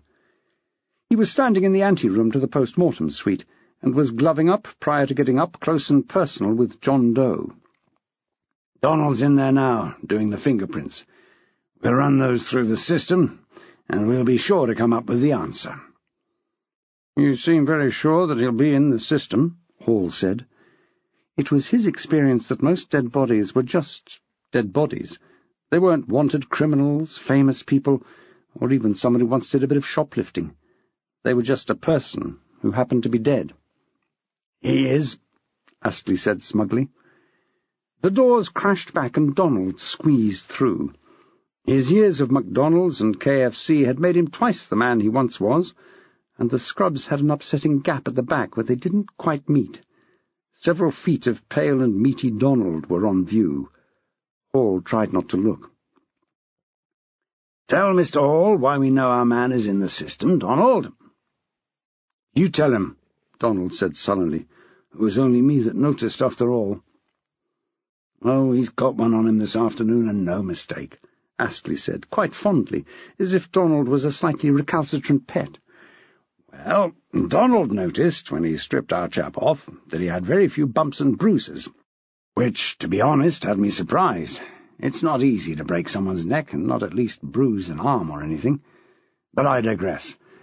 One mark that was very clear was on the right leg, ankle to be precise, the old talocrural joint. There was a kind of scuffing, as though he'd worn something heavy and slightly loose around it. There was also some damage to the bottom of the fibula as well, as if— "Oh, for God's sake," said Donald, who hadn't eaten for half an hour and whose blood sugar was correspondingly low. "He's been wearing a tag and someone leaved it off. That's how we know he's in the system." "Well, if you wanted to tell it, Donald, why didn't you just go ahead in the first place?" said Astley testily. Even pets begin to irritate after a while. "A tag," Hall said. "You mean disguise on a curfew, something like that, ASPO." "That's all working from an open facility," Donald said. Tags are really common these days. I'm just running the prints now. We'll be able to tell you who he is in about 10 minutes. Ident 1 is foolproof. Well, Jim Astley said, this won't get the cause of death identified. He pinged the cuffs of his gloves and shouldered his way out of the room. There are some things a machine will never be able to do. Broken neck, muttered Donald. I'd say so, Hall agreed. He likes to be thorough, muttered the fat assistant. We'll be up to our knees in internal organs unless I get in there. Can you hang on until the result comes through, Mr. Hall? It'll print out there. He pointed to a fax machine on the bench. How many minutes did you say? Hall asked. About 2 now by normal standards, Donald said. In fact, I can't think what's keeping it. He barged the doors open and was gone. Hall stood there wondering what to do to while away the time. 2 minutes wasn't long if you were in your own office, sitting at your own computer in front of your own TV, but sitting in someone else's anteroom, with the strange smell of preservatives, disinfectant, and fried chicken in the air, he found it hard to relax. He stared out through the windows of the double doors and watched as Astley and Donald, working against expectations like a well-oiled team, started their first preparations for the post-mortem. Astley pulled the microphone down towards him, and Hall knew what he was saying, although the sound barely reached him at all. He was giving the date, the time, his name and credentials, and Donald's name and credentials. He was so lost in thought that the ring of the fax phone made him jump. He turned to see the paper start to emerge from the bottom of the machine. It was quick, not like the fax at the Nick, which still used heat-sensitive paper and took an age to print out the simplest thing. The image emerging was a set of 10 prints across the top, too small to be useful, but there is a reminder of what the fax was about. Below, a stark line. Prints not on database. Hall looked at it, amazed. Donald and Astley might look like a couple from a children's Sunday morning cartoon, but he'd never known them, particularly Donald, miss their guess. He tapped on the glass, and Astley gestured to Donald to go over and see what the nuisance DCI wanted. Hall was waving the piece of paper in the air as Donald barged through the doors. "Ah," said the assistant smugly. "Who is he, then?" Hall held up the paper in front of his face, like a yashmak. This made him even more difficult to read than usual, with only his blank lenses in view. Donald leant forward and his lips moved soundlessly. Then he reacted. "Not found? Not found? What do they mean, not found?" He stuck his head round the door and called to Astley. "This bloody system needs a bloody good kick. They say he's not found." "Not found?" Astley repeated. "Gentlemen," Hall said, "please stop saying not found over and over. I could have done with that result as much as you could, but the man who knows says he's not on the database, so I'll have to go back to first principles. At least his face isn't marked, so we can do a photo." "But—" Donald refused to accept what was being waved in front of his nose. "He was wearing a tag. He must be on the bloody database. It's their sodding system. It crashed or something." "I think we'd know, don't you?" Hall said mildly. "Wouldn't they say that the system was currently unavailable, something like that?" "This isn't a bloody car insurance comparison website," Donald howled in frustration. "It's a national, no, international police database. It can't crash, freeze, or otherwise not work. It can't be wrong. But it is. He was definitely wearing a tag." Astley tried to calm his mountainous assistant. "Donald, perhaps we've made a mistake. Perhaps the marks are from something else." "What?" spat the man. "What's something else?" "Well, a friendship bracelet," hazarded the pathologist. "Something like that." "If you give friendship bracelets that leave that kind of mark," Donald sulked, "I'm glad I'm not friends with you." Astley was a little crestfallen. He'd always thought they got on quite well, all things being equal. "Can you give us a while, Henry? I think we need to do a bit more work on this. We're obviously going to have to identify this chap the hard way." "But that's stupid!" Donald burst out. "He has to be on the system." "I'm heading off back to the station now," Hall said. "If you get anywhere, can you let me know?" "Of course," Astley said over his shoulder, shepherding Donald back into the PM room. He grimaced at Hall and nodded towards Donald. Hall turned and made his way back to some fresh air. He realized he still had the fax in his hand, and he thoughtfully folded it and put it in his pocket. He was the last person to think that Astley and Donald were always right, but they were right 90% of the time, and for him that was enough. He would have to make a few calls back in his office. There must be someone who could unravel this. It would just be a matter of finding out who they were. At Columbine, things had taken a strange turn. The girls, having established that Maxwell would contact Jackie as soon as he could, and that he was all right, no, really all right, had gone back to spend the rest of the afternoon with Mrs. Troubridge. She was, apparently, really cool, and had some brilliant stories to tell about when she was a girl. Only she called it Gel, and they'd had a few minutes the previous day when nobody knew what anybody was talking about. Maxwell encouraged them to take supplies. There was no need to antagonize the old girl further than strictly necessary. The front door slammed down below, and Maxwell eased himself back gingerly in his chair.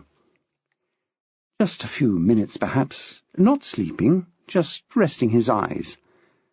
His back pain had reduced to just a dull raw, and by sitting back in the chair twisted round to one side, he could just about get on with it for now. He exhaled slowly and tried to relax. The warm sun coming in through the large window was soothing, and spoke of nicer days to come. He let his mind wander to walks he had taken with Jackie and Nolan, and without them, a different child prattling at his heels, a different pair of eyes looking up into his. Metternich padded softly in and lay outstretched in the printed yellow panes on the carpet, dusty with sunlight and warmth. Maxwell had only ever had one cat, and that cat was Metternich. He had come to him through a weeping sixth former years ago. The girl had a sad story to tell. Her cat had had kittens, but they would all have to die that night in a bucket of water if she couldn't find homes. Maxwell, living alone in bachelor austerity, didn't need or want a cat, but somehow he found himself that evening the proud vassal of a scrap of black and white fur.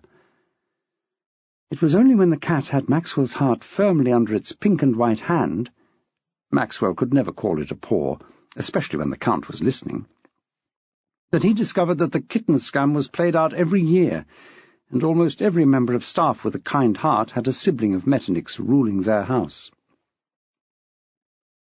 In a rare moment of affection, Metternich bared his canines at Maxwell, in what the man chose to believe was a smile. What the cat believed was nobody's business. The room slowly relaxed into a somnolent doze. Suddenly Metternich was up and out of there. That blasted plastic thing which his people held to their ears for hours on end was shrilling. Maxwell jumped too, and was still softly cursing with pain when he pressed the green button, and the caller was in his ear. "Mr. Maxwell?" "Yes." It came out as a sibilant groan. "Mr. Maxwell, it's Doreen. You know, up at the school." "Yes, Doreen. Hello." "Are you all right, Mr. Maxwell? You sound a bit funny." "Nothing a course of intensive physiotherapy won't put right, Doreen. Thanks for asking. How may I help you?" "I've remembered where I saw that bloke, the dead one." "Really?" As a rule, Maxwell would have sat up to attention, but it was clearly out of the question. "It was with Edna, at the staff Christmas dinner. At the Horse and Groom, you know, out Tottingley." "Edna? What staff Christmas dinner at the Horse and Groom? I only remember one mince pie and some British sherry in the staff room." "Oh, that would be the teachers do. No, the ancillary staff have a good do, families and everything. We don't always do the Horse and Groom." "Yes, Doreen. Lovely. Edna?" "Edna! You know, Mr. Maxwell.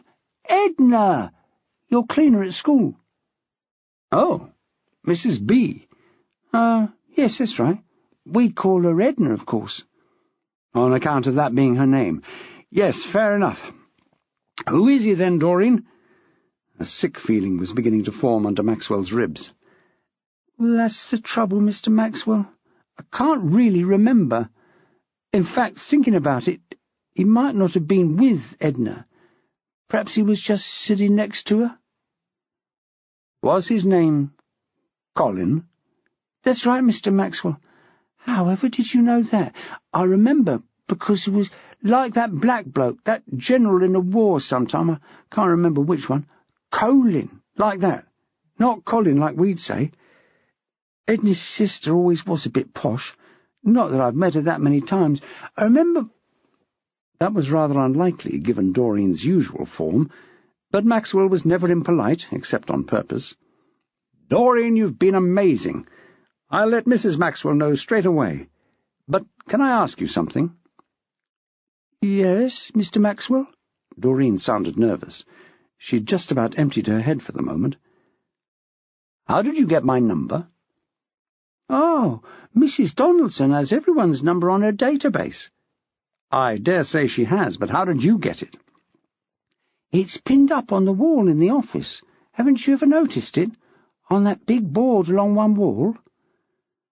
Maxwell closed his eyes and tried to picture the scene. The trouble he had was that whenever he tried to imagine the office, Pansy loomed so large, both really and metaphorically, that he couldn't see beyond her. "I'm sorry, Doreen, I haven't." "Margaret in photocopying was fiddling for ages. She had to have a sandwich in her room, she was so pushed for time." Maxwell knew that Margaret's output was somewhat ad hoc, giving 20 copies where 200 were required, and once accidentally setting the machine to produce 5,000 copies of the school play poster. But surely one copy of the staff phone numbers couldn't have been that big a job. He hardly dared ask.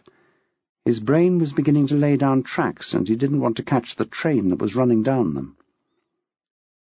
Why was the job so big, Doreen? She had to copy all the staff details, numbers, addresses, emails, and then the same for all the kids. It was a really long job. She had to make sure they all fitted on the page and everything.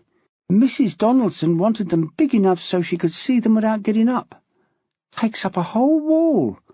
Can't believe you've never noticed it." Maxwell's mouth was dry. With difficulty he said, "You've been a brilliant help, Doreen. See you Monday. Ciao." Somehow that seemed the most appropriate sign-off to a dinner lady. "Oh, yes, right. OK, Mr. Maxwell. See you Monday." He could be a terse old bugger when he wanted to, she thought. Still, that was one job jobbed, and she trotted out of school with a clear conscience. Behind her, in the back room of the main office, where she'd been using the phone, a pair of eyes watched her from the darkness. Things were getting a bit out of control. Threads would have to be pulled, favours called in, and, if necessary, murders committed. Another day, another dollar. Chapter 17. Donald had told Angus that he had about an hour, in his opinion, to work on the diary before the cohorts arrived bearing scrapings, sellotape samples, and various insects to pore over. It hardly seemed worth starting with just an hour to spare, what with the preparation of the cabinet, the labelling of the tubes, and all the 1,000 natural shocks forensic scientists are heir to. But he had the choice of that or an hour of paperwork from a previous case. No real contest.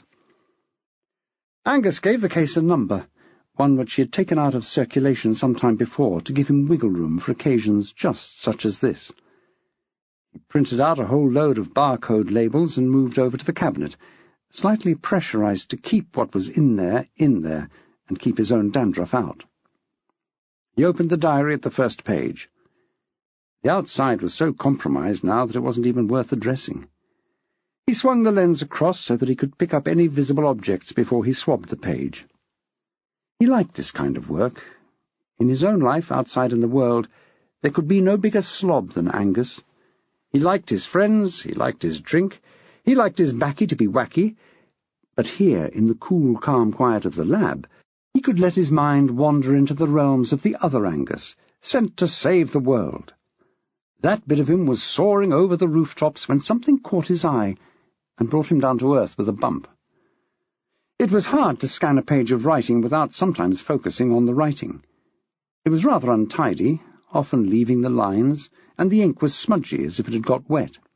He'd been told it was a diary, but there were no dates, just breaks to show different days. Sometimes the ink was a different colour. Then one line got his attention, and he had to keep reading. After that, the swabbing and the other analyses seemed unimportant. "He came into my bedroom again last night. He says he will kill my mum if I tell. I've heard all about this. It's on the telly in an advert, and they're trying to say it never happens. But it must do sometimes. He's a doctor. He could kill her and no one would know. And then he'd have me all to himself, all the time." The blood was pounding in his ears. Surely Jackie must already know the contents of this diary. But no, he rationalized. Jackie was a good policewoman. She knew procedure. He was the first person ever to read the contents of this diary. And like Jackie, he knew the right thing to do. He calmly closed the sliding door of the cabinet. He peeled off his gloves and went into the office. He dialed Jackie's number from his capacious memory. "Carpenter, I'm driving. Can I call you back?" "Jackie, it's Angus." To hell with formality at a time like this. "This diary." "Hold on." Faint sounds of an indicator clicking and a handbrake being applied came to him down the line. "For God's sake, woman, health and safety be blowed." "Right." She was back on the line. "Angus, the diary." "I've read a bit." Jackie's heart slowed and her breathing went quiet. Every bit of her was concentrating on what he would say next. She felt a breakthrough coming on. "Come on, Angus. What did it say?" He told her, and listened to the silence. "Are you still there?" "Angus, you are my favourite person in the whole world. I'm about halfway at the moment between you and the Nick." "Please turn round," Angus begged her in his head. "Come back and congratulate me properly." Angus's daydreams could be very vivid. "I think I'll go on, though. I don't think the DNA and the rest is important now. Can you copy a few pages and fax them to me? Better still, email them. You've got my email, it's—" "Got it." "Yes, of course you have. Right. Could you do that for me, Angus?" His skin prickled. "You know for sure who this guy is, don't you?" "Oh, yes." "And he's got something to do with all this texting, emails and that?" "What do you know about that?" Was nothing confidential in this place. "IT guys, lunchtime. You know how it is." Cyberspace, the last frontier. Angus and the others often boldly went there. "Fair enough, I suppose. We're all on the same side, after all." He could tell she wasn't listening to herself, but he enjoyed the matey we for what it was worth. "Well, Jackie," he risked another lapse of formality while the going was good, "I'll get on with that scan and email, shall I?" "You're wonderful," Jackie said. "I'll make sure you get credit." It was only after he'd put down the phone that Angus realized that meant all sorts of pain coming down the line. Requisitionless jobs, barcode numbers being used against regulations, reports not done. He sighed. It was almost worth it. Jackie sat for a moment digesting Angus's news. Could the answer really be so simple? She shook herself. Why not? This wasn't an episode of some ridiculous TV cop show with 12 murders one by one in the same town. In fact, there was only one dead body knocking around at the moment, and that was surely just a coincidence. Her coincidence muscle gave a twitch. She and Henry both refused to acknowledge coincidence, whilst accepting that it usually reared its head at some point in most investigations. She was about to turn the ignition when her phone rang again. She looked at the screen, and a smiling Metternich looked back at her. Home. So Maxwell had got back okay. That was one more box in her things to worry about list she could tick. "Hello?" "I assume from your merry response you're not in the nick, dear heart." "No, I'm not. What's the matter? You sound strange." "I'm having you burnt at the stake first opportunity, woman," he said. "My back is playing me up. How can you possibly tell over the phone?" My secret? Anyway, sorry to hurry you, but is this a check-in call, or do you have actual news, because I must get back to the Nick? I have news as well, but it isn't very good, I'm sorry to say. Go on. Do I have to write it down? Well, it comes in several parts, but I think you'll remember it all without recourse to papyrus. Is it good news or bad news? In a way. I've found the girls, and I know who the dead man is. I suppose they both come under the good news banner, but only just. Julie is hysterical that we found her diary, and the dead man is Mrs. B's lost nephew. What? Jackie jumped and lost her grip on the phone. She could hear Maxwell talking as she fumbled in the footwell to find it. So that was where they'd been all night. What? I dropped the phone. The girls, they'd been at Mrs. Troubridge's. That's why she kept coming round. Oh, poor old soul. She must have thought we were trying to avoid her. Weren't we? Fair comment. Why were they with her? They came round to see you. I would love to think it was me, but I hope I'm a humble man, and the finer points of Castlereagh's foreign policy probably have relatively little interest for them. And, thought Jackie, despite the regard and love he was held in, he really was a humble man. Why me? You're a police person. They were ready to tell all about their problems, I'm assuming. Well, I doubt that, sweetheart, because I've just had— I don't have to tell you, this is a deadly secret thing I'm telling you. It was a statement, not a question, and one she'd made 1,000 times before. Of course you don't. Everything you say is considered a secret, always has been. She thought back to all the times over the years when he had dropped her in it up to her earlobes, but decided to let it pass. Well, I took the diary for analysis, DNA and the rest, you know, to Angus in Chichester, in case it would help us find out who might have taken them, if they'd been taken. He started to swab it and all the other things they do, but he couldn't help reading as he did so. She stopped. "But don't keep me in suspenders, woman policeman. What did it say?" "No need to quote, Max. The drift is, Julie is being abused by her stepfather. Usual threats, kill her mum if she tells, that sort of thing." "Oh, no." Maxwell's groan came from the pit of his soul. Poor little girl. I said, didn't I? A poor little girl. "Yes." Jackie's voice was soft. "Are they with you now? I'm assuming they're not." "No, they're next door. They and Mrs. Troubridge have bonded in some bizarre and unexpected way. They're probably coercing the old neighbour to change her will in their favour." "Well, keep it that way if you can. We need to keep tabs on them now." "You think the stepfather is also sending the emails and texts?" "That's what I don't know. He's a busy man. I know everyone thinks they are, but he really is. Hospital, all that. I don't see how he could do it. But it's a tempting scenario." Maxwell thought for a moment. "I don't think he is, you know. He's controlling her by threats and coercion in the home. There's no need to embroider it." "He may just get a kick out of it. I must say he's the most horrible, controlling—" Jackie ran out of words she cared to use on an open network. "I know, hon, but I think an open mind would be the best on this one. But in other news, the body." "How did you find out about that? I hope you're not basing this on a family resemblance or anything so vague." "No. Doreen, one of the dinner ladies, rang me and told me she'd seen him with Mrs. B." "So not definite, then?"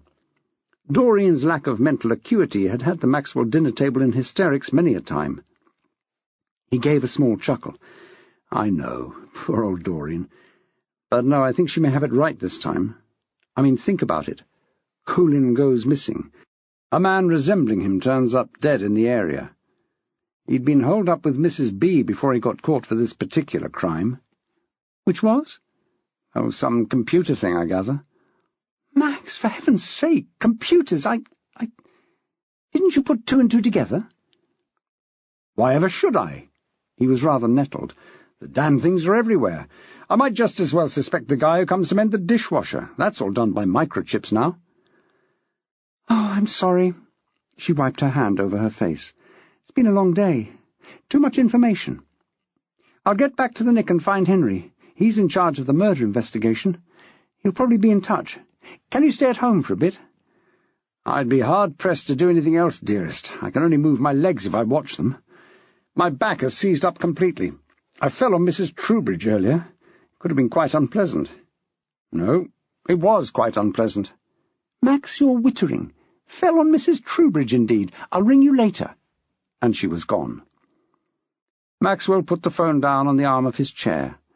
He half-turned, as best he could, to Metternich, who had slunk back and was sitting in the doorway, making significant glances towards his food dish in the kitchen. "I did fall on her, didn't I, Count? Were you watching?" "Clearly not, as you're not laughing. And you can forget any food. Unless you can open that pouch yourself, my lad, you're getting nothing." He relaxed back into the chair and grimaced. "Count?" The cat chirruped helpfully. "Am I getting old, do you think?" It was something the cat had been chewing over himself lately, that and the shrews of Juniper Lane. He was either getting on a bit, or the game was sprightlier these days. Best not discuss it, and perhaps it would go away. He wandered over and sank his claws into Maxwell's leg. Unless he had misunderstood the drift of a Discovery Health program he'd caught a few minutes of the other night, pain in a different place could be helpful in certain circumstances. It was hard to tell from the yelling and writhing it caused. People. He'd never understand them if he lived to be 140 in what humans, for some odd reason, referred to as cat years. What other kind of years were there? Jackie got the car into gear and back into the traffic before any more calls could come in.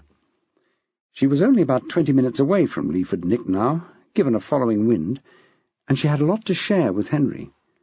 She wasn't sure how much weight to give to the news about the identity of the body. Doreen was notoriously flaky, but it seemed too much to believe that she would choose to identify the dead man as someone known to be missing by a mere fluke. She'd deal with that one quickly, though.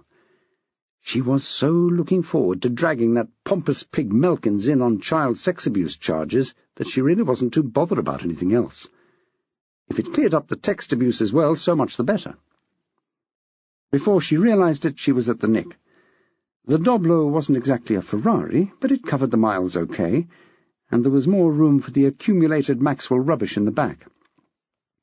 She retrieved her laptop from beneath a pile of crisp packets and toys on the back seat, flipped it open and logged on. As usual, the dratted thing was taking an age to boot itself into life, so she closed it and let it do its thing while she went up to the first floor and Henry Hall's office. She tapped on the door. Yes. Obviously his day wasn't going too well.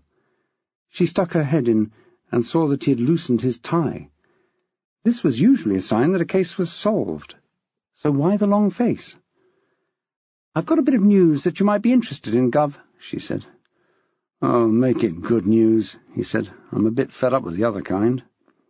She sat down with her computer on her lap. "I've just had Max on the phone," she began. "Jackie, I really mean it when I say I only want good news." "I'm not saying this is cast in stone," she told him, "but Max thinks he may have a lead on who the dead man is." "Really?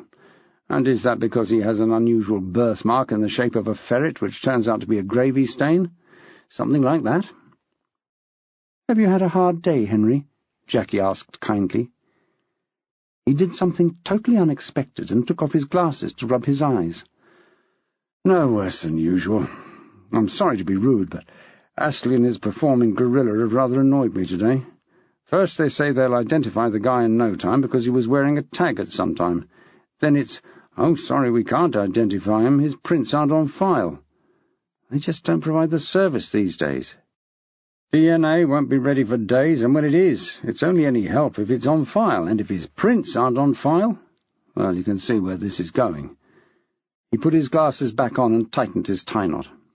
"Anyway, you were saying, Max thinks he knows who the man is."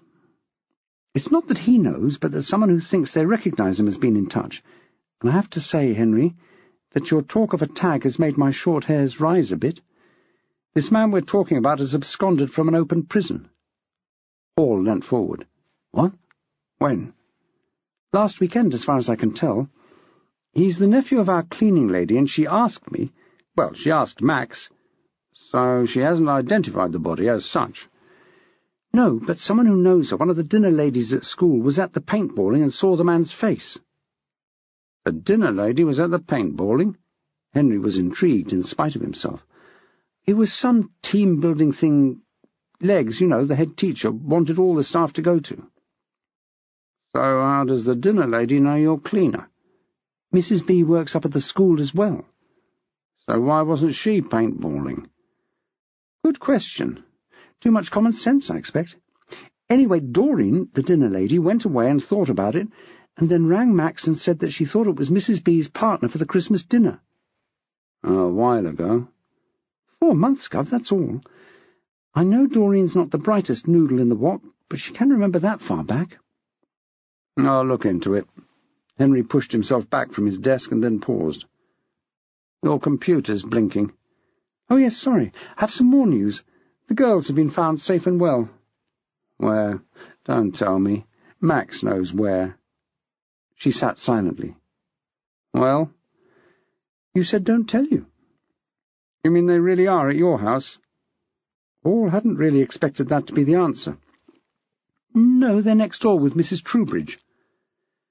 Paul screwed up his eyes and pictured the woman. Small, wizened, mad as a box of frogs. Not the typical child abductor, though. His head was too full for this. I'm not going to ask for details, Jackie. This was always more your job than mine. Anything else? Yes, she said triumphantly. This. She opened the laptop and signed into her emails quickly.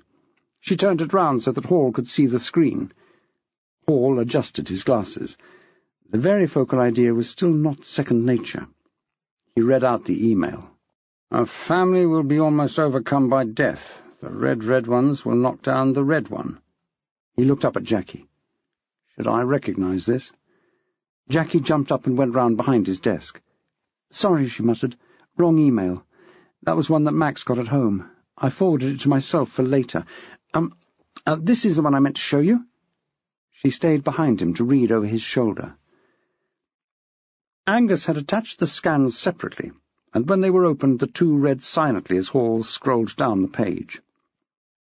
When they'd finished, she went back and sat down. He closed the laptop thoughtfully. I assume you know whose diary this is, he said at last. Yes, it is the diary of Gregory Melkin's stepdaughter, Julie, one of the missing girls. We know that for certain. How do we get hold of it? Well, we know that her diary's missing, that she slapped her best friend when she realized that someone else might read it. And we got hold of it? Max found it down the back of a bus seat. He looked at her from behind his blank lenses. She started to whiffle. Well, he was going to the paintballing on the bus. Nolan and I thought it might be amusing.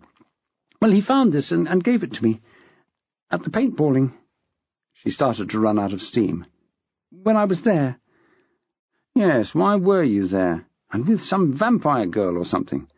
Maisie. Yes, she was helping me with the email and text thing. She's a very nice girl, in fact. She goes to the same school as Yvonne's kids. Her boyfriend works at the paintballing place and... Well, we heard there was a dead body and... Jackie, I say this without any unpleasant motive. You've got to stop expecting Max to be every dead body we find. She hung her head. She didn't want to say it out loud. He's not as young as he was. He shouldn't be cycling, paintballing, fossicking about after bodies left and right. He shouldn't even be teaching. There were knives, guns, infectious diseases, stairs, for God's sake. They'd wasted enough of his life already, what with her not being born early enough.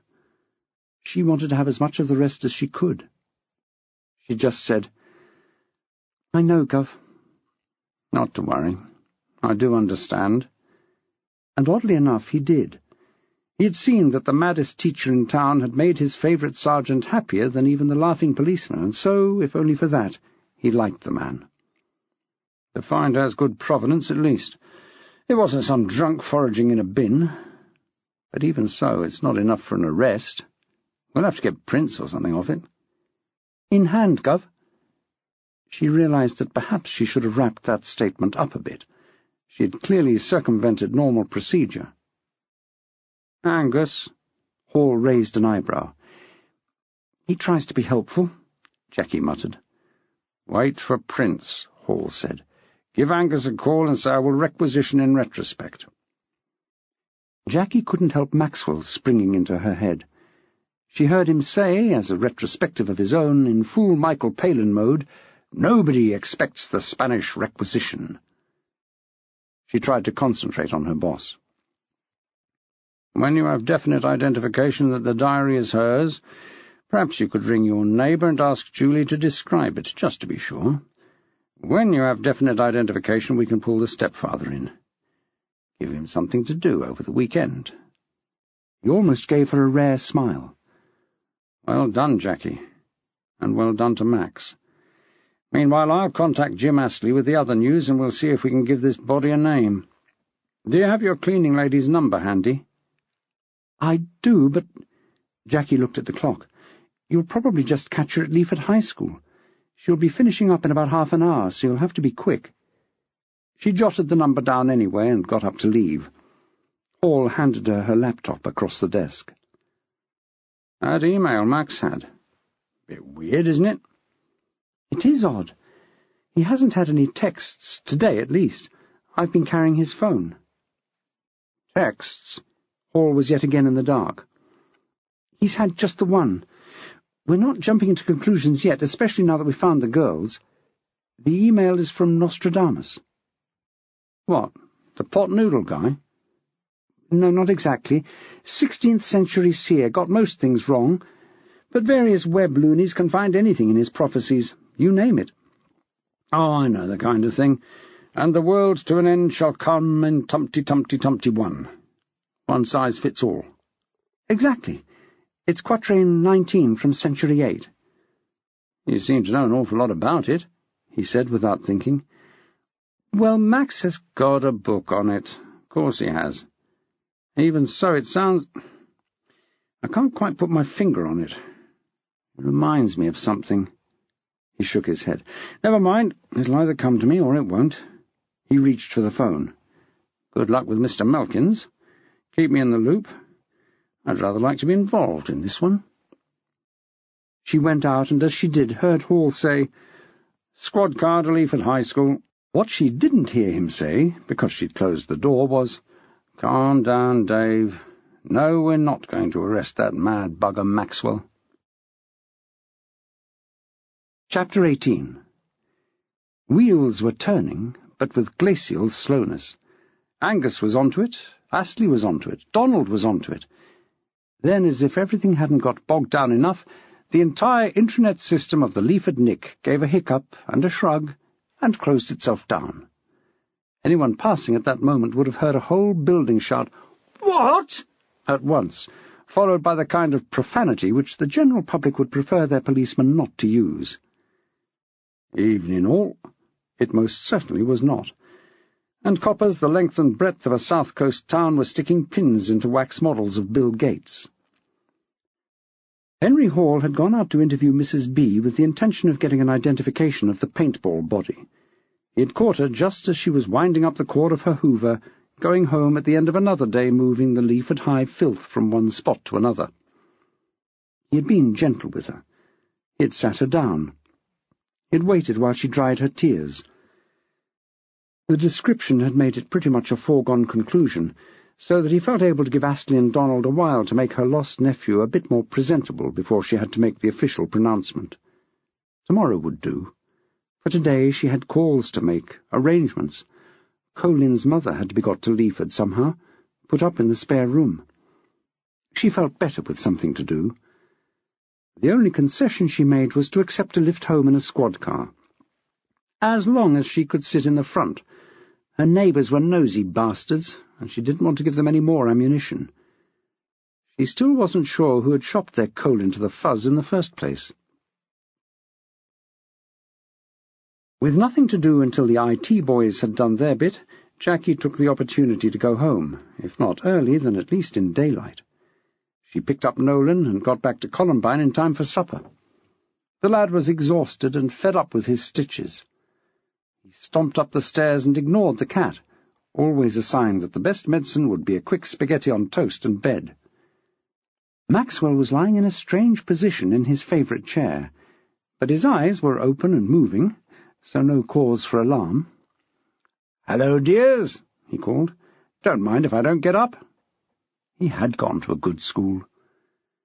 Nolan, taking no hints at this advanced stage of grump, and with the advantage of a good run-up, leapt onto his lap. Maxwell jackknifed, flinging the boy to the floor. There was a small pause before the screaming began. Jackie scooped the boy up with little sympathy. "Did I tell you in the car that Dad's had a bad back?"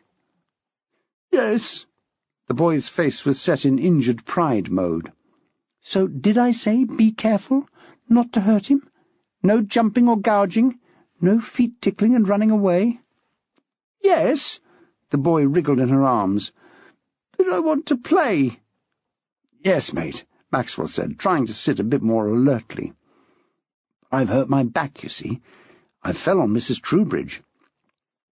Nolan's eyes were like saucers. "You fell on Mrs. Toobidge?" He looked up at his mother. "You didn't tell me Dad fell on Mrs. Toobidge," he said accusingly. Jackie looked alarmed. "I didn't think that Dad's had really fallen on her," she said. "I think I thought he meant— Well, I'm not sure now what I thought, to be honest." Maxwell twisted his neck round to look at her. "When you've worked out what the other meaning might be," he said acidly, "you might care to let me know." She went over and knelt at the side of his chair. She smoothed his hair. "I'm sorry, Max," she said, and dropped her head onto his shoulder. Then she looked up again. Was it very funny?" She tried not to laugh. "By all accounts," he said smartly. "Now clear off, woman. Feed your child, and your cat. Then I suggest you go round next door and see if the squashy is all right and that the girls are settled. I'm assuming that they won't be going home." "Well, Leah's free to, of course, except that there are child protection issues since her mother didn't turn up until nearly 3 this morning, and then absolutely bladdered in the company of 2 naval ratings she'd met in a club." "Oh, so the fleet's in," Maxwell remarked. He sang a few truncated bars. "I'm Popeye the Sailor Man, poop, poop." Pooped he most certainly was. "Indeed. And Julie's dad hasn't replied to any calls as yet. That'll turn out to be quite complicated, I think. Henry has asked me to wait for confirmation of the diary before I bring our man in. But if Julie's safely here, then that's fine." "Have the parents been told that the girls are safe?" "Yes, but no details. It was interesting that Leah's dad was just totally relieved. Julie's parents wanted her back immediately, as if she was a lost handbag. Tough luck on them." "Off you pop then, sweetheart. Sooner you're gone, sooner you're back." "I'll just get Noel's supper and then go round, if you'll mind him." "No problem, as long as he'll sit still. He's got ants in his pants tonight." "He'll behave. He just didn't understand." She turned to the boy, who had plonked himself down in front of the television and was engrossed in a programme about seaweed. 2,000 channels and nothing to watch, as always. "Noel, come and get your supper. Then you can talk to Dad's for a while I'm next door." He got up with an easy grace that Maxwell could only envy. The boy looked up at his mother. "Is Mrs. Toobidge flat, Ma?" "No, darling, not flat. But I'll have to check she's all right." "You get her any flowers?" "Oh, babes, I forgot. Why don't you go out into the back garden, see if you can pick her something? She'd like that. Some primroses. There are a lot along the back fence. Careful down the stairs now." Maxwell lay back and closed his eyes, letting the family prattle wash over him. He felt that he could actually sense each bruise as it popped to the surface. It was one thing to be not covered in paint after paintballing. It was another to be black and blue all over. He began to snore quietly. Nolan clambered up the stairs, clutching some sweaty primroses, a few dandelions, and some grass. Jackie arranged them in a jam jar and knew that Mrs. Troubridge would be bowled over by them. Nolan could have presented her with a bouquet of dog poo, and it would have received pride of place. She put the boy in front of the television with his plate of pasta on toast and a boxed drink. She made extravagant shushing gestures and crept out of the room. Maxwell slept on. Metternich sashayed up to his boy and nosed the spaghetti experimentally. Blech! He'd learnt over the years that Nolan occasionally had some quite good stuff on his plate, but today was not one of those times. He sneezed and scrubbed his nose with a paw. Nolan shushed him and slurped up the spaghetti, a strand at a time. He liked the way it whipped round and smacked him gently on the cheek. It was fun to try and guess which side would get the last slap. Even Metternich seemed to be enjoying the fun. Finally, with all the tomatoes sucked out of the toast and all the juice squeezed out of the box, the cat and his boy slid quietly out of the room and left the poor old geezer to his snooze. Soon there were few sounds in 38 Columbine. Quiet snores and mutters from the sitting-room, the sound of tomatoey fingers being sucked in Nolan's room, and the furtive licking as Metternich tried to clean the boy up a bit. Really, the youth of today, no standards. And the beeping of a very old computer in the study trying to tell someone in the only way it knew, "You've got mail." Jackie knocked at Mrs. Troubridge's door, and when it was flung open a few moments later could only step back in amazement. Mrs. Troubridge had had what had to be described as a makeover, as there was no other word for it. And yet it was a makeover from a parallel universe. Somewhere underneath the shading, the eyelashes, the lip liner, and the hair gel was a little old lady having a whale of a time. Jackie recovered quickly. "Mrs. Troubridge, you look amazing." She held out the flowers. "These are from Nolan."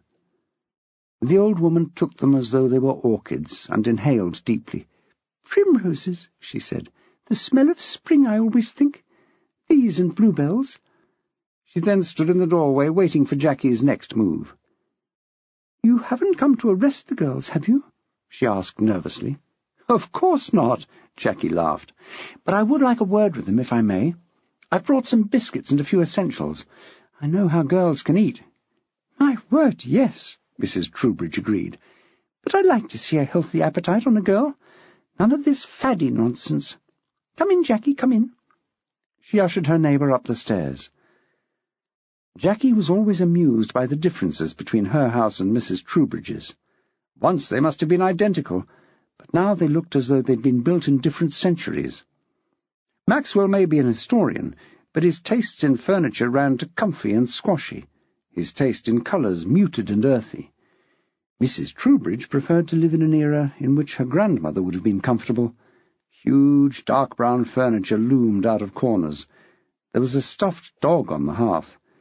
This creature had given Nolan nightmares for weeks when he realized it was, as he called it, a real empty dog, not a toy. There was an odd smell, comprising old lady, cabbage, and just a hint of gin. The girls were a bright spot in the fusty lounge, sitting on the floor surrounded by bottles and tubes. Leah looked up as the two women came in. "Mrs. Maxwell," she said calmly, as though she hadn't been the subject of a county-wide search for over 24 hours. "We hoped you'd pop round." Julie didn't look up. Jackie greeted them both, but then spoke directly to Julie. "Do you want to have a private word with me, Julie?" she asked. "No," she said. "What about, anyway?" "Your diary?" The girl looked up and her eyes flashed. "Have you read my diary?" she said defiantly. Jackie thought fast and told what was, technically, the truth. "No, I haven't." "But Angus has," she added in her head, for the sake of verisimilitude. "Well, I don't give my permission," Julie snapped. "I want it back." "It's the weekend now, Julie," Jackie said. "The offices are closed until Monday." "I don't believe it," the girl said. "Police offices don't close." "The diary isn't with the police," Jackie said. "It's with forensics. They thought it might help to trace you. They're just swabbing it for DNA. They're not interested in what it says." She crossed her fingers at this blatant lie. Behind her back, Mrs. Troubridge saw her do it, but was uncharacteristically silent. She had become fond of the girls in her care, as she considered them to be, and had identified Julie as the one more in need of help. Julie relaxed perceptibly. "Are you sure?" she asked doubtfully. "Absolutely. I'm just here to check you're all right and also to ask Mrs. Troubridge if she wouldn't mind keeping you another night." Mrs. Troubridge was torn. They were lovely girls, but so expensive to keep. Jackie saw her indecision. "Obviously there is a contingency fund for this kind of occasion. You are, in a way, Mrs. Troubridge, in loco parentis." And loco is dead right, she thought to herself, but fondly. The little woman swelled with pride. "I would be delighted, Jackie," she said. "Or," she added roguishly, "since this is official, perhaps I should say Detective Sergeant Carpenter." She grinned broadly. "That's sorted, then," Jackie said. "And I have another favour. Mr. Maxwell seems to have done something to his back." "He fell on Mrs. Troubridge," Leah offered. Jackie looked at her. It must be true, then. She hurriedly turned to Mrs. Troubridge. "Are you hurt?" she asked, possibly a little belatedly. "I won't pretend it wasn't very uncomfortable and embarrassing at the time," she said through tight lips, "but no harm done." "What favour?" "Could you have Nolan for me tomorrow? I'm not sure his father's back would be up to it, and I—" "Oh, say we can, Mrs. T," Leah said. She was missing her little sister. "It'll be great." "Yeah," Julie said. "He's a great kid." "We'd be delighted," Mrs. Troubridge said. "We could take him for a walk, perhaps, to see the bluebells." Jackie thought quickly. She was grateful that she hadn't had to finish her sentence, because the obvious end to it would have been, "Have to arrest your stepfather first thing, Julie." But on the other hand, it wasn't such a good idea that the girls should be seen in public. Mrs. Troubridge, in her new sensitive mode, saw her problem. "We can cut down the back lane at the end of the road. We'll be at the woods in no time, and no one will see us, except the odd dog walker. I'm sure it'll be lovely." The girls, who would rather have been next door with the Wii and all the trimmings, nodded all the same. She was such a sweet old girl, and her breakfasts were to die for. "That'll be lovely," they said. "We can take a picnic." "Oh, girls," the old lady said, "no sitting on the wet grass. When I was a girl, I remember—" The girls hunched closer. They loved her stories. Jackie took the opportunity to sneak back down the stairs and to look after her crocked husband. They would be good to go all night. She couldn't wait to see what Mrs. Troubridge would look like by the next morning. She had a feeling there were more makeovers in the pipeline. She went into the sitting room at 38, all ready to describe the new-look Mrs. T. Maxwell was sleeping like a baby, relaxed at last. Upstairs, Nolan was also sleeping, and with rather more reason, he also slept like a baby. Jackie made herself a sandwich. Beetroot, peanut butter, and hummus, only allowed when there was no one there to see, and poured herself a beer. She covered Maxwell over with a throw from the other chair and turned out the lights. Upstairs in her bedroom, with the beer and the sandwich on the bedside table, the curtains drawn and the TV on low, she mulled over the day. A distant beep from the study became part of the background hum, and, only slightly beetroot-stained, she went on watching a rerun of War Games. She knew that the film was more than 20 years old, so why did Matthew Broderick still look the same to this very day? And could a hacker really get into the Pentagon computer? Why did this seem important? Why did she always forget, until it was too late, that beetroot gave her wind? She slid down into the bed and, stretching across the unaccustomed space, she slept. Maxwell was still in the armchair when day and battle broke. He woke up with a jolt which brought stars to his eyes, and he realized anew that he hadn't been to bed. He had, though, dropped back, as the Maxwells had it. That is, he'd woken up once and gone to sleep again, and he suddenly had sharp memories of the first time. Little Noel had been dancing around until his mother hushed him, shouting, "Picnic, picnic," like he'd won the lottery. He'd planted a slobbery kiss on his father's cheek and vanished in the company of his mother, who seemed as pleased as the boy. Metternich may have the cream, he usually did, but it was Jackie who said, "Gone a-restin'," with a smug satisfaction only usually seen when Dirty Harry was pointing his magnum at somebody. Maxwell checked the sitting-room clock as he groped for the Nurofen. 10 to 10.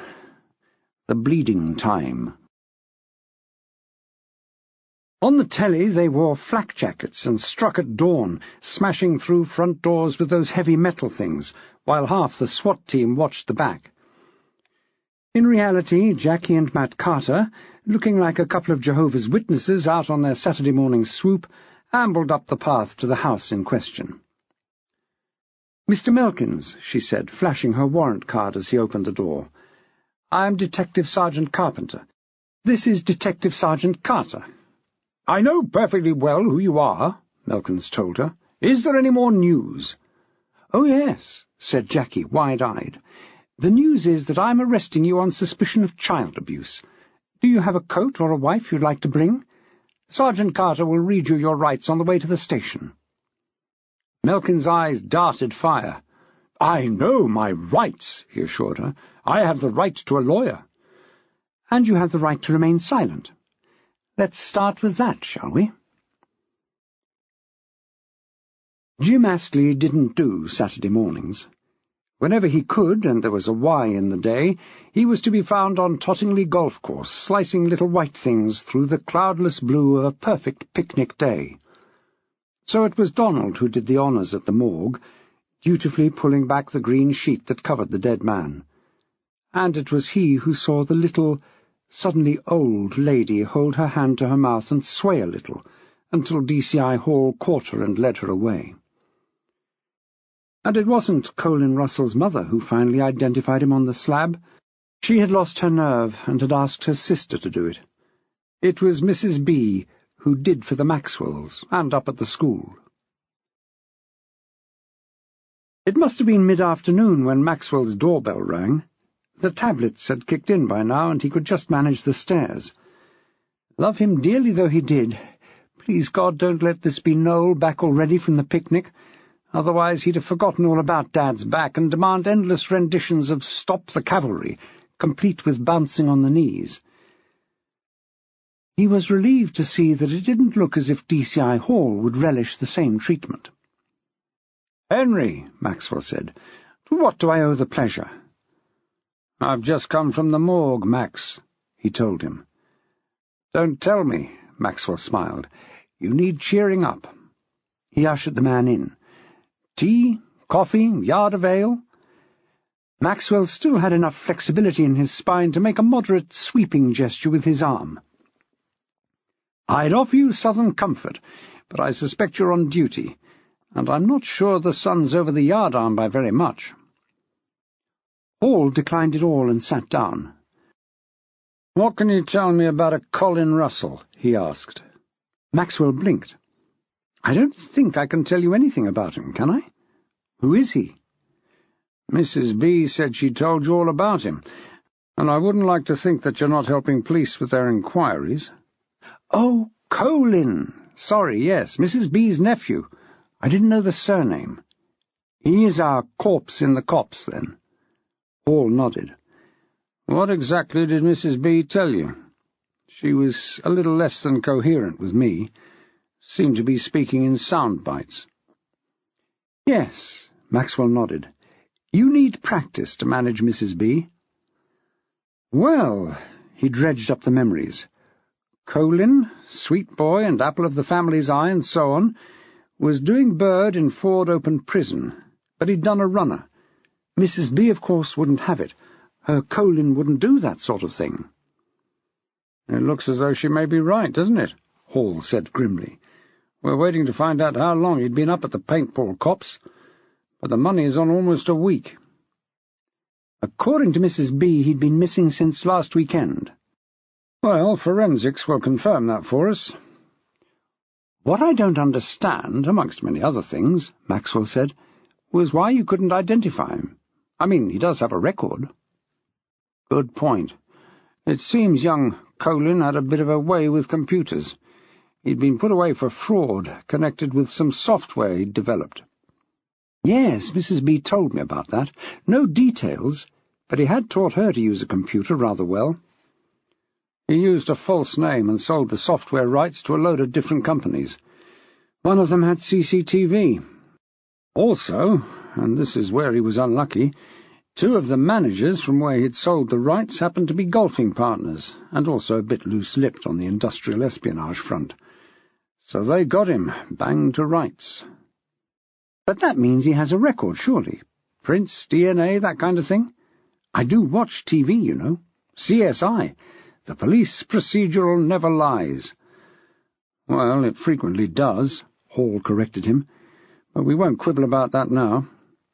What Colin had done was to leave his name in the prison system, but wipe his prints and DNA, personal description, all that. He kindly did it for all his friends on the wing. Leaving his name was a stroke of genius. That way all his prison records remained on the system, so that the officers could update him, book visits, and everything. But from outside, he was invisible. Hall sighed. Clever. So he really was a computer whiz? Maxwell asked. Only Mrs. B tends to deal only in superlatives, and it's sometimes a little difficult to judge. No, he was clearly very talented in that way. The software he'd designed was never discussed in court. Apparently it's still subject of a legal wrangle between all the people he sold it to. But it's bound to be a workable product. I don't think he was naturally bent. Maxwell had a thought. Where was he working, on license? Asda? An estate agent? Hall barked what may have been a laugh. You might like this. He was working for a software company. What? Maxwell leant forward, and was pleased that his back just gave a warning whimper, rather than going into a complete spasm. I had no idea he had access to computers. Have you linked him at all to this texting and emailing problem? Hall looked thoughtful, then shook his head. No need to pursue that anyway. Unless Jackie's been very unlucky, I think she may have someone for that today. Maxwell was between a rock and the usual hard place. He couldn't let Hall know how much he and Jackie had discussed, but he really didn't think that Melkins was the man for all the other problems. He settled for a simple, Jackie's like the Mounties, Hall said. She always gets her man. Maxwell tried and failed to picture Jackie in a rather strange hat and a scarlet coat, wrestling a bar and stirring her coffee with her thumb. It wasn't a picture that came easily to him, but he agreed with the general principle. Let's hope you're right, he said. For the record, Jackie said clearly into the tape recorder, interview commencing 1:30 in the presence of D.S. Carpenter and Carter, Mr. Gregory Melkins and John Whitby, the brief filled in, adjusting his glasses and straightening his tie. Jackie noted that the man looked 6. When lawyers started looking younger than policemen. Tell us about Julie, Jackie said. Melkins looked at her, then at the brief, who nodded. My stepdaughter, he said, currently attends Leaford High School. Is that it? Jackie asked. What more do you want? Melkins snapped. Her bra size? The silence was tangible. Jackie sat back. Leaford CID, 1. Child-molesting bastard, 0. That's rather an odd question, she said. Look, Melkins came the heavy. First, my stepdaughter goes missing, which, by the way, you people didn't really seem to take very seriously. Then you say she's safe, but you won't say where. And now you're charging me with child abuse. You haven't been charged yet, Jackie reminded him. The brief nodded. Does your stepdaughter keep a diary, Mr. Melkins? It was Matt Carter's turn. Melkins looked at him. I really have no idea, he said flatly. Well, allow us to enlighten you, Jackie said. She does. It's a rather frilly, girly thing, all pink with a kitten. You can't believe a word she says, Melkins shouted. The lying little bitch! Whatever's in that diary is a pack of lies. I never touched her, never! He was on his feet now, trembling and looming over Jackie. He barely felt his lawyer's restraining hand on his sleeve. For the record, Jackie said. "Mr. Melkins is, at 1:34, using intimidating body language." "Greg," the brief called his client to one side. "If I may just have a moment, Sergeant." "For the record," Jackie said, "Mr. Whitby is conferring with his client." She and Matt Carter sat stony-faced, while the whispering on the far side of the desk hissed this way and that. At the end of it, Melkins sat down, avoiding everyone's gaze. The brief cleared his throat. "My client wishes to state that he has had sexual relations with his stepdaughter, that these have not been with her consent, but there has been no penetration." "So that makes it all right, does it?" Carter asked. Melkins' eyes came up level with his. "What do you know about it, you moron? There she is, night after night, swaying her hips, putting her makeup on, leaving her bedroom door open. I'm only human, for God's sake." "Let's leave God out of this, shall we, Mr. Melkins?" Jackie suggested. "Tell us about the texts." "Texts?" "And emails. The I know what you've done business." Melkins frowned at her, then at the brief. "I haven't the faintest idea what you're talking about," he said. "Don't you?" Jackie asked. "We shall, of course, be checking your PC, at home, at the hospital, and your mobile phone."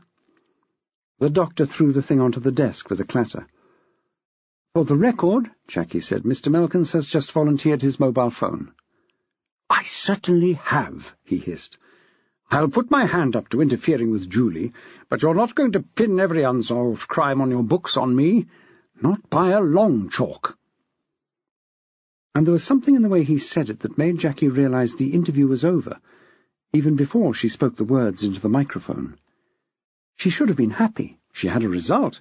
She'd got her man. And yet it somehow didn't all tie up. Not quite. There was still something missing, and she had to know what it was. Maxwell was still mulling over the image of Jackie arresting a clutch of lumberjacks single-handed when Hall suddenly spoke. He'd been trying to remember what else he wanted to speak to Maxwell about, and it had finally come into his head. One of these days he would master the reminder gadget on his mobile phone, but until then he had to rely on his increasingly leaky memory. "I know what I was going to ask you," he said. "What did you make of that strange email, the red ones thing? Have you had any more?" Maxwell sat up straighter. He hadn't really thought about it in the last 12 hours, wrapped as he had been in his personal world of pain. But Henry was right. It was strange. He could believe all sorts of things, but not that Nostradamus had predicted this. And he hadn't checked his email since that message had arrived. "I wondered if Jackie had discussed it with you," he said. "I can't make it out. I was assuming the family overcome by death was mine, although that is very ancient history, I suppose, for anyone but me. There's literally no one left alive now who is affected by it except me. That's a sobering thought, Henry."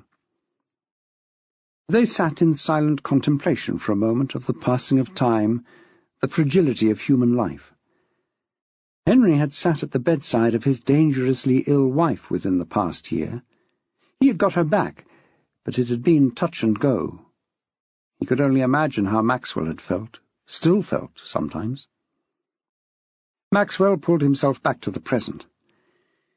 "But I realize now that it probably refers to Mrs. B and her family. But what the red ones can mean, I have no idea. Old Michel de Notre Dame had a rather sideways view of the world. He's not talking about communism, that's for sure, or Native Americans." They had a little silent mull. Henry liked these moments with Maxwell. The man may be perceived by many to be a meddling old idiot, but he didn't speak when speech wasn't called for, and his brain was the best that Hall could tap into.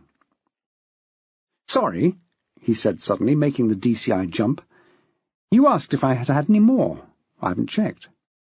Would you like to look now?" "Is that all right?"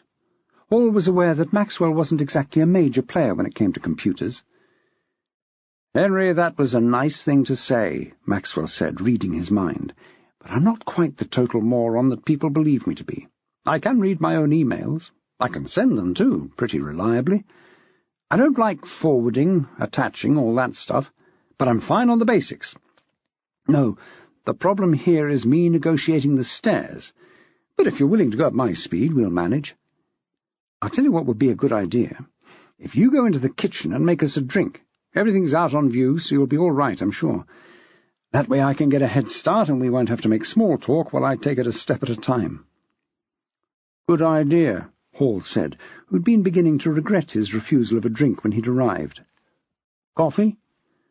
Tea for me, Maxwell said, but have what you prefer. He went to the foot of the stairs and started the climb, painfully lifting one leg onto the bottommost tread. He listened carefully. Hall seemed to be busy with mugs and kettle, so he sped up. Not much, but a little. He didn't have anything to hide, but he just wanted to read the message before Henry. In the kitchen, Henry Hall clattered the mugs, but not so much as to be unable to hear what Maxwell was doing. He smiled secretly to himself, the only type of smile he ever allowed, when he heard the relatively swift footfalls on the stairs. It was what he would have done himself, grabbed a chance to read the email before anyone else. A horrible thought struck him. Were he and Maxwell becoming more alike? He suppressed a small shudder and got on with making the tea. In the study the computer had gone to sleep. Maxwell knew, from what others said, that their computers did this, and a light tap on any key had them buzzing and alert again. Maxwell's computer needed banging, shouting, pleading and cajoling, but eventually it woke up, and he found that the email page was already there. There were 2 unopened messages for him, both from unknown senders. He clicked on the first one. "The ancient work will be accomplished," it said, "and from the roof evil ruin will fall on the great man." He recognized this for 2 reasons. It was the wording of the text, and it was a quatrain he frequently quoted to his classes when they were discussing the Kennedy assassination. But it was only half of the verse. He racked his brain for the other half. He'd have to look it up. He clicked on the other message. He'd hesitated before doing it because this was marked in the subject line, "For Henry Hall." Even so, he wanted to see it first. "They will accuse the innocent, being dead, of the deed. The guilty one is hidden in the misty copse." That was the second half of the quatrain. Century 6, if he recalled it right. But that didn't really matter. It was how it impinged on now that counted, not what some mad French pothead wrote years ago. He was shocked he could even think that. It was an insult to history. But it was sadly true. He heard footsteps on the stairs, and Henry Hall came into the study carrying a tray. The mugs matched. There was sugar in a bowl, milk in a jug. This domestic angle was a new side to the DCI, and Maxwell was impressed. Still holding the tray, Hall looked over Maxwell's shoulder. "Hang on a minute," Maxwell said. "There are 2. You need to see them in the right order." He clicked on the first, and then, glancing over his shoulder with some difficulty to check that Hall had read it, clicked on the second. Hall put the tray down on the windowsill and pulled up a stool. "Put the first one up again," he said, and Maxwell obliged. "I don't want to worry you, Max," he said, "but I would advise you not to go out, well, until we've caught this joker." "Why ever not?" Maxwell was astounded. As a rule, Hall could be relied upon to downplay drama and excitement, and here he was recommending a virtual house arrest, however much it was self-imposed. "Well, read it. The ancient work will be accomplished." Well, that's history, surely, ancient work. "And from the roof evil ruin will fall on the great man." Now, I don't want to make you big-headed, Max, but you know that is one of your nicknames at school, and no doubt in other places as well. "Although not where I work," he added silently to himself. "Different nicknames there altogether."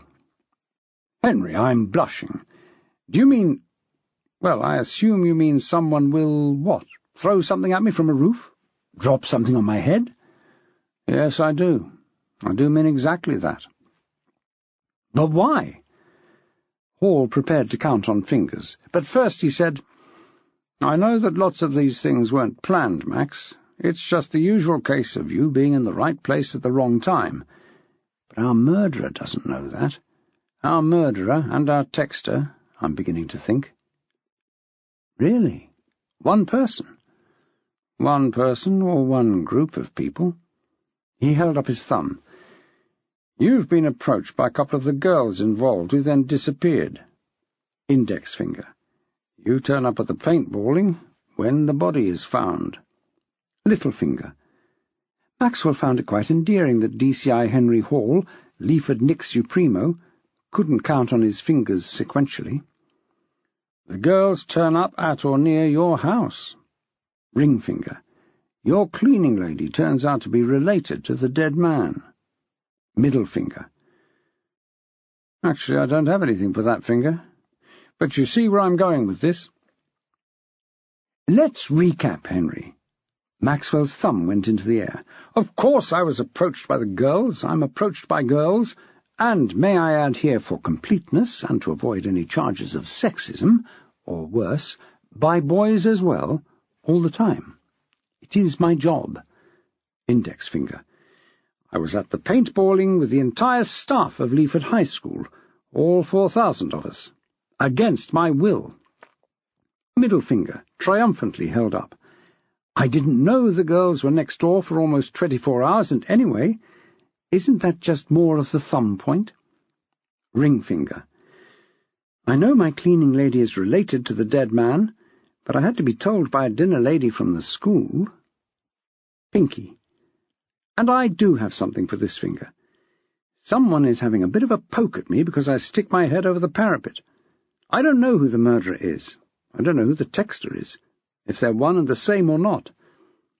But I do know who is sending me these emails, and it's someone at Leaford High School who wants rid of me for her own twisted purposes. She? Yes.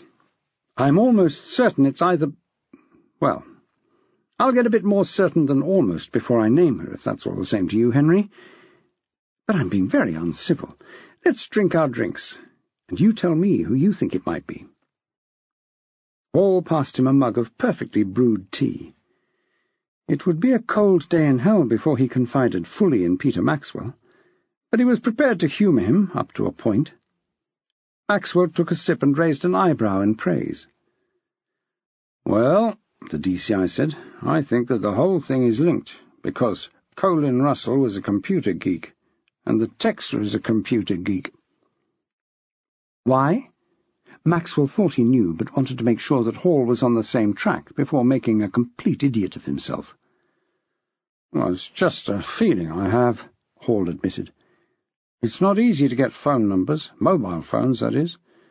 These girls are giving out their numbers in some kind of forum where they're accessible, if not to all, then to someone who can get deeper into the records than the users expect. A mediator in a chat room? Someone like that. Someone who has greater access. Maxwell was impressed. My word, Henry, he said. I'm impressed. Thank you. Hall sipped his coffee. Unlike you, I don't think your emails and... one text, was it? Maxwell inclined his head. Yes, I don't think they are unconnected. I would be interested to know who you think it is, for that reason. We'll have to agree to disagree, Henry. Let's just stick to the emails, shall we?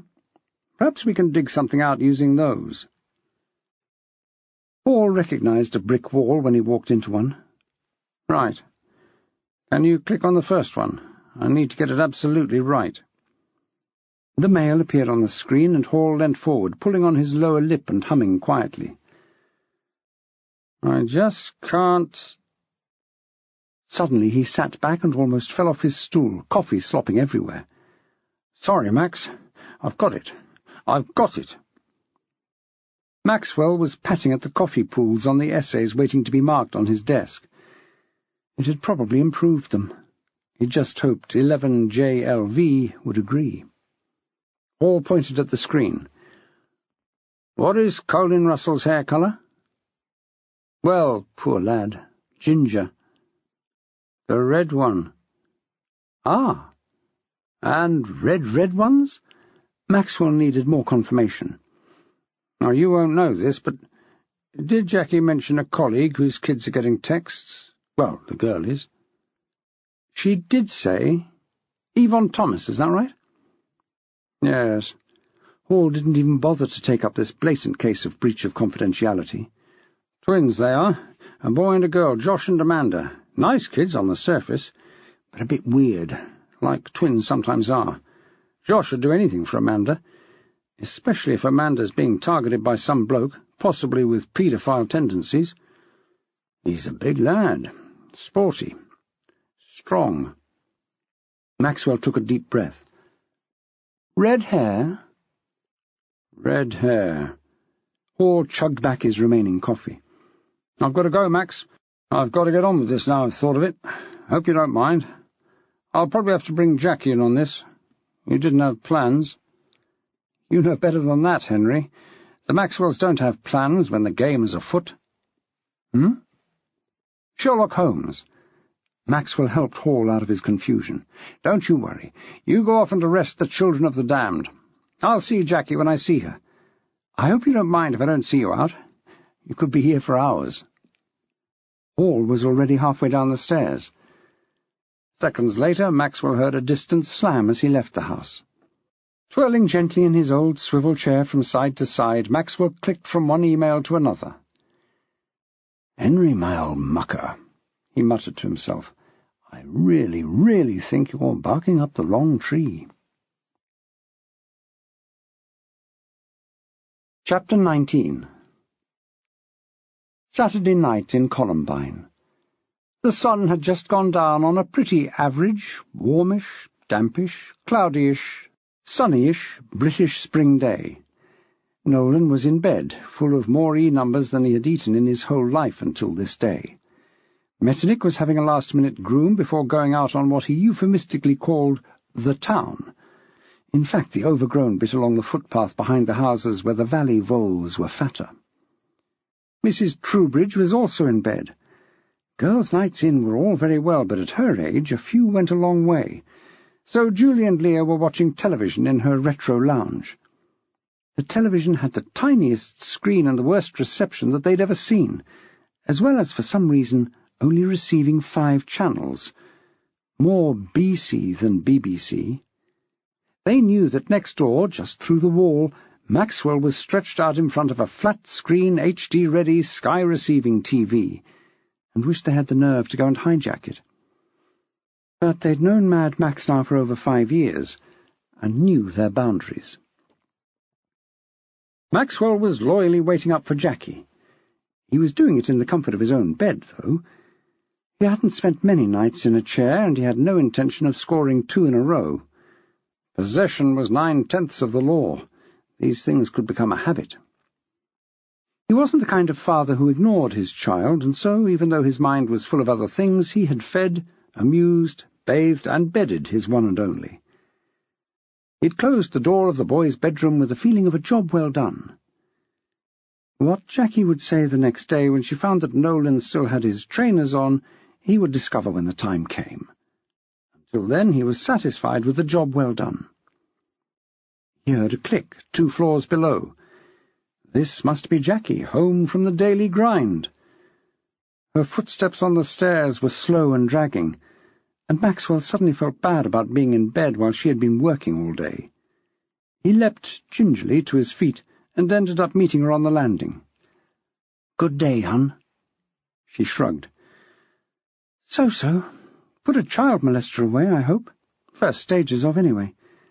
Bad side of that, I'll have to tell Julie that I know what's in her diary, and her family's been ripped to shreds. Henry's got the Thomas twins in a council facility, notionally accused of murder. Their parents are in shock. Yvonne is on 1 million prescription drugs just to stop the screaming, really. If I never see anything like that again, it'll be too soon. She sat on the bed and covered her face with her hands. He sat beside her and rubbed her back. There was nothing he could say, not really.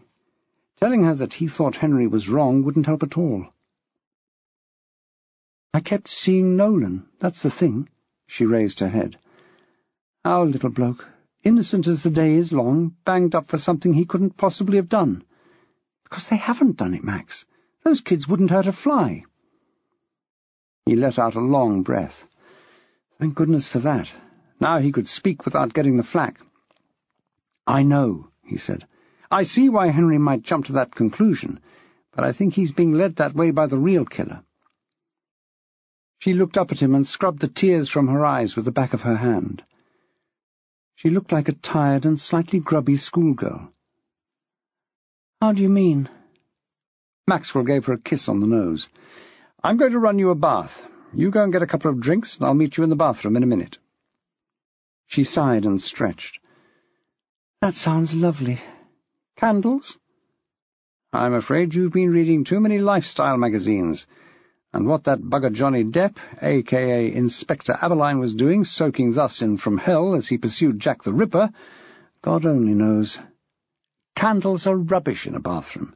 The steam puts the flames out, and since I'll be sitting on the loo in lieu of anywhere else, the only place to put them will be the window-sill, in which case— I get your drift. Southern comfort. As big as the great outdoors, if you would, just as you Mounties like them. Pardon? Train of thought. See you in a minute. He went into the ensuite bathroom as being further away from Nolan and less likely to wake him up. He loved his son, but tonight was no time for playing Sink the Bismarck, no matter how much Metternich would approve. When Jackie was ensconced in the bubbles and they'd chinked glasses together, she got back to the point. So you think Henry's wrong? I think I'm prepared to go further. I know Henry is wrong. What happened was he got so excited about the red ones that he ignored the other 2 emails I showed him. You've had more. He didn't say. She sank lower, and her breasts disappeared at one end as her knees appeared at the other. It looked like a Paul Daniels trick for the late-night cabaret circuit. Yes. Well, one really, in that they are the 2 halves of one quatrain. And very lazy. I use it quite often at school. You teach Nostradamus? Don't you get complaints? I would if I did, but I don't. It crops up when we cover the Kennedy killing. When I debunk the coincidence theories and other stuff that the kids get off the net and trot out to me. Well, go and get them then. You open the mail, click the printer icon. If you please, madam, I am quite capable of printing an email. Quite often, anyway. But I don't need to, I know it. The first half says, the ancient work will be accomplished, and from the roof evil ruin will fall on the great man. Jackie surged up out of the water, a mini tsunami flowing in all directions. Max, surely that's a direct threat to you. Is Henry doing anything? Protection? Darling, calm down. You weren't this interested when I got this as a text. Jackie had the grace to look contrite. He had certainly tried hard enough to tell her about it. But stuff, police stuff, important stuff, kept getting in the way. Maxwell patted her and then dried his hand on her hair. Don't fret, heart. Back in the water this instant, or you'll chap. Yes, Henry sees it as a threat. No, he isn't doing anything because it would be stupid. And he also isn't doing anything because he thinks he has his killers. So stop it. The second half, which came as another email, says, they will accuse an innocent, being dead, of the deed. The guilty one is hidden in the misty copse. And what do you take that to mean? She sipped her drink. Well, what I'm supposed to take it to mean is that the twins, who've already been set up in the first email, don't forget, will put the blame on Colin Russell, the man in the ditch. He was, after all, found in a copse. Although it wasn't misty when he was found, it no doubt is at dawn or thereabouts. Supposed to mean? So you don't think that it's what happened? That the twins will try and blame it all on Colin? What's to blame? Colin was guilty, if he was guilty of anything, of taking money that wasn't his. I don't think he's behind the texting and emails, and how can he be guilty of the only other crime? His murder. It's hard to break your own neck and leave yourself in a ditch, no matter how determined you might be. It isn't Melkin's either. He's a nasty piece of work. but he definitely hasn't done anything except molest Julie. She took a big gulp of her drink. I didn't think I'd ever hear myself say that. I know what you mean, sweetness. Don't worry. No, I think a lot of hares have been started today, and I just hope Henry can put things right with the twins' parents. It's not the sort of thing that goes towards good staff relations, is it? Their dad's a copper as well. Oh, Henry really knows how to do it. He doesn't often mess it up, but he certainly doesn't do things by halves when he does. He leant forward to turn on the hot tap for her. I'm assuming you're at home tomorrow? Yes, she said, with no room for quibbling. I've done no shopping. There's absolutely no food in the house.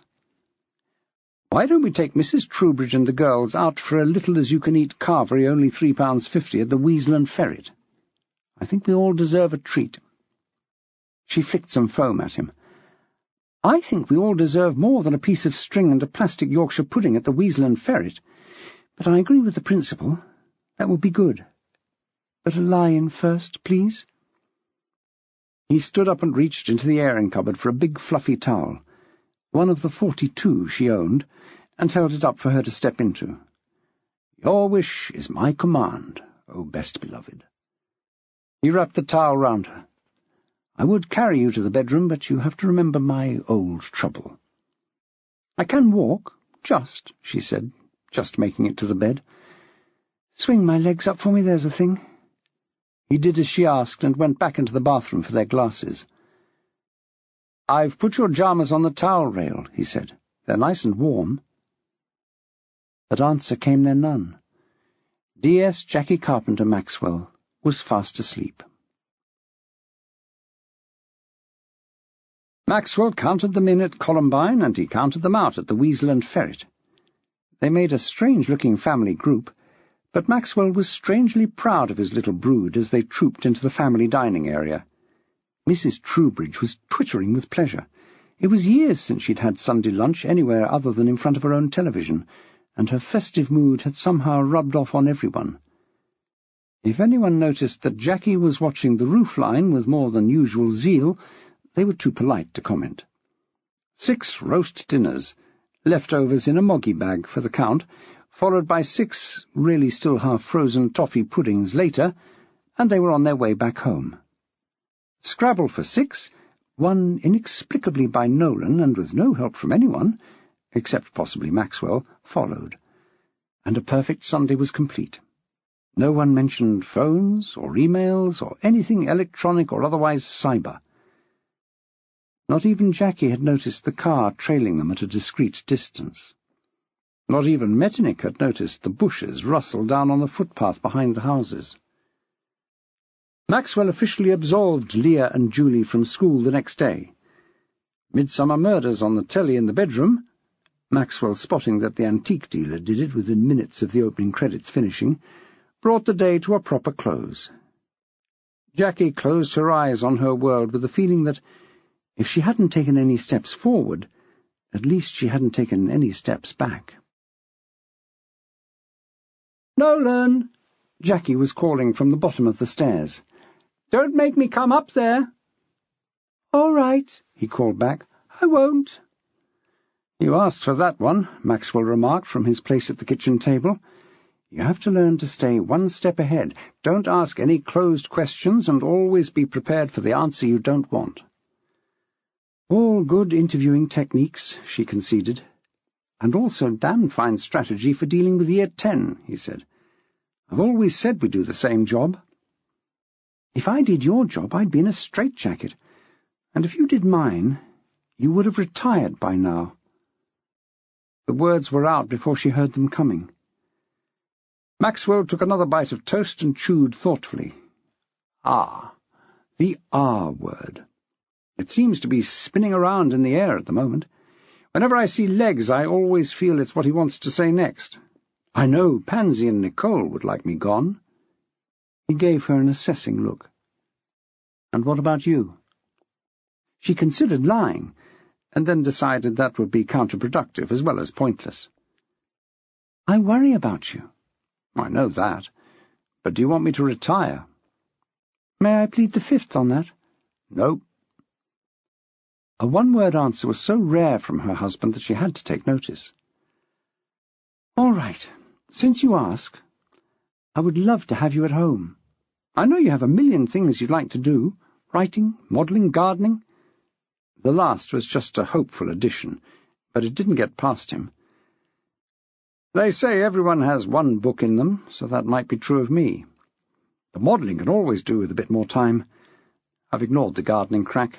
You will have your little joke. But would you like me to retire?" "Oh, Max, give me a break. It's Monday morning. Nolan's still in bed." "No, I'm not," came an irritated voice from behind her. "I'm here, waiting for my breakfast." She spun round. "Darling, I'm so sorry. I didn't see you there. You came in very quietly." "Metternich's teaching me," the boy said, reaching for his milk. "He's very good at it already." "I understand the second lesson is how to lick your own—" "Max, that's enough. You can't retire anyway. You're only 4. And a half." The head of sixth form laughed and stood up from the table. "Can't wait for you two today. I need to be at school early." "I was going to drop you today," Jackie said, "because of, well, you know, your back." "Fit as a flea," he replied, doing a few running steps on the spot.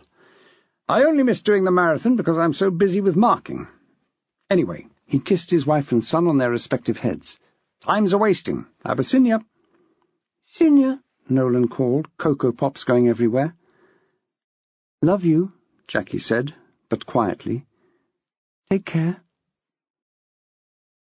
Maxwell had made the same journey on the same bicycle, give or take the odd spare part, for nigh on a century. Well, that was how it felt. He no longer took any notice of his surroundings, and often got to Leaford High wondering if he had perhaps run down and slaughtered whole squadrons of small children, old ladies, or it might even be missionaries going about their lawful business in his path. He discussed this one morning with another cycling teacher, a nice lad from the geology department, and had been reassured that he was not the only one to worry. The thing to keep in mind, he'd been told, was that should he in fact decimate whole swathes of Leaford's population, he would certainly notice if it was only because of the blood on the mudguard. He was quite glad, therefore, to discover from first-hand experience that this was true, except that he was the potential victim, not the slaughterer. He was swinging wide on the final turn, as he so often did, coat flying, hat on his head by sheer willpower alone, when he heard an engine behind him. An SUV of unnecessary size and horsepower was coming up behind him on the turn, and it was only by a mad twist of the handlebars and a flying leap onto the verge that he wasn't squashed like a bug. The vehicle, having turned into the drive of the school, did a screaming U-turn on its handbrake and sped off the way it had come. Maxwell lay on the verge, counting his limbs by twitching them one by one. Everything seemed to be present, if not correct, and he rolled over carefully to survey the damage to Surrey. Again, everything seemed present and correct. He clambered to his feet, not such an easy task without Mrs. Troubridge to depend on, and was dusting himself down when a breathless voice called his name. He looked up to see Nicole Thompson jogging round the corner, sweatbands on her wrists, and some serious-looking trainers on her feet. "Max, are you okay? I saw that. He looked as if he was aiming straight at you." "Did you get a number? A description?" "Sorry, Max." She was alongside now, fresh as a daisy, not a drop of sweat anywhere. He wasn't surprised. He often found that seriously ambitious people weren't built quite the same as the common herd. "All I saw was a bloody great car nearly run you down. Are you sure you're all right?" Yes. Just a bit shaken. I'll just walk Surrey into the bike shed. Nicole?" She was shocked. He'd called her by her real name. "Yes, Max." "Not a word about this, if you don't mind. I don't want to worry people." "Well, I think someone ought to know. Your wife, for instance. Isn't she a WPC?" "Well, a detective sergeant, as a matter of fact." He felt petty, but he hated it when women tried to belittle other women to make themselves feel more important. And whatever else he knew about Nicole Thompson, she liked to feel important.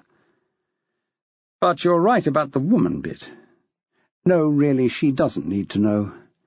And to be honest with you, Clara, I've got so many bruises because of Friday she'll never notice. He saw her stricken face. I'm so sorry. Really, I am. What was I thinking? Are you totally recovered from the shock? She smiled, but it was rather wobbly. It kept me in until Saturday morning. Apparently I was in acidotic shock. Hyperventilation. My heart was a bit... Irregular? Pounding? She nodded. That's me getting out of bed in the morning, he laughed. But you seem better now. That wasn't particularly true, but he didn't think that she'd welcome being told that if she was going to be this fragile about finding a not terribly upsetting body of a complete stranger, then she wasn't going to do so well working in a cutthroat job in a school where everyone was out to get you. Well, I've got some tablets, she said, in case I feel, wobbly again. That's good, Maxwell said, patting her shoulder. Mother's little helpers. He'd been quite a Stones fan for a day once. He held out a hand and made a small bow. Shall we? And the dinosaur and the IT girl walked up the drive to face another Leaford-High day. Maxwell was having a quiet ache in his office during what people laughingly called a free period when the door crashed back and Sylvia Matthews stood there, armed with some rubbing liniment and therefore dangerous. "Peter Maxwell, what are you playing at?" "I'm sorry, Sylv," he said mildly. "I have no idea what you're talking about." "You certainly have," she said menacingly. "You came off your bike today, and you've kept it to yourself." "I knew you'd come up here with that horse ointment," he said. "You remember the last time you used that on me?" She looked at her feet and muttered something unintelligible. "I beg your pardon?" He leant forward, cupping an ear. "I may have been a little over-generous. It may have trickled down somewhere it had no business," she said. Her straight face cracked and she laughed out loud. "You were so funny, Max. I've never seen anyone run round my treatment room at head height before." "It was extremely painful, I'll have you know, Nursey, and I won't have you near me with that stuff. I took a small tumble because some imbecile driving a car the size of a small town nearly crushed me. But I'm all right, and Surrey's all right, so no harm done." "Car?" Sylvia looked puzzled. "I heard you'd just fallen off." Maxwell looked even more puzzled. "But... wait a minute. Where did you hear this?" "Nicole, from IT. "I know where she's from. Hell! What have I done to her that she's always out to get me?" "Max, just because you're paranoid," Sylvia began. Yes, good joke, but I'm too annoyed." He gestured for her to sit down and, closing to her, took both hands in his. "Sylv, listen to me. I was riding in on the wrong side of the drive, if you say so, and this huge, I really mean it, a huge car came off the road, where it had been going in the same direction as me, and deliberately tried to clip me. I twisted out of its way, and instead of carrying on up the drive, as it had started to do, it turned in front of me and took off back in the way it had come. It nearly got me in the turn as well. Then a couple of minutes later, while I was still checking that everything was in working order, Nicole Thompson comes trotting up and tells me how dangerous the car's driver was, how she'd seen everything. How? Sylv, she wasn't even sweating. She jogged to school and her hand was as dry as a bone. Not everybody sweats a lot, Max. It's still quite chilly in the mornings." Maxwell ignored her and the train of thought he had been following. He stored that one away for later. "And then she goes round school telling everyone I fell off. I'm assuming she is implying that in my geezerhood I just stopped pedalling and fell sideways onto the verge, that the balance of my mind, etc., etc. Is that right?" Sylvia squeezed his hands.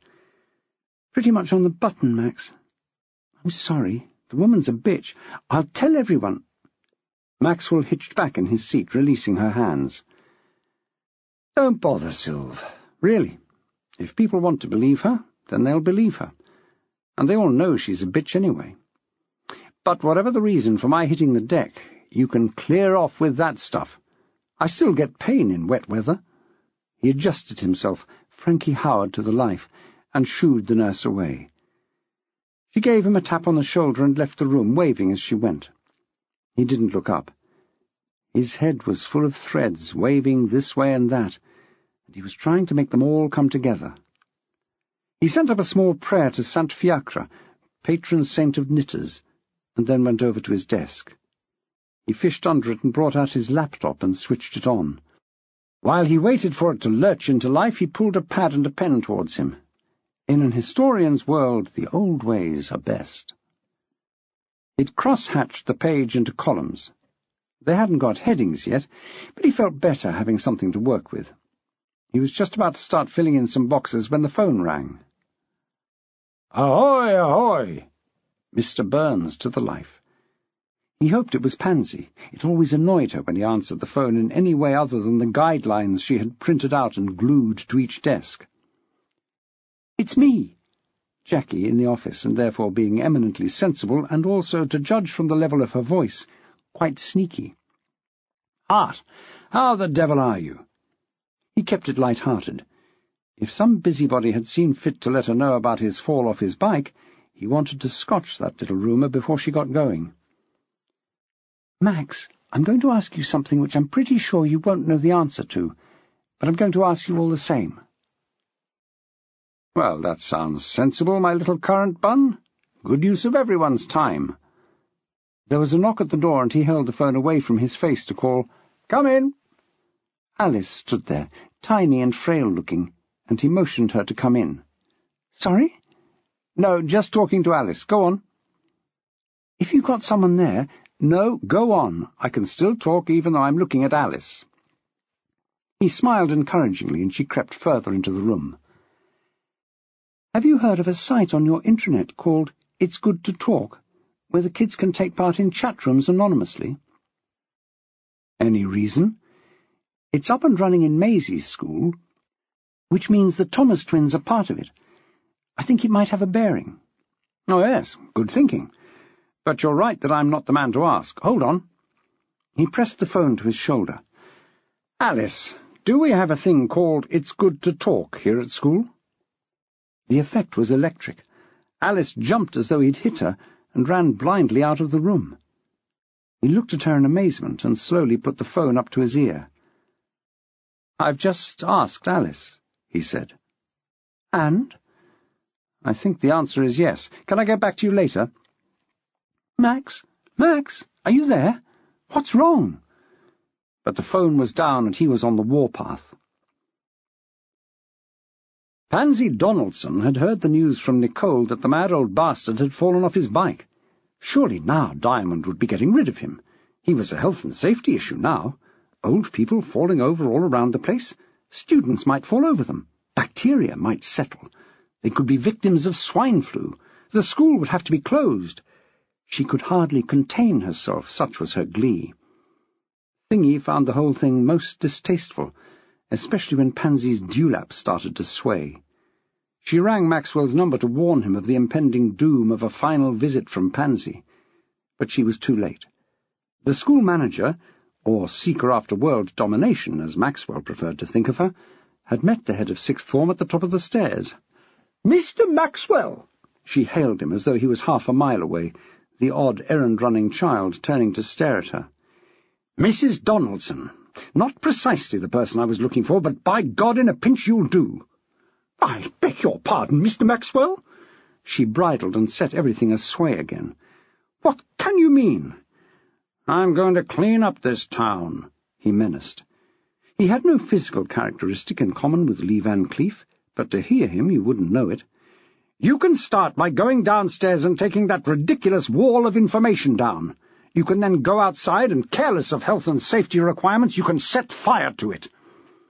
Maxwell shot a fiery glance at the errand-runner, who promptly vanished. "But, Mr. Maxwell, I need my information." "You ludicrous woman!" Maxwell spat, his famous gentlemanly behaviour hanging by a thread. "Have you any idea how many rules you've broken by having all that up in public? Does the Data Protection Act ring any bells? When I can be randomly rung by a member, no matter how well-meaning, of the kitchen staff because my number is 3 feet high on your wall, what does that tell you? when small girls are driven to nervous breakdowns because their email addresses and mobile phone numbers are on that self-same wall, does that make you proud?" She was, for the first time in many years, totally speechless. "Don't just stand there," Maxwell snarled. "Do it." She turned and went down the stairs like a slinky, with one part naturally following the other due to gravity. He watched until she reached the bottom of the stairs. She turned and looked up at him with malevolent eyes, watching him until he turned away. Maxwell took a folded piece of paper from one pocket and a pen from another, and made an extravagant tick. "One down," he muttered. "One to go." Maxwell pounded up the stairs and proudly paused at the top. Not even slightly out of breath, although he had to be far above the tree line. He slipped one hand inside his jacket and counted his heartbeats. Steady as a rock, and well within normal for his age. This was an assumption on his part, as he neither knew nor cared what that normal count might be. He shrugged his jacket to fit his suddenly macho shoulders better, and marched along to the IT department, tucked away in what had once, when Leaf and High and the world were young, been the smoker's room. This was an irony Maxwell had enjoyed, as the smokers could hardly manage the stairs. He threw open the door and was met by 2 pairs of puzzled eyes. He nodded. "Mike, Ned, any idea where Nicole might be?" Mike paused from his task of printing out the postage labels for his eBay sales. "I think she went down to see if she could see Mr. Diamond. I don't know what about." He smirked at Ned, who dipped back to his magazine. "I think I know why she's down there. I just want her up here, now." "I don't see how I can do that, Mr. Maxwell," Mike said, still smirking. "Ring her up," Maxwell said. "I can't imagine that she doesn't carry her mobile at all times. Just because the kids are banned from it and the staff discouraged doesn't mean that you guys, the IT crowd, have to obey the rules, does it?" Ned cracked first. "I'll text her, Mr. Maxwell, in case she's in with Mr. Diamond." "Ring her." Maxwell was close to losing his temper. He didn't turn green and burst out of his clothes, but there were grown men out there in the real world who still went pale when they remembered the day he had lost it with them. "Ring who?" Maxwell turned gracefully, grateful that he didn't fall over. That manoeuvre was always a tricky one. "Clara, lovely to see you. I think I have a bone to pick with you." "Do you? Boys, if you would go and, I don't know, do something useful with the mainframe. There's always something." She smiled coldly at them as they scraped their chairs back and left in a hurry. She waited a moment before opening the door they had slammed behind them. "Mainframe's on the ground floor," she reminded them. "Back of the library. Sorry," she corrected herself. "The old library. The bookstore, you know." Sheepishly they walked slowly down the corridor, and she watched them to the head of the stairs. She went back into the room and, smiling at Maxwell, offered him a chair. "How can I help you, Max?" she asked him. "You're very cool, Clara," he remarked. "I try to be," she said. "My outburst on Friday was very out of character." "Yes. Why did you get so upset? If you didn't even know the man." "It was so sudden. I hadn't had anything to eat or drink. I was a bit disoriented. It's not what I usually do, running around in woods and things. I just overreacted." Maxwell crossed his legs and leant back. Nicole sprang forward. "Don't do that, for God's sake. Those idiots have got almost all these chairs booby-trapped. It's like working with children." He rearranged himself carefully and, with nothing dreadful happening, continued his questions. "You knew him, though, didn't you?" "I have never, ever in my life seen that man before Friday. I see him now, though, every time I close my eyes." "Did you know he was a computer buff?" he pressed. "Max, I don't know the man. He could be a trapeze artist for all I know." "He was Mrs. B's nephew, you know. He'd been hanging around Leaford for a while before he was arrested and sent to prison for computer fraud." "Not so much of a buff, then, if he got caught." Maxwell looked thoughtful. That was something he hadn't considered. He'd been unlucky that 2 of his marks had known each other, and they had him on CCTV. But surely he should have had contingency plans. You've got a point there. He recovered himself. But that's not all. Why are you going round telling everyone I fell off my bike? She just sat, looking at him, and tears slowly welled up in her eyes. She shook her head and finally said, "I don't know." "Is that it?" He almost sat back in amazement. "You don't know? You tell Pansy Donaldson that I fell off my bike, so she goes around treating me as if I'm a leper who might give oldness and madness to the whole school, and all you can say is you don't know why you did it. Can you at least give a hint?" By now she was weeping real tears, and it took some time for Maxwell to restore the room to order. Eventually, with a screwed-up hanky in one hand and a fistful of Maxwell's jacket sleeve in the other, she told her story. "I'm trying to get a new job, Max. I need a new job. I can't stay up here with these idiots for one more day. They do nothing. They know nothing.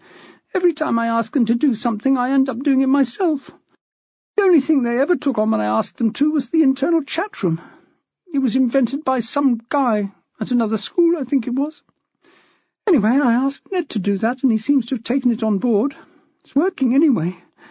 I check the activity from time to time, and it seems to be very popular.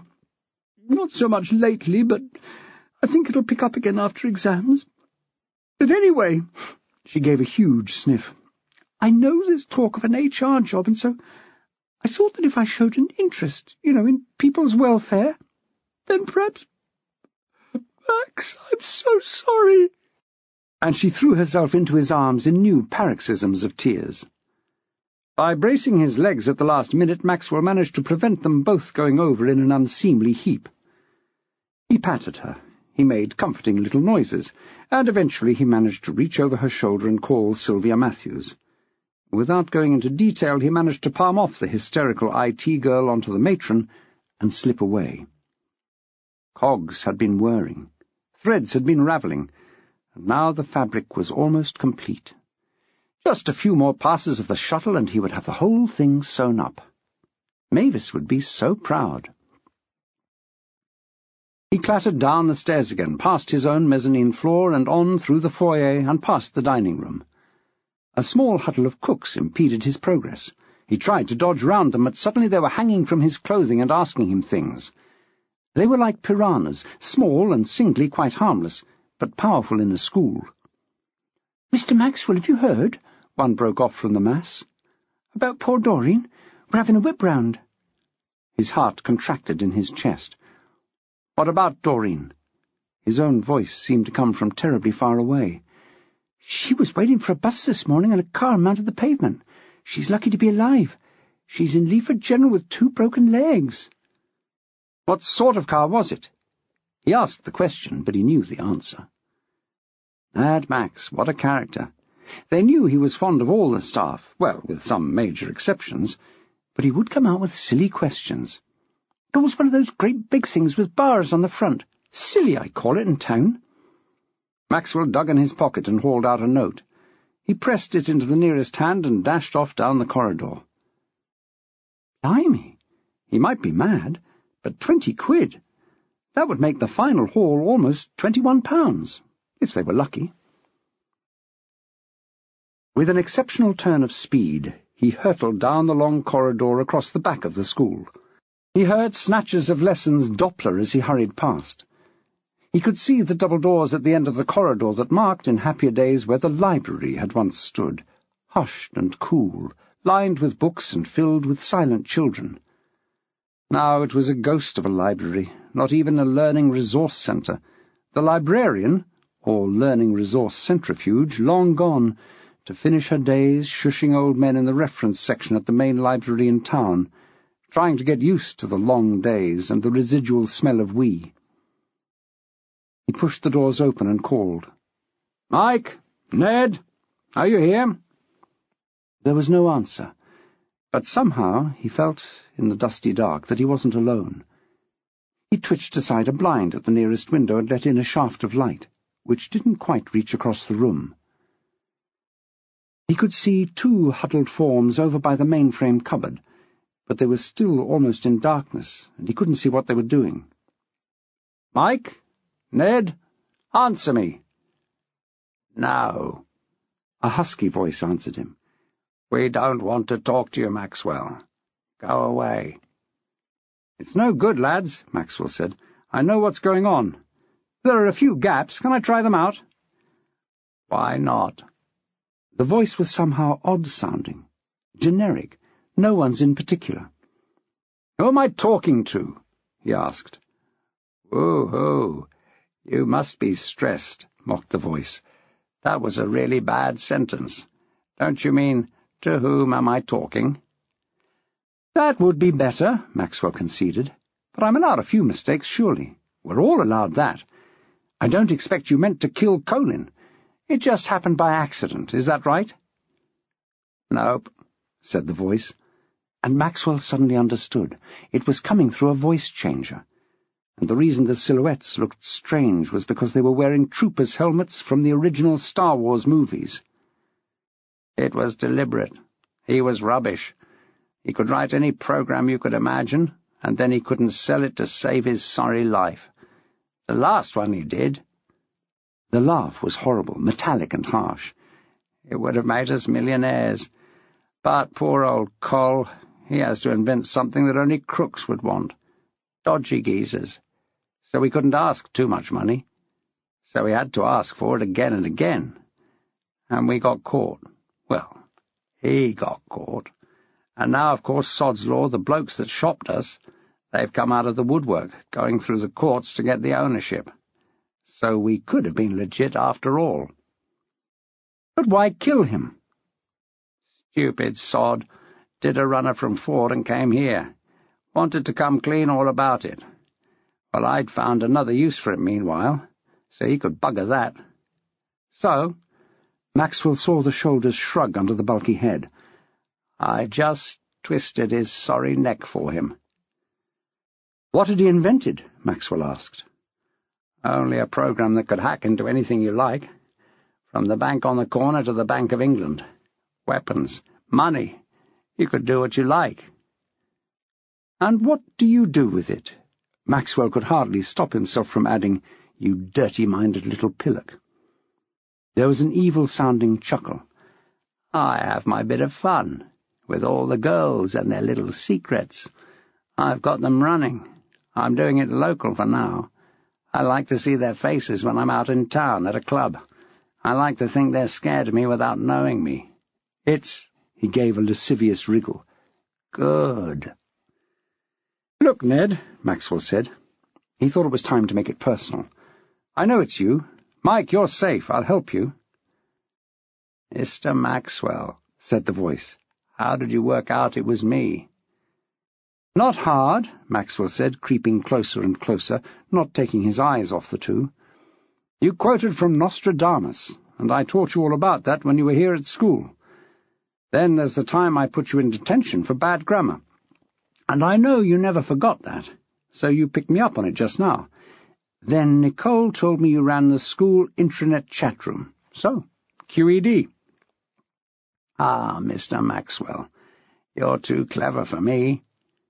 One figure rose to its feet, and to Maxwell's horror the other one fell sideways and lay splayed on the floor. "Catch me if you can."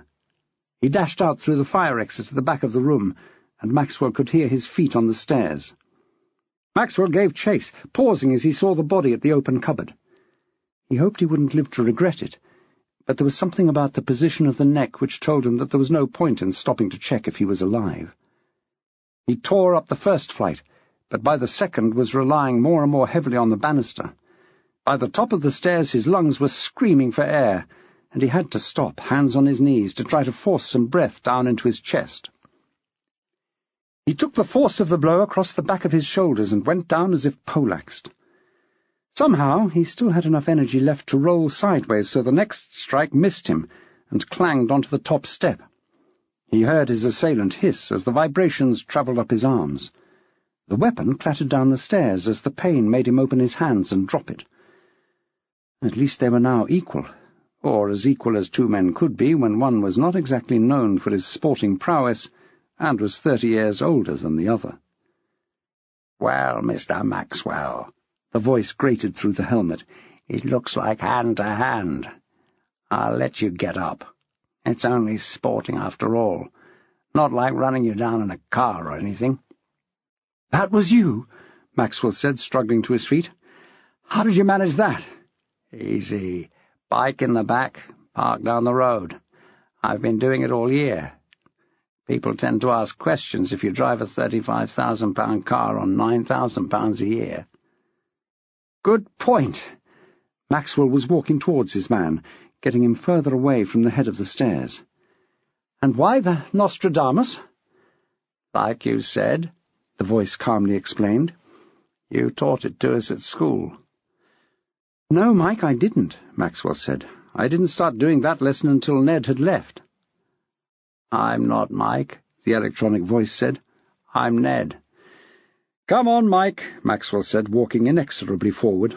"Not only are you taller and broader than Ned, you have a row of labels stuck to your left sleeve, ready to stick on the parcels you've been packing.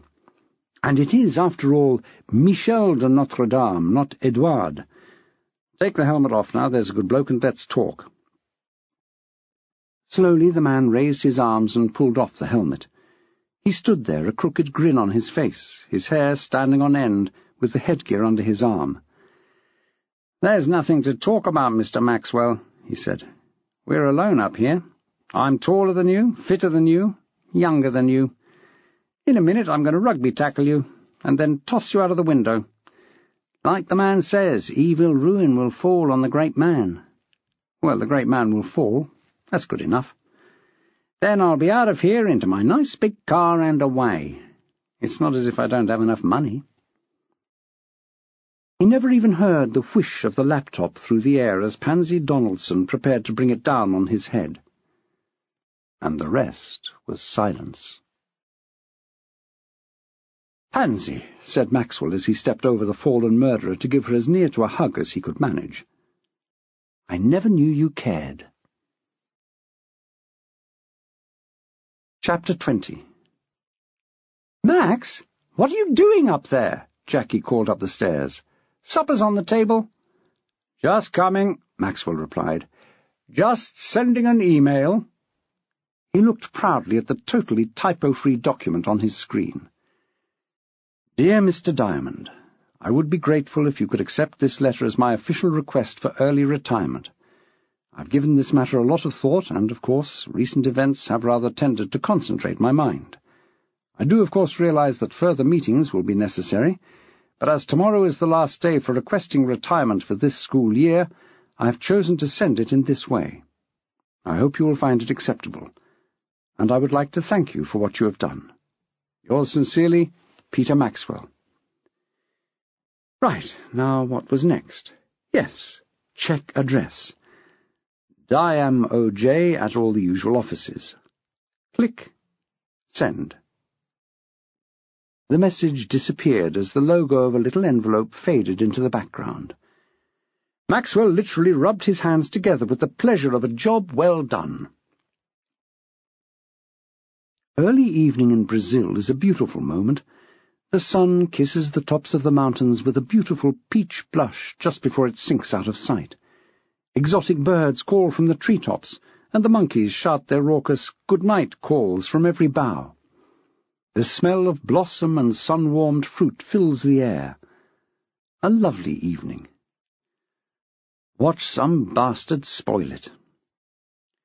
Hector Diamodge arrived home from work and walked through his still cool house, scratching a thigh and rubbing some of the dust of the day from his tired eyes.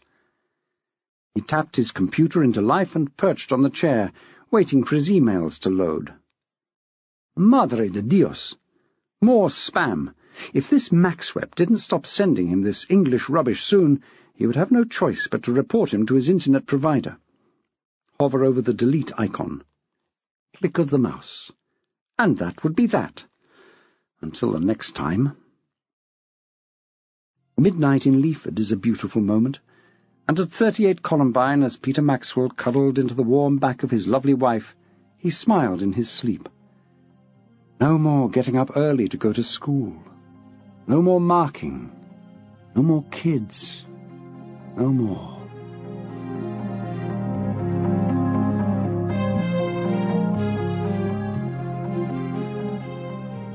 You have been listening to Maxwell's Retirement. It was written by M.J. Trow and read by Peter Wickham. This has been a Soundings Audiobooks presentation.